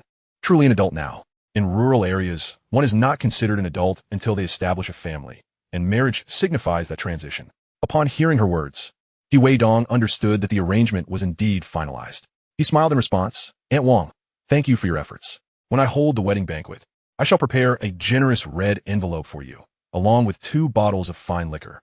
The matchmaker was left speechless at his promise, having facilitated numerous matchmaking endeavors. She had never encountered such generosity before. To be honest, her involvement in this particular case had required minimal effort. Simply mentioning He Weidong's name had sufficed. In her household, it was primarily his mother and her daughter who had engaged in discussions. If all matchmaking opportunities were as straightforward as this one, she would undoubtedly earn a handsome income throughout the year. "Thank you, Dongzi, I shall await that day." Upon noticing He Weidong drying the Sapashnikovia, she curiously inquired, "Dongzi, what do you intend to do with this Sapashnikovia?" Given that the villagers had disrupted his business endeavors, he could not set up a stall to sell goods. So he resorted to harvesting Sapashnikovia to sell in the county town. "Aunt, if you have some, you can bring it to me, and I'll help you sell it there. It's worth 1.5 yuan per pound for the coarse stuff." "Really? Is there a demand for this?" she asked in astonishment. "Of course there is. If you're looking to make some money, you can gather from the mountains. There is plenty to be found." As he worked, He Weidong continued to explain. "Excellent." Hearing of this profitable opportunity, she realized that he had gathered more in a single day than she could by tirelessly matchmaking. Before long, the rest of the He family returned home, and they too began to dry their own Sapashnikovia. He Ute, running out, exclaimed, "Brother, mother says to help with cooking. I'm here to assist you." "All right." Understanding his mother's intentions, He Weidong did not hesitate. He took out the pickled pork and lamb, along with some eggs, and prepared several dishes. They invited the matchmaker to enjoy a meal, during which the conversation revolved around He Weidong's impending marriage. They discussed sending the engagement gifts over around the time of the Lunar New Year, with plans to host the wedding banquet shortly after the Lantern Festival. He Weidong had no objections to this arrangement. In a few days, he would seek out the village's esteemed elders to draft a marriage contract and choose an auspicious date for the wedding following the Lantern Festival. Everything seemed to be progressing favorably. In this new life, He Weidong felt a sense of joy. He was gradually reclaiming the things he had lost in his past existence. After the matchmaker departed, He Chang'an remarked, "Dongzi, we're running out of space for all this Sapashnikovia. Understanding his father's concern, Weidong contemplated for a moment and proposed, "How about I gather more tomorrow and then borrow a vehicle to transport it to the county town the day after?" "Sounds good," his father nodded in agreement. His elder and younger brothers felt uplifted by his words. Over the past few days of harvesting Sapashnikovia, they had exhausted themselves. Their hands blistered, yet they had brought back over 100 pounds, less than he weighed on. How could they justify that? They had accompanied him into the mountains and returned later than he did. Dongzi's luck seemed remarkably favorable. Wherever he went, the Sapashnikovia flourished abundantly. While sustainable development was still a distant prospect, Weidong had also taken the opportunity to collect some seeds. As everyone prepared to venture into the mountains to dig for Sapashnikovia, they planned to sow the seeds on a rainy day. This was their homeland, and he did not wish for the Sapashnikovia to profit him at the expense of depleting their resources. Meanwhile, in a hospital room in the county town, Li Yuantao awoke, his stomach growling with hunger. However, the nurse restricted him from consuming too much food or water, fearing that he might need to use the restroom and risk infecting his wounds. Ho Guifan, feeling utterly defeated, found herself in despair without contact from her daughter and with her son in such dire straits. "Who could have done this to my son? I will confront them." The latter part of her words was almost a shriek, startling the other patients. The nurse emerged, admonishing family members of the patient, "This is a ward. Please remain quiet, or you'll have to leave." After being reprimanded earlier, Ho Guifan fell silent. Her previous bravado vanished. As the sun set, Weidong informed Xiao Xiao that he would be going to the county town to deliver Sapashnikovia the following day. He offered Xiao Xiao the same price as everyone else, as she had been the most obedient and the first to follow him. He wished to support his brother, but he lacked the capacity to do so at present.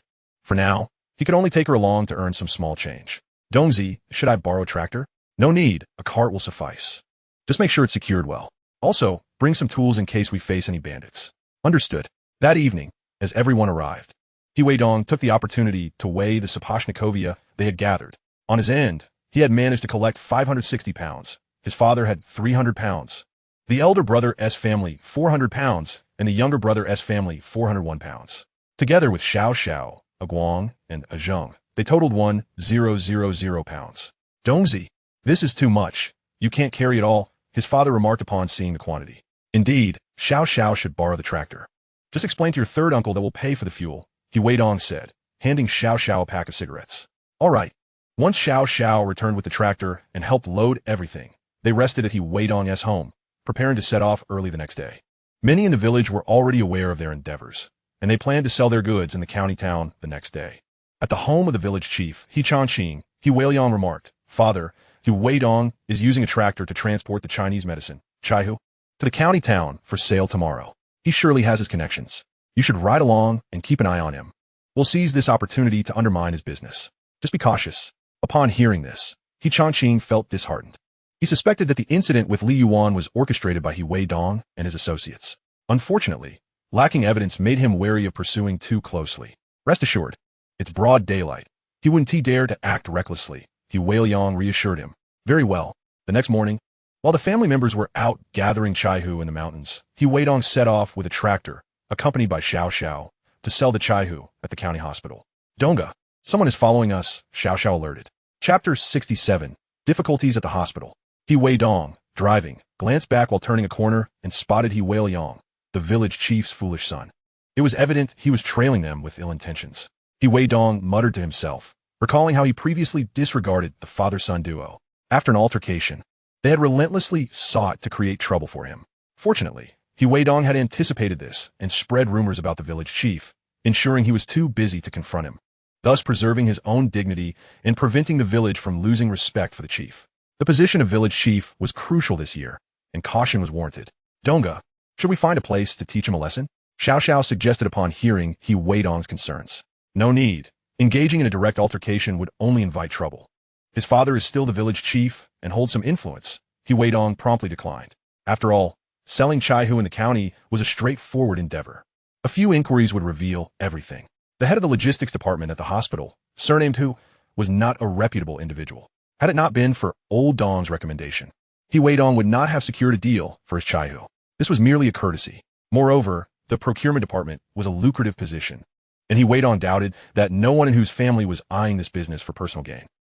This father-son duo is always obstructing us. They encroached on our barbecue business, and now they likely want to take a piece of the Chaihu market," Xiao Xiao expressed her frustration. They want to have it easy. After offering some words of encouragement, Weidong focused on driving. The current mountain road was slow going, but he was confident he could maintain a lead. Soon they would reach the asphalt road of the town, where he could accelerate and leave the follower behind. Meanwhile, Weidong struggled to keep pace, exhausted yet determined. He cursed under his breath, questioning why the driver was not stopping as they approached the town. Little did he know, as they hit the town road, Weidong shifted gears and pressed the accelerator, sending clouds of dust swirling behind him. The dust enveloped Weidong, drenching him in dirt and sweat, transforming him into a muddy figure. Infuriated, he shouted curses, but the dust filled his mouth, making him feel miserable. He had to keep pursuing, despite not knowing where Weidong was headed. As he saw the tractor speeding away, he hastened his pedaling, but human strength could not rival machinery. He quickly fell behind, only able to watch as the tractor, belching black smoke, disappeared from view. Damn it, running so fast. May you meet your end. He spat, his feet never ceasing as he followed.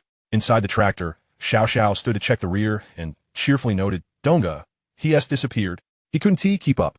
Enough of that. Be careful not to fall, Weidong replied, having eased off on the accelerator. After all, the tractor was an old machine, and prolonged acceleration was unwise. With the black smoke becoming uncomfortable. Although he had slowed down, he was still far faster than a bicycle, leaving Weidong trailing significantly behind. Weary and disheveled, Weidong surmised that Weidong was indeed heading to the county to sell. He was uncertain which hospital he intended to approach. After about an hour, Weidong finally arrived at the Chinese medicine hospital. He noticed a Dongfeng vehicle exiting the logistics department's gate and hurried inside. The guard, having previously benefited from Weidong's generosity, did not impede his entrance. Weidong parked and rushed over, presenting a box of cigarettes as a greeting. Director Hu, I brought some chai hu for you to inspect. Upon seeing the substantial delivery, Hu Wenliang's expression soured. He had been purchasing more from Weidong, which meant his cousin received less, naturally leaving him displeased. A mere pack of cigarettes could not compare to the profits he was losing. His face darkened, and he coldly remarked, What do you mean by bringing so much? The hospital doesn't need this quantity. Director Hu, old Dong from your hospital mentioned that the quality of my chai hu is quite good. This is just over 2,000 gene, significantly less than the Dongfeng vehicle. Weidong replied, maintaining a courteous tone to foster goodwill. All right, I'll take it this time, but don't bring such a large quantity again next time. Though he was reluctant to accept Weidong's goods, he feared losing his job. If that happened, he wouldn't earn a single cent. Since Weidong had brought over just a little more than a ton, and the quality was satisfactory, he could blend it with the inferior chai hu he had just procured. It would appear too shabby. He instructed Weidong and Xiao Xiao to unload the chai hu for inspection, which turned out to be quite good, thick and clean, not overly problematic. They accepted it, weighing in at 105 gene, rounded down to 100 gene, amounting to 300 yuan. Weidong said nothing, knowing who would pocket the excess weight. It was barely 15 yuan. It wasn't worth disputing. After receiving the payment from finance, Weidong and Xiao Xiao exited.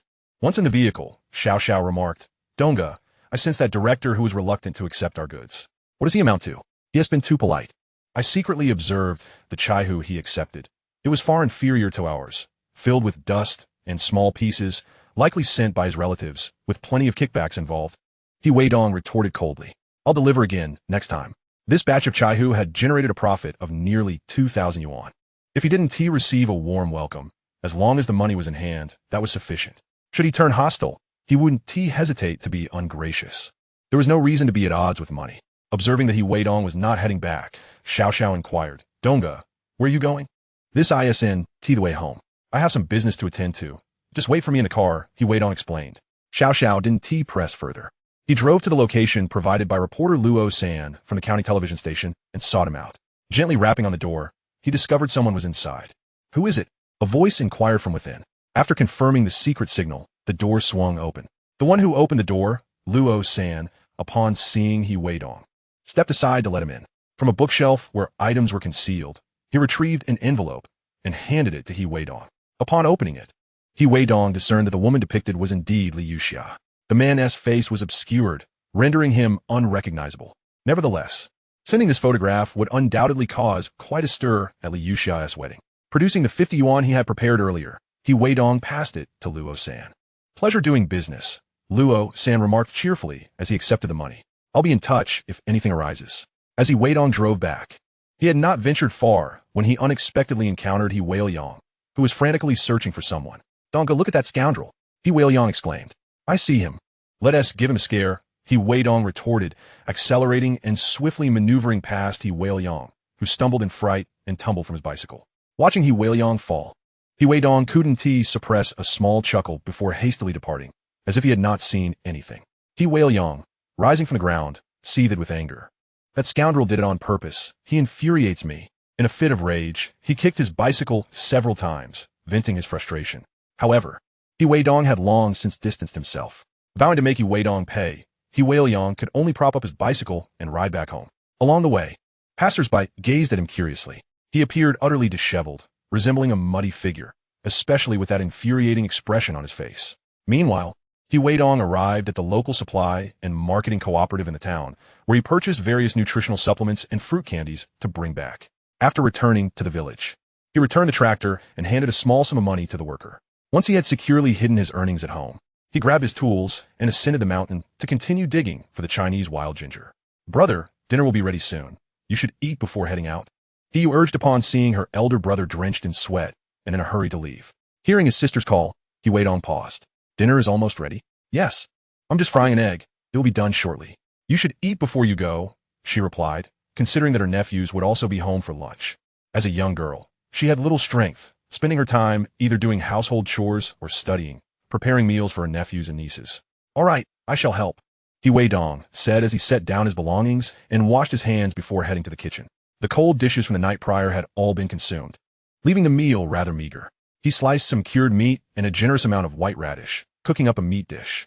He intended for the children to return and share the meal together. Xiao Xiao approached with a dry bun in hand. "Dongo, are we leaving now?" This time, digging for wild ginger would yield nearly 200 yuan, as he followed He Weidong to locate areas abundant with the herb. Discovering a lucrative opportunity, he was so eager to earn money that he was reluctant to even eat at home. "Let us wait a bit. We'll eat first. My nephews and niece will be back from school soon. You should join us," He Weidong advised, glancing at the sunburned Xiao Xiao. "Your family doesn't prepare much." "I'd rather head back to eat," Xiao Xiao insisted. "Don't leave, otherwise I'll be waiting for you." Just then, the children returned, filling the air with excitement. After greeting He Weidong and Xiao Xiao, they dashed to the kitchen, exclaiming joyfully upon discovering there was meat today. "All right, hurry and eat. I must finish before returning to work," He Weidong urged as he observed them bickering. Although the children conversed freely with He Weidong on ordinary days, they still felt a tinge of fear when he was angry. Children are perceptive to the moods of adults. Now, He Weidong's word was law at home, and they dared not retort. They obediently formed a line to serve themselves, eager to fill their plates. The cured meat and radish stir-fry He Weidong prepared had become their favorite. After they had left, He Weidong served a portion for Xiao Xiao. The two sat on the stone bench in front of the house, enjoying their meal together. The weather was oppressively hot. "This infernal heat. The sun is so relentless. How I wish for a cold beer," He Weidong lamented during their meal. "Indeed, when we went to the county this morning, it was sweltering and parched," Xiao Xiao agreed. After exchanging a few idle remarks, He Weidong continued. "In the afternoon, please take the items I brought back to the neighboring village, to your third sister-in-law. I bought extra fruit candies, so keep some for yourself, and don't let the little one see them." In the month since his rebirth, he had made numerous trips to the town for business, bringing back a wealth of snacks. He had even treated the children to barbecues, ensuring they enjoyed plenty. Now, they had become quite spoiled, unwilling to eat anything that was subpar. Having only recently started to enjoy better days, they were already becoming haughty. He understood that he could not be overly indulgent, otherwise they would grow up with unrealistic expectations of what could satisfy them. Besides, they still had their own parents to rely on. However, his sister was different. In his previous life, she had made tremendous sacrifices for him, living with their parents in a less fortunate household that could barely afford to spoil her. Growing up in a large family, their parents were often reluctant to buy anything, and even when they did, she rarely received much. "Understood," he replied, as she shared a close bond with He Weidong, who remained unmarried and with whom she could engage in meaningful conversation. "Yes, focus on your studies at home. This autumn, I'll send you to the town for school. If it's inconvenient, you can stay at the dormitory. I have money now," He Weidong stated with newfound confidence, having recently earned nearly 2,000 yuan. "Dongyi, are you really letting Xiao Mei attend school?" In the eyes of Xiao Xiao and the others, education seemed insignificant, especially for a girl. "Indeed, education is the path to a brighter future. Once I have my affairs in order, I'll also find a place to study," He Weidong said, a look of longing in his eyes. In his previous life, he had achieved a Master S degree. How could he settle for less this time? Xiao Xiao gasped at Weidong's words, astonished. No way. Donggu, you're not thinking of going to university, are you? Why not? Nowadays, many couples are in university, including those in their 30s, Weidong replied. Xiao Xiao shook her head. I can't focus on studying. You say education is good, but should I try it too? As you wish. In their light-hearted banter, they finished their meal. The children dashed outside to play. He reminded his sister to keep an eye on the house and not allow anyone into his room until their mother returned to deliver the items. Understood. With Xiao Xiao in tow, he ventured into the mountains to continue his profitable endeavor of digging for wild ginger. As they journeyed deeper into the mountains, Weidong, having toiled for most of the day, finally returned home, looking disheveled. Upon entering, he shouted, Father, that scoundrel Weidong is utterly infuriating. What happened? Chongqing inquired, perplexed. Weidong then recounted the events that had transpired. You mean that brat nearly ran you over? Yes. By the way, do you know where he is selling? Chongqing asked eagerly. Uncertain and at a loss, he realized that I was following him. He drove at an astonishing speed. Suddenly, he pondered, how could that lad know how to operate a tractor? Perhaps he had been sneaking lessons. Chongqing, was far from concerned about when Weidong learned to drive. His interest lay solely in whether the dried buplurum could truly be profitable. Enraged, Weidong exclaimed, Father, that vehicle belongs to our village. How can we allow him to take it for profit? This logic held true, as Zhang Xiaojun had borrowed it from his uncle. I shall have a word. This vehicle cannot be loaned any longer, or else the villagers will certainly voice their discontent. Chapter 69, Frantically Acquiring Dried Buplurum Business.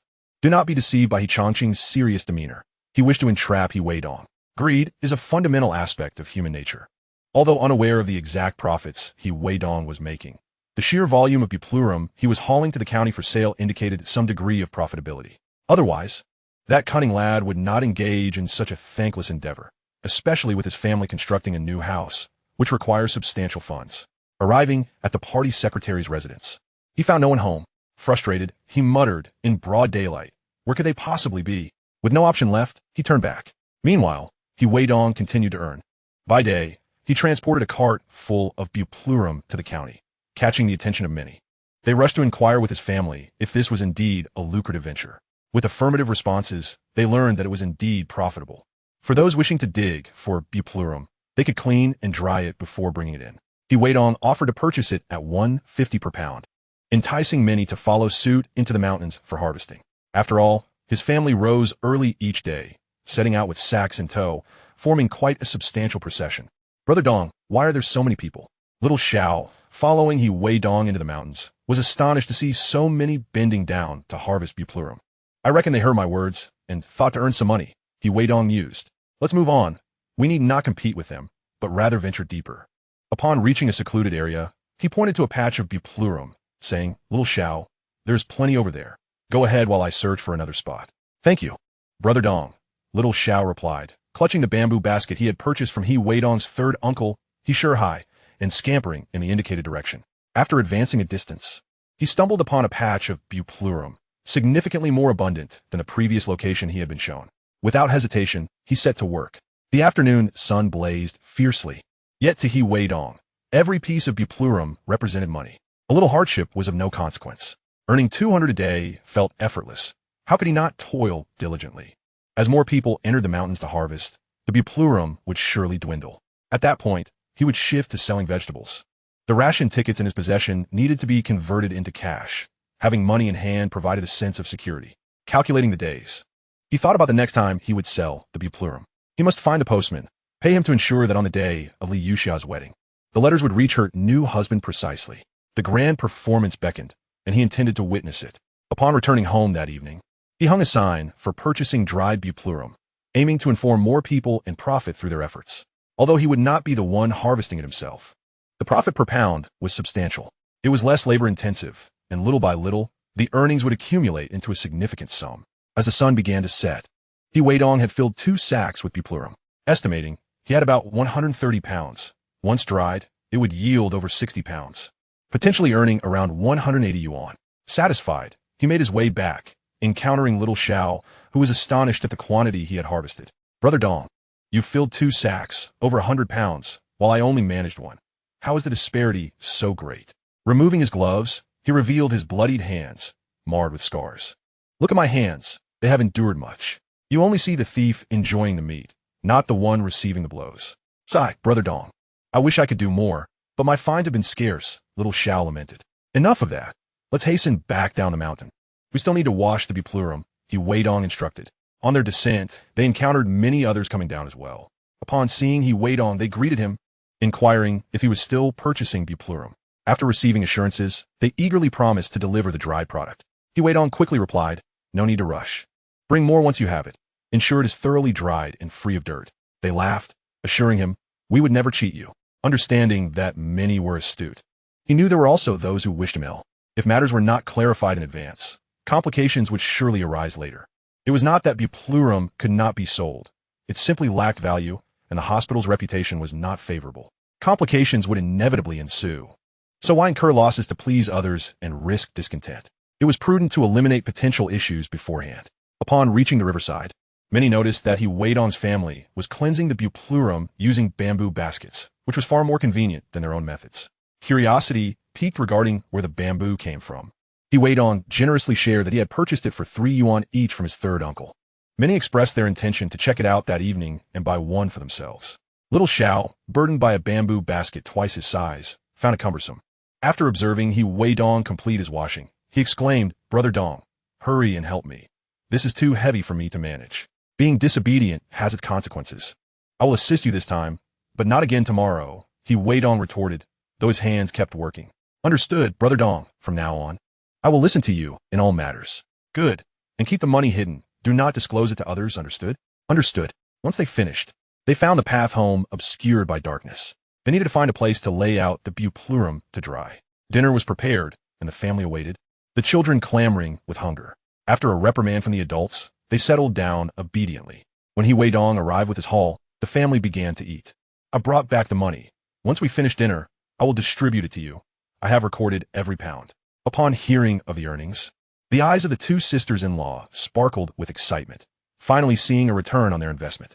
They believed that with the incoming funds, their efforts would intensify. Weidong planned to venture to the county at the end of the month. Mother, if someone comes asking tomorrow, just outline the terms and let them store it at our house, he instructed. Understood. After dinner and distributing the money, He Chang'an proposed from now on, when we purchase materials and settle accounts, you 3 brothers should contribute equally, and I will keep a record for you. Agreed, Weidong replied without hesitation. Yet the expressions of the 2 sisters-in-law were far from cheerful. The newly acquired funds had barely warmed in their hands before they were to be relinquished. They had conveniently forgotten that during previous transactions, Weidong had contributed significantly more. Faced with their father-in-law's inquiries, they dared not voice any objections. In the days that followed, Weidong engaged in a relentless routine, working tirelessly from dawn till dusk. On weekends, the older children in the household accompanied him to earn a bit of pocket money, which in reality was a subsidy from Weidong. He bought and sold at the original price, investing his time and energy without complaint. As the month drew to a close, Weidong was asked by his father, when will you be going to the county? During a mealtime, the day after tomorrow. Tomorrow afternoon, I'll be at home purchasing chaihu, Weidong replied while eating. All right, I'll notify them shortly. His father nodded in agreement. The younger children had experienced the laborious nature of work and remained quiet. Early the next morning, Weidong set off with Xiao Xiao. Due to the influx of people digging for chaihu recently, even Weidong's harvest in terms of quantity and quality began to wane. He anticipated that another round would yield little difference. He felt averse to climbing the mountain again, preferring instead to handle the grain tickets in the county. By noon, he had dug up around 50 jin and returned home early. After cleaning the hall, he laid it out to dry. Upon the return of the children from school, they assisted him. Shortly thereafter, inquiries about the chaihu purchasing began to flow in. Weidong asked them to wait a moment, finishing his meal swiftly before getting to work. He took the scale and sat at the entrance, checking and weighing the goods. After removing a few substandard items, he enlisted his younger sister to help with the accounts while his mother handled the payments. As more people arrived, they began to queue. However, it seemed that the quantities they brought were rather meager, with the most anyone managing being under 100 jin. Some attempted to pass off inferior, damp, and moldy products, which Weidong firmly rejected, instructing them to sell elsewhere. They grumbled and left, angry at being thwarted. How dare they try to swindle me with their rubbish? My money doesn't come easy, Weidong thought, not yielding any courtesy to such shameless individuals. The man in question was none other than the village head's brother. with whom Weidong had never shared a warm rapport. As dusk approached, the family returned home, quickly wrapping up their tasks. Observing that the collection was nearing completion, Weidong instructed Xiao to borrow a vehicle. Moments later, she returned empty-handed. What happened? Weidong asked. Brother Dong, the village head refused to lend it, saying we damaged the vehicle, rendering it useless for the village's grain contributions. Xiao replied, scratching her head in embarrassment. Weidong's expression darkened. What did your third uncle say? He was willing, but my third aunt, she trailed off. All right, I understand. What a wretched creature. Envious of my earnings. He seeks to sabotage me. Just wait until I see him using it. I'll make him pay for this. If he thinks he can remain village head next year. He is sorely mistaken. Dongzi, perhaps I should inquire further, his father suggested. No need. I'll find a way. This despicable village head is utterly contemptible. He then turned to the crowd behind him, declaring, I'm not buying anymore. The village head doesn't want anyone to earn. He won't lend me a tractor. And now I can't sell, resulting in my losses. Upon hearing this, the crowd erupted in anger. Why can others sell while we cannot? They listened as Weidong patiently explained that it was the village head who was obstructing their ability to earn money. I've paid for the fuel and costs to borrow the vehicle. He just won't permit it. The angry crowd began to voice their disdain for the village head. Chongqing, calling him a disgrace. Meanwhile, Chongqing, lounging at the village office, puffed on a cigarette, reveling in the disruption of Weidong's business. However, it wasn't long before he was met with a wave of complaints. Chongqing, refused to lend the vehicle to Dongzi, causing our goods to go unsold. After working hard these past few days, I just wanted to earn some money to buy cloth for my children as clothes. Why is it so difficult? Indeed, Chongqing, you are too wicked. We are all from the village. If we pay, can't we use the tractor? What does this mean, Chongqing? Your family uses the vehicle every year. You are simply inhumane. Faced with the furious crowd, Chongqing's face turned ashen, like soot from a pot. He attempted to assert his authority as village head to silence them, but soon realized that cutting off their means of income earned him no respect. Before he could utter another word, the crowd interrupted. You still call yourself a village head? You reported Dongzi for selling skewers in town. But when he can help us earn money, you seek to ruin it. If he refuses to buy, then you should collect our chaihu. Yes, collect our chaihu. And I'll keep quiet. Exactly. Beside them, Weidong urgently tugged at his father's arm.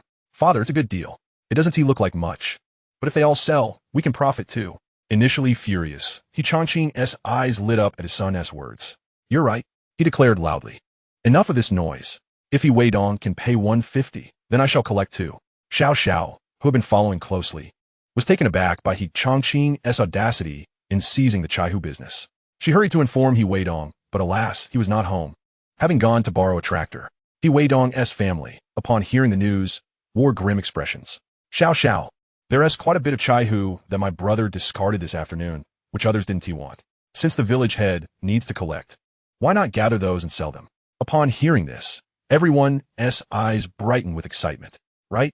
The visibility is poor now, and the village head doesn't know the standards for collecting chaihu. Smaller, moldy, and undried chaihu can all be passed off as acceptable. Even if we can cheat him out of some money, it's still worthwhile. With his plan set in motion, Xiao excitedly exclaimed, Xiao Yu, you're brilliant. I'll handle this, and we'll split the earnings. Acting swiftly, she borrowed a sack from his home and, with the help of Yu and others, collected all the unwanted chaihu. They then made their way to the village head's residence. What brings you here? Weidong was surprised to see Xiao. Isn't your family collecting chaihu? Since Dongzi doesn't want it, I brought it over. Are you refusing my contribution? She feigned annoyance. Weidong, thinking this could ruin Xiao's relationship with Weidong, quickly replied, Of course we'll take it. Since you've brought it, we'll collect it. After weighing it, they found it to be 35 jin, and Xiao left contentedly with 52 yuan. After Xiao left, Chongqing spoke somewhat unhappily. How did you manage to deal with him? He doesn't appear to be very promising. Father, this way we can undermine his relationship with Weidong. And by mixing it with other herbs, no one will notice. Just this once. Next time, we shall procure something of better quality, Weidong explained. Well, I didn't expect your mind to be so resourceful in critical moments, Chongqing praised. Meanwhile, after Xiao had finished her meal, she arrived at Weidong's home. Before long, he returned driving a tractor. Brother Dong, you're back. How did you manage to borrow the vehicle from the village chief? Xiao shook her head and replied, Let me tell you, I swindled the village chief out of some money. Weidong, perplexed, responded, How could the village chief, such a shrewd individual, allow you to deceive him? Oh, that old rascal allowed me to swindle him. Tell me what transpired.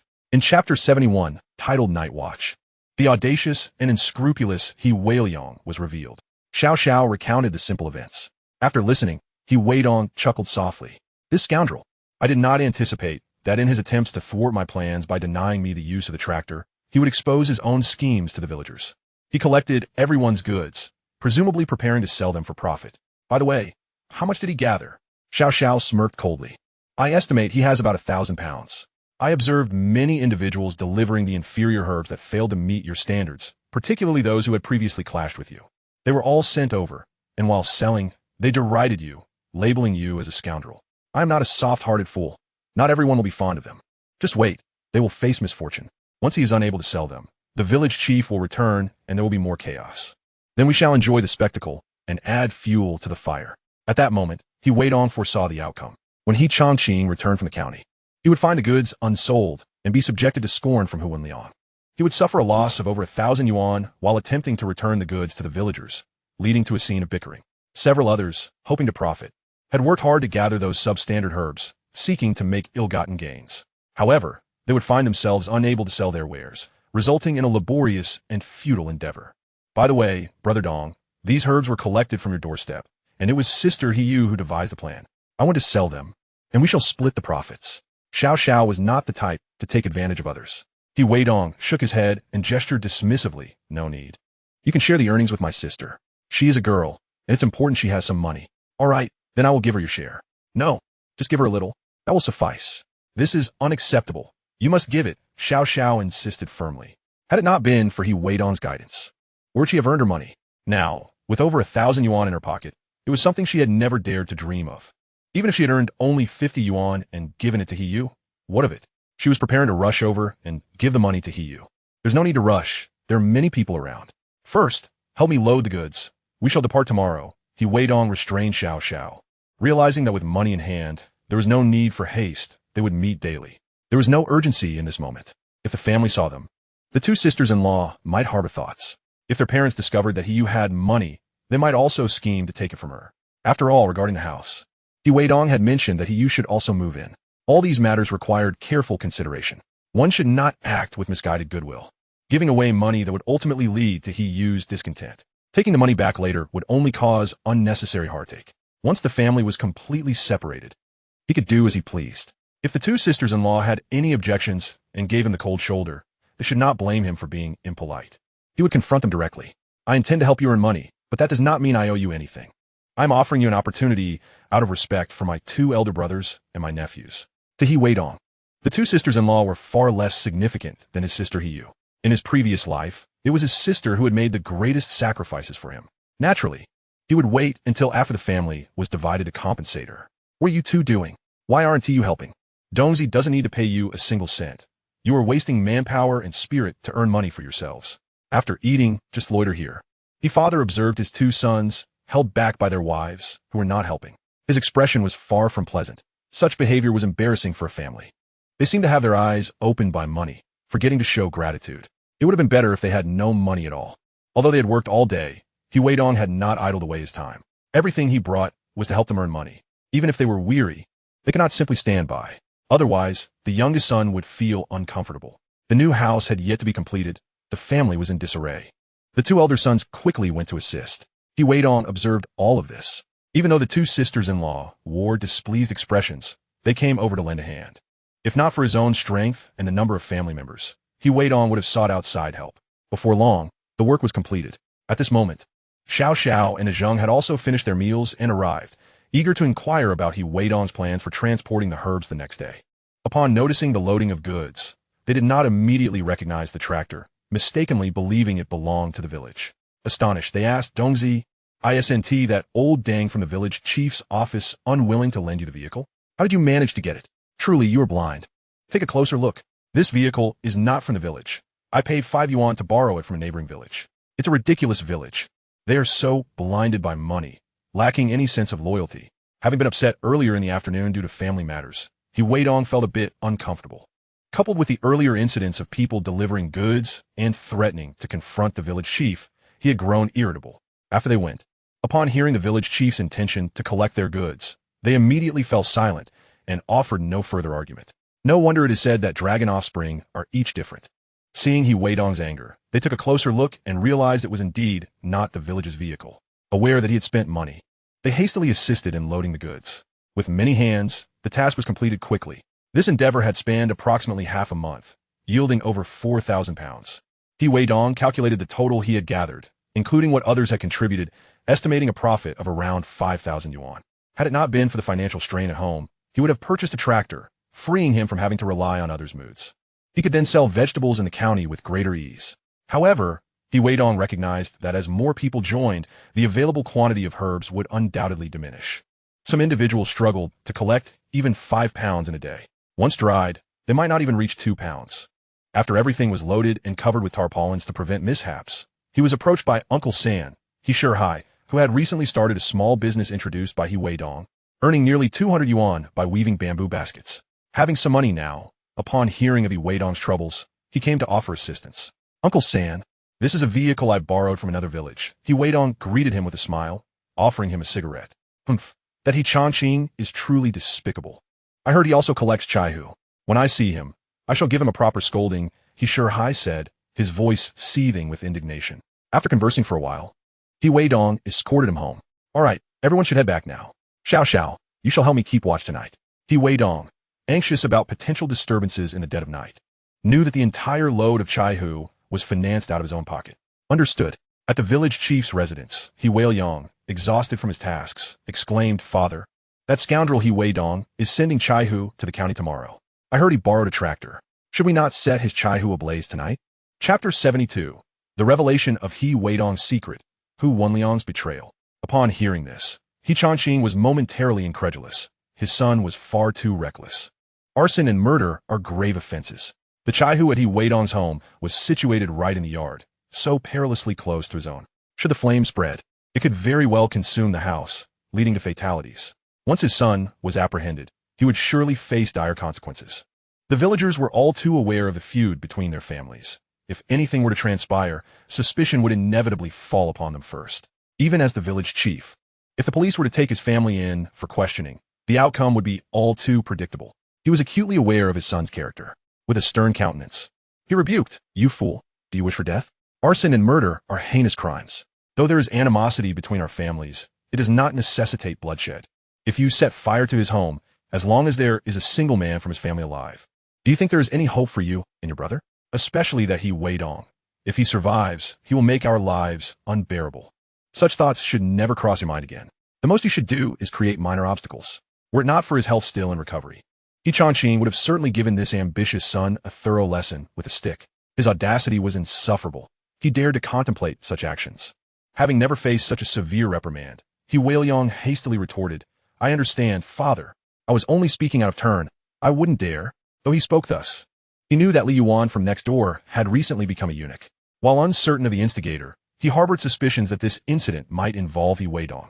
When Li Yuan returned, transformed into a eunuch, he would undoubtedly be twisted and vengeful. Perhaps, in a moment of impulse, he would set fire to Weidong's home.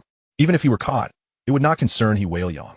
However, he failed to consider that should Li Yuan be apprehended and confessed his involvement, he would be implicated as the mastermind and face arrest himself. This was the peril of ignorance. His sentence could be far harsher than Li Yuan's.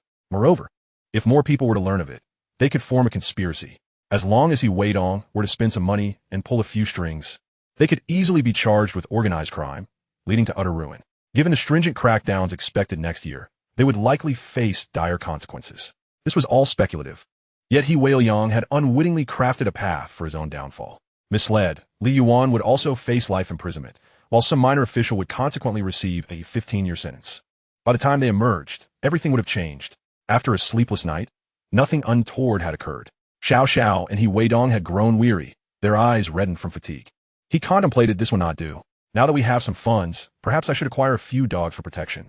A couple of local dogs and 2 German shepherds would likely deter most petty thieves. Of course, excluding those who are undeterred by death and might poison the dogs. Nonetheless, with someone at home, we would hear the dogs barking. Xiao, rise and eat, we are departing. Weidong called after washing up and heading to his room to rouse Xiao. Oh, is it dawn already? Xiao murmured, rubbing her bleary eyes. Indeed, hurry up. If we return early, we can earn more, Weidong replied. Upon hearing of the potential for extra earnings, Xiao swiftly leaped from her bed, dressed, and after a quick wash, had breakfast at Weidong's home before accompanying him in the car to the county. Unbeknownst to her, earlier that morning, village chief He Changqing had instructed his son He Weidong to rise early and cycle to the county to await He Weidong's arrival. When He Weidong arrived, the traffic in the county would slow him down, but He Weidong would be able to keep pace on his bicycle. He intended to find out where He Weidong was delivering the chaihu so he could sell the over 1,000 pounds his family had amassed. Little did he know that the procurement officer at the logistics department, Hu Wenliang, would be the one profiting from such dealings. After a lengthy hour on the road, they finally reached the county. He Weidong, lying in wait along the roadside, spotted He Weidong's vehicle approaching and hastily mounted his bicycle to follow. He Weidong, attentive to the pedestrians and cyclists around, did not notice He Weidong trailing him. However, Xiao Xiao did catch sight of him. "Brother Dong, look at that scoundrel He Weidong. He arrived early to tail us. Let it be. They will find out sooner or later. The county is bustling, and we cannot shake them off. But selling our chaihu will not be an easy feat. That Hu Wenliang is exceedingly greedy," He Weidong replied confidently. "We are delivering so much today.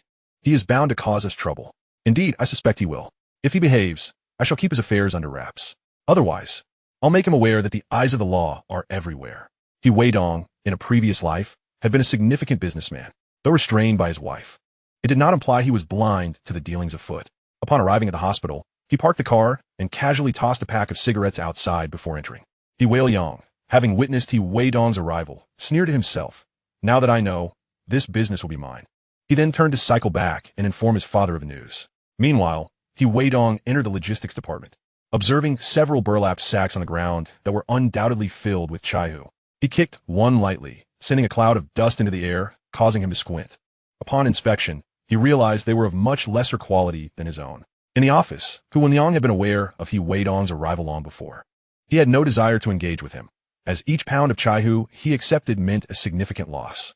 However, upon witnessing He Weidong rummaging through the chaihu sent by his cousin, he feared his secret might be exposed. He rushed out, his voice stern, "What are you doing? This is our hospital's chaihu. Don't meddle." Noticing Hu Wenliang's scowling face, He Weidong had long recognized him as the man who had been watching him from his office. Reluctant to emerge, which prompted He Weidong to inspect the chaihu. He quickly offered 2 packs of cigarettes, saying, "Director Hu, I brought some chaihu for you. Please take a look. It's not much, just over 4,000 pounds, and I only come by every couple of weeks." "What? 4,000 Gene? What do you take our hospital for? We cannot possibly accept such a large quantity of buplurum." "Absolutely not." Upon hearing the weight of the buplurum, Hu Wenliang brusquely pushed aside the cigarette offered by He Weidong. How could he be swayed by a mere couple of packs of cigarettes? Especially when it might cost him hundreds.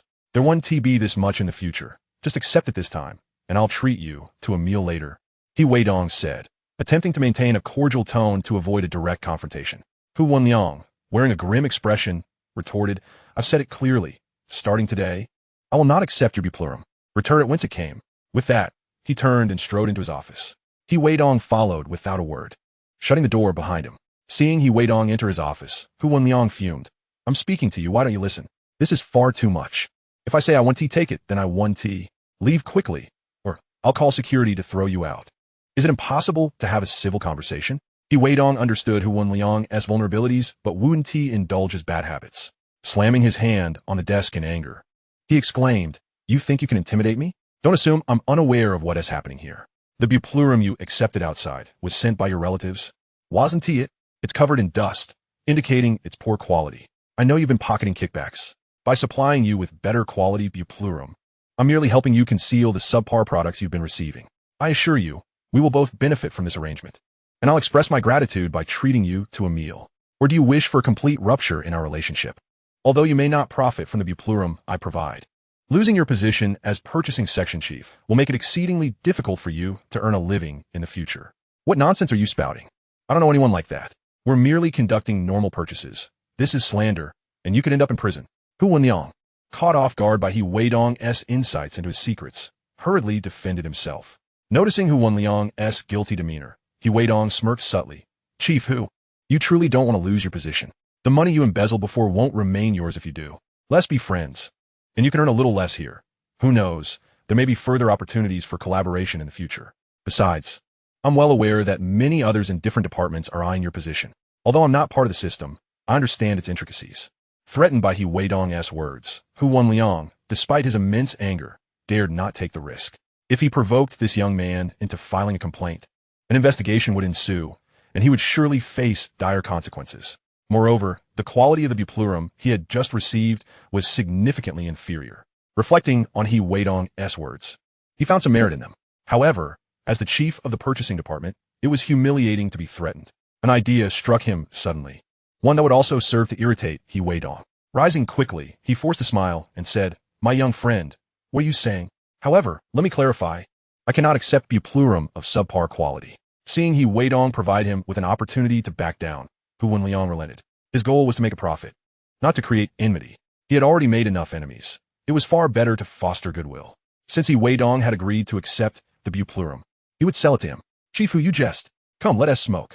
How do you find this Mount I? I'd love to have you guide me. I've never had such fragrant liquor before," Weidong remarked. Of course, Hu Wenliang replied, sensing that Weidong was not intent on a confrontation. He allowed Weidong to open several bags of bupleurum he had sent over, and indeed, the quality was vastly superior to that which his cousin had provided. Mixed in, it was quite commendable. The weight was recorded at 4,110 jin. Weidong promptly declared, "Let us settle on 4,100 jin. This way, Hu Wenliang would still earn 30 yuan, a sum significantly lower than his usual kickback. Yet, not wanting to offend Weidong and risk being reported, he nodded in agreement. Returning to his office, he prepared the invoice for Weidong. However, when he brought the invoice to the finance department to settle the account, he was informed that there was insufficient cash available. They requested Weidong to wait, assuring him that funds would be available next month. Upon hearing this, Weidong immediately sensed something was amiss. This old scoundrel was up to no good. Director Dong had explicitly instructed that cash should be given directly. It was hard to believe that such a large hospital could not produce over 10,000 yuan.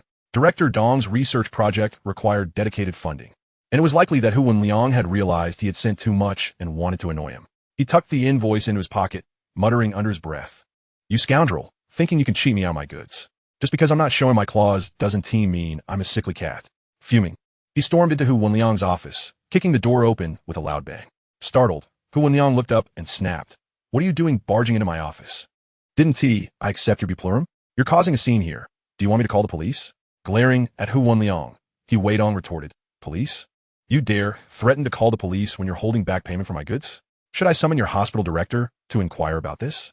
I presented the invoice to finance, and they claim there's no money, which I suspect is your doing. Are you trying to irritate me? Confronted with his deception, Hu Wenliang's expression shifted dramatically, but he quickly regained his composure. "Young man, what are you talking about? It's nearing the end of the month, and the hospital's expenses are high. It's normal for cash flow issues to arise. Just come back next month, and I'll ensure finance holds your payment." "Is that so? Perhaps I should inquire further. Do you really need such a large quantity of bupleurum funded specifically for projects, and yet claim there's no money? I've been polite. I've sent you cigarettes, and while you may not be earning as much as before, you shouldn't take advantage of my youth and naivety."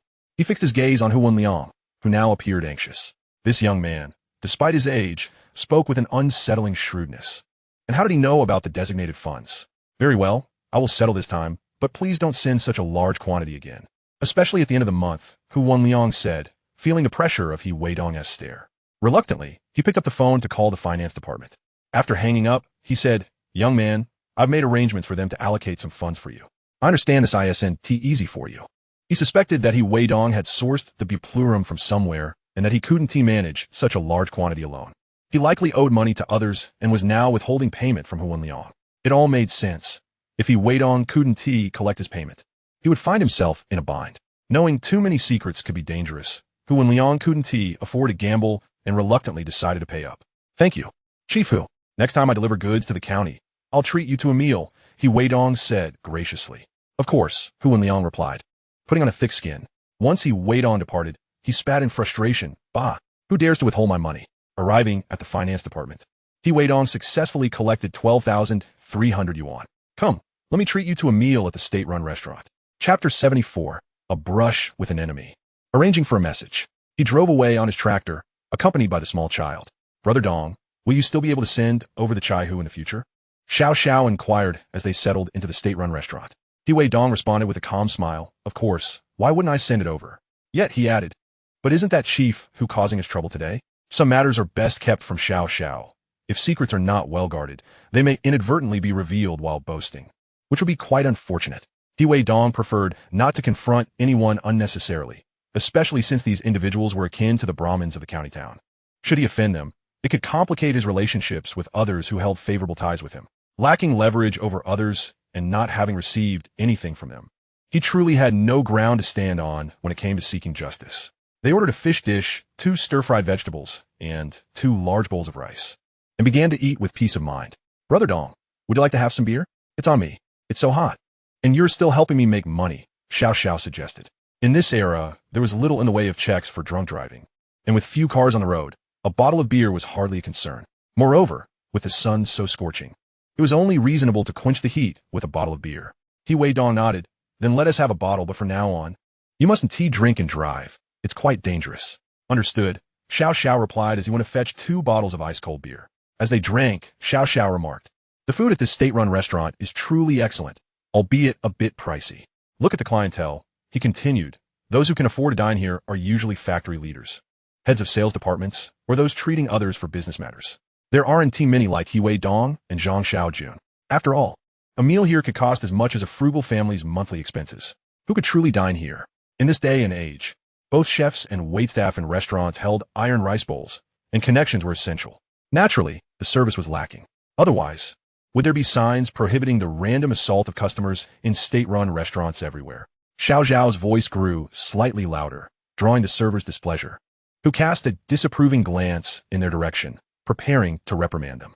However, upon noticing the 2 young men, who were simply enjoying their drinks, the server hesitated. Provoking them could lead to an unfortunate outcome. Even if the matter were reported, both young men might only face a few days in detention. The pain of being beaten would ultimately fall upon oneself. "Well, I've taken care of what you asked, but some connections require a little greasing." A voice interrupted Weidong's meal, sounding eerily familiar. Suddenly, a flood of memories surged forth, revealing that this voice belonged to the man who had spoken with Li Yuxia outside her hospital room in his previous life. Rising, he stepped outside to find a crowd, among them a notably rotund figure, whom Weidong suspected might be the very man. Unfortunately, the group fell silent, and he could not discern further details. Having gathered a general impression, he thought it would be easier to identify him upon their next encounter. Revenge could wait. In a few days, it would be Li Yuxia's wedding day, marrying that fool Sun Fu from the neighboring village. He wondered how she had convinced him that she was still a pure maiden, while the child she bore was, in truth, someone else's. The thought made his head spin with disbelief. Returning to the table, he resumed his meal. Xiao Xiao, concerned, asked, "Brother Dong, what just happened? Why did you suddenly go outside?" "Oh, I ran into an acquaintance. Just needed to check something," Weidong replied, casually, aware that some matters were best kept private. The Brahmins of the county town were not to be trifled with, and he lacked the means to establish himself there.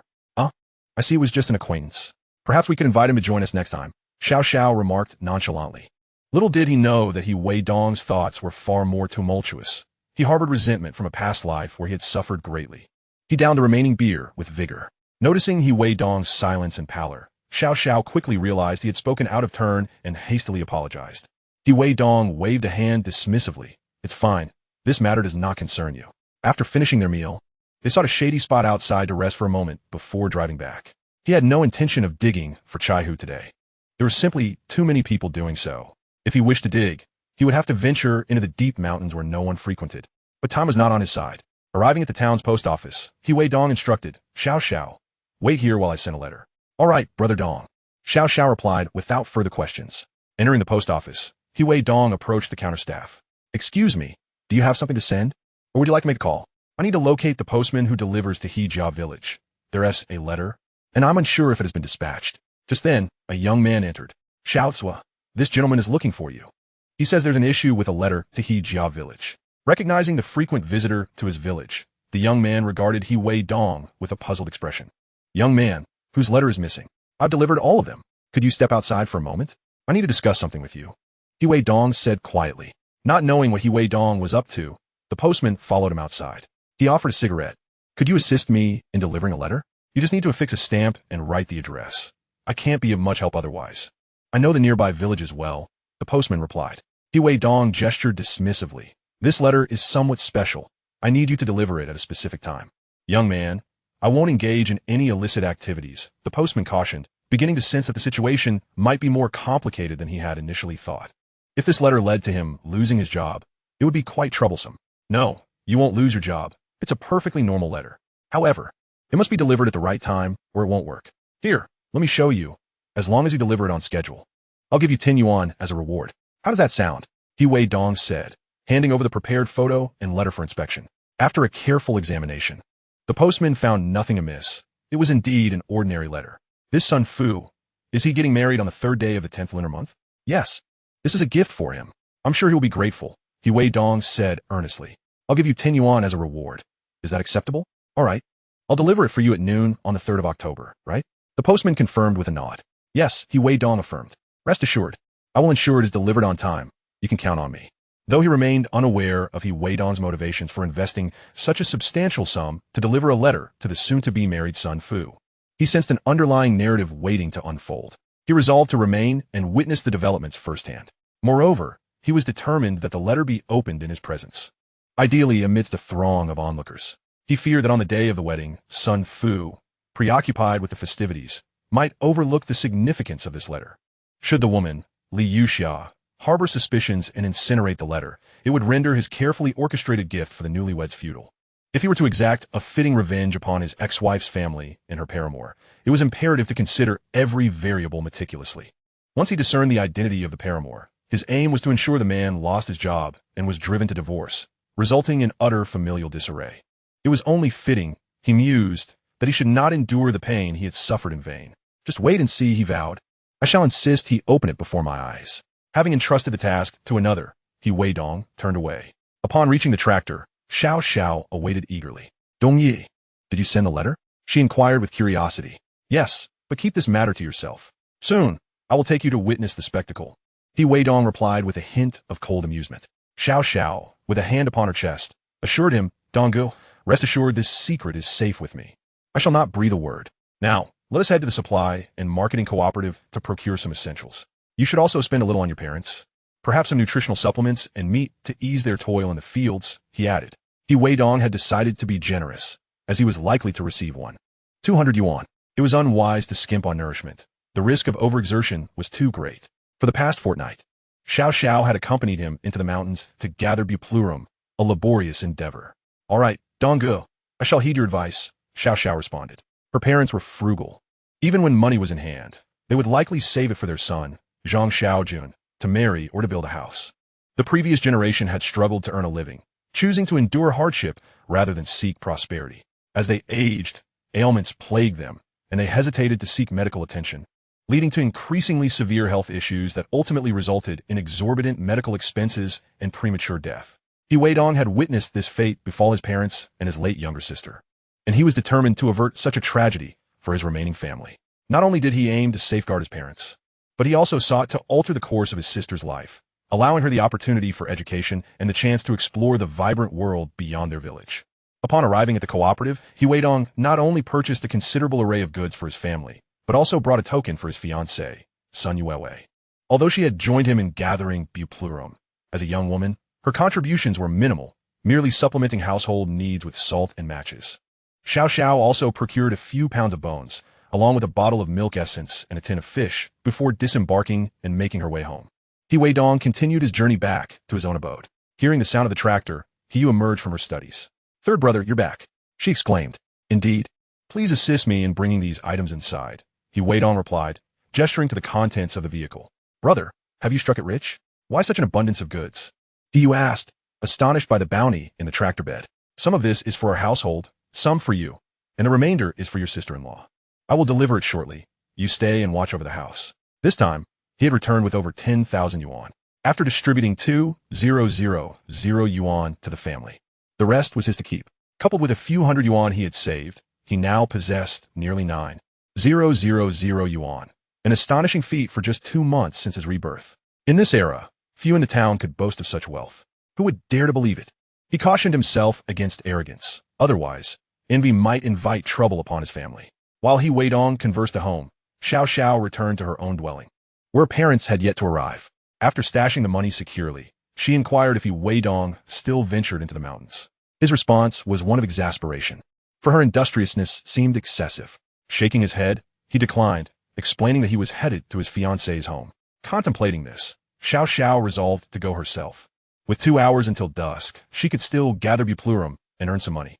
Meanwhile, at the home of village chief He Changqing, Li Yuliang and his son prepared to harvest Buplurum, intent on selling their haul at the county hospital the following day.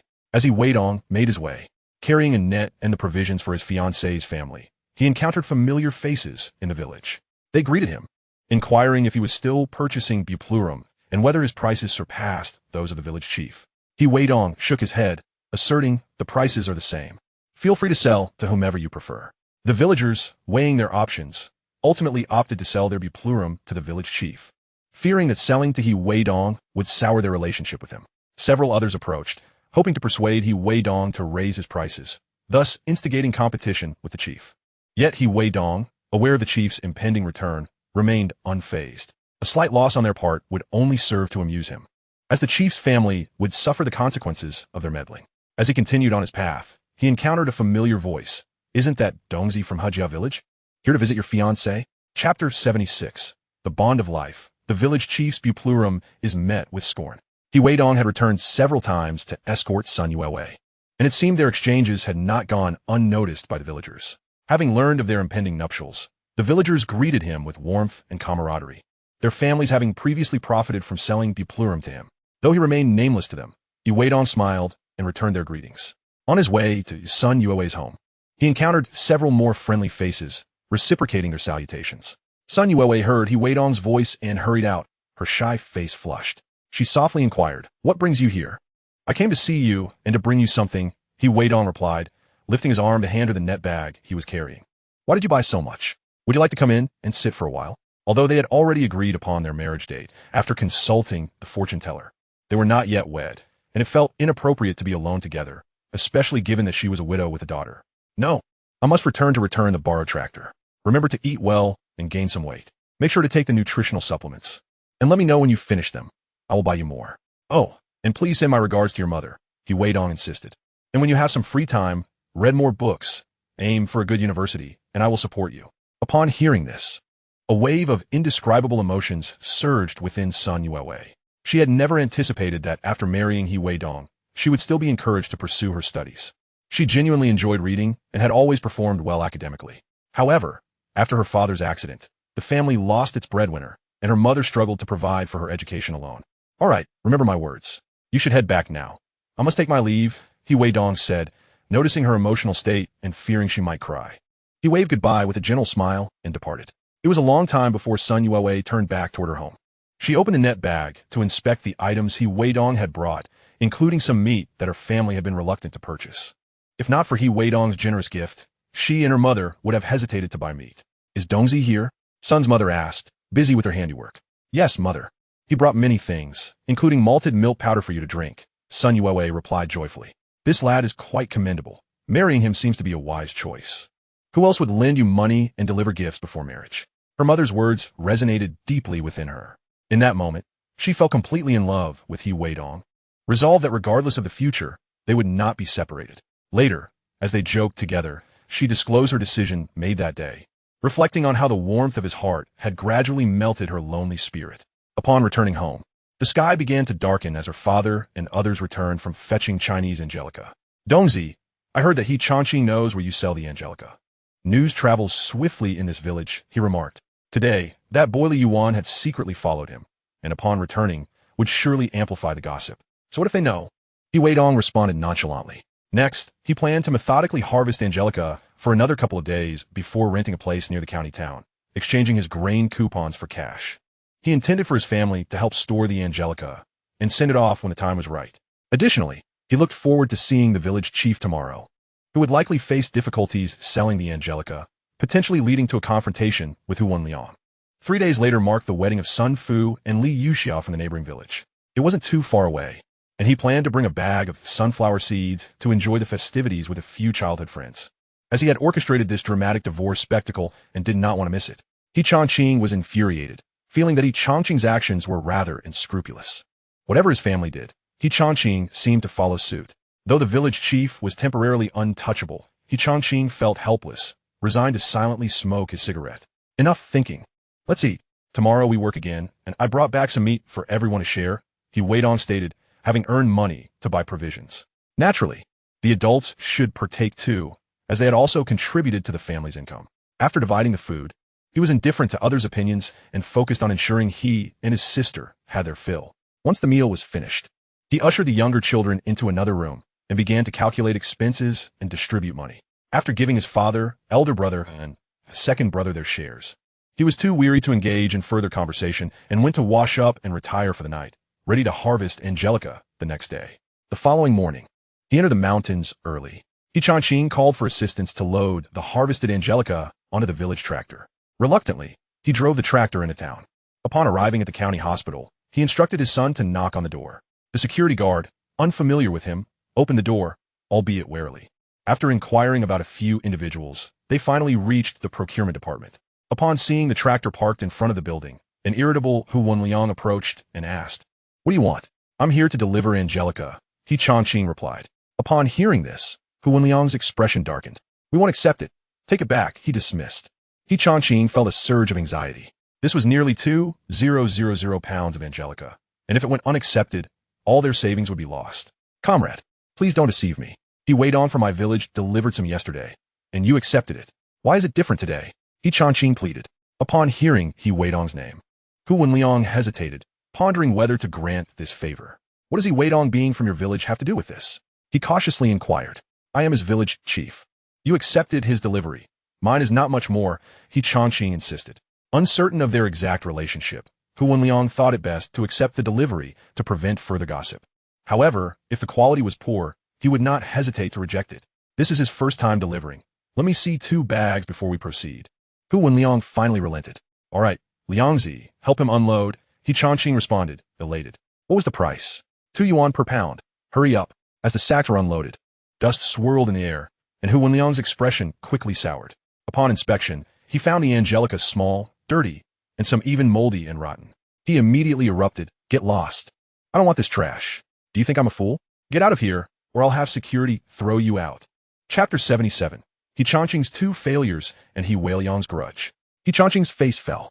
Had this been in the village, he would have confronted Hu Wenliang directly. However, here in the county, he lacked the power to make an impact. Most of his family savings were tied up in this batch of Angelica. If it didn't sell, all the money he and his eldest son had saved over the years would go to waste. Although his complexion was far from favorable, he humbly stated, "Esteemed leader, the buplurum I have procured strictly adheres to the standards set forth by He Weidong. If you can accept his, then surely you can accept mine as well. In the worst-case scenario, I shall compensate you a bit later." As he uttered these words, Hu Wenliang felt a twinge of guilt. Much of this buplurum had already been dismissed by others due to its inferior size, a fact He Weidong himself had expressed disdain for. His younger son had advised him, suggesting that initially, they should not aspire to earn vast sums. They ought to ensure that the villagers steer clear of He Weidong, avoiding any future dealings with him. Once He Weidong's influence waned, this enterprise could be conducted solely within the family, and by enhancing quality, they would eventually reap significant profits. Convinced by his son's reasoning, He Changqing acquiesced. However, he remained oblivious to the intricacies involved. The smaller buplurum, being of a shorter growth cycle, possessed subpar quality and efficacy. Furthermore, should this buplurum become moldy, its medicinal properties would have deteriorated, rendering it not only ineffective but potentially toxic. While Hu Wenliang was indeed greedy, he did not dare to peddle moldy buplurum under false pretenses, as the ramifications could lead to imprisonment and financial ruin. He waved dismissively, retorting, "Do not speak nonsense. This is my profession, and how could I possibly accept your money?" Even as he spoke, Hu Wenliang lacked conviction. He knew He Changqing's assertions held validity. Although he had received kickbacks from his cousin, it did not imply that he was devoid of principles, nor would he gamble with his own well-being. Fearing that He Weidong might have informed him, he softened his tone slightly. "Just accept it, as long as I do not incur losses. I shall provide you with a bit extra later." He Changqing failed to perceive Hu Wenliang's current state, which was a forced suppression of anger. His facial features contorted in an unsightly manner. The mere utterance of those words intensified Hu Wenliang's simmering fury. "So you won't suffer losses, but I must bear the brunt of purchasing your buplurum? Who do you think you are? I am your elder." He bellowed, "You scoundrel. Do you think this is a mere marketplace? This is state money. How dare you extend your greedy hands? Look at this buplurum, pathetically small and utterly useless. Moreover, it is exceedingly unclean. Would you dare consume the medicine derived from it? Are you not disgusted? And you, as a businessman, are nothing short of a rogue. To sell this tainted buplurum to the state, if someone were to perish from it, you would face execution. Your life may be inconsequential, but do not drag others down with you." As he spoke heatedly, Hu Wenliang pulled out a considerable amount of moldy buplurum from the bag. He Changqing was momentarily taken aback, lacking familiarity with medicinal herbs and their nuances. This is not spoiled, he argued. It's not bad at all. Open your eyes and look closely. The roots are rotten. Those white specks signify mold. This buplurum is now toxic. You must leave immediately, or I shall call the authorities. However, He Changqing sought to say more, but Hu Wenliang granted him no opportunity. Enough. Depart at once. The security is approaching. I do not wish to be apprehended. Do not return here. He had lost faith in He Changqing's goods. He Weidong supplies were of superior quality, allowing him to offload the inferior buplurum he had acquired. This would minimize his profits, but simultaneously reduce risk, ensuring that hospital authorities remained unaware. Moreover, that impudent lad seemed unafraid of consequences and held certain secrets of his own. He had come to terms with that. Yet He Changqing's unscrupulous behavior was intolerable. The next time He Weidong arrived, he would inquire about the situation with He Changqing. It appeared that He Weidong had not conveyed the quality requirements for the buplurum. Naturally, he had no concerns about He Weidong disclosing his affairs. That young man did not strike him as a fool. As security approached, He Changqing felt cornered, fearing arrest and confinement. He hastily started the tractor, loading the buplurum into the vehicle. Driving away with his son, his expression was grim, and his mood was far from buoyant. Once outside, He Weiliang lamented, "Father, others may refuse it, but I have truly seen He Weidong sell it to the department head. I understand, but he claims our buplurum is spoiled and unacceptable." He Changqing felt a profound sense of distress. If they did not sell it, a significant portion of their savings would be lost. I see now. That scoundrel He Weidong saw me yesterday, grasped my intentions, and must have warned that individual to reject our goods. He certainly bribed the department head, He Weiliang said, clenching his fists in agitation. I cannot believe this malicious rogue. We must seek other avenues for our medicinal business. To He Changqing, this was not the time to confront He Weidong. The utmost priority was to sell the buplurum and recover their funds. The father and son duo drove through the county, eventually locating a business dealing in medicinal herbs, announcing their intention to sell buplurum. Initially, the staff were reluctant, but He Changqing's flattery and the offering of cigarettes persuaded them to consider a trial purchase.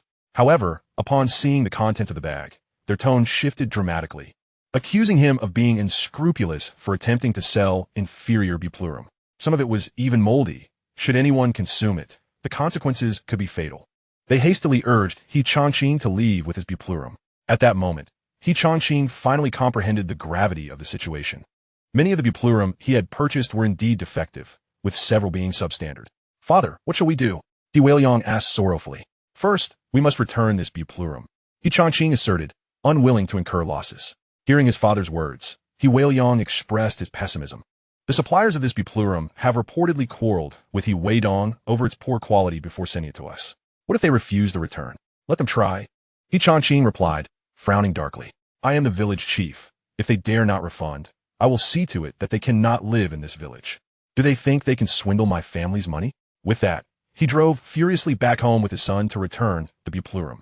Chapter 78. He Changqing returns goods. Inciting villagers' fury. He Changqing drove, emitting black smoke all along the way. After suffering such a significant loss today, how could he manage without recovering that money? His painstakingly accumulated savings were on the line. He Weiliang seethed with resentment towards He Weidong, blaming that wretched young man for not revealing the poor condition of the buplurum at the outset, leaving both him and his father unaware of the item's unsellability.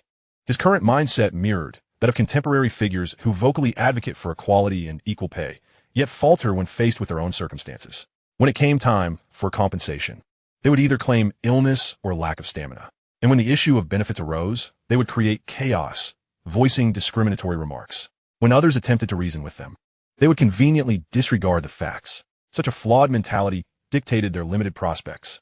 The individual has been profoundly influenced by He Weidong, becoming obsessively fixated on his tasks, completely oblivious to his own errors. He attributes all responsibility to others, which has led to grievous mistakes. Consumed by resentment, he has metaphorically sown the seeds of hatred by partaking in a bowl of seaweed and egg drop soup. Upon arriving in the village, someone encountered the father and son duo returning with a load of buplurum and inquired, "Are you still accepting buplurum?" "Accept your grandmother's buplurum, scram," He Changqing retorted, directing the frustration he had endured earlier that day at the person who asked. The inquirer, taken aback, had not anticipated being met with such hostility for merely extending a greeting. Just as he contemplated enduring the insult, He Weidong interjected. You heartless scoundrels must have colluded with He Weidong, bringing spoiled buplurum to swindle my family's money. I'll kill you. The bystander, bewildered, protested. What do you mean? We willingly accepted the buplurum you offered. If it doesn't sell, it's not my fault. And when did I ever sell you inferior buplurum? The buplurum I supplied was clean and robust. I delivered it to He Weidong, who accepted it. Do you think I would peddle it to you, just out of respect for your position as village chief? The inquirer found himself repeatedly chastised by He Weidong and his father, particularly by a younger generation who had the audacity to accuse him of selling shoddy buplurum. Naturally, he could not tolerate such slander and retaliated on the spot. He Chongqing, with a grim visage, declared, "That is of no concern to me. The buplurum you sold my family cannot be sold elsewhere. I have receipts to prove it, and I demand a refund." As the argument escalated, a considerable crowd gathered. Upon hearing the mention of a refund, they were vehemently opposed. After all, the buplurum they had sent was of good quality. Some merely hadn't tea-dried in time. What does that matter? Just dry it out. Besides, this money has already lined my pockets. How can I possibly return it? Business is a mutual agreement. I didn't force your family to accept my buplurum. If it doesn't sell, that's your problem. Indeed, don't think that just because you are the village chief, I will refund you. The buplurum I provided was of excellent quality. If you can't sell it, that's your inadequacy, not ours. The villagers, displeased at the notion of a refund, began to bicker amongst themselves, creating a raucous scene reminiscent of herding ducks. He Chongqing, as the village chief, had never suffered such indignities.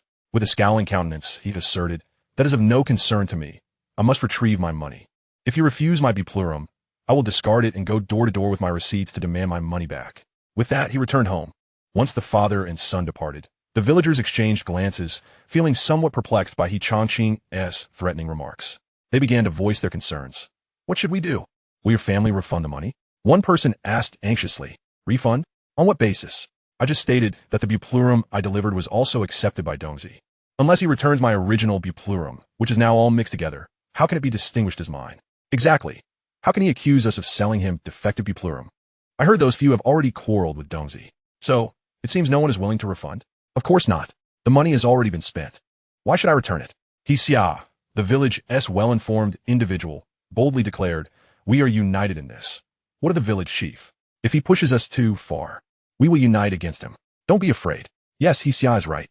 He Quan, a notorious scoundrel in the village, over 40 years old and still unmarried, squandered any earnings on alcohol. Previously, he had sold poor quality buplurum to He Weidong, which was subsequently rejected, leading to an argument.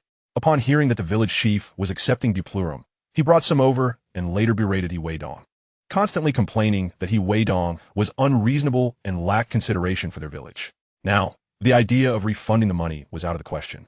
The crowd, encouraged by He Quan's words, found newfound courage and declared, "He Quan, I believe you make a valid point. You lead us, and we will stand by you." He Quan, well aware of their intentions, was no fool. Licking his lips, he raised a finger and stated, "I can lead, but every household must pay me $1. Upon hearing this, some were reluctant, but considering the potential for total refunds, they begrudgingly agreed. Upon returning home, He Chongqing, armed with his ledger and the buplurum, began demanding refunds household by household. His first stop was He Quan's residence. When He Quan saw the father and his son arriving to request a refund, he slammed the door shut, scowling fiercely. "I sold you nothing but good buplurum. If you wish to refund, it must be in its original condition, or you'll receive not a single cent. Come, choose as you will, refund my money." He Chongqing instructed his son, He Weidong, to open the bag. "Huh. These small pieces of buplurum with a moldy odor are not what I sent. It was in perfect condition when it left my hands. If it's spoiled, that's your negligence. How could I possibly pay you?" He Quan retorted defiantly. "If you don't refund me today, don't even think about living in this village." As He Quan began his antics, He Chongqing started to leverage his authority as village chief. The commotion attracted a crowd, who began to murmur. "What's this? The village is yours? Just because you're the chief, you think you're something special? If one didn't know better, they would mistake you for a county magistrate. You want to refund me? Let us see what happens when my temper flares." He Quan was not one to back down, and as long as he could hold his ground, he believed they would eventually pay him back, $1 from each household, convinced they wouldn't renege on their debts. Oh, what a lively scene. When did the village chief promote himself to a county magistrate? Came a mocking voice. Chapter 79. The failure of the village chief's refund request and the gain of prestige. The speaker was, of course, He Weidong. well aware that the village chief and his son had gone to the county to sell Buplurum. With such an audacious village chief and his son, their relationship had soured beyond repair, and he would seize any opportunity to undermine their standing. Although Hequan had previously attempted to sell inferior Buplurum to him, Weidong had immediately rejected it upon recognizing the issues. He was not concerned about the quality of the Buplurum. Rather, he was relishing the sight of the village chief facing humiliation. No doubt, he had brought friends along to witness the spectacle, keen to see the village chief positioned against the entire crowd, thoroughly undermining his authority. What does it matter to you? Weidong, don't come here looking for trouble. Weidong seethed, feeling the flames of anger rise within him upon seeing his father's adversary approach. He longed to tear Weidong apart on the spot, blaming him for the lack of communication regarding the Buplurum acquisition. Had they not gone to the county hospital, his father Wudenti had been scolded like a child. Earning a little money was no easy feat, yet they had failed to sell anything and now faced the prospect of returning goods and receiving refunds, which everyone was reluctant to do. The indignation simmered within him. Chongqing's face was ashen as he glared at Weidong. Young man, this matter does not concern you. Is it not permissible for me to take a stand against injustice? Weidong let out a cold laugh. What a fine village chief you are, a mere sesame-sized official. Truly believing we are still in ancient times. You are nothing more than a county magistrate, and this land belongs to all of us. On what grounds do you prevent others from residing in the village? Who do you think you are? In the face of the village chief, who constantly sought to make things difficult for him, Weidong spoke without leaving him any dignity. Young man, are you courting death? Weidong could not restrain himself from cursing, his fists clenched tightly, ready to strike Weidong. Come here, you scoundrel. Weidong beckoned with a casual flick of his finger, addressing Weidong with a nonchalant tone. If you dare to lay a hand on me today, watch as I beat you to a pulp, forcing you to kneel and sink conquered. Did your family pay for the tractor borrowed from the village? Do you truly believe that being the village chief grants you the right to use it at will? You certainly did not say that when I borrowed it. Furthermore, once something is sold, there is no reasoning for returning it. Isn't that right, fellow villagers? Payment upon delivery is a rule established by our ancestors. You failed to safeguard your interests. Who can you blame? Who knows what you might have added to it after returning home? Indeed, Dongzi speaks wisely. This is precisely the point. Yes, exactly. Just because you're the village chief does not grant you the liberty to disregard ancestral rules. It is laughable. Although Hequan had previously exchanged a few harsh words with Weidong, he found the latter's arguments quite reasonable and ultimately beneficial to himself. With a chuckle, he added, Dongzi is absolutely right. I may have argued with him earlier, but Dongzi is a person of integrity who speaks plainly. Unlike some individuals, who would forsake their dignity for money, once something is sold, there is no way to return it. Just because you're the village chief does not mean you can bully others. Don't you all agree? Yes, well said. These are the rules, upheld by our ancestors for thousands of years, and they have proven to be correct. If one lacks the capability, they should not engage in business. Every move must be made without regret, Weidong proclaimed loudly. Xiao Xiao joined in the chorus. Fear not, everyone. The village chief must abide by the rules. Those who do not respect the rules do not deserve to dwell in his family village. And as for the tractor that was borrowed, payment must be made. No one can break that rule. The village chief himself assured my uncle and me of this. Upon hearing this, the crowd cast scornful glances at Chongqing and his son. Weidong, with a smirk, added, Today we are all here. The village chief must settle the payment for the borrowed tractor on the spot, or this matter will remain unresolved. Indeed, village chief, your own words must hold weight. Zheng pressed further. Yes, payment must be made. This matter needs to be clarified. We all reside in the same village. Double standards are unacceptable, and disrupting the rules is detrimental. A Guang chimed in. Hequan also spoke up. Though many say I am somewhat of a rogue, I am a person who respects the rules. Surely, village chief, you do not wish to avoid making the payment? Weidong, restrained, attempted several times to charge forward and strike. Chongqing held him back, recognizing his son's impulsiveness. With so many people present, there were many critical opinions of their duo. Furthermore, Weidong had several companions by his side. Should he rush forward, he would surely come to harm, especially since his health had not yet fully recovered. Observing the father and son, who resembled aggrieved toads, was almost laughable. However, Weidong spoke with all seriousness. It seems the village chief is indeed a man of his word. I paid 10 yuan to borrow a tractor from outside. Being from your own village, surely 5 yuan will suffice. You wouldn't dare to refuse, would you? That would be quite the embarrassment. No one expected Weidong's rental of an external tractor to have cost such a significant amount. Curiosity filled the crowd as they observed the duel between him and Chongqing. Everyone knew the village chief's unscrupulous nature, whatever business he Weidong engaged in. His family would follow suit. Today, he Weidong's relentless pressure on He Changqing was evidently an act of revenge. Fine, I'll pay. He Changqing begrudgingly uttered the words, nearly grinding his teeth in frustration at the disdainful gazes of the onlookers. He realized he had incurred the wrath of the crowd, who were unwilling to refund money, and the terms had not been clearly established beforehand. Paying for the tractor would be akin to suffering a double loss. Look, everyone, how magnanimous the village chief is. He refuses to refund the money for the Chihua, yet willingly pays for the tractor. This is the mark of a good leader. We must all learn from him and not become unscrupulous merchants. A man's word should be as solid as a nail. He Weidong began to applaud, deliberately humiliating He Changqing once more. By the way, my family is also collecting Chihua. Just as before, anything I collect, even if it means incurring a loss, I will not trouble you for refunds. Everyone is welcome. As the farcical refund drama concluded, the outcome was precisely as He Weidong had anticipated. Everyone left satisfied, having gained reputation, while He Changqing and his son were left to suffer the consequences of their actions. Dongzi, I have some Chihua to sell. I will follow your standards. Do you still want it? Inquired someone who had once quarreled with He Weidong. One should never turn down money, especially for trivial matters that do not involve principles. There is no need to alienate people over such things. Send it over. As long as it meets my standards, I will accept it all. If I ever decide to stop, I will inform everyone in advance. Please, all of you. Young man, wait for me. Chapter 80. Li Gonggong returns to the village, leading to the village chief's beating. As He Weidong exaggeratedly strutted away with a few companions, He Weiliang stood frozen in place, nearly bursting with rage. Why was it always He Weidong? Ever since encountering him, both he and his family had begun to suffer misfortunes. Initially envious of He Weidong's profits from selling skewers in town, he had even urged his father to join him in selling, hoping to make money. Instead, he had been assaulted, and rumors had spread that he and his father had gone to town to seduce someone else's wife, leading to a confrontation with her husband. Later, He Weidong had incited Li Yuhan to find her sister, using connections to ensure that He Weidong could not continue his business due to a lack of a business license. Who could have predicted that He Weidong would manage to procure a substantial amount of Chihua to sell in the county? Attempting to completely sever his path to profit, he too began to acquire Chihua.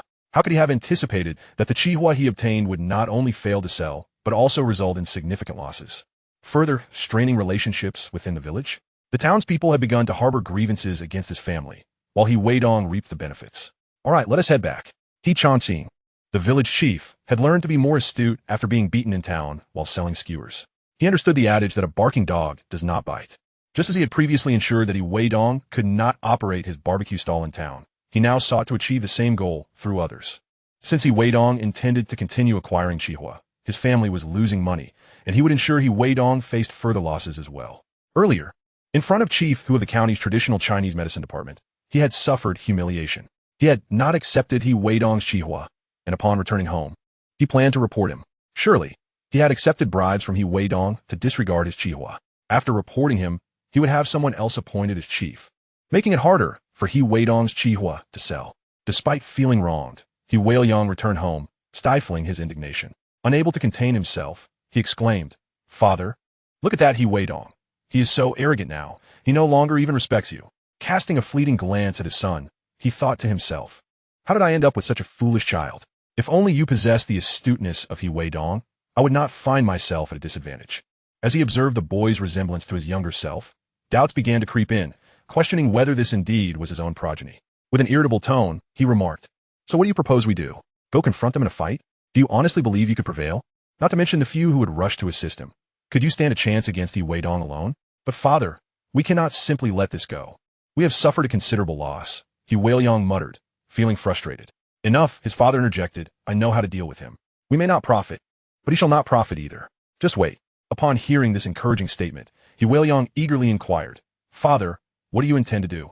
Do you recall how we ensured that He Weidong could not sell his skewers in town?" He Changqing feigned solemnity. "Of course it was that woman Li Yuxia, who found someone to handle it." He Weiliang blurted out, "Are we to continue employing that method? She is getting married tomorrow. Will she assist us? Have you forgotten the night 2 months ago when we took Ho Guifan to stir up trouble at He Weidong's house and ended up getting beaten? Do not underestimate a woman's desire for vengeance. Just wait for Li Yulian to return. A simple word from her will suffice, and I shall take my leave." Unaware of what other matters his father might attend to, He Weiliang was naturally quite invested in avenging He Weidong. Not long after coming home from a performance, He Weidong was greeted with the arrival of someone bearing Chaihu. Naturally, he accepted what he had promised. Following the village chief's return debacle, everyone was now aware that inferior chaihu would not sell. The chaihu delivered to He Weidong's home was of significantly improved quality. A few substandard pieces were brought forth, but there were no objections. Dong Ge, do you think He Changqing and his son will simply let this go after suffering such a significant loss? Xiao Xiao leaned in to inquire when no one else was around. Of course not. If they did, they would not be He Changqing and He Weidong. That little brat is quite cunning and will undoubtedly concoct some scheme for revenge. We must all be vigilant during this period, He Weidong contemplated before advising. Rest assured. Dong Ge, I will remain cautious, Dongzi responded. Good, that is reassuring. Tomorrow morning, I will take you to see the performance. It is far more captivating than a film. Everyone should anticipate it, He Weidong teased, deliberately piquing their curiosity. Upon hearing this, the others became intrigued, wondering what could be so enthralling. As they pressed He Weidong for details, he maintained a shroud of secrecy, asserting that knowing in advance would spoil the enjoyment. After several attempts to extract information, they ceased their inquiries, grateful for the arrival of others bringing chaihu, which diverted the conversation. Gradually, more individuals arrived with chaihu. After inspecting its quality, ensuring there were no moldy or spoiled pieces, He Weidong was lenient and accepted all of it. He was well aware of the current state of chaihu in the mountains, understanding that to find the previously high-quality chaihu, one would have to venture deep into the mountains, which was no easy task. As He Weidong and his companions busied themselves with the chaihu at home, they remained oblivious to the stirrings in the village. After spending nearly half a month in the hospital, Li Yulian had returned, escorted by Li Changguei and Ho Guifen. Those they encountered offered no friendly greetings, and their hearts were undoubtedly heavy with discontent. When they arrived at He Weidong's home to sell chaihu, the conversation naturally turned to the topic at hand. Dongzi, did you hear? Ho Guifen's son, Li Yulian, is back and allegedly has been castrated. I cannot verify the truth of it, but I just encountered their family, and they refused to speak on the matter, an aunt murmured. Is it true? He has become a eunuch now. He can no longer father children. I wonder if Ho Guifen will bear another aunt, who had also suffered a setback, chimed in. Who can say? Wasn't it rumored that Ho Guifen was involved with the village chief? Could it be that Li Yulian is the village chief's offspring? I just saw him, and he bears a striking resemblance to the village chief in his youth. Ah, dear aunt, you should not speak so recklessly. Others might think I am spreading such rumors. He Weidong, who was purchasing the chaihu, hastily interjected.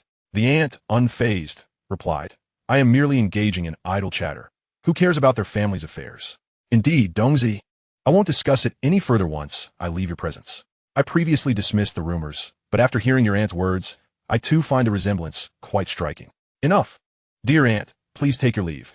Do not broach this topic in my presence any longer. More people are arriving. He Weidong intentionally interrupted, stifling their conversation.